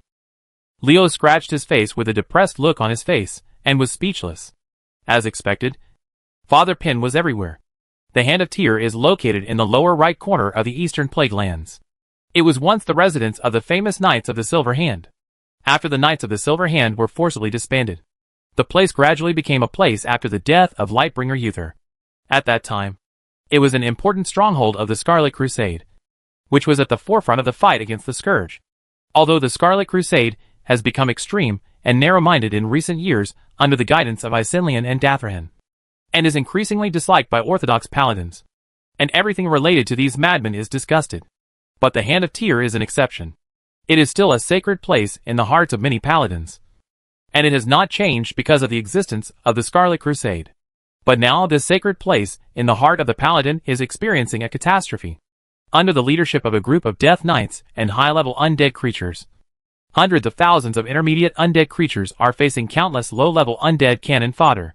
The Scarlet Crusaders stationed here launched a wave-like offensive. The tireless undead creatures are attacking the Hand of Tyr one after another.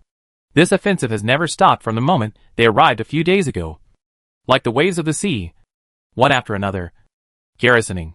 The Scarlet Crusade at the Hand of Tyr was like a boat in the sea, constantly rising and falling with the waves, constantly fighting against the Scourge. From the beginning of the war to the present, many soldiers of the Scarlet Crusade have not rested at all. Even if they are strong warriors, they cannot withstand the sleepless fighting for several days. If it were not for the Scarlet Crusade Commander Ma, the Irish Paladins have been fighting on the front line against the Scourge of the Undead, constantly inspiring their soldiers with their actions and shouts. The Scarlet Crusade, which had just experienced the defeat of the Black Blade Fortress, had already collapsed under the offensive of the Scourge. However, the Scarlet Crusade has already run out of gas by now. Even as strong as Marlin, he is already feeling tired. The commander of the Scarlet Crusade knows that his body cannot hold on much longer. Such a long-term high load, even though she was a paladin who was known for her endurance during the battle. The last bit of the power of the Holy Light was worn away by the endless undead natural disasters. Damn undead natural disasters. They can't be killed no matter how hard they kill them. How many people did they come to attack Tyr's Hand this time, wielding a mace hammer to kill the two abominations that came closer? Malin didn't bother to wipe away the sweat dripping down her face, because she discovered that when she was at the end of her rope, a Death Knight riding a skeleton horse had already targeted her. Got him. Come on while the soul is in danger. Malin took a deep breath and mustered up her last strength to look at the Death Knight standing 30 meters in front of her. She knew that this might be her last battle. After waiting for a long time, the Death Knight did not launch an attack. This situation was beyond Malin's expectation. But the female paladin did not mind delaying the time. The longer the time was delayed, the more her power was restored. But obviously some people didn't want to see such a situation. Another murderous Death Knight appeared from one side, and the unique gloomy words of the undead came from his helmet with the visor pulled down. Thessarian, you still haven't been able to overcome the psychological barrier, and don't attack enemies who are unable to resist. You are really incompetent as a Death Knight captain. Leave this woman to me. Kaltira. Chapter 482. She won't die. Malin recognized Kaltira, who was the Death Knight who wounded Demetia in the battle outside Evan Fortress. At the same time, she also knew from Kaltira's words that the man named Thessarian's Death Knight deliberately gave himself time to recover his combat power. A Death Knight captain unwilling to kill a weakling? The female paladin looked at Thessarian and felt a sense of absurdity in her heart. Is this guy really a Death Knight? Kaltira, if you have time to mind your own business, why not think about how to deal with the Silver Dawn's troops? He didn't appreciate Kaltira's so-called help to Thessarian. After hearing the words of this strange Death Knight, a glint appeared in Marlin's eyes. Are reinforcements from the Silver Dawn arriving? However, the female paladin immediately smiled bitterly. Even if reinforcements arrived, they might not have much effect. There were too many undead natural disasters attacking Tyr's hand this time, and she could not hold out for that moment. Kaltira snorted angrily when he mentioned the team of Silver Dawn troops that came to support the Scarlet Crusade.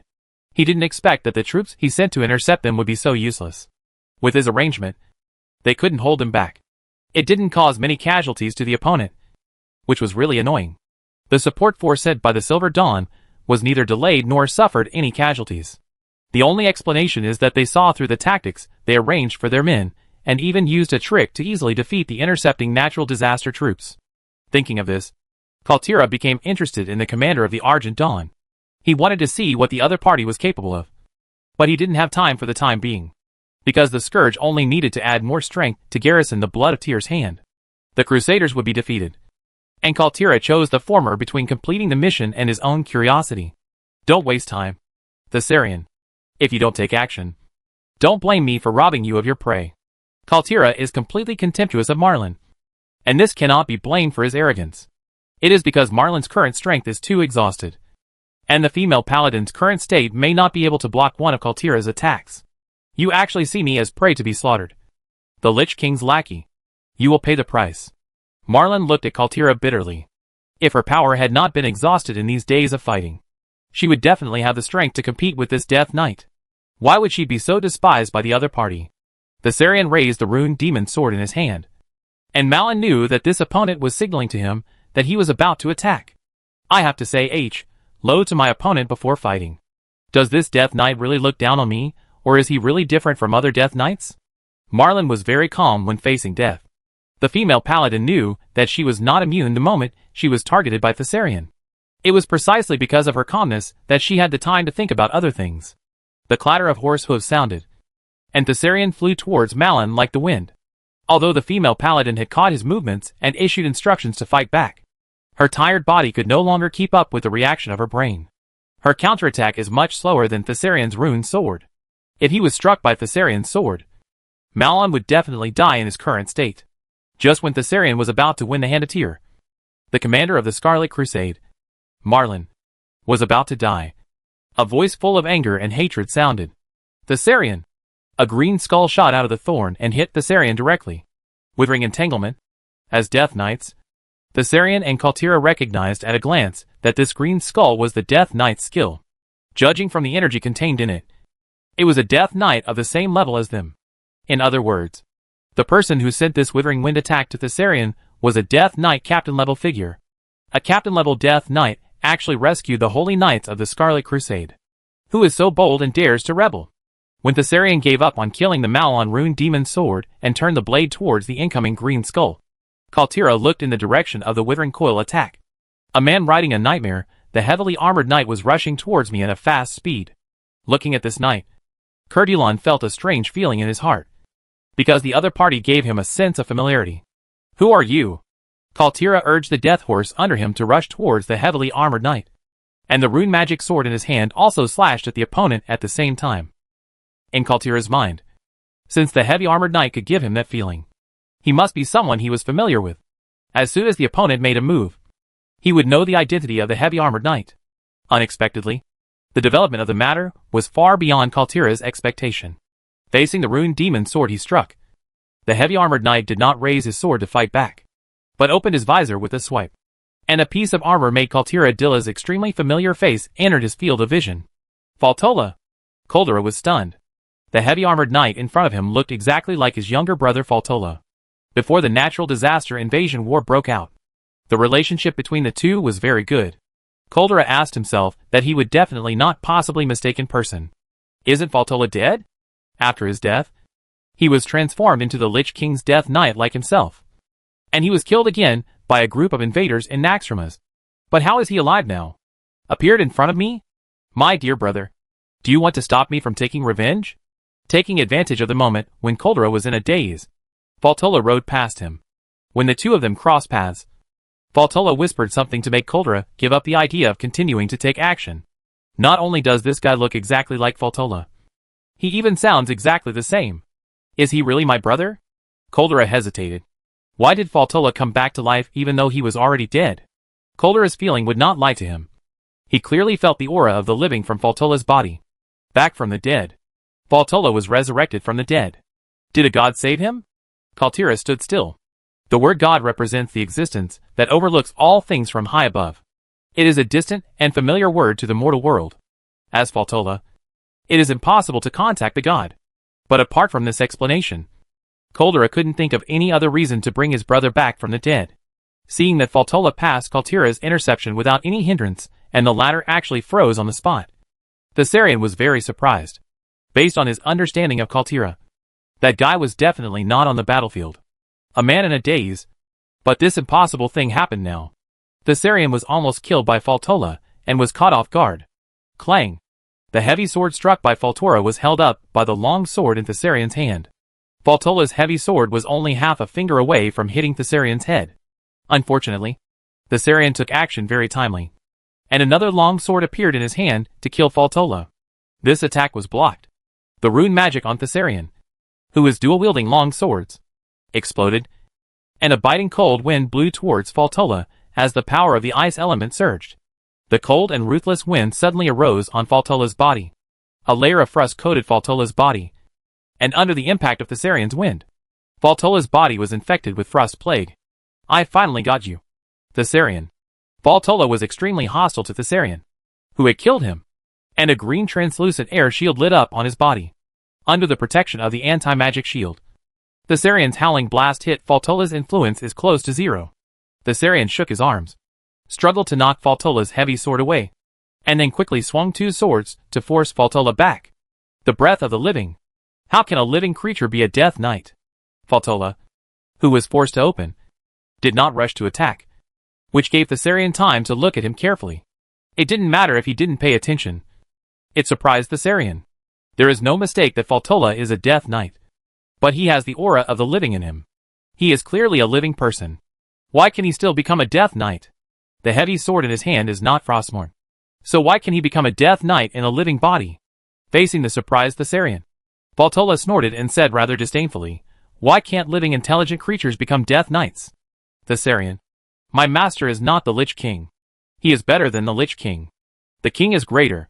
One day, the scourge will disappear, and you will all surrender at the feet of the master. Thessarion was about to speak when a whisper sounded in his ears. It was the whisper of the Lich King. Thessarion was startled, and a strong murderous aura emanated from him. I don't care who you are. If you dare to offend the Lich King's majesty, you will die. As Thessarion spoke, he swung his sword to attack Faltola. Crystal frost condensed on the two long swords. As the swords were swung, the biting cold wind blew towards his face, and a wave of frost magic power appeared in his face. It spread from his feet, making his attacks more powerful. Facing Thessarion's attack, Faltola rushed forward without showing any signs of weakness. At the same time, the same ghoul broke out of the ground and joined forces with his master to attack Thessarion. Different from the frost aura under Thessarion's feet, what appeared under the feet of Faltola, who specialized in evil power, was a gloomy green aura. This was the evil aura of the Death Knight. Two Death Knights with legendary combat power fought together, and the aftermath of the powerful collision spread. Marlin, who had little strength left, was pushed back.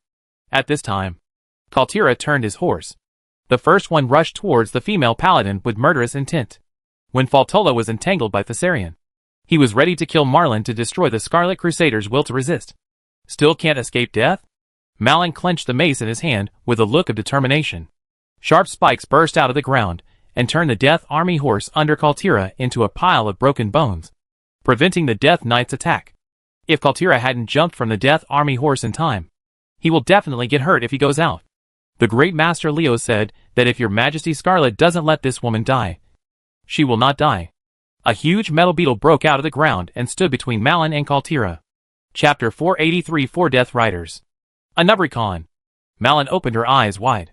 Wasn't the giant metal beetle that saved her life none other than Anubricon, the Crypt Demon Lord, among the 18 powerful natural disaster men who guarded Naxxramas?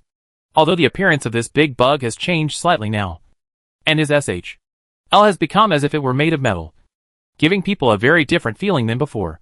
Marlin swore in the name of the Holy Light that she would never make a mistake. This big beetle is Anubricon. Anubricon of the Scourge actually saved me. Malin had a look of disbelief on her face. She had never thought that such a thing would happen, and she was stunned for a moment with confusion in her eyes. Anubricon, how dare you betray the Scourge? Kaltira was angry. As one of the powerful natural disasters, Anubraken would actually save the commander of the Scarlet Crusade. This behavior was unforgivable. Anubricon grinned, and there was a dull metallic sound as the ferocious mouthparts expanded and contracted. Paladin of the Scarlet Crusade, go back and lead your troops. Queen Scarlet of the Lothar family has come with her troops to rescue you. I will handle this Death Knight. Contempt. Honwogo's contempt. Anubricon's nonchalant attitude illustrates his attitude towards Kaltira. The Crypt Demon Lord did not take him seriously. Kaltira saw Anubricon's actions and hated him in his heart. But he also knew that the Crypt Demon Commander did despise his strength. So he did not dare to act rashly. Kaltira had despised Marlin before. And now it was his turn to be despised by Anubraken. It was time to repay him in this world. Several fat blood maggots were summoned by Kaltira to prepare for Anubricon's insect swarm storm. Although Kaltira was confident but not arrogant, he had already fought when facing Anubrican. I became very energetic. Marlin came back to her senses after Anubrican's reminder. If she had not cared whether the big beetle was malicious to her when she saw Anubrican, she would have shouted for sanctions. The evil slogan of eradicating natural disasters launches an attack on the Crypt Demon Commander. Just like the Scarlet Crusaders often do. As long as we think you are related to natural disasters, we will immediately attack you and fight until death. But now Tyr's hand is at stake. Between leading the Scarlet Crusade to resist the undead army and waiting for reinforcements, and shouting and killing Anubraken who helped him, Malin chose the former. Although Malin is not Demi. Although Tia is a sober person, she still has the ability to weigh the priorities in the position of the Scarlet Commander. When Anubraken blocked Kaltira and Faltora approached the Sarian for a fight, Malin retreated into the Scarlet Crusade. Under her leadership, she knew that the reinforcements had arrived at the hand of Tyr. The morale of the Scarlet Crusaders suddenly rose. With hope, they used all their strength to stabilize the precarious defense line and withstood the offensive of the Scourge Legion. Do you think you can be saved with reinforcements? You stupid humans. Kaltira was very disdainful of the outbreak of the Scarlet Crusade, because he knew that this was the last madness of the Scarlet Crusade, which is equivalent to a person's reflection before death. Even though they are so fierce now, it won't be long before they can no longer hold on and commit suicide. Collapse. Stupid? Are you talking about yourself? Anubrican looked at Kaltira with a ferocious expression, and countless metal bugs kept flying around him. The Scourge will surely perish, and we will all be destroyed by the Great Master, reborn under the leadership of... Before he finished speaking, Anubrican had already rushed forward. Kaltira had no time to think carefully about the meaning of his opponent's words. When Anubrican launched his attack, he waved his rune sword and faced him. For legendary powerhouses caught each other in pairs, and the aftermath of the battle caused two vacuum zones to appear on the entire hand of Tyr battlefield. No one dared to set foot in these two places easily. The Scarlet Crusaders within the hand of Tyr used their remaining strength to make a last stand against the Scourge, and the fighting outside was equally fierce. As soon as the reinforcements led by Scarlet arrived at the outside of Tyr's hand, countless undead Scourges surrounded them. The Scourge commander in charge of external defense saw that his opponent was a tribe of about 10,000 people. Although he was not careless, he was not too cautious. Attention! He used the sea of the undead tactics commonly used by the Scourge Legion, and set a cannon fodder regiment composed of the cheapest and most numerous low-level undead in the Scourge Legion to attack the force that was trying to reinforce the Scarlet Crusade. Roar! Amid several thundering roars, 6 bone dragons appeared from the sky. 2 of these 6 bone dragons were actually 600 to 700 meters long. The power of the undead dragons emanated from the bone dragons and spread quickly to the entire battlefield. From the coercion of the top undead creatures made the low-level undead, who were cannon fodder, tremble in place. Roar! There were dozens more roars, and 50 swift bone dragons roared and crashed into the array of the Scourge Legion. These 50 huge guys were like steamrollers, clearing away all obstacles along the way. In the Scourge Legion, because of the bone dragons, when the power of the Necromancer dragon was greatly reduced, Scarlet led tens of thousands of reinforcements and followed the Velociraptor bone dragon into the enemy formation quickly. Before the commander of the Scourge Legion could react, he destroyed the entrance to Tyr's hand, killed all the undead Scourge, and controlled this key access point with the help of the Dragon Blood Guards and the Summoner Legion. Blood Venom. You idiot. Look how you have commanded the troops. An Orc Death Knight carrying a large axe rushed out from the hands of Tyr with another army. since the undead natural disasters led by this orc were all intermediate undead creatures. They did not appear under the pressure of the undead dragon chaos, but they got the situation under control. And many trembling low-level undead began to rejoin the battle. Bloodvenom, who was called a fool by the orc Death Knight, was also a Death Knight, but he wore purple armor and was a human when he was alive. Shut that stinking mouth of yours, Korok, or I won't mind cutting your head off. The Death Knight known as Bloodvenom looked very angry. It seemed that he was not interested in the orc. Even if he was a member of the Scourge Legion, there were contradictions and conflicts between them. If that sentence is true, there will be no place where there are people. There are rivers and lakes. The orc Death Knight Korok grinned, as if he had heard the funniest joke. He said contemptuously to Bloodvenom, Albaz, I hope your weapons can be as smart as your mouth.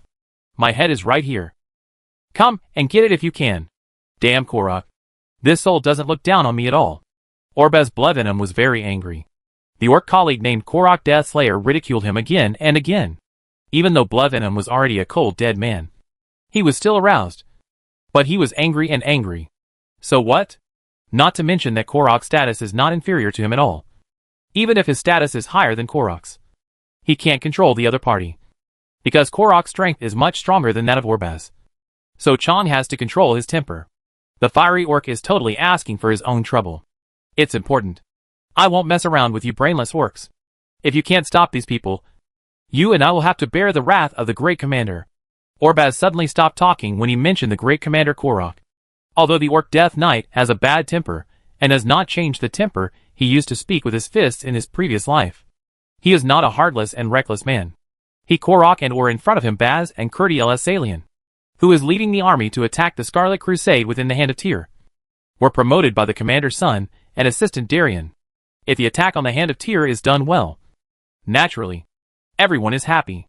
If something unexpected happens, not only the four of them will be unlucky, but Dalian, who promoted them, will also be affected.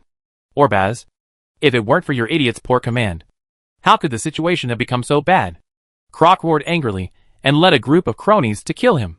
His target was none other than Scarlet, who was leading the reinforcements to attack inward. Korok, my former student, where are you going?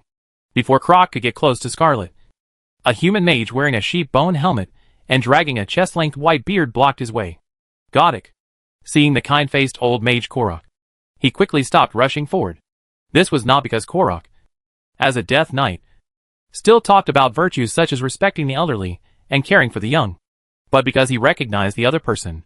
My former student, I didn't expect you to recognize me.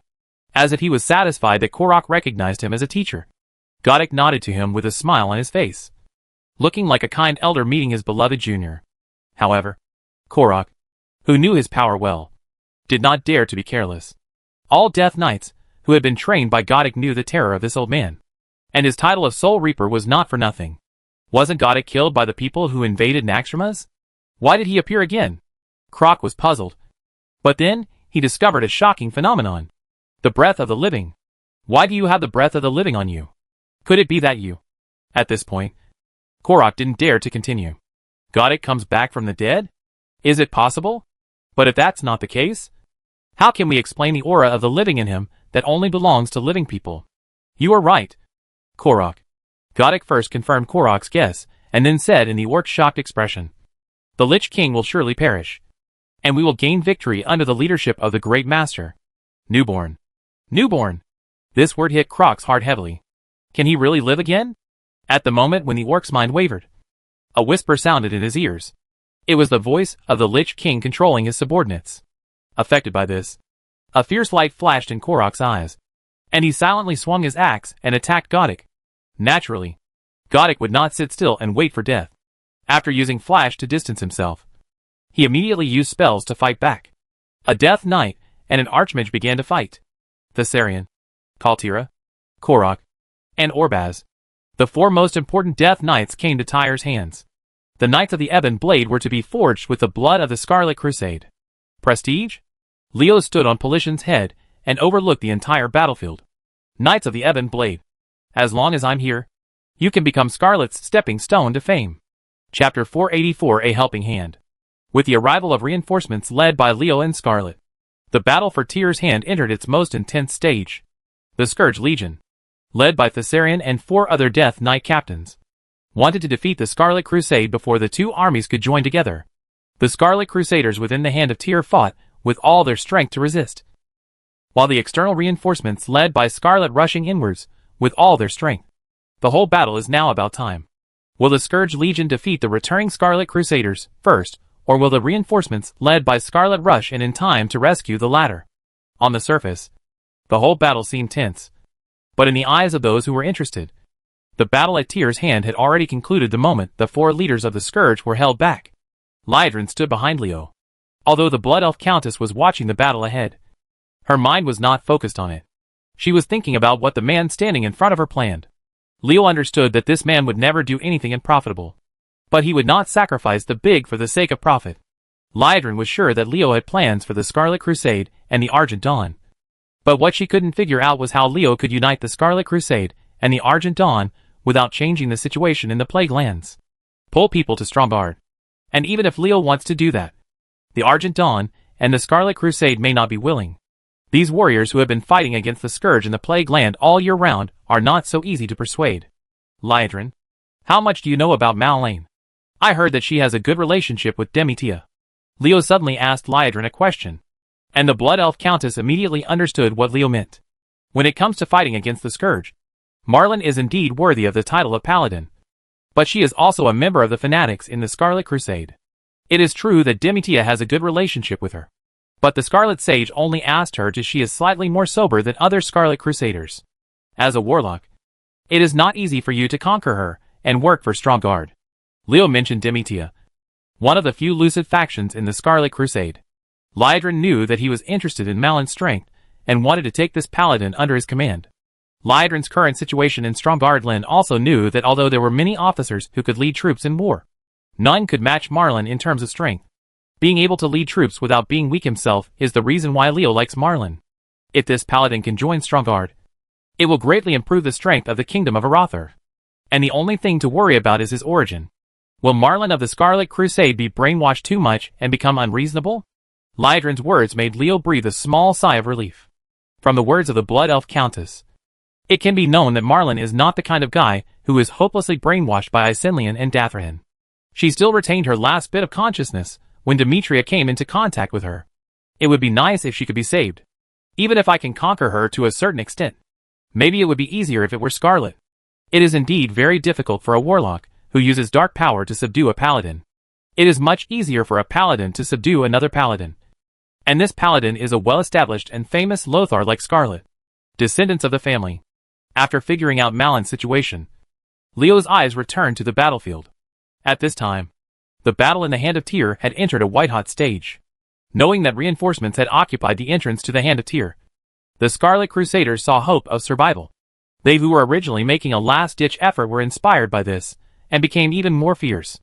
Under the fierce counterattack, the Scarlet Crusaders, who were trapped in Tyr's hand, actually pushed the front a lot forward.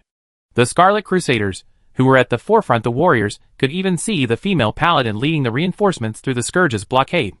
The Judgment Armor is the Judgment Armor of Grand Duke Lothar. A Scarlet Crusader roared with joy after seeing Scarlet. The armor of this Scarlet Crusader, who was charging at the front line, had long been cracked. And the original blood-red Crusader shirt was also stained with unknown amounts of stains. The carrion and corpse water of the undead Scourge became filthy. But this did not affect his enthusiasm in the battle at all. It's the paladins of the Lothar family who came to rescue us. Dozens of joyful shouts soon appeared among the Scarlet Crusaders, as if in response to the roaring Crusader. Amidst their shouts, more Scarlet Crusaders saw Scarlet, who was fighting hard in the siege of several Death Knights. People in despair tend to have a good impression of those who rescue them. Plus Scarlet with the golden holy light shining on Lee's body, and her bravery in resisting the siege of several Death Knights alone, coupled with her identity that has been spread by her previous clamoring companions. The female knight won over the Scarlet Crusaders before they even came into contact with them. Respected by many, Scarlet had the Judgment Armor and the Sword of Ashkandi in hand. Even if she fought against several genuine Death Knights, she still had the upper hand. It is not an empty statement that good equipment can greatly improve strength. However, with the obstruction of several real Death Knights, Scarlet could no longer advance as quickly as before. With her arrow character blocked, the entire team's advancement slowed down. even though the Scarlet Crusaders on the opposite side could already be seen. But the warriors of the Silver Dawn cannot cross this distance that they usually can easily travel. Leo wanted to establish enough prestige for Scarlet in this battle to let the female knight show her powerful side. Naturally, it was impossible for her to hinder her offensive. He just tapped his index finger, and the movement of a Death Knight suddenly slowed down. A look of confusion appeared on his supposedly cold face. Although this phenomenon only existed for less than 2 breaths, it was during this period that the sword of Ashkandi struck him, as a weapon that can cut through the dragon scales of the Black Dragon Prince Nefarian. The sharpness of Ashkandi's sword is not to mention, especially its attack ability that almost ignores defense, which is even more terrifying. The Death Knight's protective magic and hard armor, it failed to prevent the sword from destroying its master's body. The Death Knight was split in half along with his horse and man when the blade passed by, killing a real Death Knight of the same level as herself. Scarlet was happy with her movements, but was not affected at all. As she flipped her wrist, Ashkandi's sword changed from chopping to sweeping, burning with golden holy light. The big sword cut the second Death Knight in half with a roar. The Death Knight's body was turned into ashes by the golden holy light before it hit the ground. Scarlet killed 2 of her companions one after another, which greatly surprised the Death Knights who besieged her. In the eyes of the Death Knights, there was nothing special about the 2 swords of the female knight. But why couldn't her companions avoid them? There is no room for distraction in the battle. Just when the Death Knights were surprised by the strange behavior of their companions, Scarlet waved the Ashkandi sword, commanded the Holy Seal. Crusaders struck, and the Templar's judgment was cast one after another. Boom! Amidst the muffled sound of 3 heavy objects falling to the ground, 3 more Death Knights were hit by their swords and fell from their horses. Be careful. This woman's attacks are weird. A Death Knight warned his companions, but then regretted it because Scarlet regarded him as the next target. The Death Knight was horrified when he saw Ashkandi's sword slashing at his head. A feeling of fear and confusion from his heart caused him to move a beat slower. When the Death Knight woke up, Ashkandi's the sword has been chopped down. Damn it. Someone is hiding in the dark and attacking. The Death Knight wanted to tell his companions what he had discovered, but unfortunately, he would never have the chance. The golden holy light attached to the sword of Ashkandi burned out his soul fire before he could pass on the news. Right and wrong are all caused by talking more, and troubles are all caused by self-improvement. The fate of this Death Knight just confirms this sentence. Another one died. The remaining Death Knights saw this, and no longer entangled with Scarlet. In addition to being loyal to the Lich King, the high-level undead creatures of the Scourge still retained their wisdom during their lifetimes. Since Scarlet was invincible, the Death Knights would not stay here. Die. Anyway, the Scourge Legion has plenty of cannon fodder to hold Scarlet back. You don't necessarily have to do it yourself. You should just command those mindless low-level undead to do it. Scarlet unleashed her divine power, and killed 6 genuine epic-level Death Knights in a few breaths. This scene greatly boosted the morale of the soldiers following her. Whether they were the 8,000 warriors of the Silver Dawn, or the 2,000 dwarves led by Bettina. With the high morale, they became more brave, and the whole team moved forward a lot during a burst of ruthless slashing. The paladins of the Lothar family are so powerful. We are saved. There were bursts of exclamations in the Scarlet Crusade. Scarlet, and the reinforcements led by her were their life-saving straw at this time. Seeing the female knight so brave, the Scarlet Crusaders were overjoyed. Under the encouragement of caring people, Scarlet was among the Scarlet Crusaders. His reputation is rising slowly, and there is a strong tendency to break through respect and become veneration. Slowly putting down his hand, Leo looked at the several Death Knights, who fled into the natural disaster army, and curled his lips in boredom. It was he who had secretly helped Scarlet just now. The Warlock's fear spell combined with the Necromancer's confusion curse are quite effective against teen people. With Leo's current mental power, as long as he doesn't break through to the level of the legendary strongman, he will be stunned for at least a tenth of a second by this spell. In a battle between masters, where a slight difference can make a difference of thousands of miles, this short moment is enough to determine life or death. This little girl from the Lothar family is so lucky to have your help. Liedrin smiled sweetly. The Blood Elf Countess, who was fighting alongside Leo, saw all his little moves, and naturally knew the reason why Scarlet could kill 6 real Death Knights in a row. Of course my woman will help, Leo admitted openly. Scarlet's achievements were due to his contribution. He raised his eyebrows at the charming Liedrin with a small expression on his face. He said frivolously, "When will you let me help you?"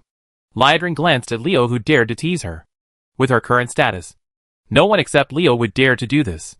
Your dragon blood bodyguards are missing a lot of people. Do you want me to help you look for them? The Countess of Blood Elf glanced at the Scarlet Crusader's entire hand. The place where her eyes stayed was the place where Scarlet was initially waving flags. Leo smiled and shook his head. Woman, acting too smart may not be a good thing. Just follow Sister Passonia. It's rare to be confused. Chapter 485. Humans are creatures that are easily influenced by others of the same kind. When everyone around them agrees with something, few people will oppose them. This is human blind obedience. Ordinary people are easily influenced by the people around them. And organizations like the Scarlet Crusade are even more susceptible. Due to the long-term efforts of Isenlian and Dathrahan, there are few sober people in the Scarlet Crusade. From a glance, they are all brainwashed and extreme and fanatical guys. They have been around for a long time and believe that everything above is right. People who agree with others will also agree with them. Such people have lost the ability to think independently. Someone who is willing to incite them can make them act according to their own ideas. In normal times, someone who shouts and cheers for non-organization personnel would arouse some people's suspicion. But now that the Scarlet Crusade has experienced several days of sleepless fighting, every member of the Scarlet Crusade has now that they have exhausted their energy. Now that the Scarlet Crusaders are exhausted and dizzy, it is too easy to incite them. Amidst the constant shouting of dozens of companions distributed throughout the defense line, the Scarlet Crusaders began to blindly follow. They developed respect for Scarlet, who had not yet come into contact with them, and respect for the superiors. This kind of respect is the basis for them to recognize that Scarlet can lead them. Seeing the reaction of the Scarlet Crusaders, Leo knew that he had almost done enough to build momentum for Scarlet. And now it was time to drive the scourge away from Tyr's hands. Bang bang bang. Leo stretched out his finger, and a series of corpse explosions exploded in the undead natural disaster. Large areas of the undead natural disaster became the sky full of broken bones and carrion. The sea of undead accumulated by a large number of low-level undead was completely useless in front of Leo, the Necromancer, showing their numerical advantage. The undead scourge fell like wheat in a burst of explosions. Except for some powerful advanced undead creatures, there were no other standing undead at the entrance to Tyr's hand. When Leo put down his right hand that had used the serial corpse explosion technique, the number of undead scourges attacking Tyr's hand was reduced by 1/5. Broken bones were spread all over the floor, and all kinds of carrion and fishy corpse water could be seen everywhere. Orbaz looked blankly around him. The Death Knight captain turned around and ran away without saying anything. He looked as embarrassed as he could. He actually left his comrades behind and became a deserter. Korok was furious when he saw this. If he could, he really wanted to twist off Orbaz's head. But he couldn't even save himself when facing the magic attack of Godok, the Soul Reaper. Kill Orbaz? Captain, leave quickly. The dozen or so Death Knights brought by Korok could no longer pay attention to the fierce bone dragons that were entangled with them. They all turned their horses and charged towards Godok, trying to stop Godok and win the victory for Korok's evacuation. Time. These Death Knights are commendable for their loyalty.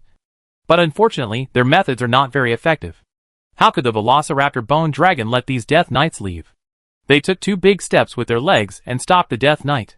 The Velociraptor Bone Dragon, which was famous for its speed and huge body, was not something that the Death Horse could get rid of. Godok, let them go. Just when the Death Knights were about to fight against the Velociraptor Bone Dragon, Leo spoke. Under his command, the Velociraptor Bone Dragon abandoned the dozen Death Knights and turned around to launch an attack inside the hand of Tyr. As the earth trembled, the number of undead scourges blocking the Scarlet Crusaders and the reinforcements led by Scarlet was rapidly decreasing. With their charging momentum, it wouldn't take long for them to break through the Scourge Legion's interception and rescue the Scarlet Crusaders trapped inside. Come out. It's really a pity, my former student. It seems that the master doesn't want you to work for him now. Godok smiled kindly at Korok, and turned around to make way for the Soul Reaper, who was suppressing the Orc Death Knight. Korok understood that this was the other person telling him to get out of the way quickly if he knew what was going on. Let me kick you out. Is that human the master Godok mentioned? His strength is far inferior to that of the Great Lich King. After Godok stopped, Korok had time to pay attention to Leo. In his eyes, Leo's strength was completely incomparable to that of the Lich King. But he couldn't help but become curious when he thought of Godok's confidence in this human being. Why does Godok think so highly of this human being? Could it be that what he sees now is just an appearance, and his true strength is not what he shows? Captain, what should we do now? The Death Knights, who were spared by the Velociraptor Bone Dragon, were also very sensible. They did not provoke anymore, but carefully came to Korok. A dozen Death Knights were waiting for Korok to make a decision, shaking his head vigorously to get rid of the thoughts that had nothing to do with this battle. Korok turned his horse and headed towards the Hand of Tyr. The opponent was too strong. He would only increase casualties by staying here. It was meaningless. It was not advisable to die. And besides, he still had to save his life to punish Orbaz, the coward who abandoned his comrades and fled from the battlefield. A dozen Death Knights followed Korok without hesitation. When they did not receive orders from above that required them to fight to the death, they naturally followed their captain Korok. Rescuing the Scarlet Crusaders is important. The undead natural disaster will kill them, so don't pay any attention to them. Leo issued an order to the entire rescue force. Under his order, the swift Bone Dragon rushed to the forefront and formed the arrow of the entire team together with Scarlet. The ferocious and ruthless charge quickly tore apart the Scourge Legion's defense line. The Scarlet Crusaders burst through the formation of the Scourge with cheers. Damn it. They came in. Our operation this time has failed. Thessarian. Retreat quickly. Seeing Scarlet leading a group of Silver Dawn warriors to fight in, Kaltira forced the blood maggots he summoned to explode to force a rocket away, and then attacked Sal, who was fighting with Faltola. After Sarlian called, the Blood Elf Death Knight quickly disappeared into the dense sea of undead, and Kaltira, who was helpless, retreated. Thessarian. I will spare you now. You will not be so lucky next time. Faltola said something bitterly to Thessarian and then backed away. He gave up the entanglement with the human Death Knight, who had killed him, and rode into the Scourge Legion, shining with rune magic. Under the swing of the sword, the undead Scourge fell to the ground one after another. Even some undead creatures such as the hateful ghoul were chopped down instantly after encountering him. Faltola, who was not restrained by masters of the same level, slaughtered the Scourge Legion. And his men, there is no single enemy. Strange guy. What grudge do I have against him? Thessarian looked at Faltola, who was slaughtering in the sea of undead with confusion. He had no impression of this strange Death Knight of the same level as himself. He really didn't know what relationship he had with him. He came with a fierce attitude and wanted to kill me. But in the end, he let me go. It was really hard to see through. Thessarian urged the Death Horse to gallop away from the Hand of Tyr, since the other party let him go. He had no reason to stay here. The army that came to support the Hand of Tyr was stronger than them. Unexpectedly, Chongzi staying here is completely seeking death. Protect the brothers of the Scarlet Crusade first. Scarlet, who led a large force to break through the formation of the Scourge, issued the first order. The female knight had been informed by Leo on the way that her first task was to gather the Scarlet Crusaders and pursue the retreating Scourge of the undead. It's a secondary task. Scarlet had no objection to Leo's words. The Scarlet Crusade would kill one less person, and the undead Scourge would not be able to reappear in a long time unless they killed their leader. One side is a comrade who only has one life, and the other is an endless stream of middle and low-level undead. The balance in the female knight's heart instantly tilted toward the former, seeing that the defeat of the Scourge had been revealed. Malon was about to lead the Scarlet Crusade to pursue them. Unexpectedly, the army that came to support them suddenly stood in the middle, separating them from the Scourge. The brothers of the Scarlet Crusade have been fighting for many days. It is important to protect their safety. A group of warriors wearing Arather shirts shouted loudly. They were wondering why the reinforcements led by Scarlet wanted to stop the Scarlet Crusaders. Only then were they reminded that their bodies were scarred and exhausted. Plop! Plop! The Scarlet Crusaders laid down on the ground regardless of the corpses and blood on the ground. They didn't realize it when they were fighting against the Scourge Legion. Only after the battle was over did they realize that their bodies were already overwhelmed. And the armor and the weapon became so heavy at this time that his body was so tired that he could not even move a finger. Some of the Scarlet Crusaders fainted after reaching the bottom. Thank you for your timely assistance. Otherwise the consequences would be really unimaginable. The soldiers under his command rested. As the commander, Malin could not ignore everything like them. Scarlet led the reinforcements to defeat the Scourge and rescued the Hand of Tyr from the hands of the undead. Malin, it is unjustifiable for the landlord not to express his gratitude. Fighting evil is what every paladin should do. Fortunately, there was no irreversible situation. Scarlet and Marlene greeted each other. After Leo winked at Willie, he and Lyadrin came to Scarlet's side. As for Passonia, the battle at the Hand of Tyr began. The thief, who disappeared since then, still hasn't shown up. Commander Marland, you'd better go and rest quickly. Leave the cleaning of the battlefield to us. Leo, standing next to Scarlet, said to the tired-looking bloody commander. We only need to do this time. 10,000 people have come. But I am afraid that the Scourge Legion will not stop here. According to the reports from the Blood Elves Scouts, the group of Death Knights and their natural disaster troops have not retreated far. Marlin, who was about to say something, was shocked. There were only 10,000 reinforcements. Although there were more powerful people inside, the Scourge Legion had an infinite sea of undead that could completely consume the power of the powerful. There was no guarantee that they would not come back. Okay, I'll leave it to you to clean up the battlefield. Marlin didn't delay in doing anything. After thinking that the Scourge might attack again, she immediately handed over the matter to Scarlet. Liedrin glared at Leo without leaving any trace. When had the Blood Elves under her reported the news of the evacuated Scourge troops? As a paladin, it is only natural for Her Majesty the Queen to help the Scarlet Crusaders who share the same faith. Leo looked at Marlin, who turned to leave with a smile on his face. May the holy light always fool you. Chapter 486 Godic's Old Business. Days of sleepless fighting had exhausted the last bit of energy of the Scarlet Crusaders. After repelling the Scourge, they fell asleep regardless of the filth on the battlefield. Many of them never woke up. They did not die in the battle with the Scourge Legion. He died after being rescued, which is really disappointing. Although Malon, the commander of the Hand of Tyr, is far stronger than the ordinary Scarlet Crusaders, her situation after the war was not much better than the latter, because of the sacrifices made by powerful people during the battle. The more pressure he endures, the greater the pressure he endures. In terms of power consumption, Marlin is even more exhausted than ordinary soldiers. In her groggy sleep, Malin felt someone coming next to her. She wanted to see who it was, but her eyelids were as heavy as lead, and she couldn't open them for a while. She hasn't woken up yet. She was in a coma for 2 days because she was too exhausted during the battle. Depending on the situation, she will continue to be in a coma. A voice that was unfamiliar to Malin sounded. The female paladin tried hard to recall the voice's owner and finally recalled his identity. This person was the black-haired man who led the reinforcements to rescue Tyr's hand. Then let's stay here for a few more days. Another female voice sounded, and Malin could hear a hint of helplessness in her words. Isn't this the female paladin named Scarlet from the Lothar family? The Hand of Tyr was saved thanks to her bringing people to the rescue. But why was she so full when she talked about helping the Scarlet Crusaders defend the Hand of Tyr? Feeling helpless, as if you have something important to do, but are being held back? Malin was very surprised. As the resident of the Silver Hand Paladins, the Hand of Tyr meant a lot to the Paladins.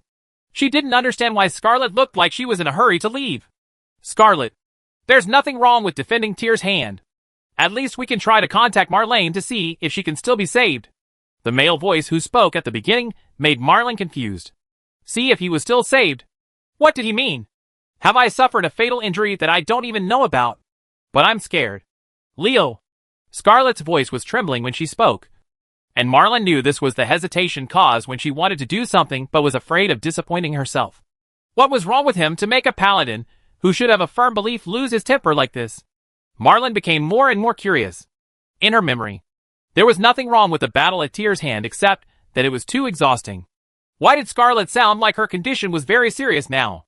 It's all good things done by Isekai and Balnazar, but it's a pity that we discovered it too late. Leo's hateful words made Marlin's heart tremble. How could Isekai be involved with the Dread Lord?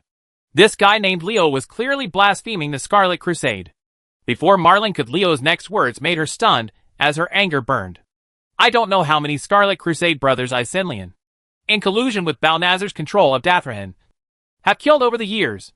I also know that a paladin like Malon should not be treated like this. But you have to be mentally prepared.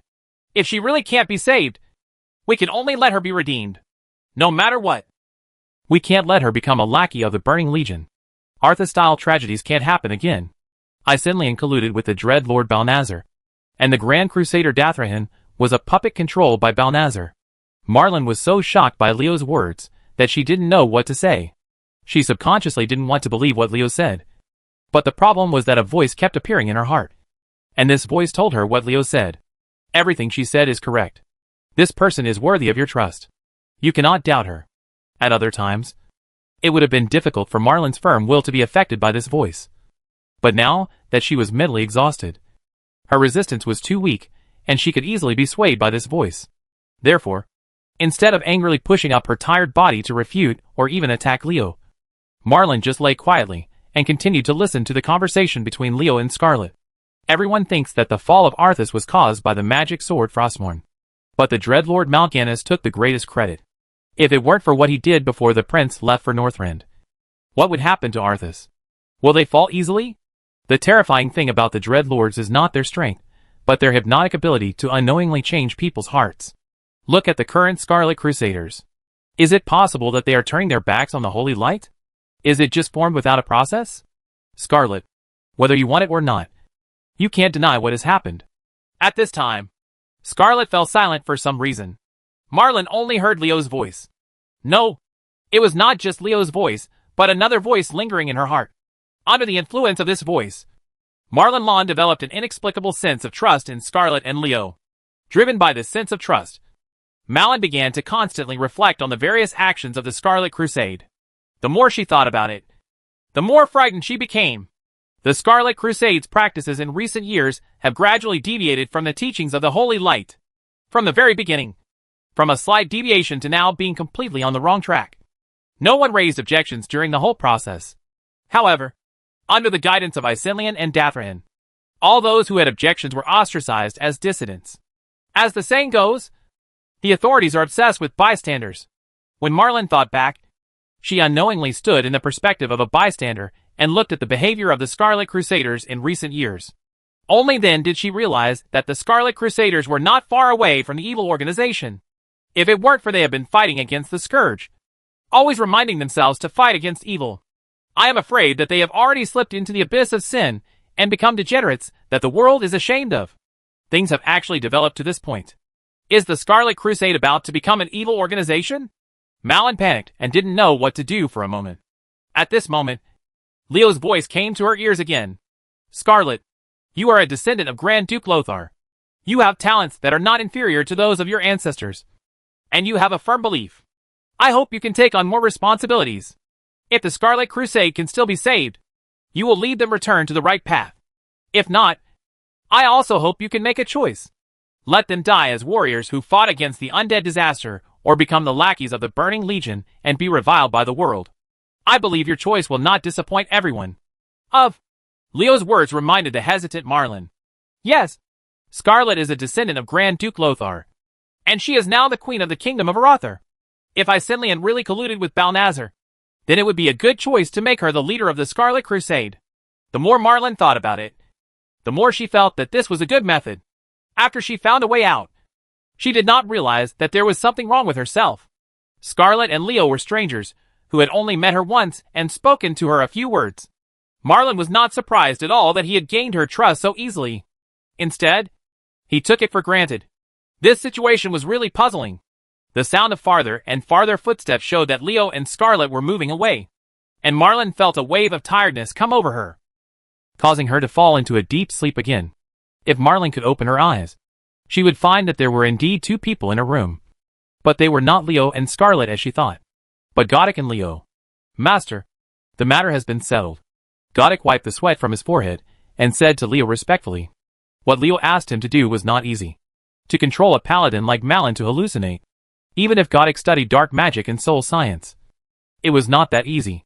Fortunately, Malin had done it before. In that battle, his strength was exhausted by the cannon fodder tactics used by the Scourge, and his resistance dropped to the lowest point due to extreme mental fatigue. Otherwise, Goddic might not be able to succeed. Of course, the dormancy crystal and sleep stone given to him by Leo were also an important reason for his success this time. Invading the opponent's spiritual world and causing the opponent to have dreamlike hallucinations was what Goddic did every day when he was one of the 18 natural disaster warriors guarding Naxxramas. But at that time, he was used to death knights or trained. And now they are used to deal with paladins like Malin. Seeing that Goddic had completed what he had told him, Leo carefully observed Malin's situation.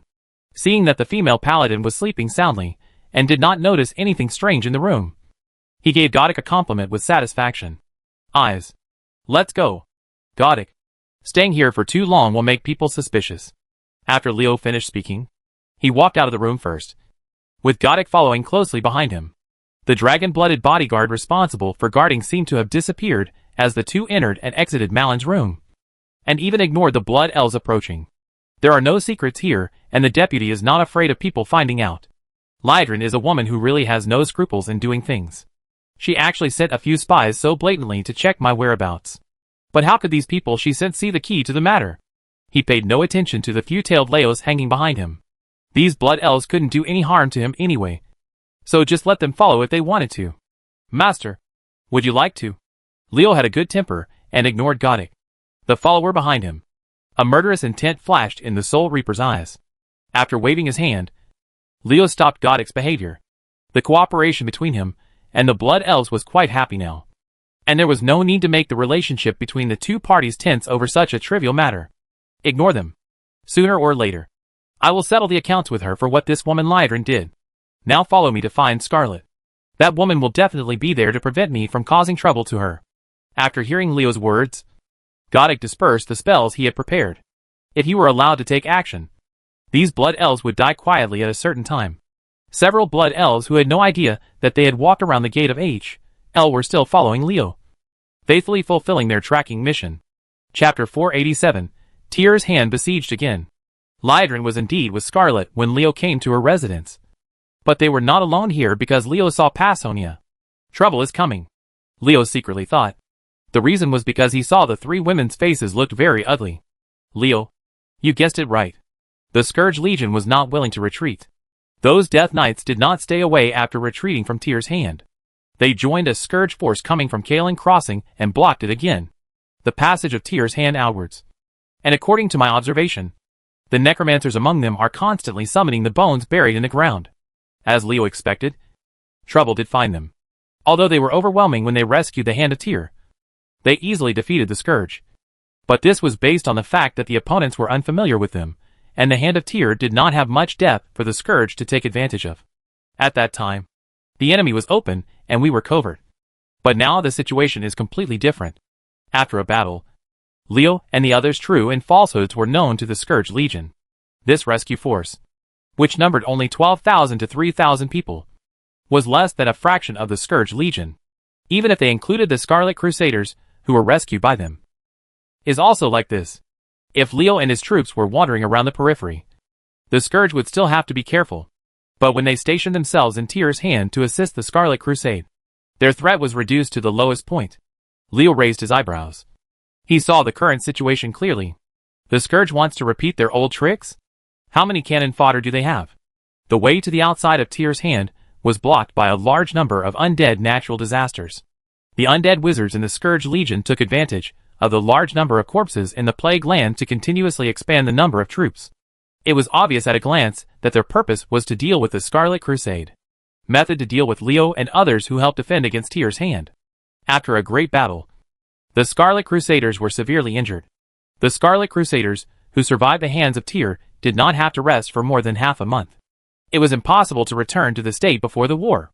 The Holy Light could heal the physical wounds, but unable to replenish the mental loss. Tyr's Hand at this time could only rely on the support army led by Scarlet. Leo and the others understand the current state of the Hand of Tyr. Kultira and the others, who are leading the Scourge troops, also know that the Scarlet Crusade is weak, but the tireless undead of the Scourge are not. This is a great opportunity to attack the Hand of Tyr. Passonia smiled bitterly when she heard Leo's question, and her answer was shocking. When I left, the number of low-level undead like skeletons and zombies had exceeded 400,000. The number of intermediate-level undead like ghouls was close to 100,000.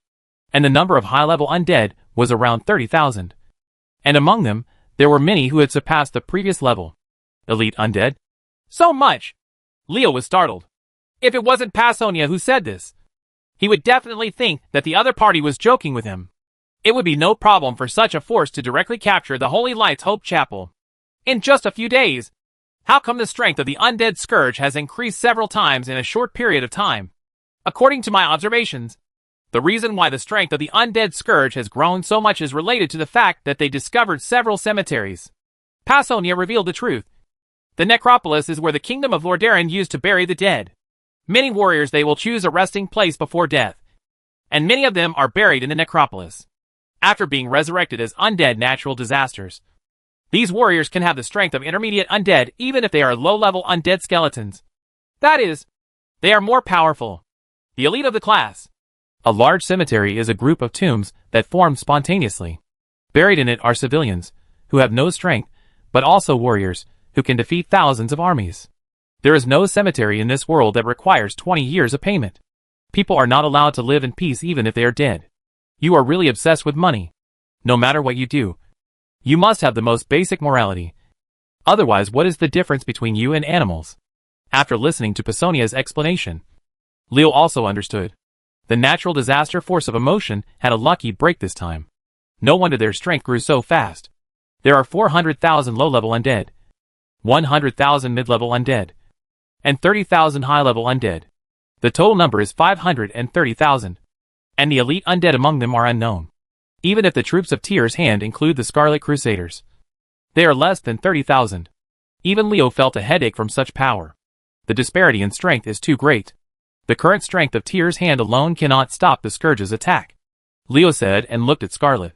The female knight frowned and looked quite annoyed. The Scourge's spells interfered with the space of Tyr's Hand. The teleportation array cannot operate normally. It is impossible to teleport the army over. At most, 10 people can be teleported at a time. If the teleportation array can keep running, even if it can only teleport 10 people to Leo and the others for half a day at a time, the Hand of Tyr's troops can at least double. Because Scarlet is the queen of the Arather kingdom, and she has a kingdom behind her. Support. Mobilizing the army only requires a command for her. But the teleportation array of Tyr's Hand cannot operate indefinitely. The cooling time of up to 1 hour allows it to teleport only 240 people a day under the current circumstances. Such a small number of manpower would be of no avail to the Hand of Tyr's war. How to deal with the attack of the Scourge has become a big problem before Scarlet. If you want to hold Tyr's Hand without reinforcements outside, you can only tap the internal potential. Scarlet looked at Leo expectantly. The female knight still knew how capable this man was. His weapon alone, the mechanical army, can increase the combat power of Tyr's Hand several times. If your own woman doesn't help, who will you help? Leo gave Scarlet a reassuring look before saying, the low-level undead natural disasters are easy to solve. I know Silvermoon City still has doubts about whether the goblins can contain the natural disasters. I believe in your confidence after this battle.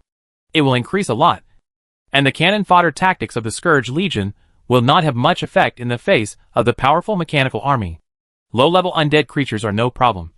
But what about the remaining 100,000 intermediate level and 30,000 high-level ones? Leo didn't mention this, but Scarlet and the others already know it. The mechanical army is indeed very lethal when dealing with low-level undead. It is more efficient than many legions. But once the opponent's strength reaches a high level, the killing effect is drastically reduced by several %. And the intermediate undead creatures have just crossed the high-level threshold. Unless Leo had war machinery such as the large chariots of the dwarf clan, it would be impossible to defend Tyr's Hand with his mechanical army alone. Even if Leo took over the 400,000 low-level undead Tyr, the pressure he faced was still extremely huge. After carefully calculating the strength of both sides, Scarlet's face did not feel relaxed at all. Pasonia and Lydrin didn't speak either. The two women didn't have much confidence in this battle.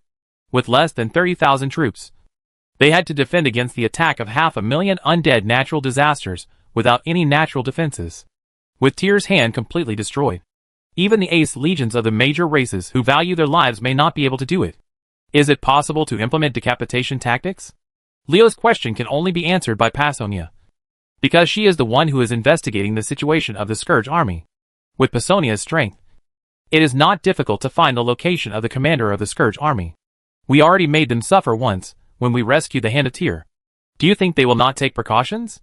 Pasonia shook her head and rejected Leo's proposal. When rescuing Tyr's Hand, it was Faltola and Anubrocken who entangled Thessarian and Kaltira, who caused the Scourge to attack the Scarlet Crusade. Unable to exert full strength, it is impossible for the commander of the Scourge Legion not to be on guard. In other words, the beheading tactic will not work. Leo rubbed his chin and said nothing, waiting for Pasonia to elaborate. The Scourge Legion has changed its commander this time. The 4 Death Knights have become the deputies of a Black Knight. According to the information I got, this person should be Blackcloak Marduk. One of them died long ago, but recently. The resurrected natural disaster expert. I have no impression of the black-clad Meducleo mentioned by Pasonia. But this guy seems to be really strong. The miles-long magic blade marks in the Plague Land were corroded by the weapons he dropped. The weapon has powerful dark power. So Marduk's ability, as the person who uses this weapon, will not be much worse. What worries Pasonia is this Marduk. Although she has not fought with this black-clad Death Knight, she can tell from the aura emanating from him that he is by no means an easy person. If Leo wanted to implement the beheading tactic, he would have to face Marduk. Naturally, he had to understand Marduk's strength. So his eyes turned to Godok. Marduk is an early Death Knight. He is very strong. I am no match for him. Godok's words were a bit cryptic, but Leo could still understand. The so-called early Death Knights refer to the period when the Lich King was still Nazul. The Death Knights of that period should not be underestimated. Godok thought he was inferior to his opponent. And Leo knew that it would be easy to defeat Marduk. But it would not be easy to kill him, because defeating and killing seemed to be only one word apart. But the actual execution was completely different. Marduk cooperated with the 4 Death Knight captains of Kaltira, plus the natural disaster masters who guarded them. The success rate of decapitation tactics was indeed very low. Leo silently thought about the tactics to deal with the undead natural disaster. Although it was not easy to kill Marduk, Leo did not think he could not do it. The presence of the Black Dragon Queen Zenisarea and the Twilight Dragon Prince Dragonakos, this is where Leo's confidence lies. But if the beheading tactic is directly implemented, the benefits will not be maximized. In Leo's view, battles must be fought, and the benefits must be reaped. Since the Scourge Legion has gathered more than 500,000 troops to kill Pentil, this is a big piece of fat. I have to take a bite of it. I can't kill the corpses that I can absorb from these undead Scourge. It'll be under 6 figures. When Scarlet and the others were worried about the huge number of undead natural disasters, Leo was already thinking about using this natural disaster force to expand his strength. Chapter 488 Skeleton Chariot. Marduk in Black. A powerful Death Knight. His evil rune sword caused countless deaths and pain. During the Battle of Daroshir, the Scourge was on the verge of collapse. Even the Ghoul King Horgus was killed. It was Marduk who turned the tide of the battle when he was killed. This black-clothed Death Knight used a dark magic to distort the soul of Joseph Redpath, causing him to degenerate into an undead and continue to spread evil, eventually making the entire Darren. All the soldiers in the county were infected and became a natural disaster of the undead, able to spread mind control magic like a plague. Marduk's attainments in dark magic are frightening. Even Soul Reaper Godok is willing to bow down and consider himself no match for him. No matter how skilled you are, you will still be afraid of kitchen knives. No matter how strong you are, you will be knocked down by holding a brick in your mouth. Sometimes you don't need another strong person to defeat a strong person. All powerful figures will also be defeated by unknown people. Just like Wargrim Hammer died by Infantry A, Gul'dan died by Demon B, and Durotan died by Assassin C. Marduk, a strong man, became a deserter in the battle at Kalen Crossing because his long sword was stolen by an unknown dwarf. Marduk, who was broken with his shield and holding a broken sword, was forced to flee in panic. No one has seen him since. It was thought that Marduk had been killed on the way to escape. But this was not the case. Marduk, who had become a deserter, did not die. He just ran to the Scholomance Academy, the birthplace of the Curse sect, and hid. He never showed up, and was slowly forgotten by people until the Scourge recently established the Ebon Blade Fortress and died in large numbers. The night appeared again. At this time, Marduk was conveying his new orders to his men. Orders from Ebon Blade Fortress. The High Lord has issued an order. We must cooperate with Lord Kel'Thuzad's army and attack the Hand of Tyr when they attack the Light's Hope Chapel. When Lord Kel'Thuzad appears in the Light's Hope Chapel at that time, the entire Plague Land will be plunged into war. Redpath in Darrow County and Iraqi in Andoril will take the initiative. If we don't want to continue the last failure, we must use our full strength. Godok. Traitors like Nubrekin must be punished and let everyone see the consequences of betraying the Lich King. Marduk delivered his pre-battle speech eloquently, but his 4 Death Knight captains did not take this guy seriously. Marduk? Who is this guy? A guy who ran for his life like a lost dog after his weapon was broken.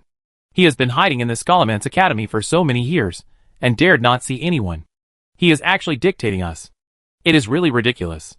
If he is not appointed by the Knights of the Ebon Blade, who would care about such a coward?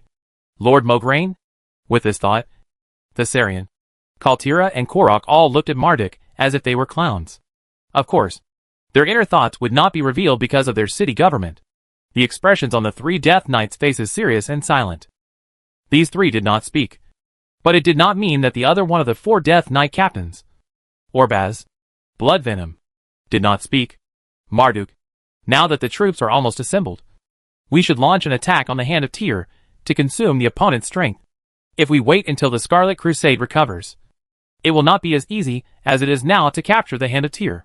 Orbaz interrupted Marduk's speech, and the three of Kaltira secretly laughed inwardly. This guy Bloodvenom is really an idiot. I don't know what Lord Darien likes about him. His subordinates interrupted his speech in a shameless manner, which made Marduk very angry. Orbaz's actions showed that he did not take him as a commander seriously at all. It's not your junior's turn to teach me how to do things. Staring at Orbaz, Marduk shot a cold light in his eyes. Since this guy doesn't respect himself, let him suffer a little. It's a very good proposal. Marduk first agreed with Orbaz's words, and then gave the order in the latter's proud eyes.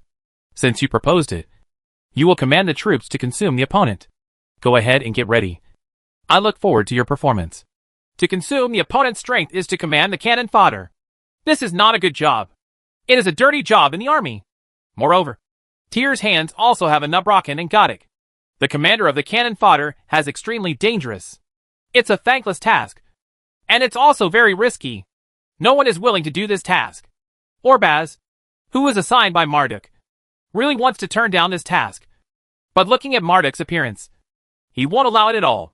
This black-clothed Death Knight, who had been disgraced, was determined to punish Orbaz. Damn Hundan! You will regret doing this to me.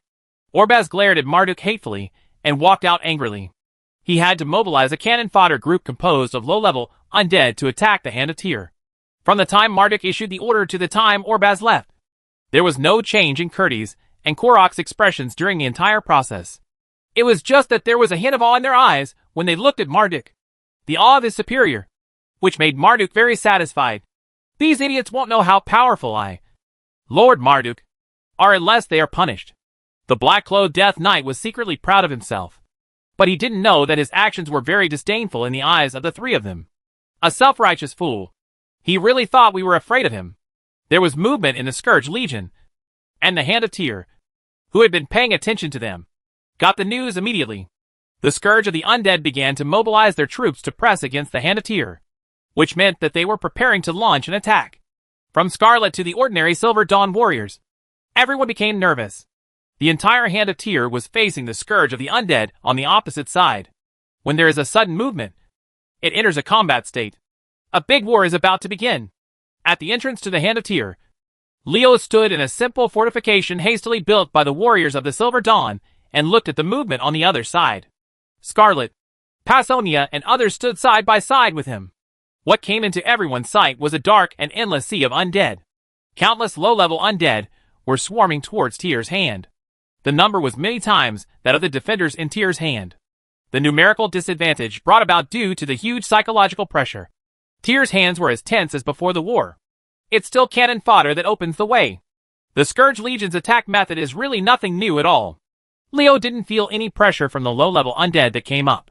There were a lot of these low-level undead, but his army of mechanical skeletons was not a vegetarian either. The cannon fodder tactics used by the Scourge Legion couldn't stand up to him at all. Let the soldiers pay attention to the movements of the intermediate undead. Just leave the low-level undead such as skeletons and zombies to me. As Leo spoke, the fortifications built at the entrance to the Hand of Tyr had been filled with mechanical chariots. The cannon barrels as thick as arms on the mechanical chariots were facing the approaching natural disaster troops. And the muzzle radiated deadly danger. 30,000 modified skeleton chariots are the reason why Leo can ignore 400,000 low-level undead.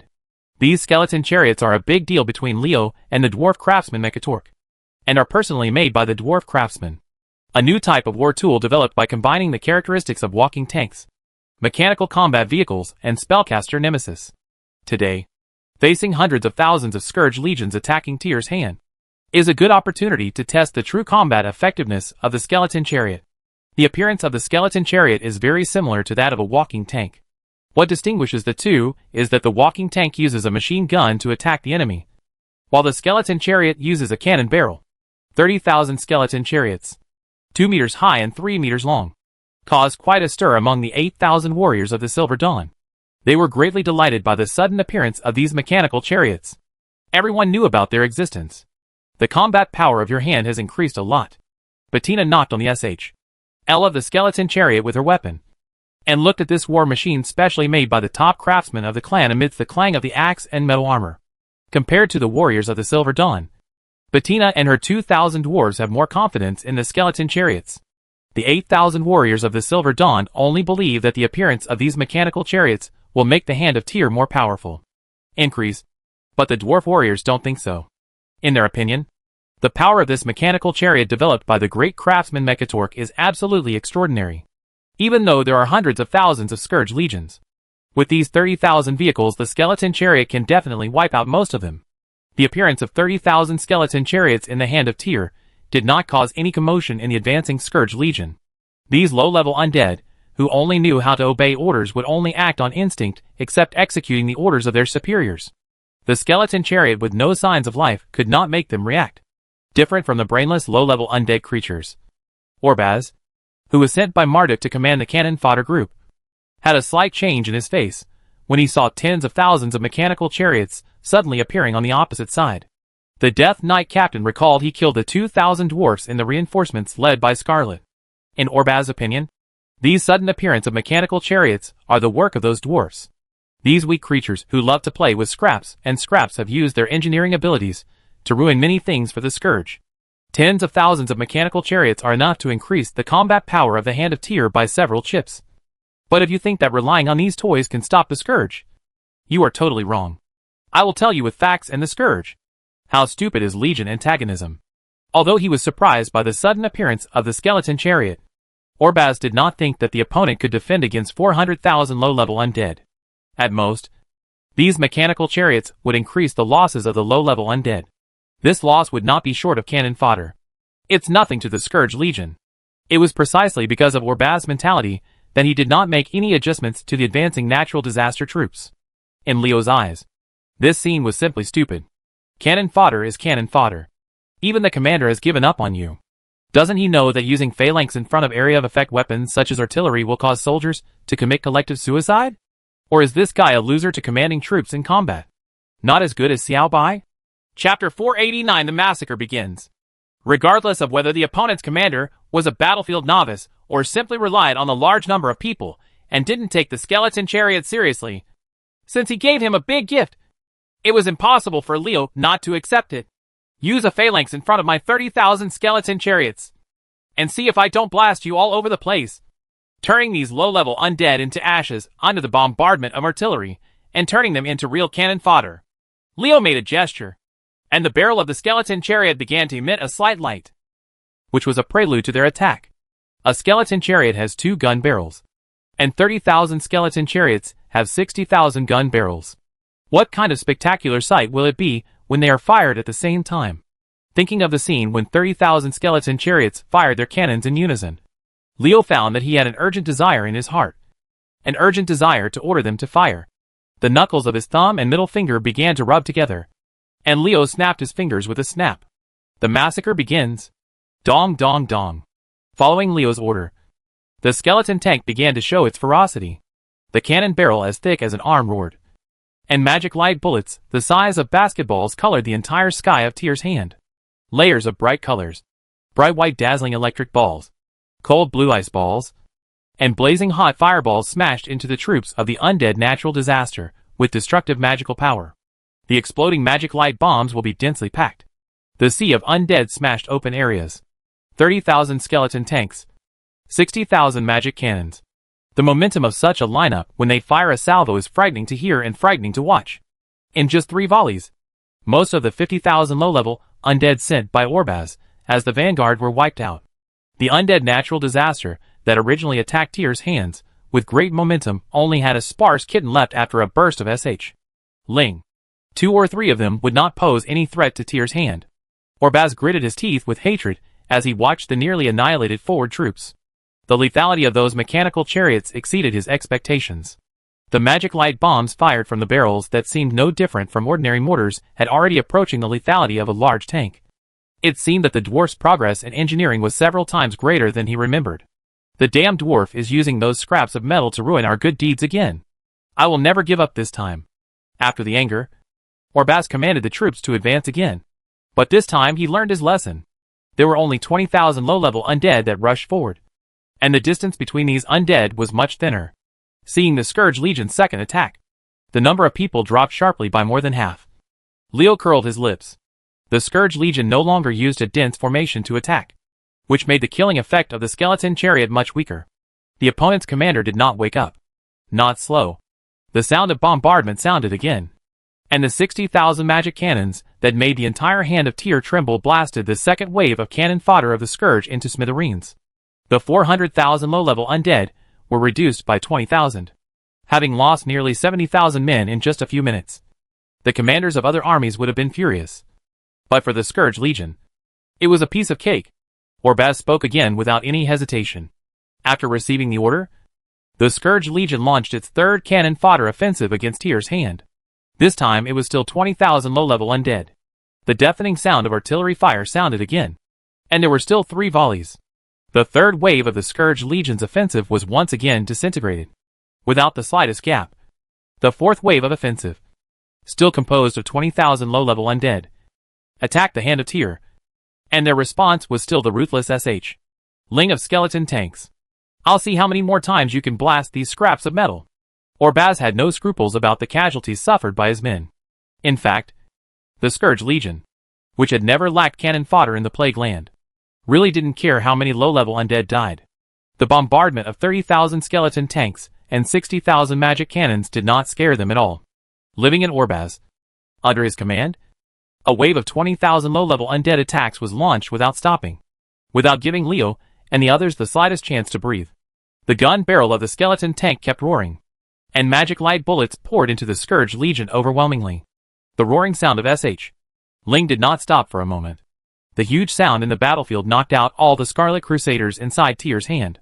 Waking up with a start, they dragged their exhausted bodies to the front line of the battlefield. These Scarlet Crusaders did not listen to the advice of others to go back and rest.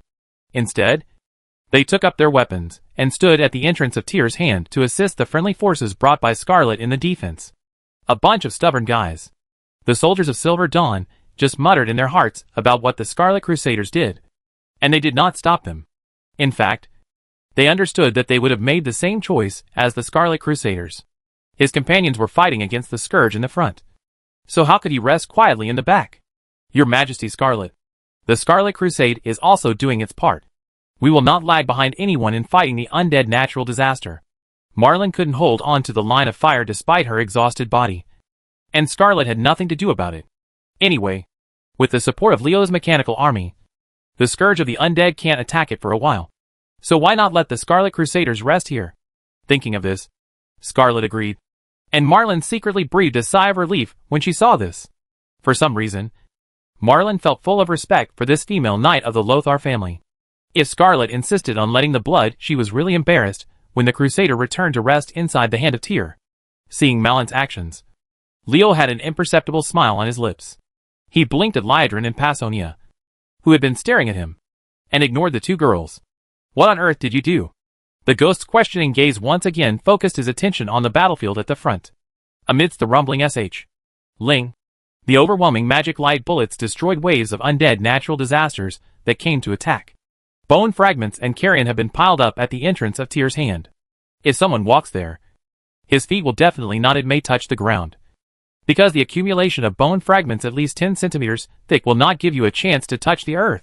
From the beginning of the war to now, Leo's 30,000 skeleton chariots have defeated more than 10 attacks by the Scourge Legion. More than 250,000 undead scourges have become history under the bombardment of 60,000 magic cannons. In less than an hour, they killing so many undead, even though they were all low-level undead. Such a record has made people look at them. The combat capabilities of the mechanical army have been confirmed in this battle. Liadrin no longer had any doubts at this time. Maybe the goblins were weak, but their engineering ability was undoubted.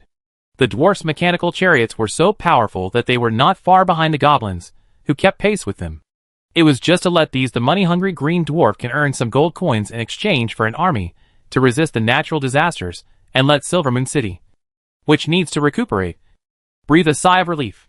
No matter how you look at this deal, it is the Blood Elves who make the profit. Go on. I want to see how long those scraps of metal can keep bringing. The cannon fodder regiment lost more than half of its manpower, but could not even touch the edge of the opponent. under the bombardment of the skeleton tanks.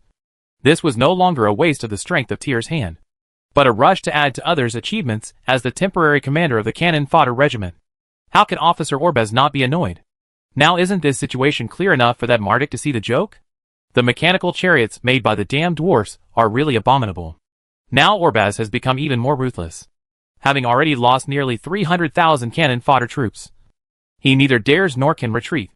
The remaining 100,000 low-level undead continue to attack the hand of Tyr under his orders. The Death Knight captain still had some luck in his heart. Maybe the remaining low-level undead could consume all the magic energy of those mechanical chariots. Amidst the thunderous Ling, the skeleton tanks continued to pour firepower into the cannon fodder of the Scourge of the Undead. A salvo of firepower of 60,000 magic bullets destroyed everything that dared to enter their strike range. The casualties of the Scourge were still rising at an alarming rate. Damn it. How long can they keep bombarding? Unknowingly, Orbaz had clenched his fists. The Death Knight captain was staring closely at the skeleton tank on the opposite side, with his 400,000 cannon fodder regiment about to be exhausted. It was impossible for him not to be nervous, even if no matter how little the Scourge Legion paid attention to low-level cannon fodder, they could not allow them to be consumed without achieving any results. When he thought of Marduk's face, Orbaz became extremely upset. If this hateful bastard hadn't sent him to be the cannon fodder commander, how could Orbaz be in such a predicament? It seemed that God was also helping Orbaz. Just when he sent out the last 10,000 troops composed of low-level undead, the rumbling sound of artillery suddenly stopped. The skeleton tanks on the opposite side collectively lost their voices at this moment, and they all turned into mute. Finally out of ammunition, Orbaz's eyes shone with a wolf-like light. Those hateful mechanical chariots on the opposite side finally failed to withstand the cannon fodder tactics of the Scourge Legion and ran out of ammunition at the last moment. Kill me, and kill those damn living people. Orbaz waved the rune sword in his hand and gave the order. When there were less than 20,000 low-level undead left, the Death Knight captain tried to order the 100,000 intermediate undead to attack the hand of Tyr. After receiving the order from Orbaz, there was no movement among the 100,000 intermediate undead, because Marduk did not give him the authority to command the intermediate undead. Seeing those mid-level undead being so indifferent to him, one can imagine the anger in Orbaz's heart. It was all that abominable Marduk. He must be causing trouble inside. Otherwise these mid-level undead would have been caused by him, as the captain of the Death Knight. How dare you disobey your own orders? Marduk looked at Orbaz as if he were a clown. When the latter's anger was about to reach its peak, the black-clothed Death Knight gave the order, attack. Chapter 490 Air Supremacy. Marduk in black gave an order, and 100,000 intermediate undead formed a second wave of offensive frenzy to attack Tyr's hand. Ghouls, ferocious beasts of death, and other undead with high-level strength were divided into 10 teams and came towards the hand of Tyr with the momentum of tearing everything apart. Ready to fight. The armies of Tyr's hand clenched their weapons. At this time, both the Scarlet Crusaders and the warriors of the Argent Dawn knew that the real fierce battle was about to begin. Leo's mechanical chariot has reached its limit after destroying nearly 400,000 low-level undead. The last remaining more than 10,000 natural disaster cannon fodder were killed with their help.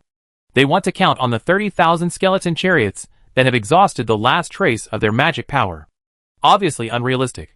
If there were 100,000 or more skeleton chariots, a natural disaster force, I could kill them directly. Unfortunately, we don't have to worry about materials and money. The 100,000 replica insects are enough for the producers, but there just aren't enough corpses. In order to make a skeleton chariot with enough lethality, Leo used skeleton warriors instead of the next-level skeleton warriors during the fusion. This increased the consumption of the number of corpses tenfold. In order to ensure that there were enough skeleton warriors, under the circumstances, producing 30,000 skeleton chariots is already his limit. But the number of corpses that have been exhausted after this battle will be greatly replenished. When the undead natural disaster was advancing, Leo was taking advantage of the time before the two sides fought to absorb the bone fragments on the ground. The bone fragments covering the ground began to turn into piles of crystal particles. Leo watched happily. The number of corpses increased to tens of thousands again. And there was only one thought in my mind. The quality of this batch of undead was indeed inferior. The number of 400,000 was not even 100,000 corpses. Could it be that the Scourge Legion also had a shoddy project? Let these lackeys of the Lich King know how powerful we are, Liedron shouted. And the 500 Silver Moon Rangers drew their bows and fired, with the sound of sharp arrows piercing the air. The arrows flashed with purple and white arcane light, and the arrow rain composed of arrows headed towards the killing undead. Shoot away. A ghoul who rushed forward was shot through the head, and the arcane energy carried by the arrow exploded its head. The forward body of the ghoul advanced a few meters further under the action of inertia. He fell to the ground with a thud and could no longer move. When the ghoul fell, the intermediate undead, who rushed to the front with him, also suffered the same fate. Under 6 consecutive arcane volleys from the 500 Silver Moon Rangers, nearly 30% of the first team of 10,000 intermediate undead were wiped out. Although their casualties were heavy, Marduk didn't care at all. Although the status of the intermediate undead was higher than that of the low-level undead, they were still cannon fodder in the eyes of a natural disaster expert like him. However, the level of these cannon fodder a bit higher than the low-level undead. But no matter what, cannon fodder is still cannon fodder.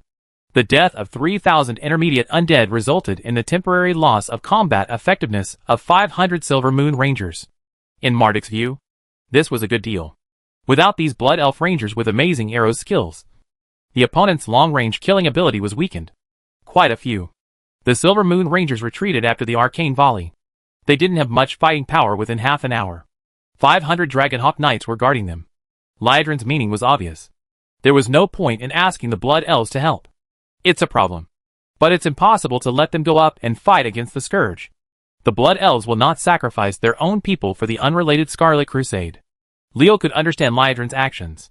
There was nothing wrong in doing so from Liedron's point of view. The Blood Elves were kind enough to help, and it was simply unrealistic to expect them to fight to the death at Tyr's hands. The ugly devil language sounded, and the 500 devil imps screamed and fired their only means of attack, flame arrows, at the undead natural disasters that rushed towards them. One devil imp is equivalent to half a mage of the same level. 500 devil imps is equivalent to 250 mages. Well, 205. This is really a special number. Leo began to use the 500 warlocks of the Summoner Legion. The Scarlet Crusaders' faces turned ugly when they saw the demon imp. If Marlin hadn't been suppressing them, they would have been brainwashed by Isenlian and Balnazar for several years. They had already started attacking the 500 warlocks around them. But they didn't know that if they really acted quickly, the dragon-blooded guards guarding the warlocks would immediately turn them into lifeless corpses. Marlin suppressed the Scarlet Crusaders' reaction when they saw the devil. Leo knew that his plan to conquer the Scarlet Crusaders was close to success. While these guys were severely brainwashed, they also accepted the creed of absolutely obeying the orders of their superiors. In fact, if you think about it, it is not surprising that in order for Isenlian and Balnazar to control the Scarlet Crusade, they must make these warriors accustomed to blind obedience. Unconditional obedience to the orders of the superiors of the organization must be instilled in every member of the Scarlet Crusade. This approach helps him control the Scarlet Crusade, and also makes it easier for Leo to receive this power. Brothers of the Scarlet Crusade, I know that you are very resistant to fighting side by side with warlocks who use demonic power. But please see clearly that we are teammates on the same front now. Do we still have to stage a fight in the face of the damn undead natural disaster? Are they laughing at the tragedy of fratricide? Your sword should be aimed at the natural disasters that try to invade the sacred land of Tyr's hand, not your comrades. After Leo winked at Scarlet, the female knight stood up. Her serious tone, and the blazing holy light shining on her body, made her words very convincing. In addition, when rescuing Tyr's hand, she the impression left in the minds of the Scarlet Crusaders, who were still ready to take action before, slowly gave up the idea of attacking the demon imps and Summoner Legion warlocks. They say the Scarlet Crusade is difficult to deal with. But that's not the case. If you don't have prestige in their hearts, why should they listen to you? Just imagine. How would you react if a stranger suddenly told you what to do on the street? But Scarlet's situation is different. First of all, she is the second generation of the king, a descendant of Grand Duke Lothar, and a powerful paladin recognized by the Judgment armor and the Ashkandi sword. This is psychologically naturally. She gained the recognition of the Scarlet Crusade.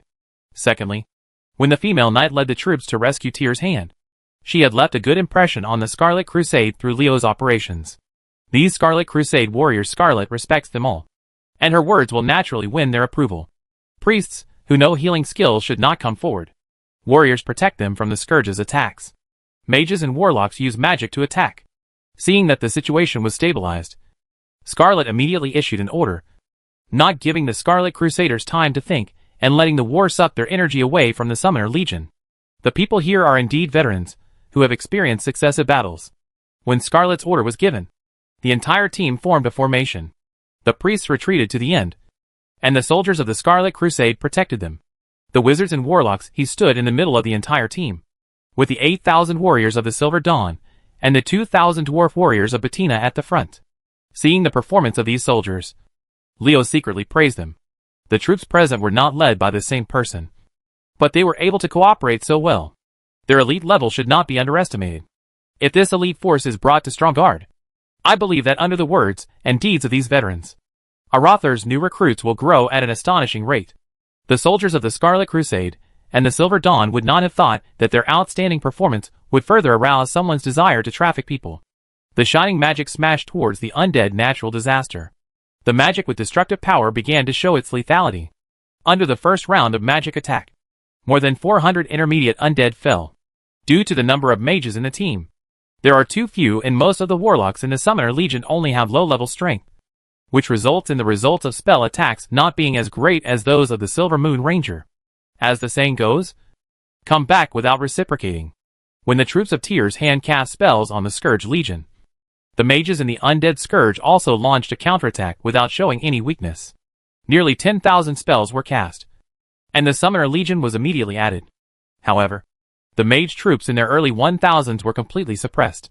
Among the 100,000 intermediate undead, the undead natural disasters that can use spells to carry out long-range attacks account for 1/10. Under the opponent's absolute numerical advantage, the mages of Tyr's hand can barely hold up the magic shield to protect their own troops inside. Without the mage's long-range attack, the Silver Moon Ranger was still recovering. Could everyone just watch the Scourge rushing forward? The warriors at the front raised their weapons. They knew that it was their time to show off. With the speed of an intermediate undead, they could rush in front of them in a dozen breaths without any obstacles. Tens of thousands of mid-level undead with high-level strength use magic to suppress us remotely. The commander on the opposite side wants to use the advantage of long-range attacks to cover the mid-level undead who can only fight in melee. It's good to think about it, but it's a pity that I'm in your calculations. Can't hit. At this moment, Leo didn't feel the tension of a battle at all. He had already grasped the opponent's position when the undead from the opposite side took action. The next step was to carry out air strikes on these locations. Let you, the scourge of the undead, know how sad it is to lose control of the air. As soon as Leo finished speaking, there was a buzzing roar in the sky. 5,000 skeleton fighter planes covered the sky. Even though such a huge fleet of aircraft was thousands of meters high in the sky, the strong wind they stirred up still caused the dust on the ground to fly.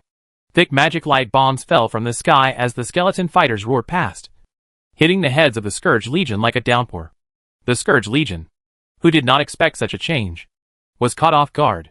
They lost nearly 1/3 of their legal undead under the first wave of skeleton fighter planes. When Leo was dealing with the low-level undead before, he didn't send out skeleton fighters just because of this moment. Skeleton tanks were enough to kill the 400,000 low-level undead. The appearance of skeleton fighters would only make the opponent wary. How could it be like this? Easily kill 3,000 intermediate magic undead that are comparable to high-level mages? Scavenger Legion. Just enjoy the killings I have brought to you. Chapter 491 Ashes. When it comes to using the Air Force to deal with large-scale ground troops, the most efficient method is naturally to use bombing. Although Leo was not a military enthusiast before traveling through time, he had heard of the term carpet bombing. Leo had never thought about using fighter planes to bomb enemies on the ground, but it was really difficult to do so. The research on gunpowder in this world is far less than that of the society before time travel. The powerful bombs are bulky, and the target is very large. Not to mention the problem of the load of the fighter planes. It is easy to be hit by the opponent's long-range attack when delivering them. Explosions make bombing difficult to carry out. The magic of this world is much more accurate than interceptor missiles. Gunpowder bombs are not good, and magic bombs are even less good. The time it takes for a bomb to fall from a high altitude is enough time for a mage to use interference to detonate it. 100 magic bombs only need a high-level mage to make them useless.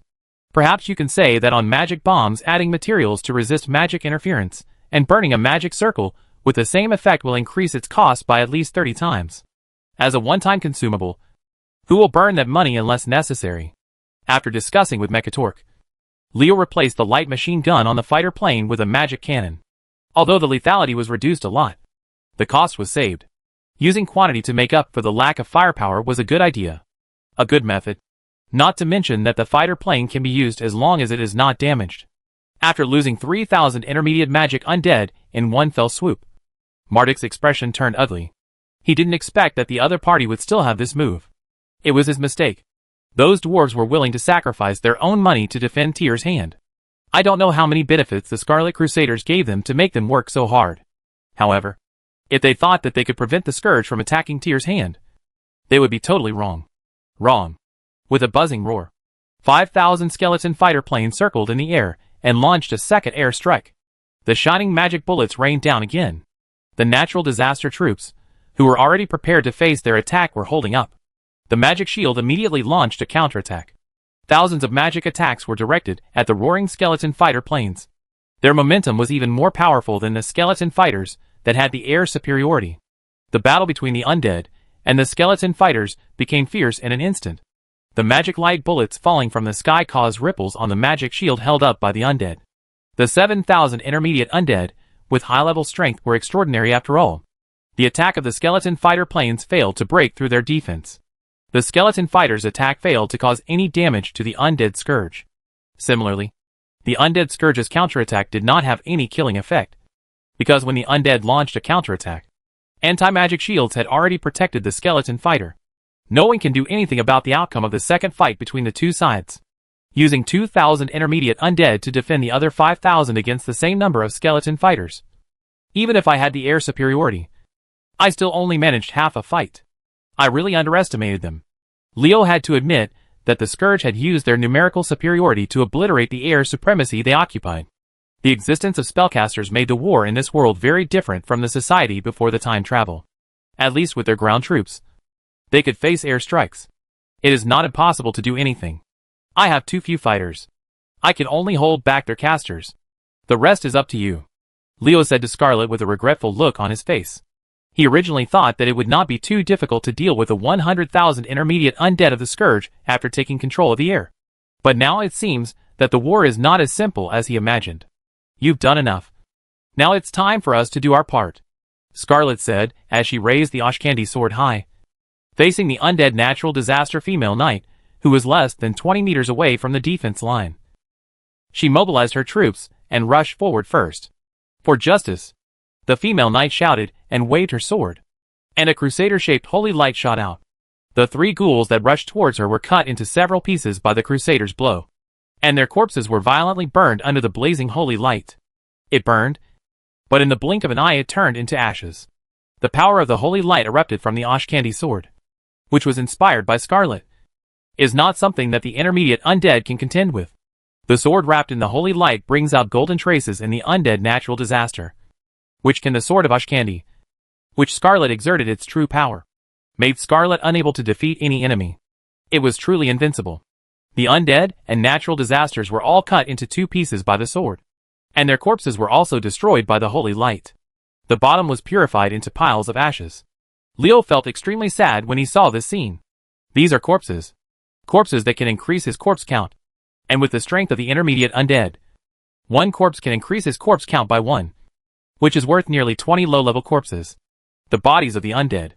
For Leo, who was in urgent need of corpses to expand his army of skeleton machines, he only had 2 words to describe his prodigality. This prodigal bitch. Can you kill less and leave more corpses for me?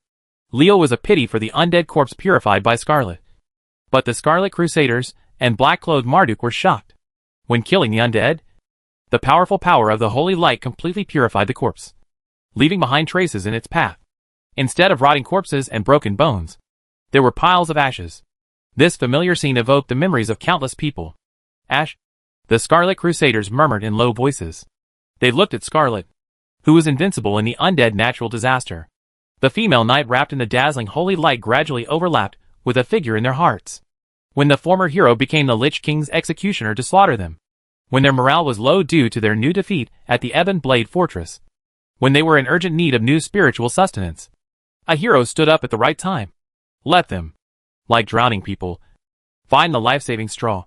The Scarlet Crusaders, including Marlin, gradually looked at Scarlet with fanaticism. The heroic female knight did the right thing at the right time. She easily obtained the Scarlet Cross with twice the result with half the effort.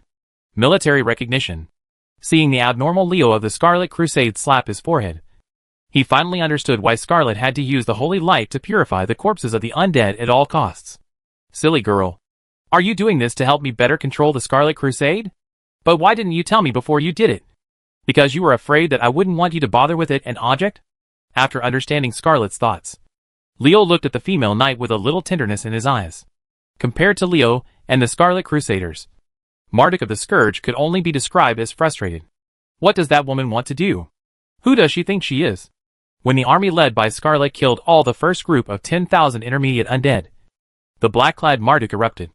The piles of ashes purified by the holy light where the female knight passed were filled with he had very bad memories. Kill that woman. Kill that woman at all costs. And never let a second Ash Lord appear in humanity. The Scourge has spent a lot of effort to completely corrupt Mograine. And now a female paladin appears in the hands of Tyr, who seems to be able to succeed the Ash Lord.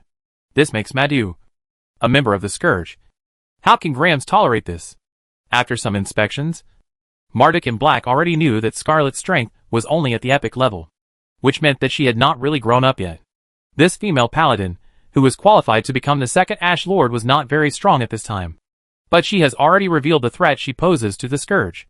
This woman who could cause big trouble to the Scourge in the future must be nipped in the bud. Marduk in Black made up his mind. At this time, he did not care about the plan he had made before the war to slowly consume the opponent, and directly issued an order for a general attack to his subordinates. In the eyes of Marduk, killing Scarlet was better than attacking. The hand of Tyr is more important. The buzzing roar came from far and near, and a huge fleet of 5,000 skeleton fighters attacked again. But this time the mages of the Scourge Legion ignored them. Except for the 2,000 intermediate magic undead, who maintained the magic protective shield. The remaining 5,000 undead all targeted Scarlet, and the gorgeous magic engulfed the female knight in an instant. This sudden change shocked Leo. The spells cast by 5,000 intermediate undead came instantly. Unprepared, Leo asked himself that he would never be able to resist. What would happen to Scarlet under such an attack? Leo's heart suddenly rose to his throat. If Scarlet had an accident, he would go berserk on the spot. The woman should have been killed under such a spell bombardment. Marduk breathed a sigh of relief when Scarlet's figure was engulfed by magic. At his signal, a group of Death Knights rushed towards Scarlet's location, with their obvious purpose of snatching the body. The Scourge will never let go of the corpse of a paladin with great potential like Scarlet. The Death Knight created with such a paladin will not take long to form combat power, and it will also grow very quickly. In Marduk's opinion, Scarlet, who has the potential to succeed the Ash Lord, would not be a problem if she joined the Death Knights of the Scourge and became another powerful leader of the Knights of the Ebon Blade. Despicable and evil undead natural disasters. I will kill you. The Scarlet Crusaders cursed and rushed forward. When the Scourge's magic engulfed Scarlet's figure, the Scarlet Crusaders, who had already regarded the female knight as a new pillar, went berserk, driven by anger. Their low morale and their exhausted bodies were no hindrance to them exerting their fighting power. They were now going to vent their anger on the Scourge Legion. Just when a brutal decisive battle was about to break out between the two sides, the dazzling holy light tore through the brilliance of magic. Scarlet, holding the sword of Eshkandi and wearing a judgment armor, rushed out from it. A layer of spherical gold in the shield protected her. Oh! Damn holy shield! Marduk was extremely upset. With the judgment armor on him, and the holy shield to protect him from the undead, the magical attack did not harm Scarlet at all. The holy light will turn into an unbreakable holy shield to protect every devout believer, Scarlet said, as Ashkandi's sword drew a golden trajectory in the air. The two Death Knights were split in half under this sword, both man and horse. The blazing golden holy light quickly cut their bodies. The body turned into a pile of ashes. All dark and corrupted existences will be purified. The undead of the Scourge. This is your destination. Chapter 492. Let's cheer for Her Majesty Scarlet's bravery. Seeing that Scarlet was fine, Leo let out a heavy sigh. While feeling relieved, his eyes also became fierce. The natural disaster mages ignored the skeleton fighters in the sky and suddenly took action to kill the female knight. This had violated his taboo and aroused his nerves. If you want to die, I will help you. In Leo's plan, this battle was more for the Silver Dawn and the Scarlet Crusaders to fight, so that they could get used to Scarlet's command. But now, with the Scourge intending to kill Scarlet, Leo, it's no longer possible to worry about any plans. Let all those who dare to provoke their nerves go to H. L. Amidst the high-pitched roar of the dragon, 50 swift and fierce bone dragons appeared in Tyr's hands. These 50-meter-long land-walking bone dragons spread their legs and fiercely crashed into the Scourge Legion amidst the roaring sound. Swishing their tails, the claws tore off all the undead that entered their attack range and ended up being cut into pieces. The intermediate undead were no match for the swift bone dragon with epic-level combat power.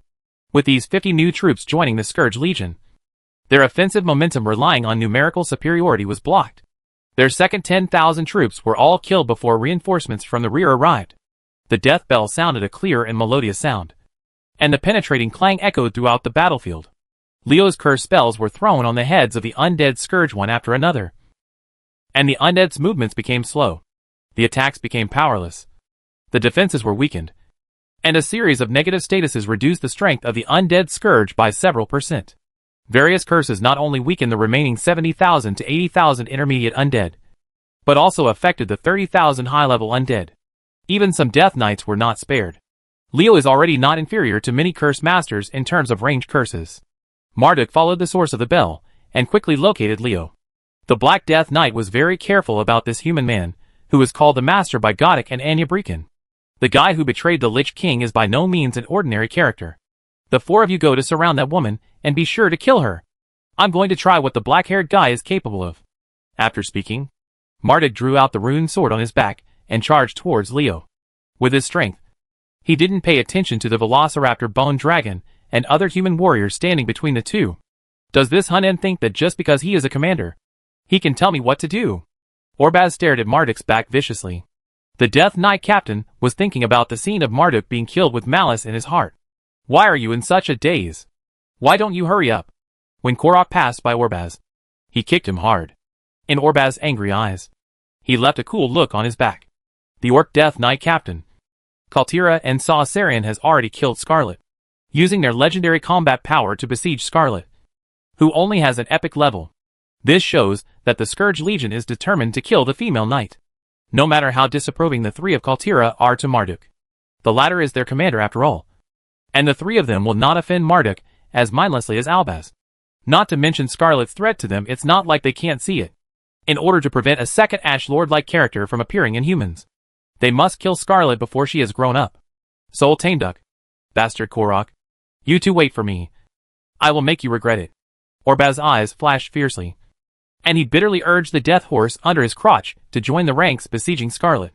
If you want to rely on more to win, how can you do that? To deal with an epic realm with legendary level combat power is an act of relying on the strong to bully the weak. But to actually engage in a group fight of 4-on-1, in the eyes of the defenders of Tyr's hand, these Death Knights of the Scourge Legion are incompetent. People are shameless to the extreme. A golden sledgehammer fell from Orbaz's head. Marlin rode a horse to kill at this moment.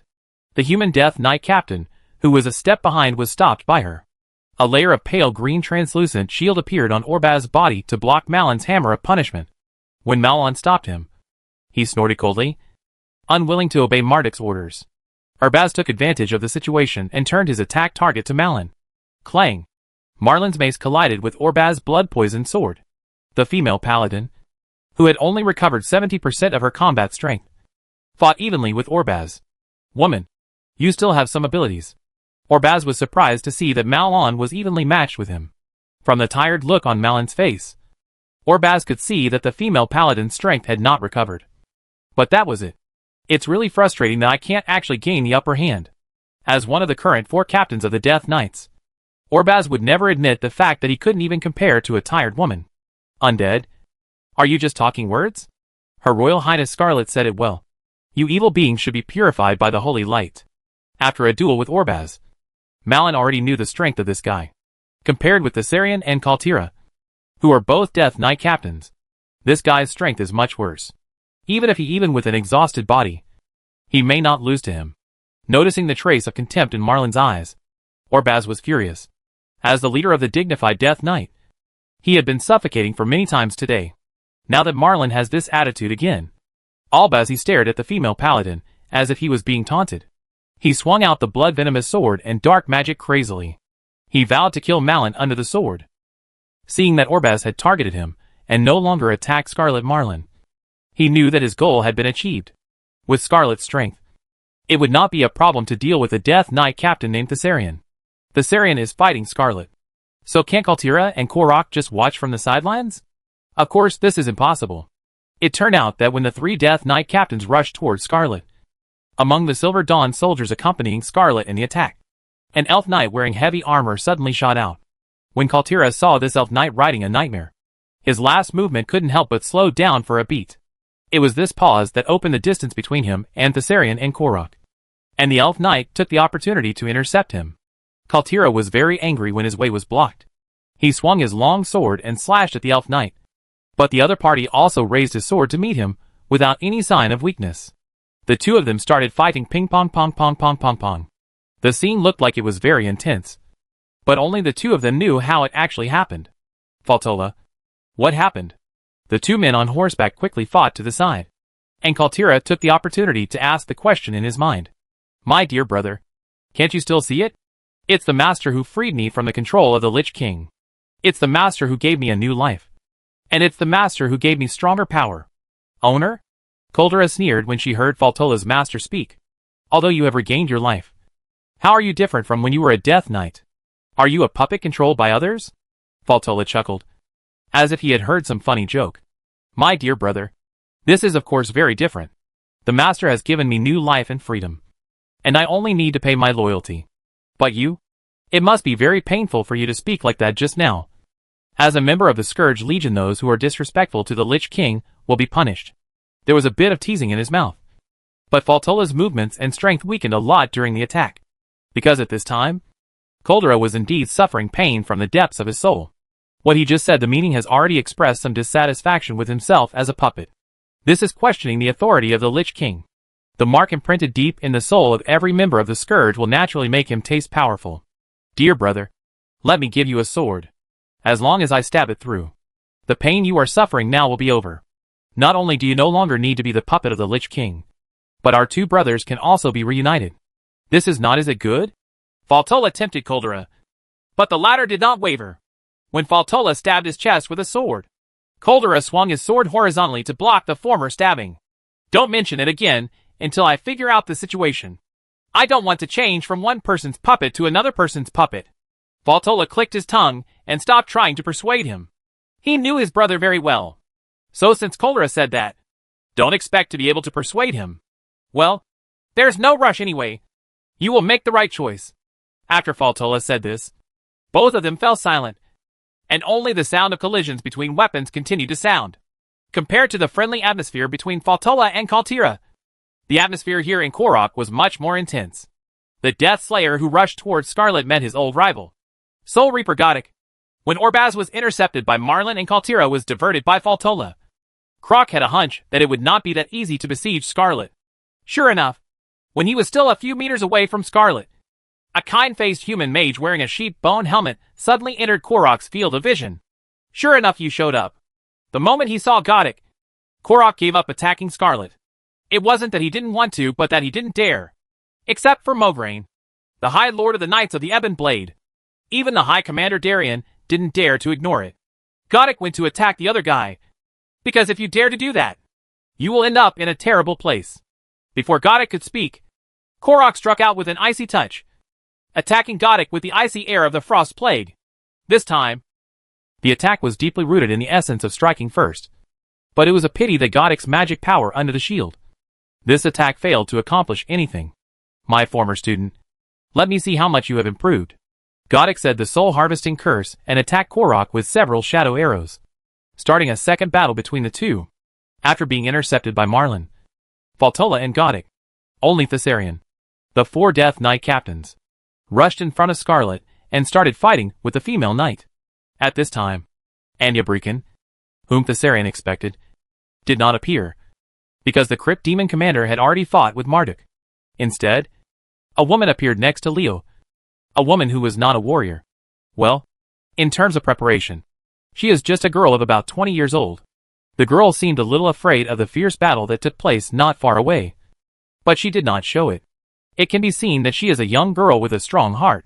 Lilisa, as Her Majesty Scarlet's maid, you must get used to such a scene. Although you are not a warrior, you can still do your part in the battle, Leo said with a hint of unnoticed with a sly smile. He pointed at Scarlet, who was fighting against the Sarian, and said, "Now, shout for Her Majesty Scarlet's bravery." Chapter 493. Lilisa. Lilisa is a young human girl. Her father is a warrior who has devoted his life to the kingdom. And her brother is also a warrior in the kingdom's army. This kingdom does not refer to the kingdom of Arather, but the kingdom of Stormwind. Originally, Lilisa had a happy family. But the outbreak of the war ruined everything. Lilisa watched her brother join the kingdom's army to fight against the Scourge. However, she failed to become a warrior and could only fight for him. I prayed silently, hoping that the war would end soon and my brother would return safely. It's just that things in the world are often unsatisfactory. What Lilisa looks forward to every day is not the end of the war and family reunion, but the destruction of her family by the war. Her mother, who was dependent on her after her brother left, also died in the war. And the enemy, he even cut off her head cruelly. Lilisa did not fall in the face of the bad news, because she still had a spiritual sustenance, which was her brother. Just when she sold all her belongings and prepared to go to find her brother with all her strength, a crisis struck her again.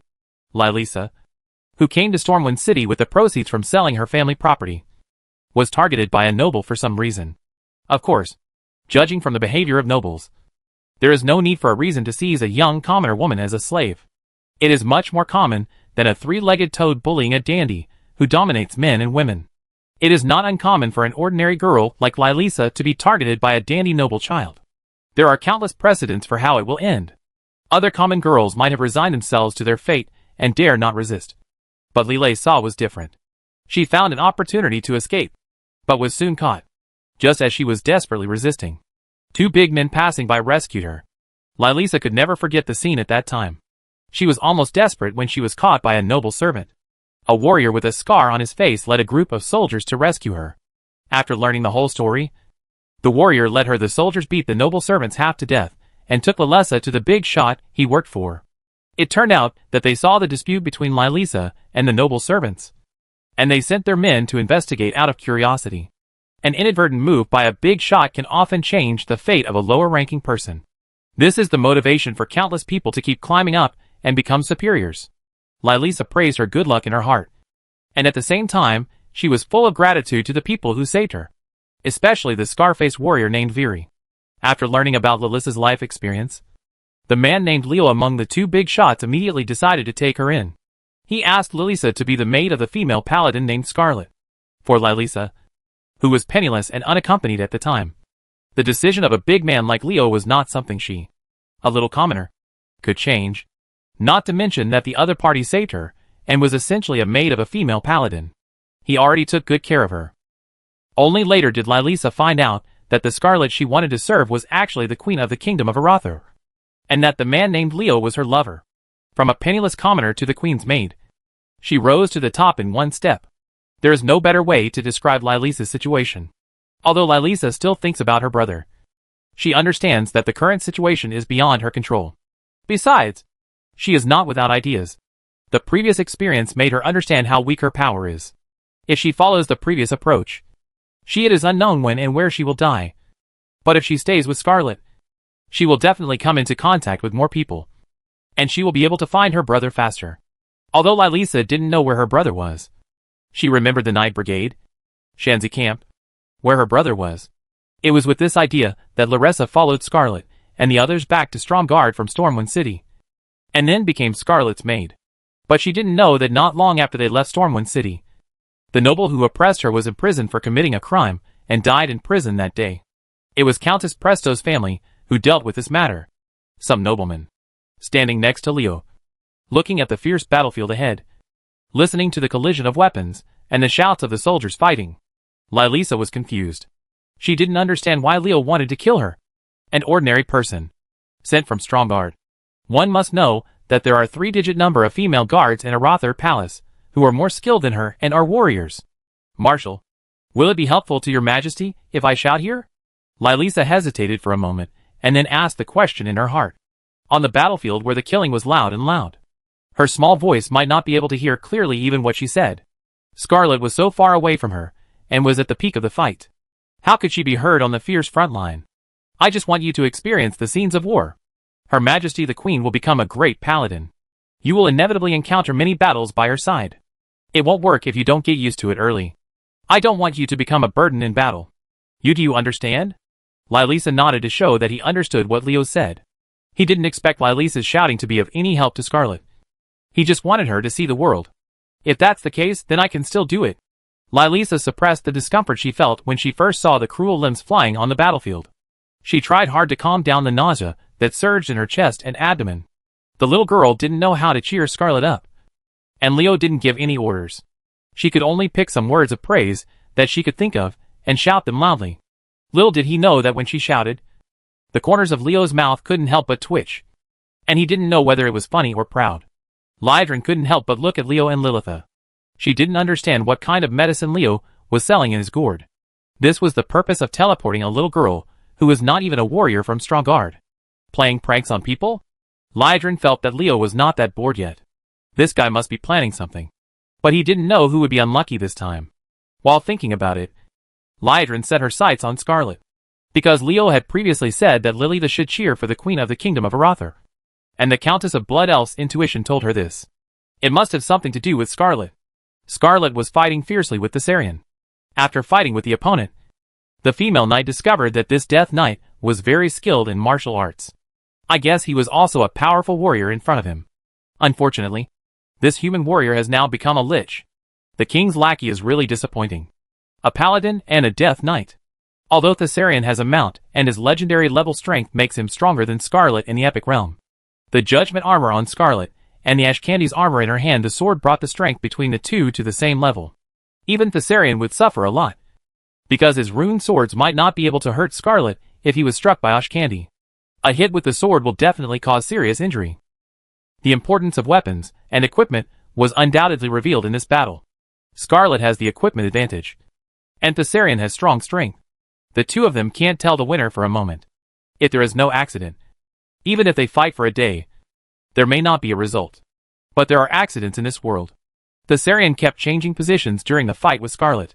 After another chop and attack with Scarlet, Thessarian, who was about to attack again with his sword, suddenly broke into his field of vision. A very familiar figure.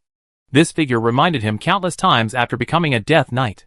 If he had not been controlled by the Lich King, he would have gone to find the owner of this figure. Lilisa? It's Lilisa. She actually appears here. Thessarian's attention was suddenly distracted. And his movement suddenly stopped the moment he spotted Larissa. Undead? Where are you looking? With a loud shout, the golden sword swept across. Thessarian, who was awakened, quickly raised his sword to seal it. The two rune swords blocked Scarlet's attack at the last moment. Being distracted during a battle is just a matter of dousing yourself with gasoline. Then pulling out a lighter and lighting up a cigarette as if you were cheating. It would be too easy to burn yourself to death. Thessarian, who blocked Scarlet's blow, secretly wiped his hands with cold sweat.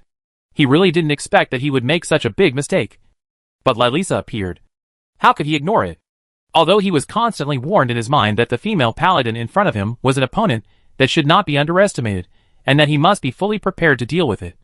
Thessarian's mind was always distracted by Lyrissa, who was shouting. Did she recognize me? I think should not be.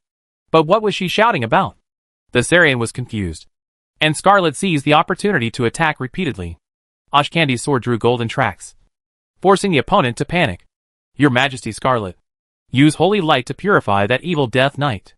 Thessarian, who was paying attention to Lilisa, finally heard the content of Lilisa's shouting.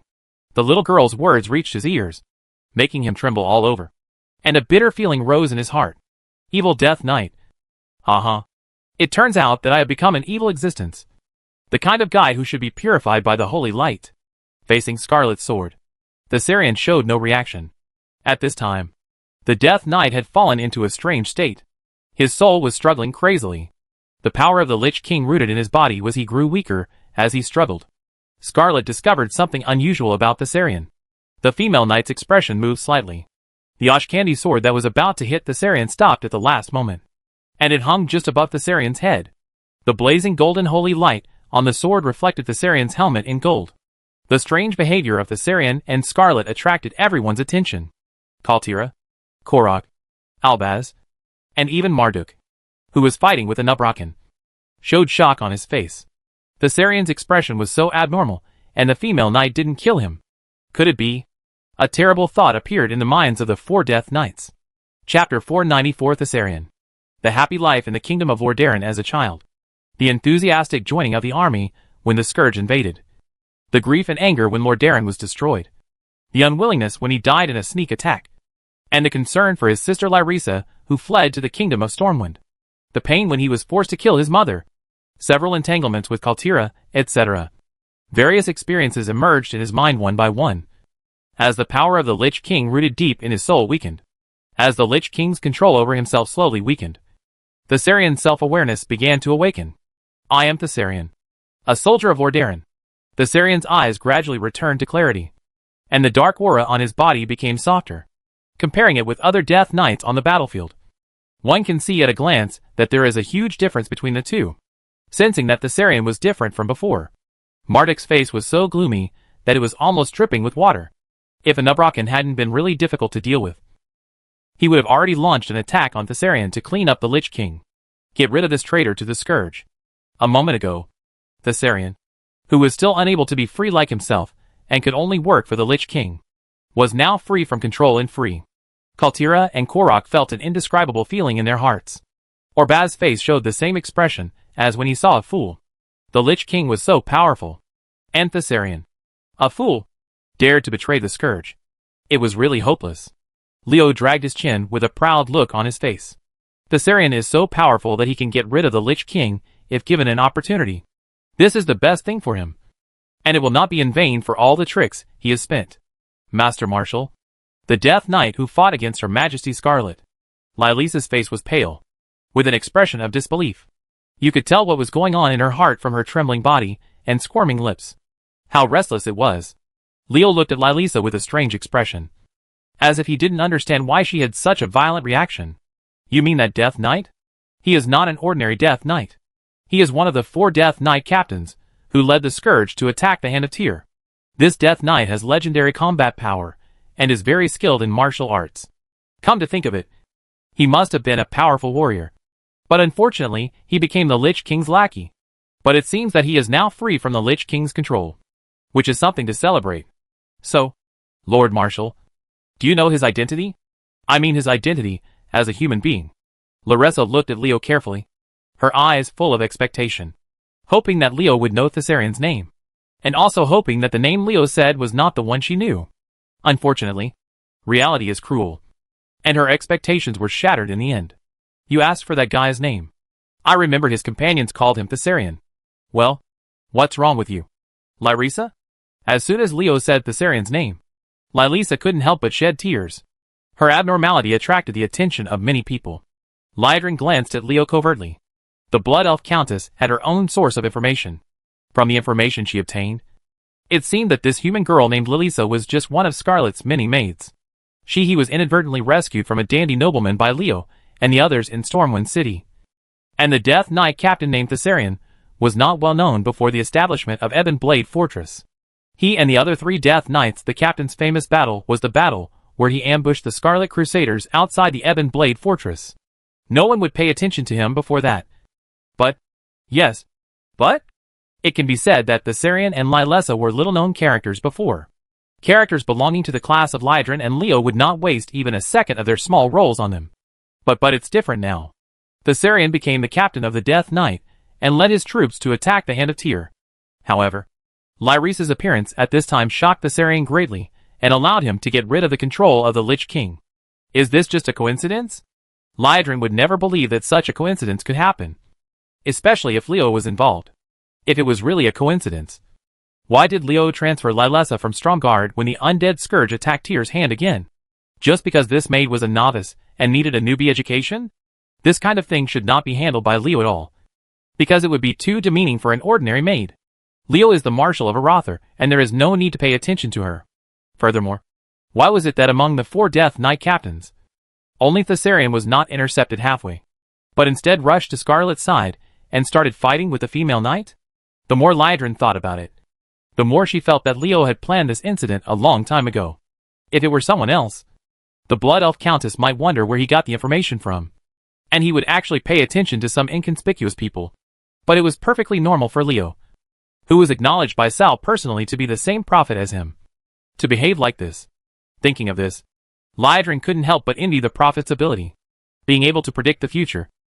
Even just a scene. Even just a sentence. Can give a person or even a race a huge advantage. If you look at me like that, I will misunderstand you. Leo secretly teased Liedrin with his mental fluctuations. He knew that Liedrin could guess things accurately with her intelligence. Liedrin rolled her eyes at Leo. And the Blood Elf Countess quietly replied, if my guess is correct, you must have silenced that little noble from the kingdom of Stormwind. Killed to silence? You also think of me too cruelly. I dare to swear in the name of Holy Light that I have never done such a thing. That playboy just couldn't stand the pain and committed suicide in prison out of fear of crime. Stormwind City, the prison, is not a good place. As someone who has experienced prison food there, I say it is L for the weak. Leo blinked with an innocent look on his face. His pure eyes were comparable to a little Lolita looking up at the sky at a 45-degree angle. However, Liedrin would not be fooled by him. The Blood Elf Countess gave him a look of contempt. His eyes turned away. He is just a child of a small noble family, and not from a big family. How would you do it? Who would believe it? It's too easy for a playboy like that to want him dead. Even if you don't say anything, there will be countless people rushing to kill him to please you and Scarlet. Don't think I don't know what the aristocracy of Stormwind Kingdom is like.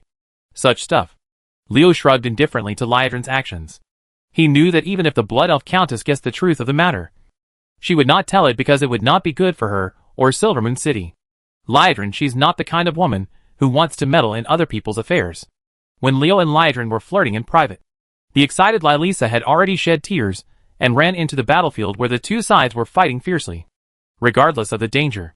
For an ordinary person like Lilisa, it was impossible to enter the battlefield. It's a completely lifeless act. Such behavior should have been stopped. But neither the warlocks of the Summoner Legion nor the Dragon Blood Guards turned a blind eye to it. At this time, I don't know whether it was intentional or unintentional, but a ghoul was whipped away by the tail of a Velociraptor bone dragon, and happened to land near Lilisa. Although most of the ghoul's body was missing after being struck by the Velociraptor bone dragon, as an undead creature, he did not die. He got up staggeringly, his eyes already locked on Wu, Lyrisa of Strength. A skinny claw clawed at Lilisa. This was the only hand left by the ghoul after being attacked by the Velociraptor bone dragon. If the sharp finger-long nails on the claws had caught Lilisa, who was just an ordinary person, she would have died. No! Lilisa had no ability to dodge the ghoul's attack, and she only had Thessarian in her eyes at the moment, completely unaware of her surroundings. Just when the ghoul's claws were about to catch Lilisa, a long sword with shining runes slashed at her. This was the rune sword belonging to the Death Knight. The long sword easily cut off the ghoul's claws, reaching for Lilisa like cutting tofu.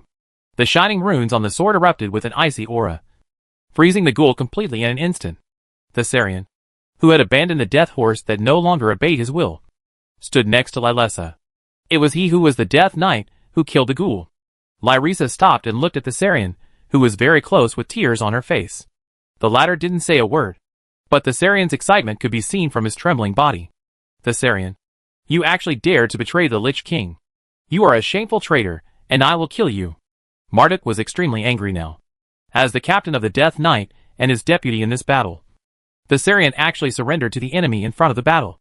This was simply beating him. Graham's face. In the first battle, he led alone after his comeback. A traitor actually appeared. And this traitor was the prestigious Death Knight Captain Thessarian. Marduk seemed to have seen himself being punished by Mograine, the High Lord of the Knights of the Ebon Blade. That scene. It's really outrageous that Thessarian, who is just a human woman, defected in the middle of the battle. Anger makes people crazy, and madness gives people strength. The anger in his heart greatly improved Marduk's combat power. The rune magic blade in his hand began to shine, and the magic patterns engraved on the sword shone with a soul-stirring light. Thessarian actually dared to betray the scourge for an ordinary human woman. I will let him know now the serious consequences of his behavior. Marduk swung his sword several times to force an Ubricon back. There was hatred in his eyes, and a black light as fast as lightning was fired from the rune magic blade. The target was Lyrisa. Thessarian, I will let you watch this woman become a member of the Scourge and regret what you have done. The soul is corrupted. Chapter 495, The Perfect Successor. Mind corruption. Marduk's unique skill is also his famous skill. In the battle when the Scourge captured Darosher, the Scourge, which was about to fail, relied on Marduk's spiritual corruption to turn Redpath and the Darosher guards into undead, and finally turned defeat into victory. Redpath is a warrior, and will be turned into an undead after being hit by this trick. With Lyrisa's ordinary physique, there is no possibility of resisting, unless a miracle occurs. When Marduk cast soul corruption in anger, Thessarian already knew that the situation was not good. However, the casting time of this spell was too short. Although Thessarian reacted immediately, he still could not prevent the tragedy from happening. While the light of the rune magic blade in Marduk's hand was shining, a dark force was rapidly eroding Lylesa's body, and an undead-like aura emanated from her body. No, Lylisa? Seeing that his only relative in this world was about to become undead, Thessarian was so anxious that he almost went berserk. Although he had great strength and superb martial arts, he was helpless in the face of Marduk's spiritual corruption and had no power. But he couldn't help Lylisa, and could only watch her turn into a natural disaster of the undead. This feeling tortured Thessarian almost to the point of going crazy. Ha ha ha. Marduk let out a burst of happy laughter. Thessarian's pain was the source of his happiness. This is the consequence of betraying the Lich King. 2 golden holy lights fell from Lylisa's head. Under their illumination, Marduk's spiritual corruption was suppressed to a certain extent, but it did not dissipate. The power of the black-clothed Death Knight was still as strong as the tarsal bones. It entrenched itself firmly in Lylisa's body like maggots, eroding her vitality and gradually turning her into an undead. Lydron and Scarlet were surprised. Those 2 holy lights were the result of their actions. They didn't expect that the corruption of the soul could not be eliminated even by the paladin. No wonder Redpath ended up like that. Ending. What to do? Seeing the pained look on Lylisa's face, Thessarian was going crazy with anxiety, and he forced himself to calm down. What do I do? Thessarian accidentally saw his rune sword, and the cold breath of the rune sword inspired him. Maybe this will work. As the saying goes, a dead horse is treated as a living horse doctor. And it is also said that she was rushed to the doctor because of her illness. Seeing that Lylisa was about to become a natural disaster of the undead, Sasari's security force struck out with an icy touch, and under his control, the breath of ice instantly destroyed her. Lyrisa was frozen, and the dark power of soul corruption was suppressed under the action of the ice element. The latter could only continue to corrupt Lyrisa after expelling the ice element. Seeing that the power of spiritual corruption was contained, Thessarian breathed a sigh of relief. But Marduk's annoying voice came again. Don't think that this can prevent the corruption of my soul. Even a warrior cannot sustain it for long when completely frozen, let alone an ordinary human woman. Thessarian, you will slowly taste the natural disaster of betrayal, the evil consequences of the Legion. Thessarian looked at Marduk with a murderous look, like a beast that chooses people to devour. However, the Black Death Knight was emboldened, so he ignored Thessarian and continued to fight Anabrakan. Just when Marduk was extremely proud and Thessarian was in pain and anger, a cold snort came over, and a man with black hair and black eyes appeared next to Lylisa, whose body was wrapped in a layer of ice. This person was Lay Profound. Anabrakan. Shut up, this fool. Stupid cheat. Are you talking about me? Now it was Marduk's turn to be angry. Marduk in black was the leader of a powerful Death Knight. A pseudo-legendary human dared to be so rude to him.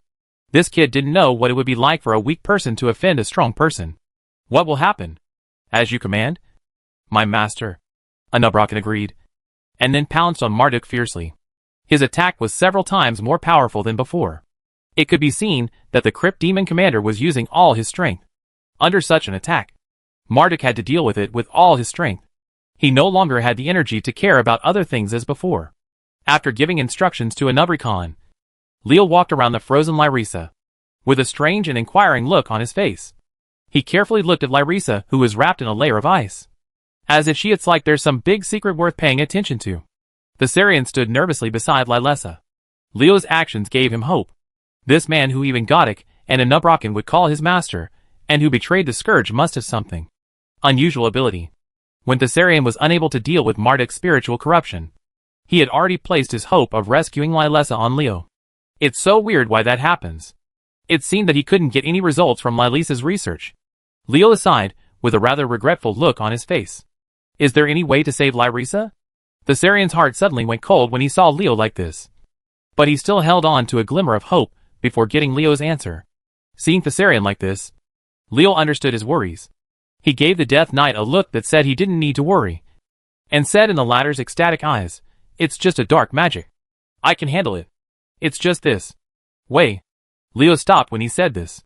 Thessarian looked at him with confusion and felt a little uneasy. Could it be that the corruption of the soul would have very bad sequelae? This idea is not a random guess by Thessarian.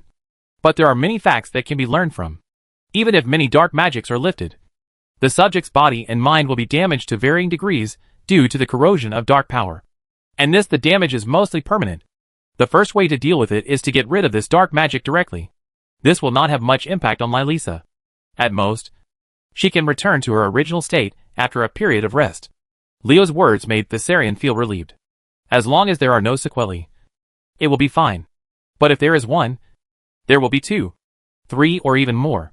After knowing that Lilisa will be fine, Thessarian's curiosity was piqued again, and he wanted to hear Leo's other ways of dealing with it. Thessarian, let me ask you, what is the most important thing for a stable life in this world? Leo suddenly asked Thessarian a question, and 2 words immediately came to mind: power.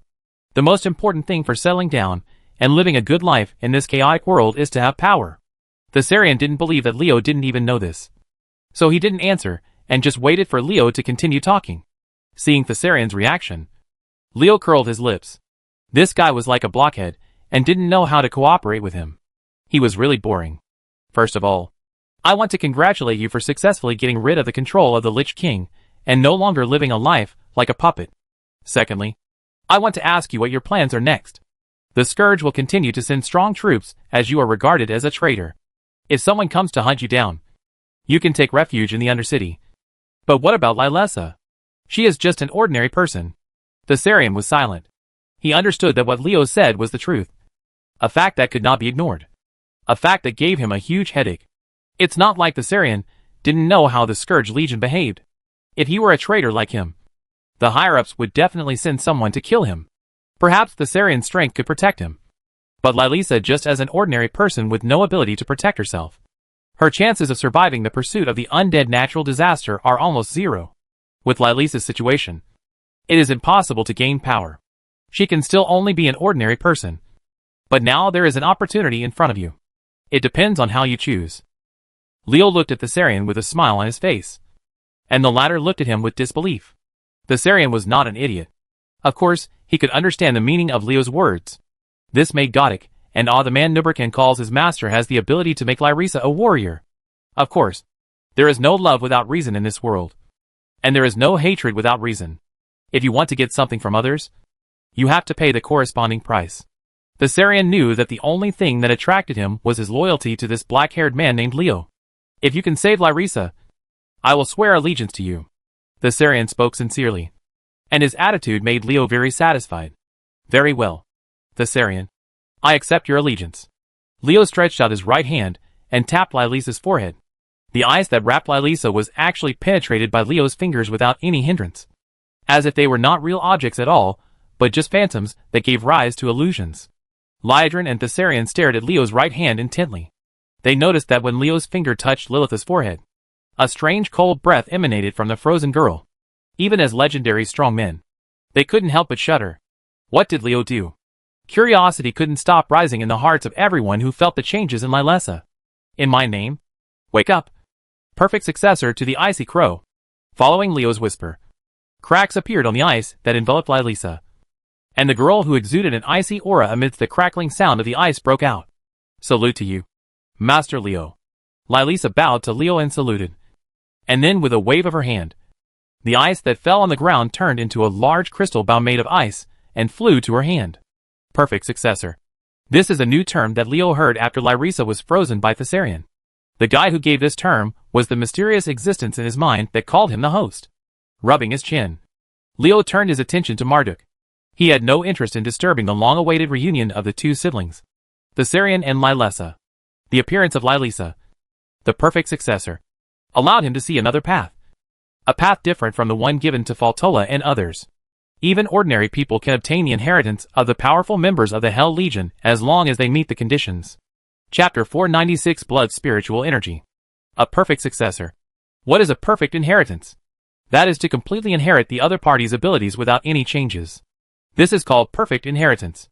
There is a huge difference between ordinary people like Lilisa and Faltola. The former has not undergone any training at all. Since she has not practiced, she has not embarked on the path of power. When Leo gave her the inheritance, It was like as clean and pure as a piece of white paper. Larissa absorbed everything about the cold crow without any changes. Her future path is an extension of the cold crow, without any change.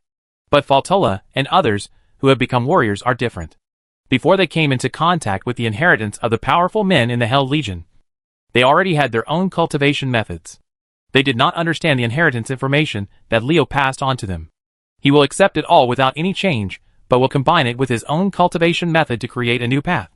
Since there have been changes, it will naturally be different from the inherited H.L. warriors. Of course, it cannot be called a perfect inheritance. After Lilisa successfully inherited the inheritance of the Cold Crow, Leo learned the meaning of the perfect successor from the information fed back by her. This is a method equivalent to directly copying the strongman from H.L. Although it is convenient and fast, it also has its own advantages. His limitations. Because if there is no great opportunity, the growth of these perfect successors can only follow a fixed route. Leo can only express his helplessness about this. Everything has advantages and disadvantages. The perfect inheritance allows Lilisa to transform from an ordinary person to a strong person in an instant. How can such a thing be without cost? However, the price paid was nothing compared to what she got. Leo had already learned this from the feedback. Master, can you hand him over to me? Lalessa, who inherited the power of the Cold Crow, stood behind Leo, her eyes flashing with cold light. An array of cold murderous intent had locked onto Marduk. Leo did not refuse Lilisa's request. He also wanted to see the effect of perfect inheritance. After getting Leo's permission, Lilisa took a step forward and pointed the ice bow at Marduk. And a crystal-clear ice arrow was condensed in an instant. Anubrocken had already withdrawn from the battle with Marduk before Lilitha took the bow. And the latter did not get entangled, because Lilitha's mental lock full of murderous intent caused a crisis in his heart. That was a crisis that only arises when there is a fatal threat. After Anubrocken retreated, Marduk looked in the direction of the murderous intent and was immediately stunned. The source of the murderous intent that made him feel the fatal crisis was actually the human girl whose mind was corrupted. This is impossible. How could she suddenly have such powerful power? Marduk almost yelled out what he was thinking. Lilisa was an ordinary human being that he didn't take seriously before. Who would have thought that she would become a threat to him in the blink of an eye? It is not an exaggeration to describe the huge difference between them. Marduk simply could not accept such a huge contrast for a while. How could that human being undergo such a big transformation in such a short period of time? Could it be that she had hidden her true strength before? It's impossible. From my perspective, if she really has such a strong power, how could she hide it from me? But if this were not the case, how could he explain what he saw now? Marduk was at a loss. He couldn't figure out the root of the matter at all. The black-clothed Death Knight had never thought that it was his own spiritual corruption that allowed Lilisa to have such an opportunity. If he knew, he might be angry. At the moment Marduk was distracted. Lilisa moved her fingers slightly, and a white line started from Lilisa and quickly extended towards Marduk. The cold breath carried by the arrow made the air freeze. Speaking of speed, the ice arrow that Lilisa shot was not very fast. But what made its target? Marduk in black. Gnash his teeth was that the speed of this ice arrow was just a little faster than him. In other words, Lile although Saw's ice arrows were not fast, Marduk couldn't dodge them. The reason why Marduk hated Lilisa was because he could see that the latter deliberately controlled the speed of the arrow. Originally, she could shoot faster, but in order to make Marduk uncomfortable, she deliberately only shot so much faster than him. On the one hand, Lilisa's behavior was simply contempt for Marduk. A layer of pale green translucent shield protected Marduk, both human and horse. Inside, knowing that he could not dodge the arrow, Marduk cast an anti-magic shield to fight against the arrow, which was composed of pure ice elements. One arrow. Stupid humans. What threat can arrows condense with magic pose to me as a Death Knight? With the protection of the anti-magic shield, Marduk didn't feel nervous at all when he was about to be hit by an attack. The black-clothed Death Knight looked at Lilisa with a mocking look, but he soon regretted it. Anti-magic shield is indeed very effective in protecting against magic attacks. But as a spell, it also has a limit to what it can withstand. It does not mean that if you give it a misleading name, it will be invincible in the face of magic. When Lilisa's ice arrow hit, the ice elemental power contained in the arrow suddenly exploded, and the transparent blue ice crystals instantly froze Marduk's magic shield. Even the anti-magic shield can be frozen. Marduk screamed in his heart that it was bad. Almost the moment the anti-magic shield was frozen, the ridicule in his eyes no longer appeared, and was replaced by panic. The power contained in Lylisa's arrow was far beyond Marduk's expectation. The black-clothed Death Knight underestimated his opponent, and he would definitely pay the price for underestimating his opponent Marduk on the battlefield of life and death. Puff! The anti-magic shield was instantly broken in front of the burst of ice arrows. At such a close distance, Marduk was shot in the head by an ice arrow before he could even react. He was hit in the head by an arrow. Marduk, who was riding a death horse, had a look of disbelief in his eyes.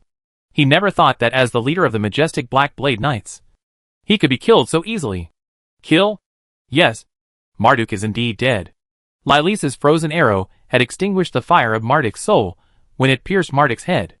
After extinguishing Marduk's soul fire, the spreading ice element quickly spread to his whole body, freezing the Death Knight into an ice sculpture. Both man and horse, the main culprit who caused the fall of Darrow County with a magic, the black-clad Marduk, the leader of the Scourge Legion Knights of the Ebon Blade, was instantly killed by Lylisa with one arrow. Leo couldn't help but be moved by the result of instantly killing Marduk. Larissa's strength at this time was enough to make many legendary strongmen sleepless. Speaking of which, Marduk died unjustly. If he hadn't underestimated Lylisa's arrow and thought that the anti-magic shield could protect him, he wouldn't have fallen so easily with his strength. You must know that the Cold Crow is degenerating. In the past, they were the strongest rogue archers. Each of the rogue archers who had been fighting against H.L. demons for many years had superb archery skills that were beyond the reach of ordinary people. Among them, only Xiuwu, who was once a hero but fell into a strong position in H.L. He can confidently defeat her. Lyrisa, who inherited the power of the Icy Crow, dared to take the ice arrow Marduk shot, and she deserved to die. Lydrin looked at Marduk, who was frozen into an ice sculpture, and secretly estimated whether it would be possible for her to catch the arrow. The conclusion she came to made the Blood Elf Countess silent. Marduk's experience made her understand that she only had there is a 30% chance that he can catch the arrow head-on. If Lylisa used a sneak attack to deal with her, she would probably be in trouble.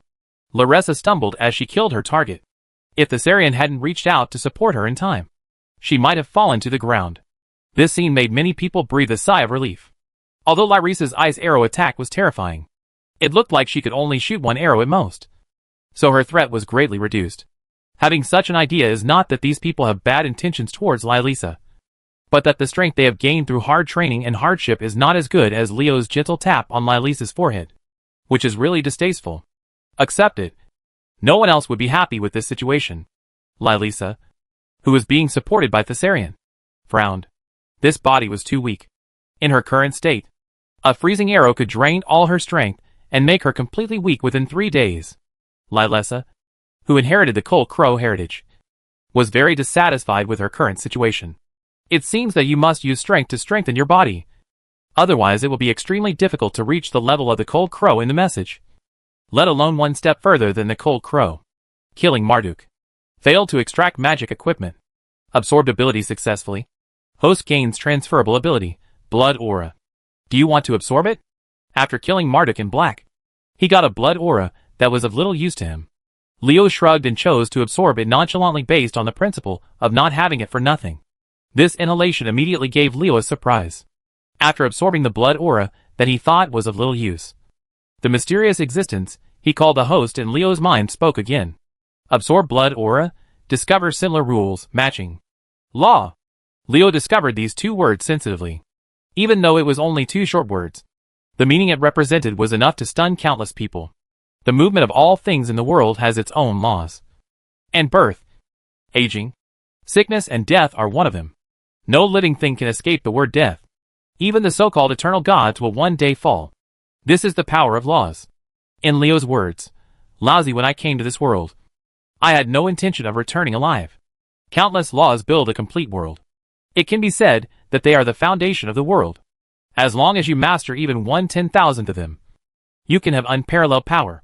You can also use this to peer into the origin of the world and achieve achievements that are unimaginable to ordinary people. The word law set off a huge wave in Leo's heart. It was just the blood aura that the blood-based Death Knights knew. How could it trigger the law? Leo couldn't figure it out. It was as unbelievable as finding out that a street vendor was actually the boss of a state-owned enterprise. Goldfinger. Goldfinger. I'll wait and see what kind of surprise you will give me. Chapter 497 Crystal. Orbaz was frightened. The moment he sensed Marduk's aura disappearing, Orbaz's first thought was to run away and escape from this place immediately.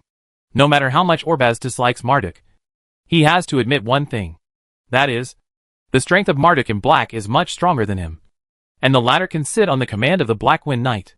The position is not just a Death Knight captain like him, but he is real stuff. Now, the most powerful Marduk is dead, and Thessarian, who is also the captain of the Death Knight, has rebelled.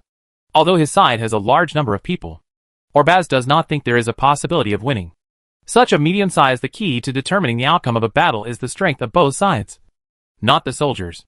As a Death Knight captain, Orbaz has always been proud of his vision, because it has allowed him to avoid many crises.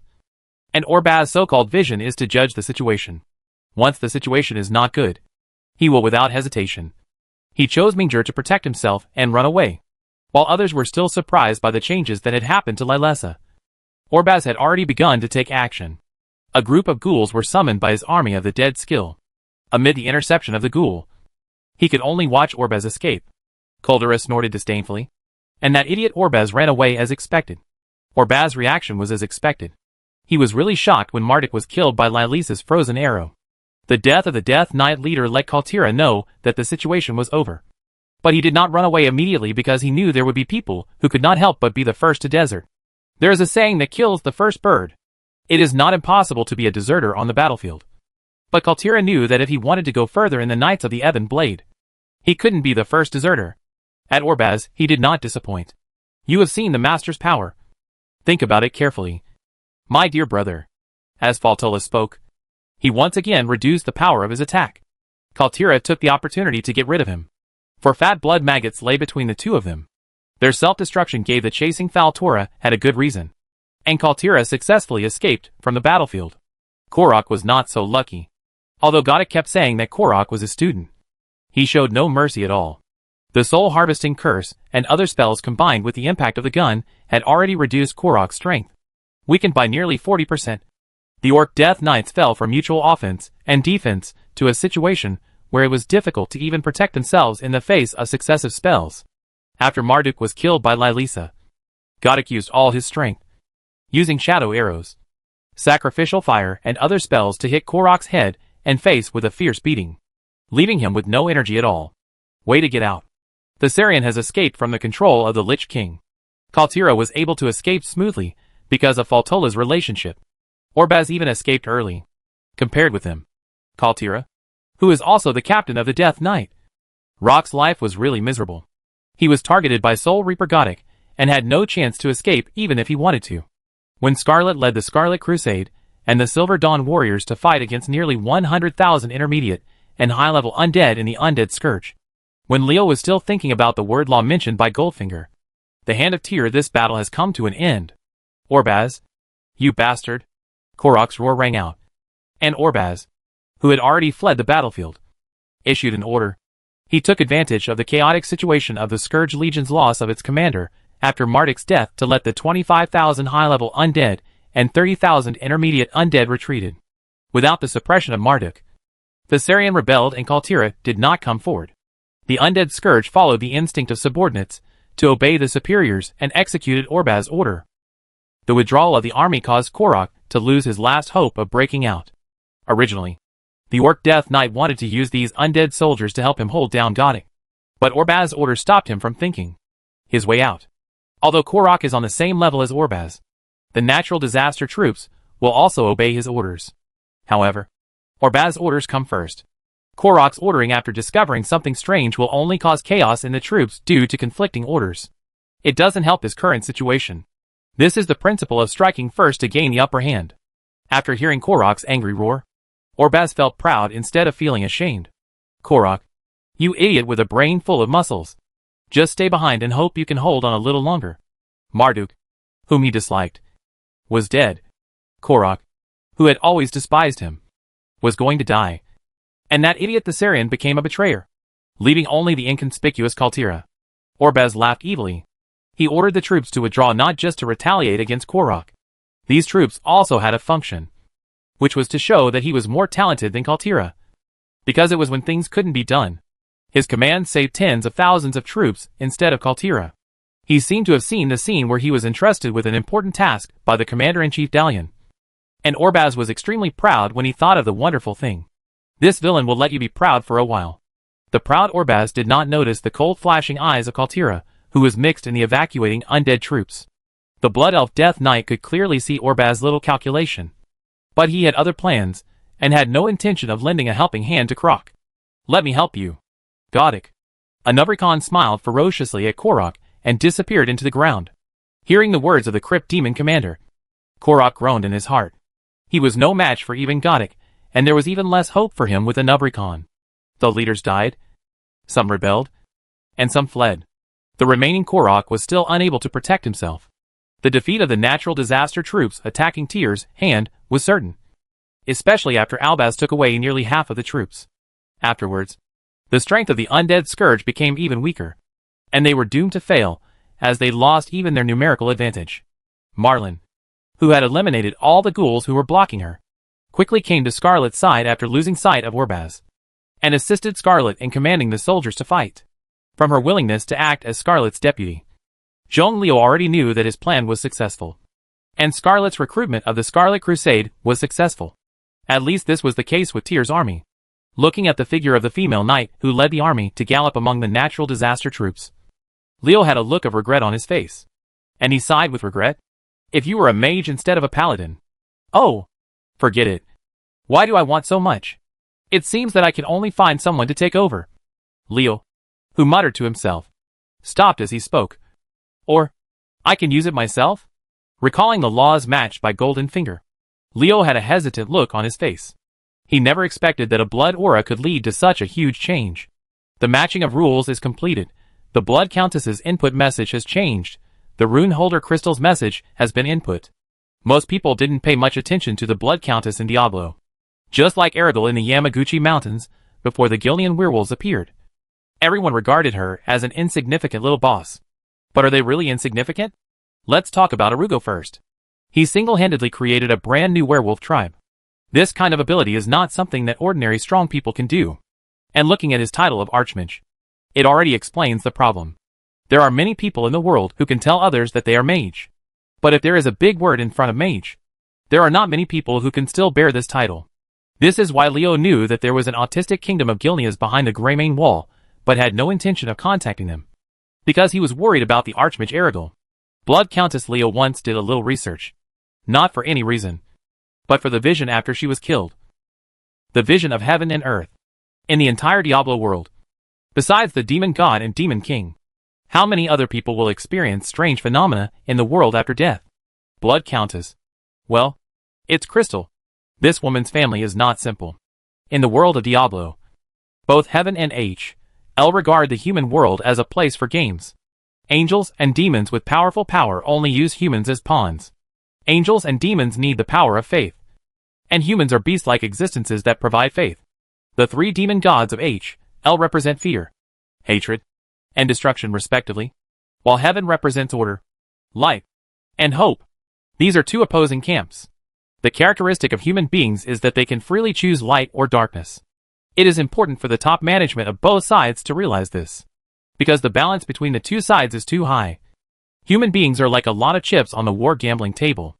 The war gamblers on both sides begin to have different opinions. Show off your strengths and fight for bargaining chips by any means necessary. The rulers of H.L. pursue chaos. To put it simply, they are inclined towards. At the beginning, the devils of H.L. used various temptations to get humans to join the camp. Later, they discovered that there was no need for such trouble at all. Just showing violence can make humans fall into fear and hatred, and the use of violence will also bring destruction. In this way, the faith of the three demon gods was established, and the demons in H.L. began to kill humans crazily. Seeing this situation, the angels in heaven were happy. They sent representatives saying that they would help humans rebuild order under the attacks of H.L. demons, and establish Sakaram to teach human faith with justice, fair doctrine, and a knight-like organization. Bright. During the teaching process, the higher-ups in heaven discovered that if humans were kept struggling in the shadow of demons in H.L., and the entire world was filled with pain, their teachings would be easier to implement, and heaven would gain more power of faith. Ever since, under such circumstances, The two sides gradually formed a tacit understanding. And the war in the sanctuary world where humans live has never stopped. The demons in H.L. are always killing. The angels are always redeeming. And humans are struggling to survive. From Leo's perspective, as a human being, neither heaven nor H.L. is a good thing. Human beings must resist if they want to change their situation. However, to resist angels and demons, humans must have their own strength. Crystal, or to be precise Crystal's family, is one of the strengths of mankind itself, because its source is the Horadrim formed by strong human beings. Chapter 498, The Language of Runes. Before heaven and H.L. intervened in the world of sanctuary where mortals lived, humans had been exploring the path of power for a long time and had their own systems. Outstanding ones among them, such as Horasan and Bartek of the Fetchli sect, even had the ability to fight the Demon King. And then the Horadrim, who gathered strong men from all human tribes, were even more powerful, making heaven and H.L. moved. It's a pity that the grand occasion of mankind could not last, because the angels and demons came. First, there was a dispute between the two brothers Horasan and Bartek. The Fetchli sect split into two factions and fought with each other. During the internal fighting, this once prominent human sect gradually declined. Horasan felt deeply guilty and went into self-exile. In a different space, Bartek was seduced by the devil and fell under the command of the devil of H.L. Then, there was a rebellion in hell. Asmodon, the king of sin, Belial, the king of lies, Duriel, the king of pain, and Anariel, the queen of torment and anguish, launched a rebellion. Mephisto, Diabolo, and Baal were defeated. Later he was exiled to the human world. The demon gods suffered a defeat. This is really unimaginable. How could just 4 demon kings and a group of minions win this war? It was as incredible as Leo being knocked down by an ordinary skeleton soldier. The rebels in H.L. and the angels who were paying attention to this rebellion did not know that this rebellion turned out to be the result of a careful design by the 3 demon gods of H.L. Only one person besides the 3 demon gods knew about this, because it was the latter who told a secret. The secret was the Soul Stone. The person who told the 3 demons the secret was the one who performed outstandingly in the first Doomsday War between heaven and H.L. and held the number 1 weapon in heaven. Blue Fury, the Archangel Usual, known as the greatest hero in heaven. The 3 demon gods came to the human world with a bitter flesh trick in order to lure the angels to use the Soul Stone to deal with them. However, they ignored an important fact. That is, the human world did not have enough spiritual power to sustain their activities. So the 3 demon gods were defeated. Their strength begins to drain away, and they become weak. The angels noticed this phenomenon a long time ago, and discovered that human souls can be used as spiritual tonics. So there were many rituals such as using people as sacrifices in Zakaram. The Soul Stone created by heaven is said to have a special ability to confine spirits. Its surface function is to seal demons. However, Leo has reason to doubt the original purpose of heaven's creation of the Soul Stone, because at first no one would have thought that the king of hell would appearing in the human world or heaven. In that case, what do you need the Soul Stone for? The 3 demon gods continued to lose power after their arrival, but they soon discovered the source of human souls and dominated human souls with fear, destruction and hatred.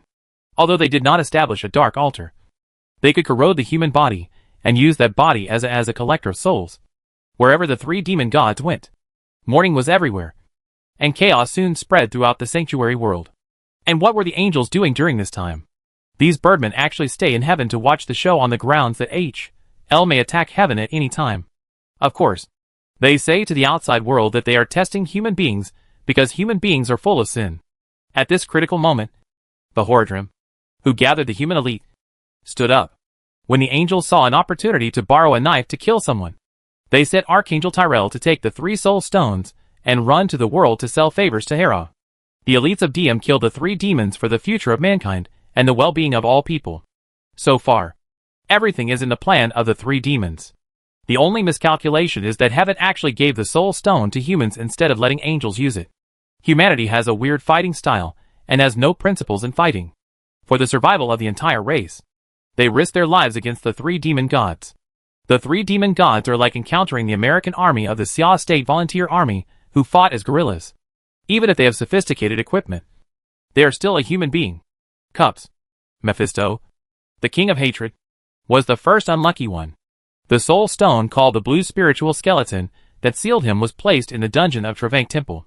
the king of destruction, Baal, and the king of fear, Diavolo, were far away. They escaped.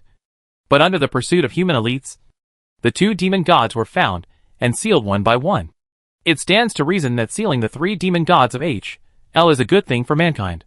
But in fact this is the beginning of tragedy. The strength of human beings frightened the angels. And the three demon gods, who came to the world, were beaten miserably by humans. Wouldn't the same situation happen to me? So in the later stages of the battle to hunt down the three demon gods, heaven consciously weakened the power of humans. Leo learned from Izur that the fall of Tersha, the most powerful human mage at the time, was inseparable from Tyrell. The golden memory, the soul stone that sealed Baal, was put into Talash's body by Tyrell when his strength was damaged after the battle with Baal. Of course, the official statement is that Talasha used himself because he found that the golden memory was defective. How come there was something wrong with the soul stone that used his body to solidify the seal of heaven? How could it be that the problem was not discovered earlier? How could the timing of its problem be so coincidental? This is treating people like fools. Humanity's strength was severely damaged in the war to seal the three demons. With the rise of Zakaram, the Hordrim gradually withered away under the suppression of this puppet organization in heaven. Humanity's strength became insignificant with its demise. Fortunately, many smart human strongmen have noticed that the situation is not good during the war to seal the three demon gods. They have left a spark of hope to mankind. Some strong men with special bloodline power have ostensibly left the Hordrim establishment. By marrying his own family, he actually inherited human knowledge in a certain field. This is the case with Crystal's family. The Master of Runes? Leo immediately thought of the mysterious rune language when he saw the word rune. It's no wonder that visions of heaven and earth appear after Crystal's death. And it's no wonder that killing her can explode the runes. It turns out that she is the inheritor of human rune knowledge.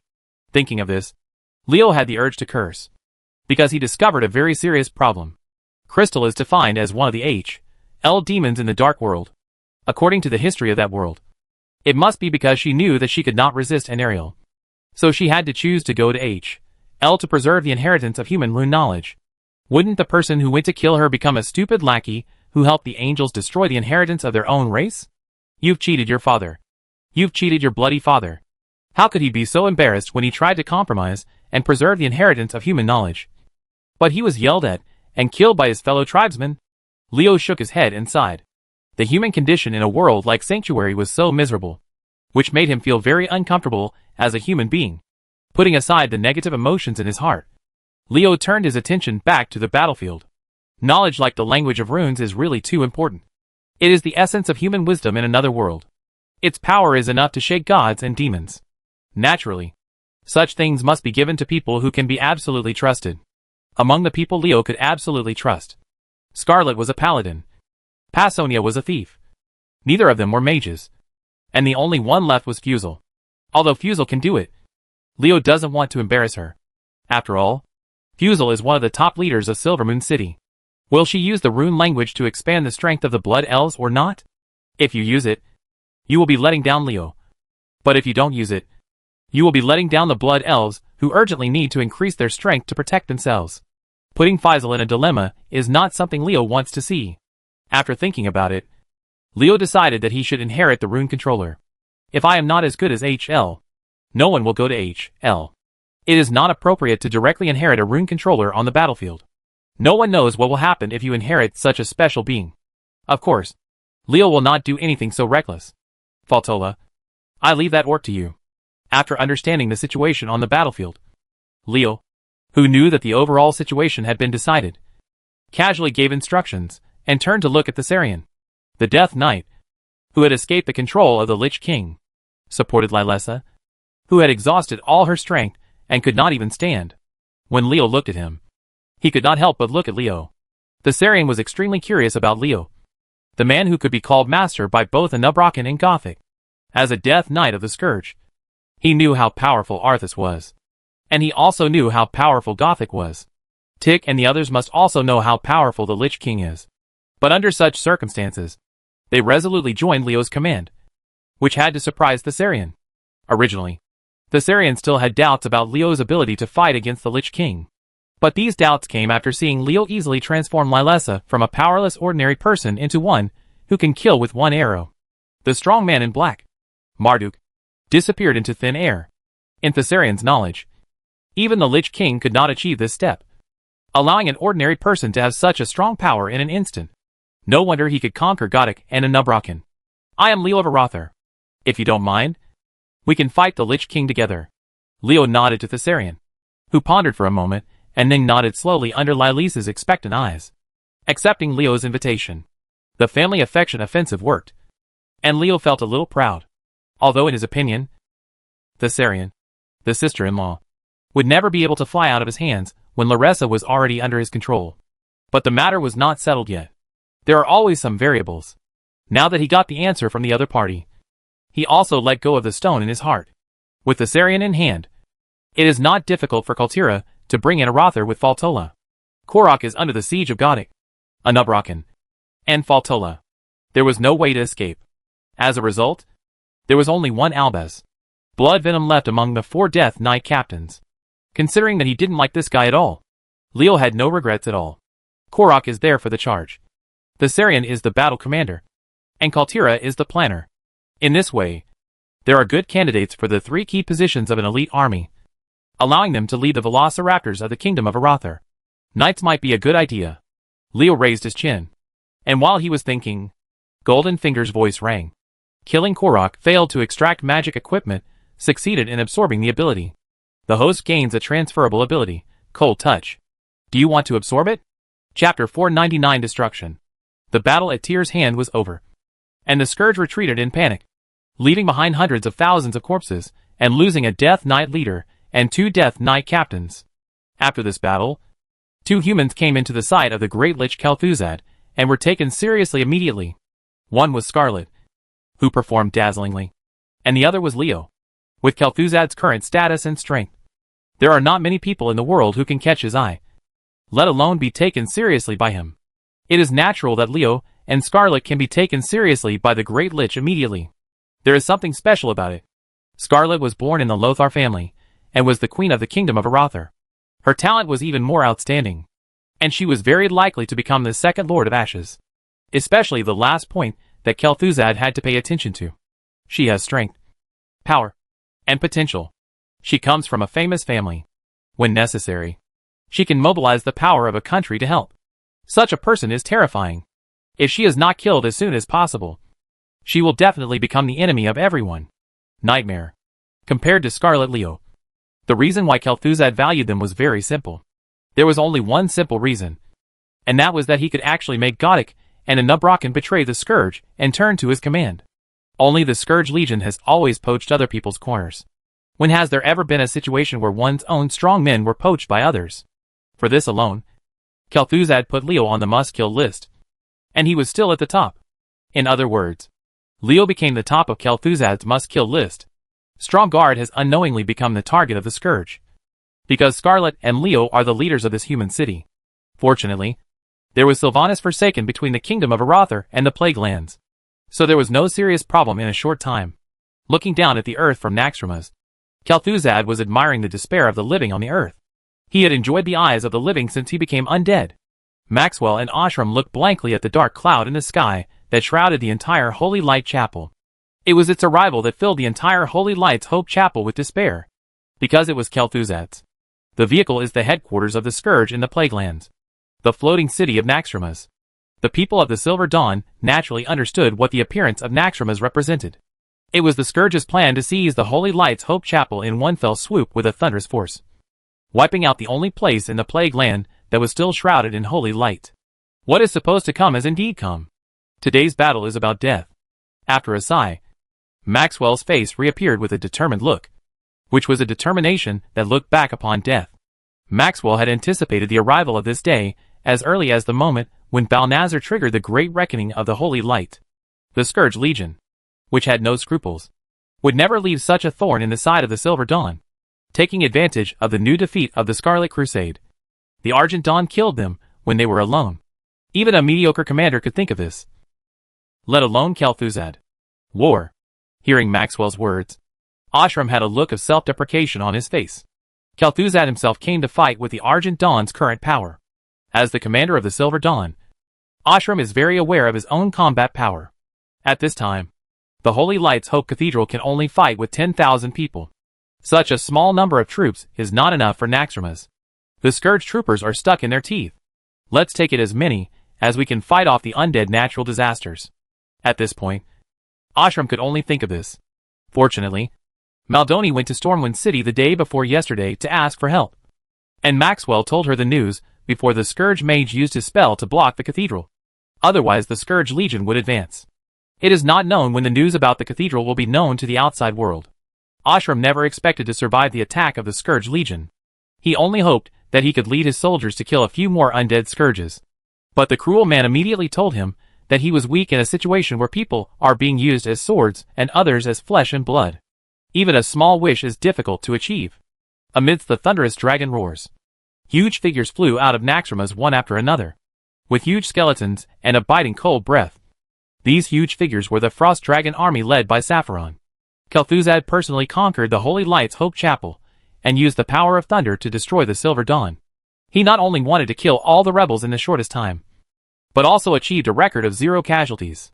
The appearance of the Frost Dragon made the warriors of the Silver Dawn completely despair. The Scourge did not even give them a chance to fight. They could only watch with unwilling faces as the Frost Dragon breath sprayed down from the sky and killed their comrades one by one.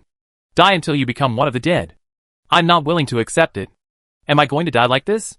The Scourge deprived Ashram of his last glory as a warrior, and did not even give him and his soldiers a chance to fight for the last time. Ashram looked at the Frost Dragon flying and circling in the sky with a face full of unwillingness. But he did not know that the more this happened, the happier Kel'Thuzad was. Be resentful. The stronger the resentment in your heart when you die, the more powerful you will be when you join the Scourge Legion. I want everyone to know that there will be no good end when you go against the Scourge Legion. Ha ha ha.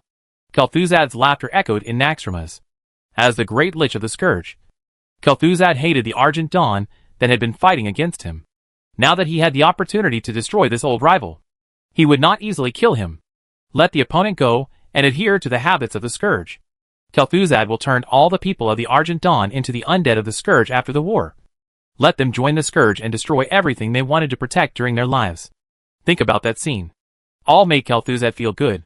The Frost Dragon was raging, and the biting cold under the Frost Dragon's breath killed the warriors of the Silver Dawn one by one. Ordinary soldiers died in groups. Although Maxwell and Ashram persisted longer, they could not escape death. In the clutches of, in less than 100 breaths, the entire Holy Lights Hope Chapel was covered with a thick layer of frost, and there was no longer any breath of the living near the chapel. With Kel'Thuzad in charge, Sapphiron under command, and the Frost Dragon Legion as thugs, the Silver Dawn was destroyed in isolation and without help. Kel'Thuzad was not too happy after destroying his old rival. In his eyes, the Silver Dawn was just an insignificant role.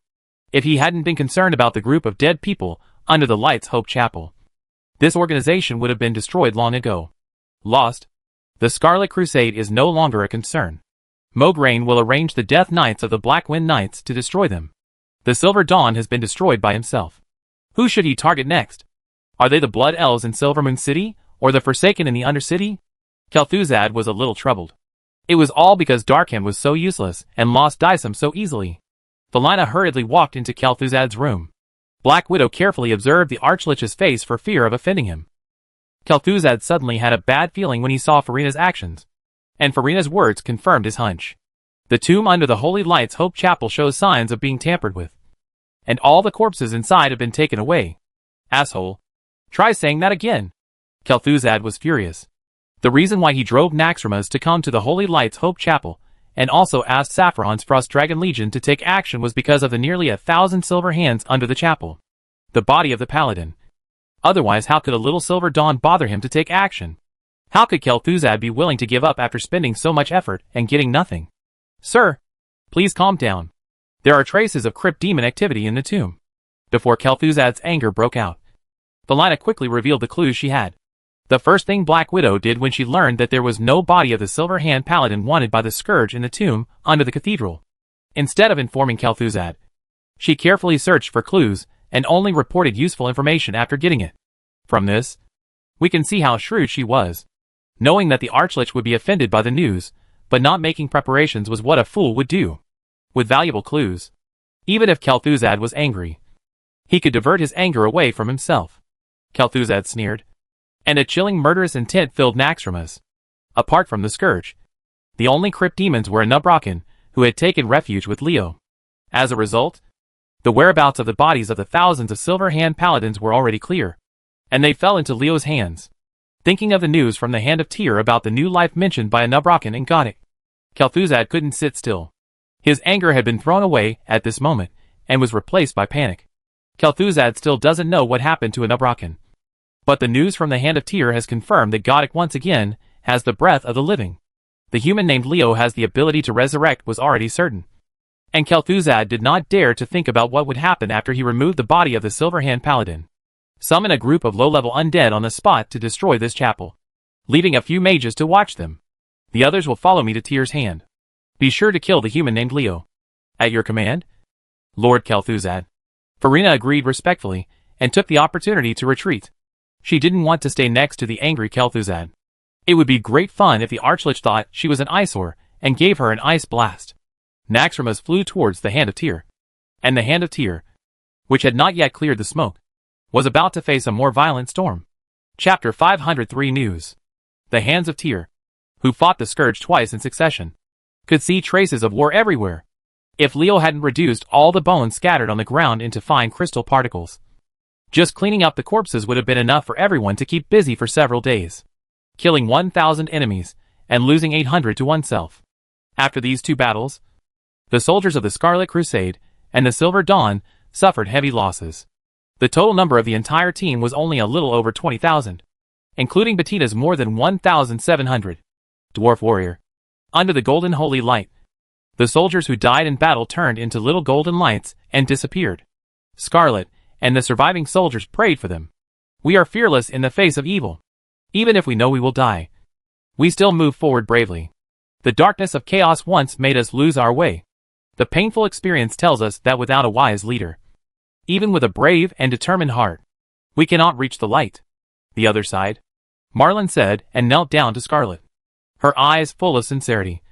Please give us the courage to fight against the natural disaster. Fight for you and die with honor. As Marlin knelt down, the Scarlet Crusaders also worshipped. These Scarlet Crusaders, who learned that the great Crusader Dathrahan was controlled by the dread Lord Balnazar, and that Isenlian had colluded with him, were in urgent need of help. A new leader, Scarlet, who stood up at this time, undoubtedly became the existence for their spiritual faith. Under the leadership of Commander Malin, they joined Scarlet's command without hesitation. As for the warriors of the Argent Dawn, they have long recognized Scarlet's status in their hearts. So far, all the forces fighting against the Scourge in the Eastern Plague lands have been brought under Scarlet's command, except for those left behind at the Holy Lights Cathedral. This result was originally planned by Leo, and it was also what he was most happy to see. But after things came to a successful conclusion, he was not happy at all. When the sullen Leo and Liedrun walked to Scarlet, who had accepted the service of Marland and others, the originally surging cheering scene gradually cooled down. They looked at the black-haired and black-eyed Leo, and the bloody everyone present knew elf Countess Liedrun. And their worried looks at this moment were clearly telling everyone that something major had happened. What happened? Scarlet asked Leo nervously, and everyone's eyes focused on Leo following her question. With a sad sigh on his face, Leo slowly spoke. Kel'Thuzad personally marched. The Holy Lights Hope Chapel fell under the attack of the Frost Dragon Legion. Baron Marksville, Commander Oshram, and all the troops under his command were killed. The Holy Lights Hope Chapel has been destroyed. All the Silver Dawn warriors left behind were killed. This news was like a bolt from the blue, which shocked everyone's heads. Fight back. Fight back to the Holy Lights Hope Chapel to avenge the brothers who died in the battle. Your Majesty Scarlet, please give the order. The Argent Dawn warriors led by Karen looked angry, and the Scarlet Crusaders of Malon also shared their hatred. It was not once or twice that the two sides cooperated with a common goal in fighting the Scourge. Everyone's eyes turned from Leo again. When it comes to Scarlet, Tyr's nearly 20,000 troops will set off as soon as Scarlet gives the order. The fall of the Holy Lights Hope Chapel shocked Scarlet, but she had more things to consider from her position. She was not eager to go back for revenge like Karen and ordinary soldiers, but asked Lei a question. A crucial question. Kel'Thuzad personally marched, and the Frost Dragon Legion took action. Could it be that Naxxramas has moved?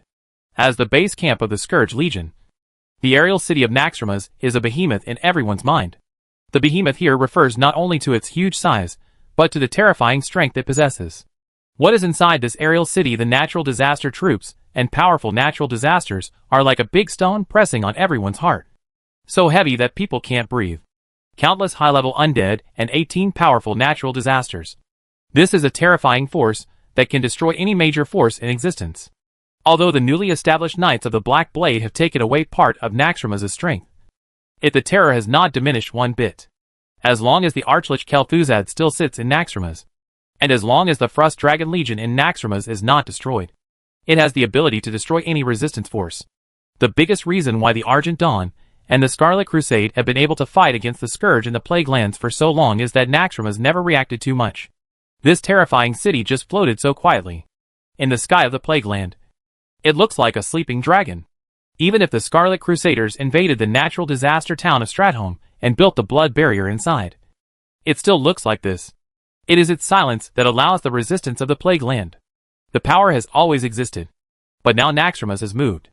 Naxxramas, which possesses terrifying power, has moved. This city in the sky that scares the world is no longer silent. No one knows how much this awakened monster will explode. Strong power. Everyone only knows that the Silver Dawn became its first sacrifice after waking up. Kel'Thuzad used the blood of the Silver Dawn to declare to everyone, as a majestic lich, "I am not a 10,000-year-old." Leo nodded with a heavy expression, and then revealed the second big ingredient. Naxxramas has indeed moved. The Holy Lights Hope Chapel is its first target. And here, the Hand of Tyr, which was once the stronghold of the Silver Hand, will be its second target. 3 days, maybe even shorter, the damn undead Scourge will attack the Hand of Tyr again. After the Argent Dawn was captured, Naxxramas's troops immediately turned to Tyr's hand. Kel'Thuzad did not move.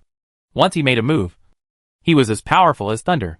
He wanted to be the overwhelming force and wipe out all the resistance forces in the shortest possible time. Annihilate.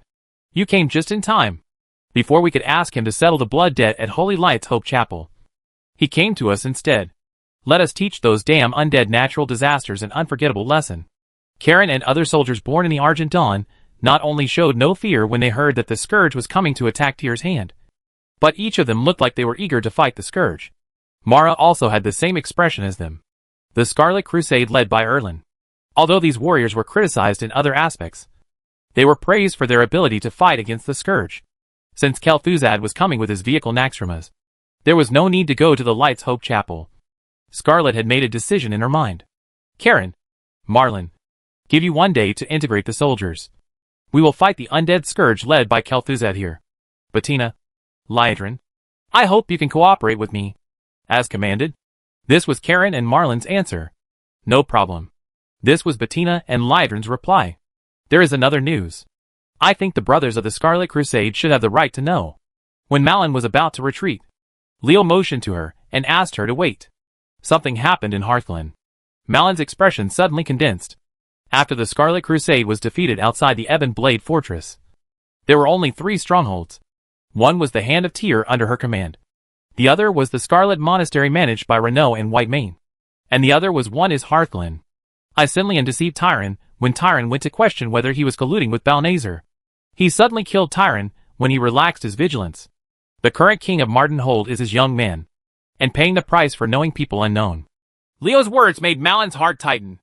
Isenlian actually killed Tylon. The people who originally had the last hope for him were angry. The Scarlet Crusaders, who knew the news, were filled with hatred, gritting their teeth.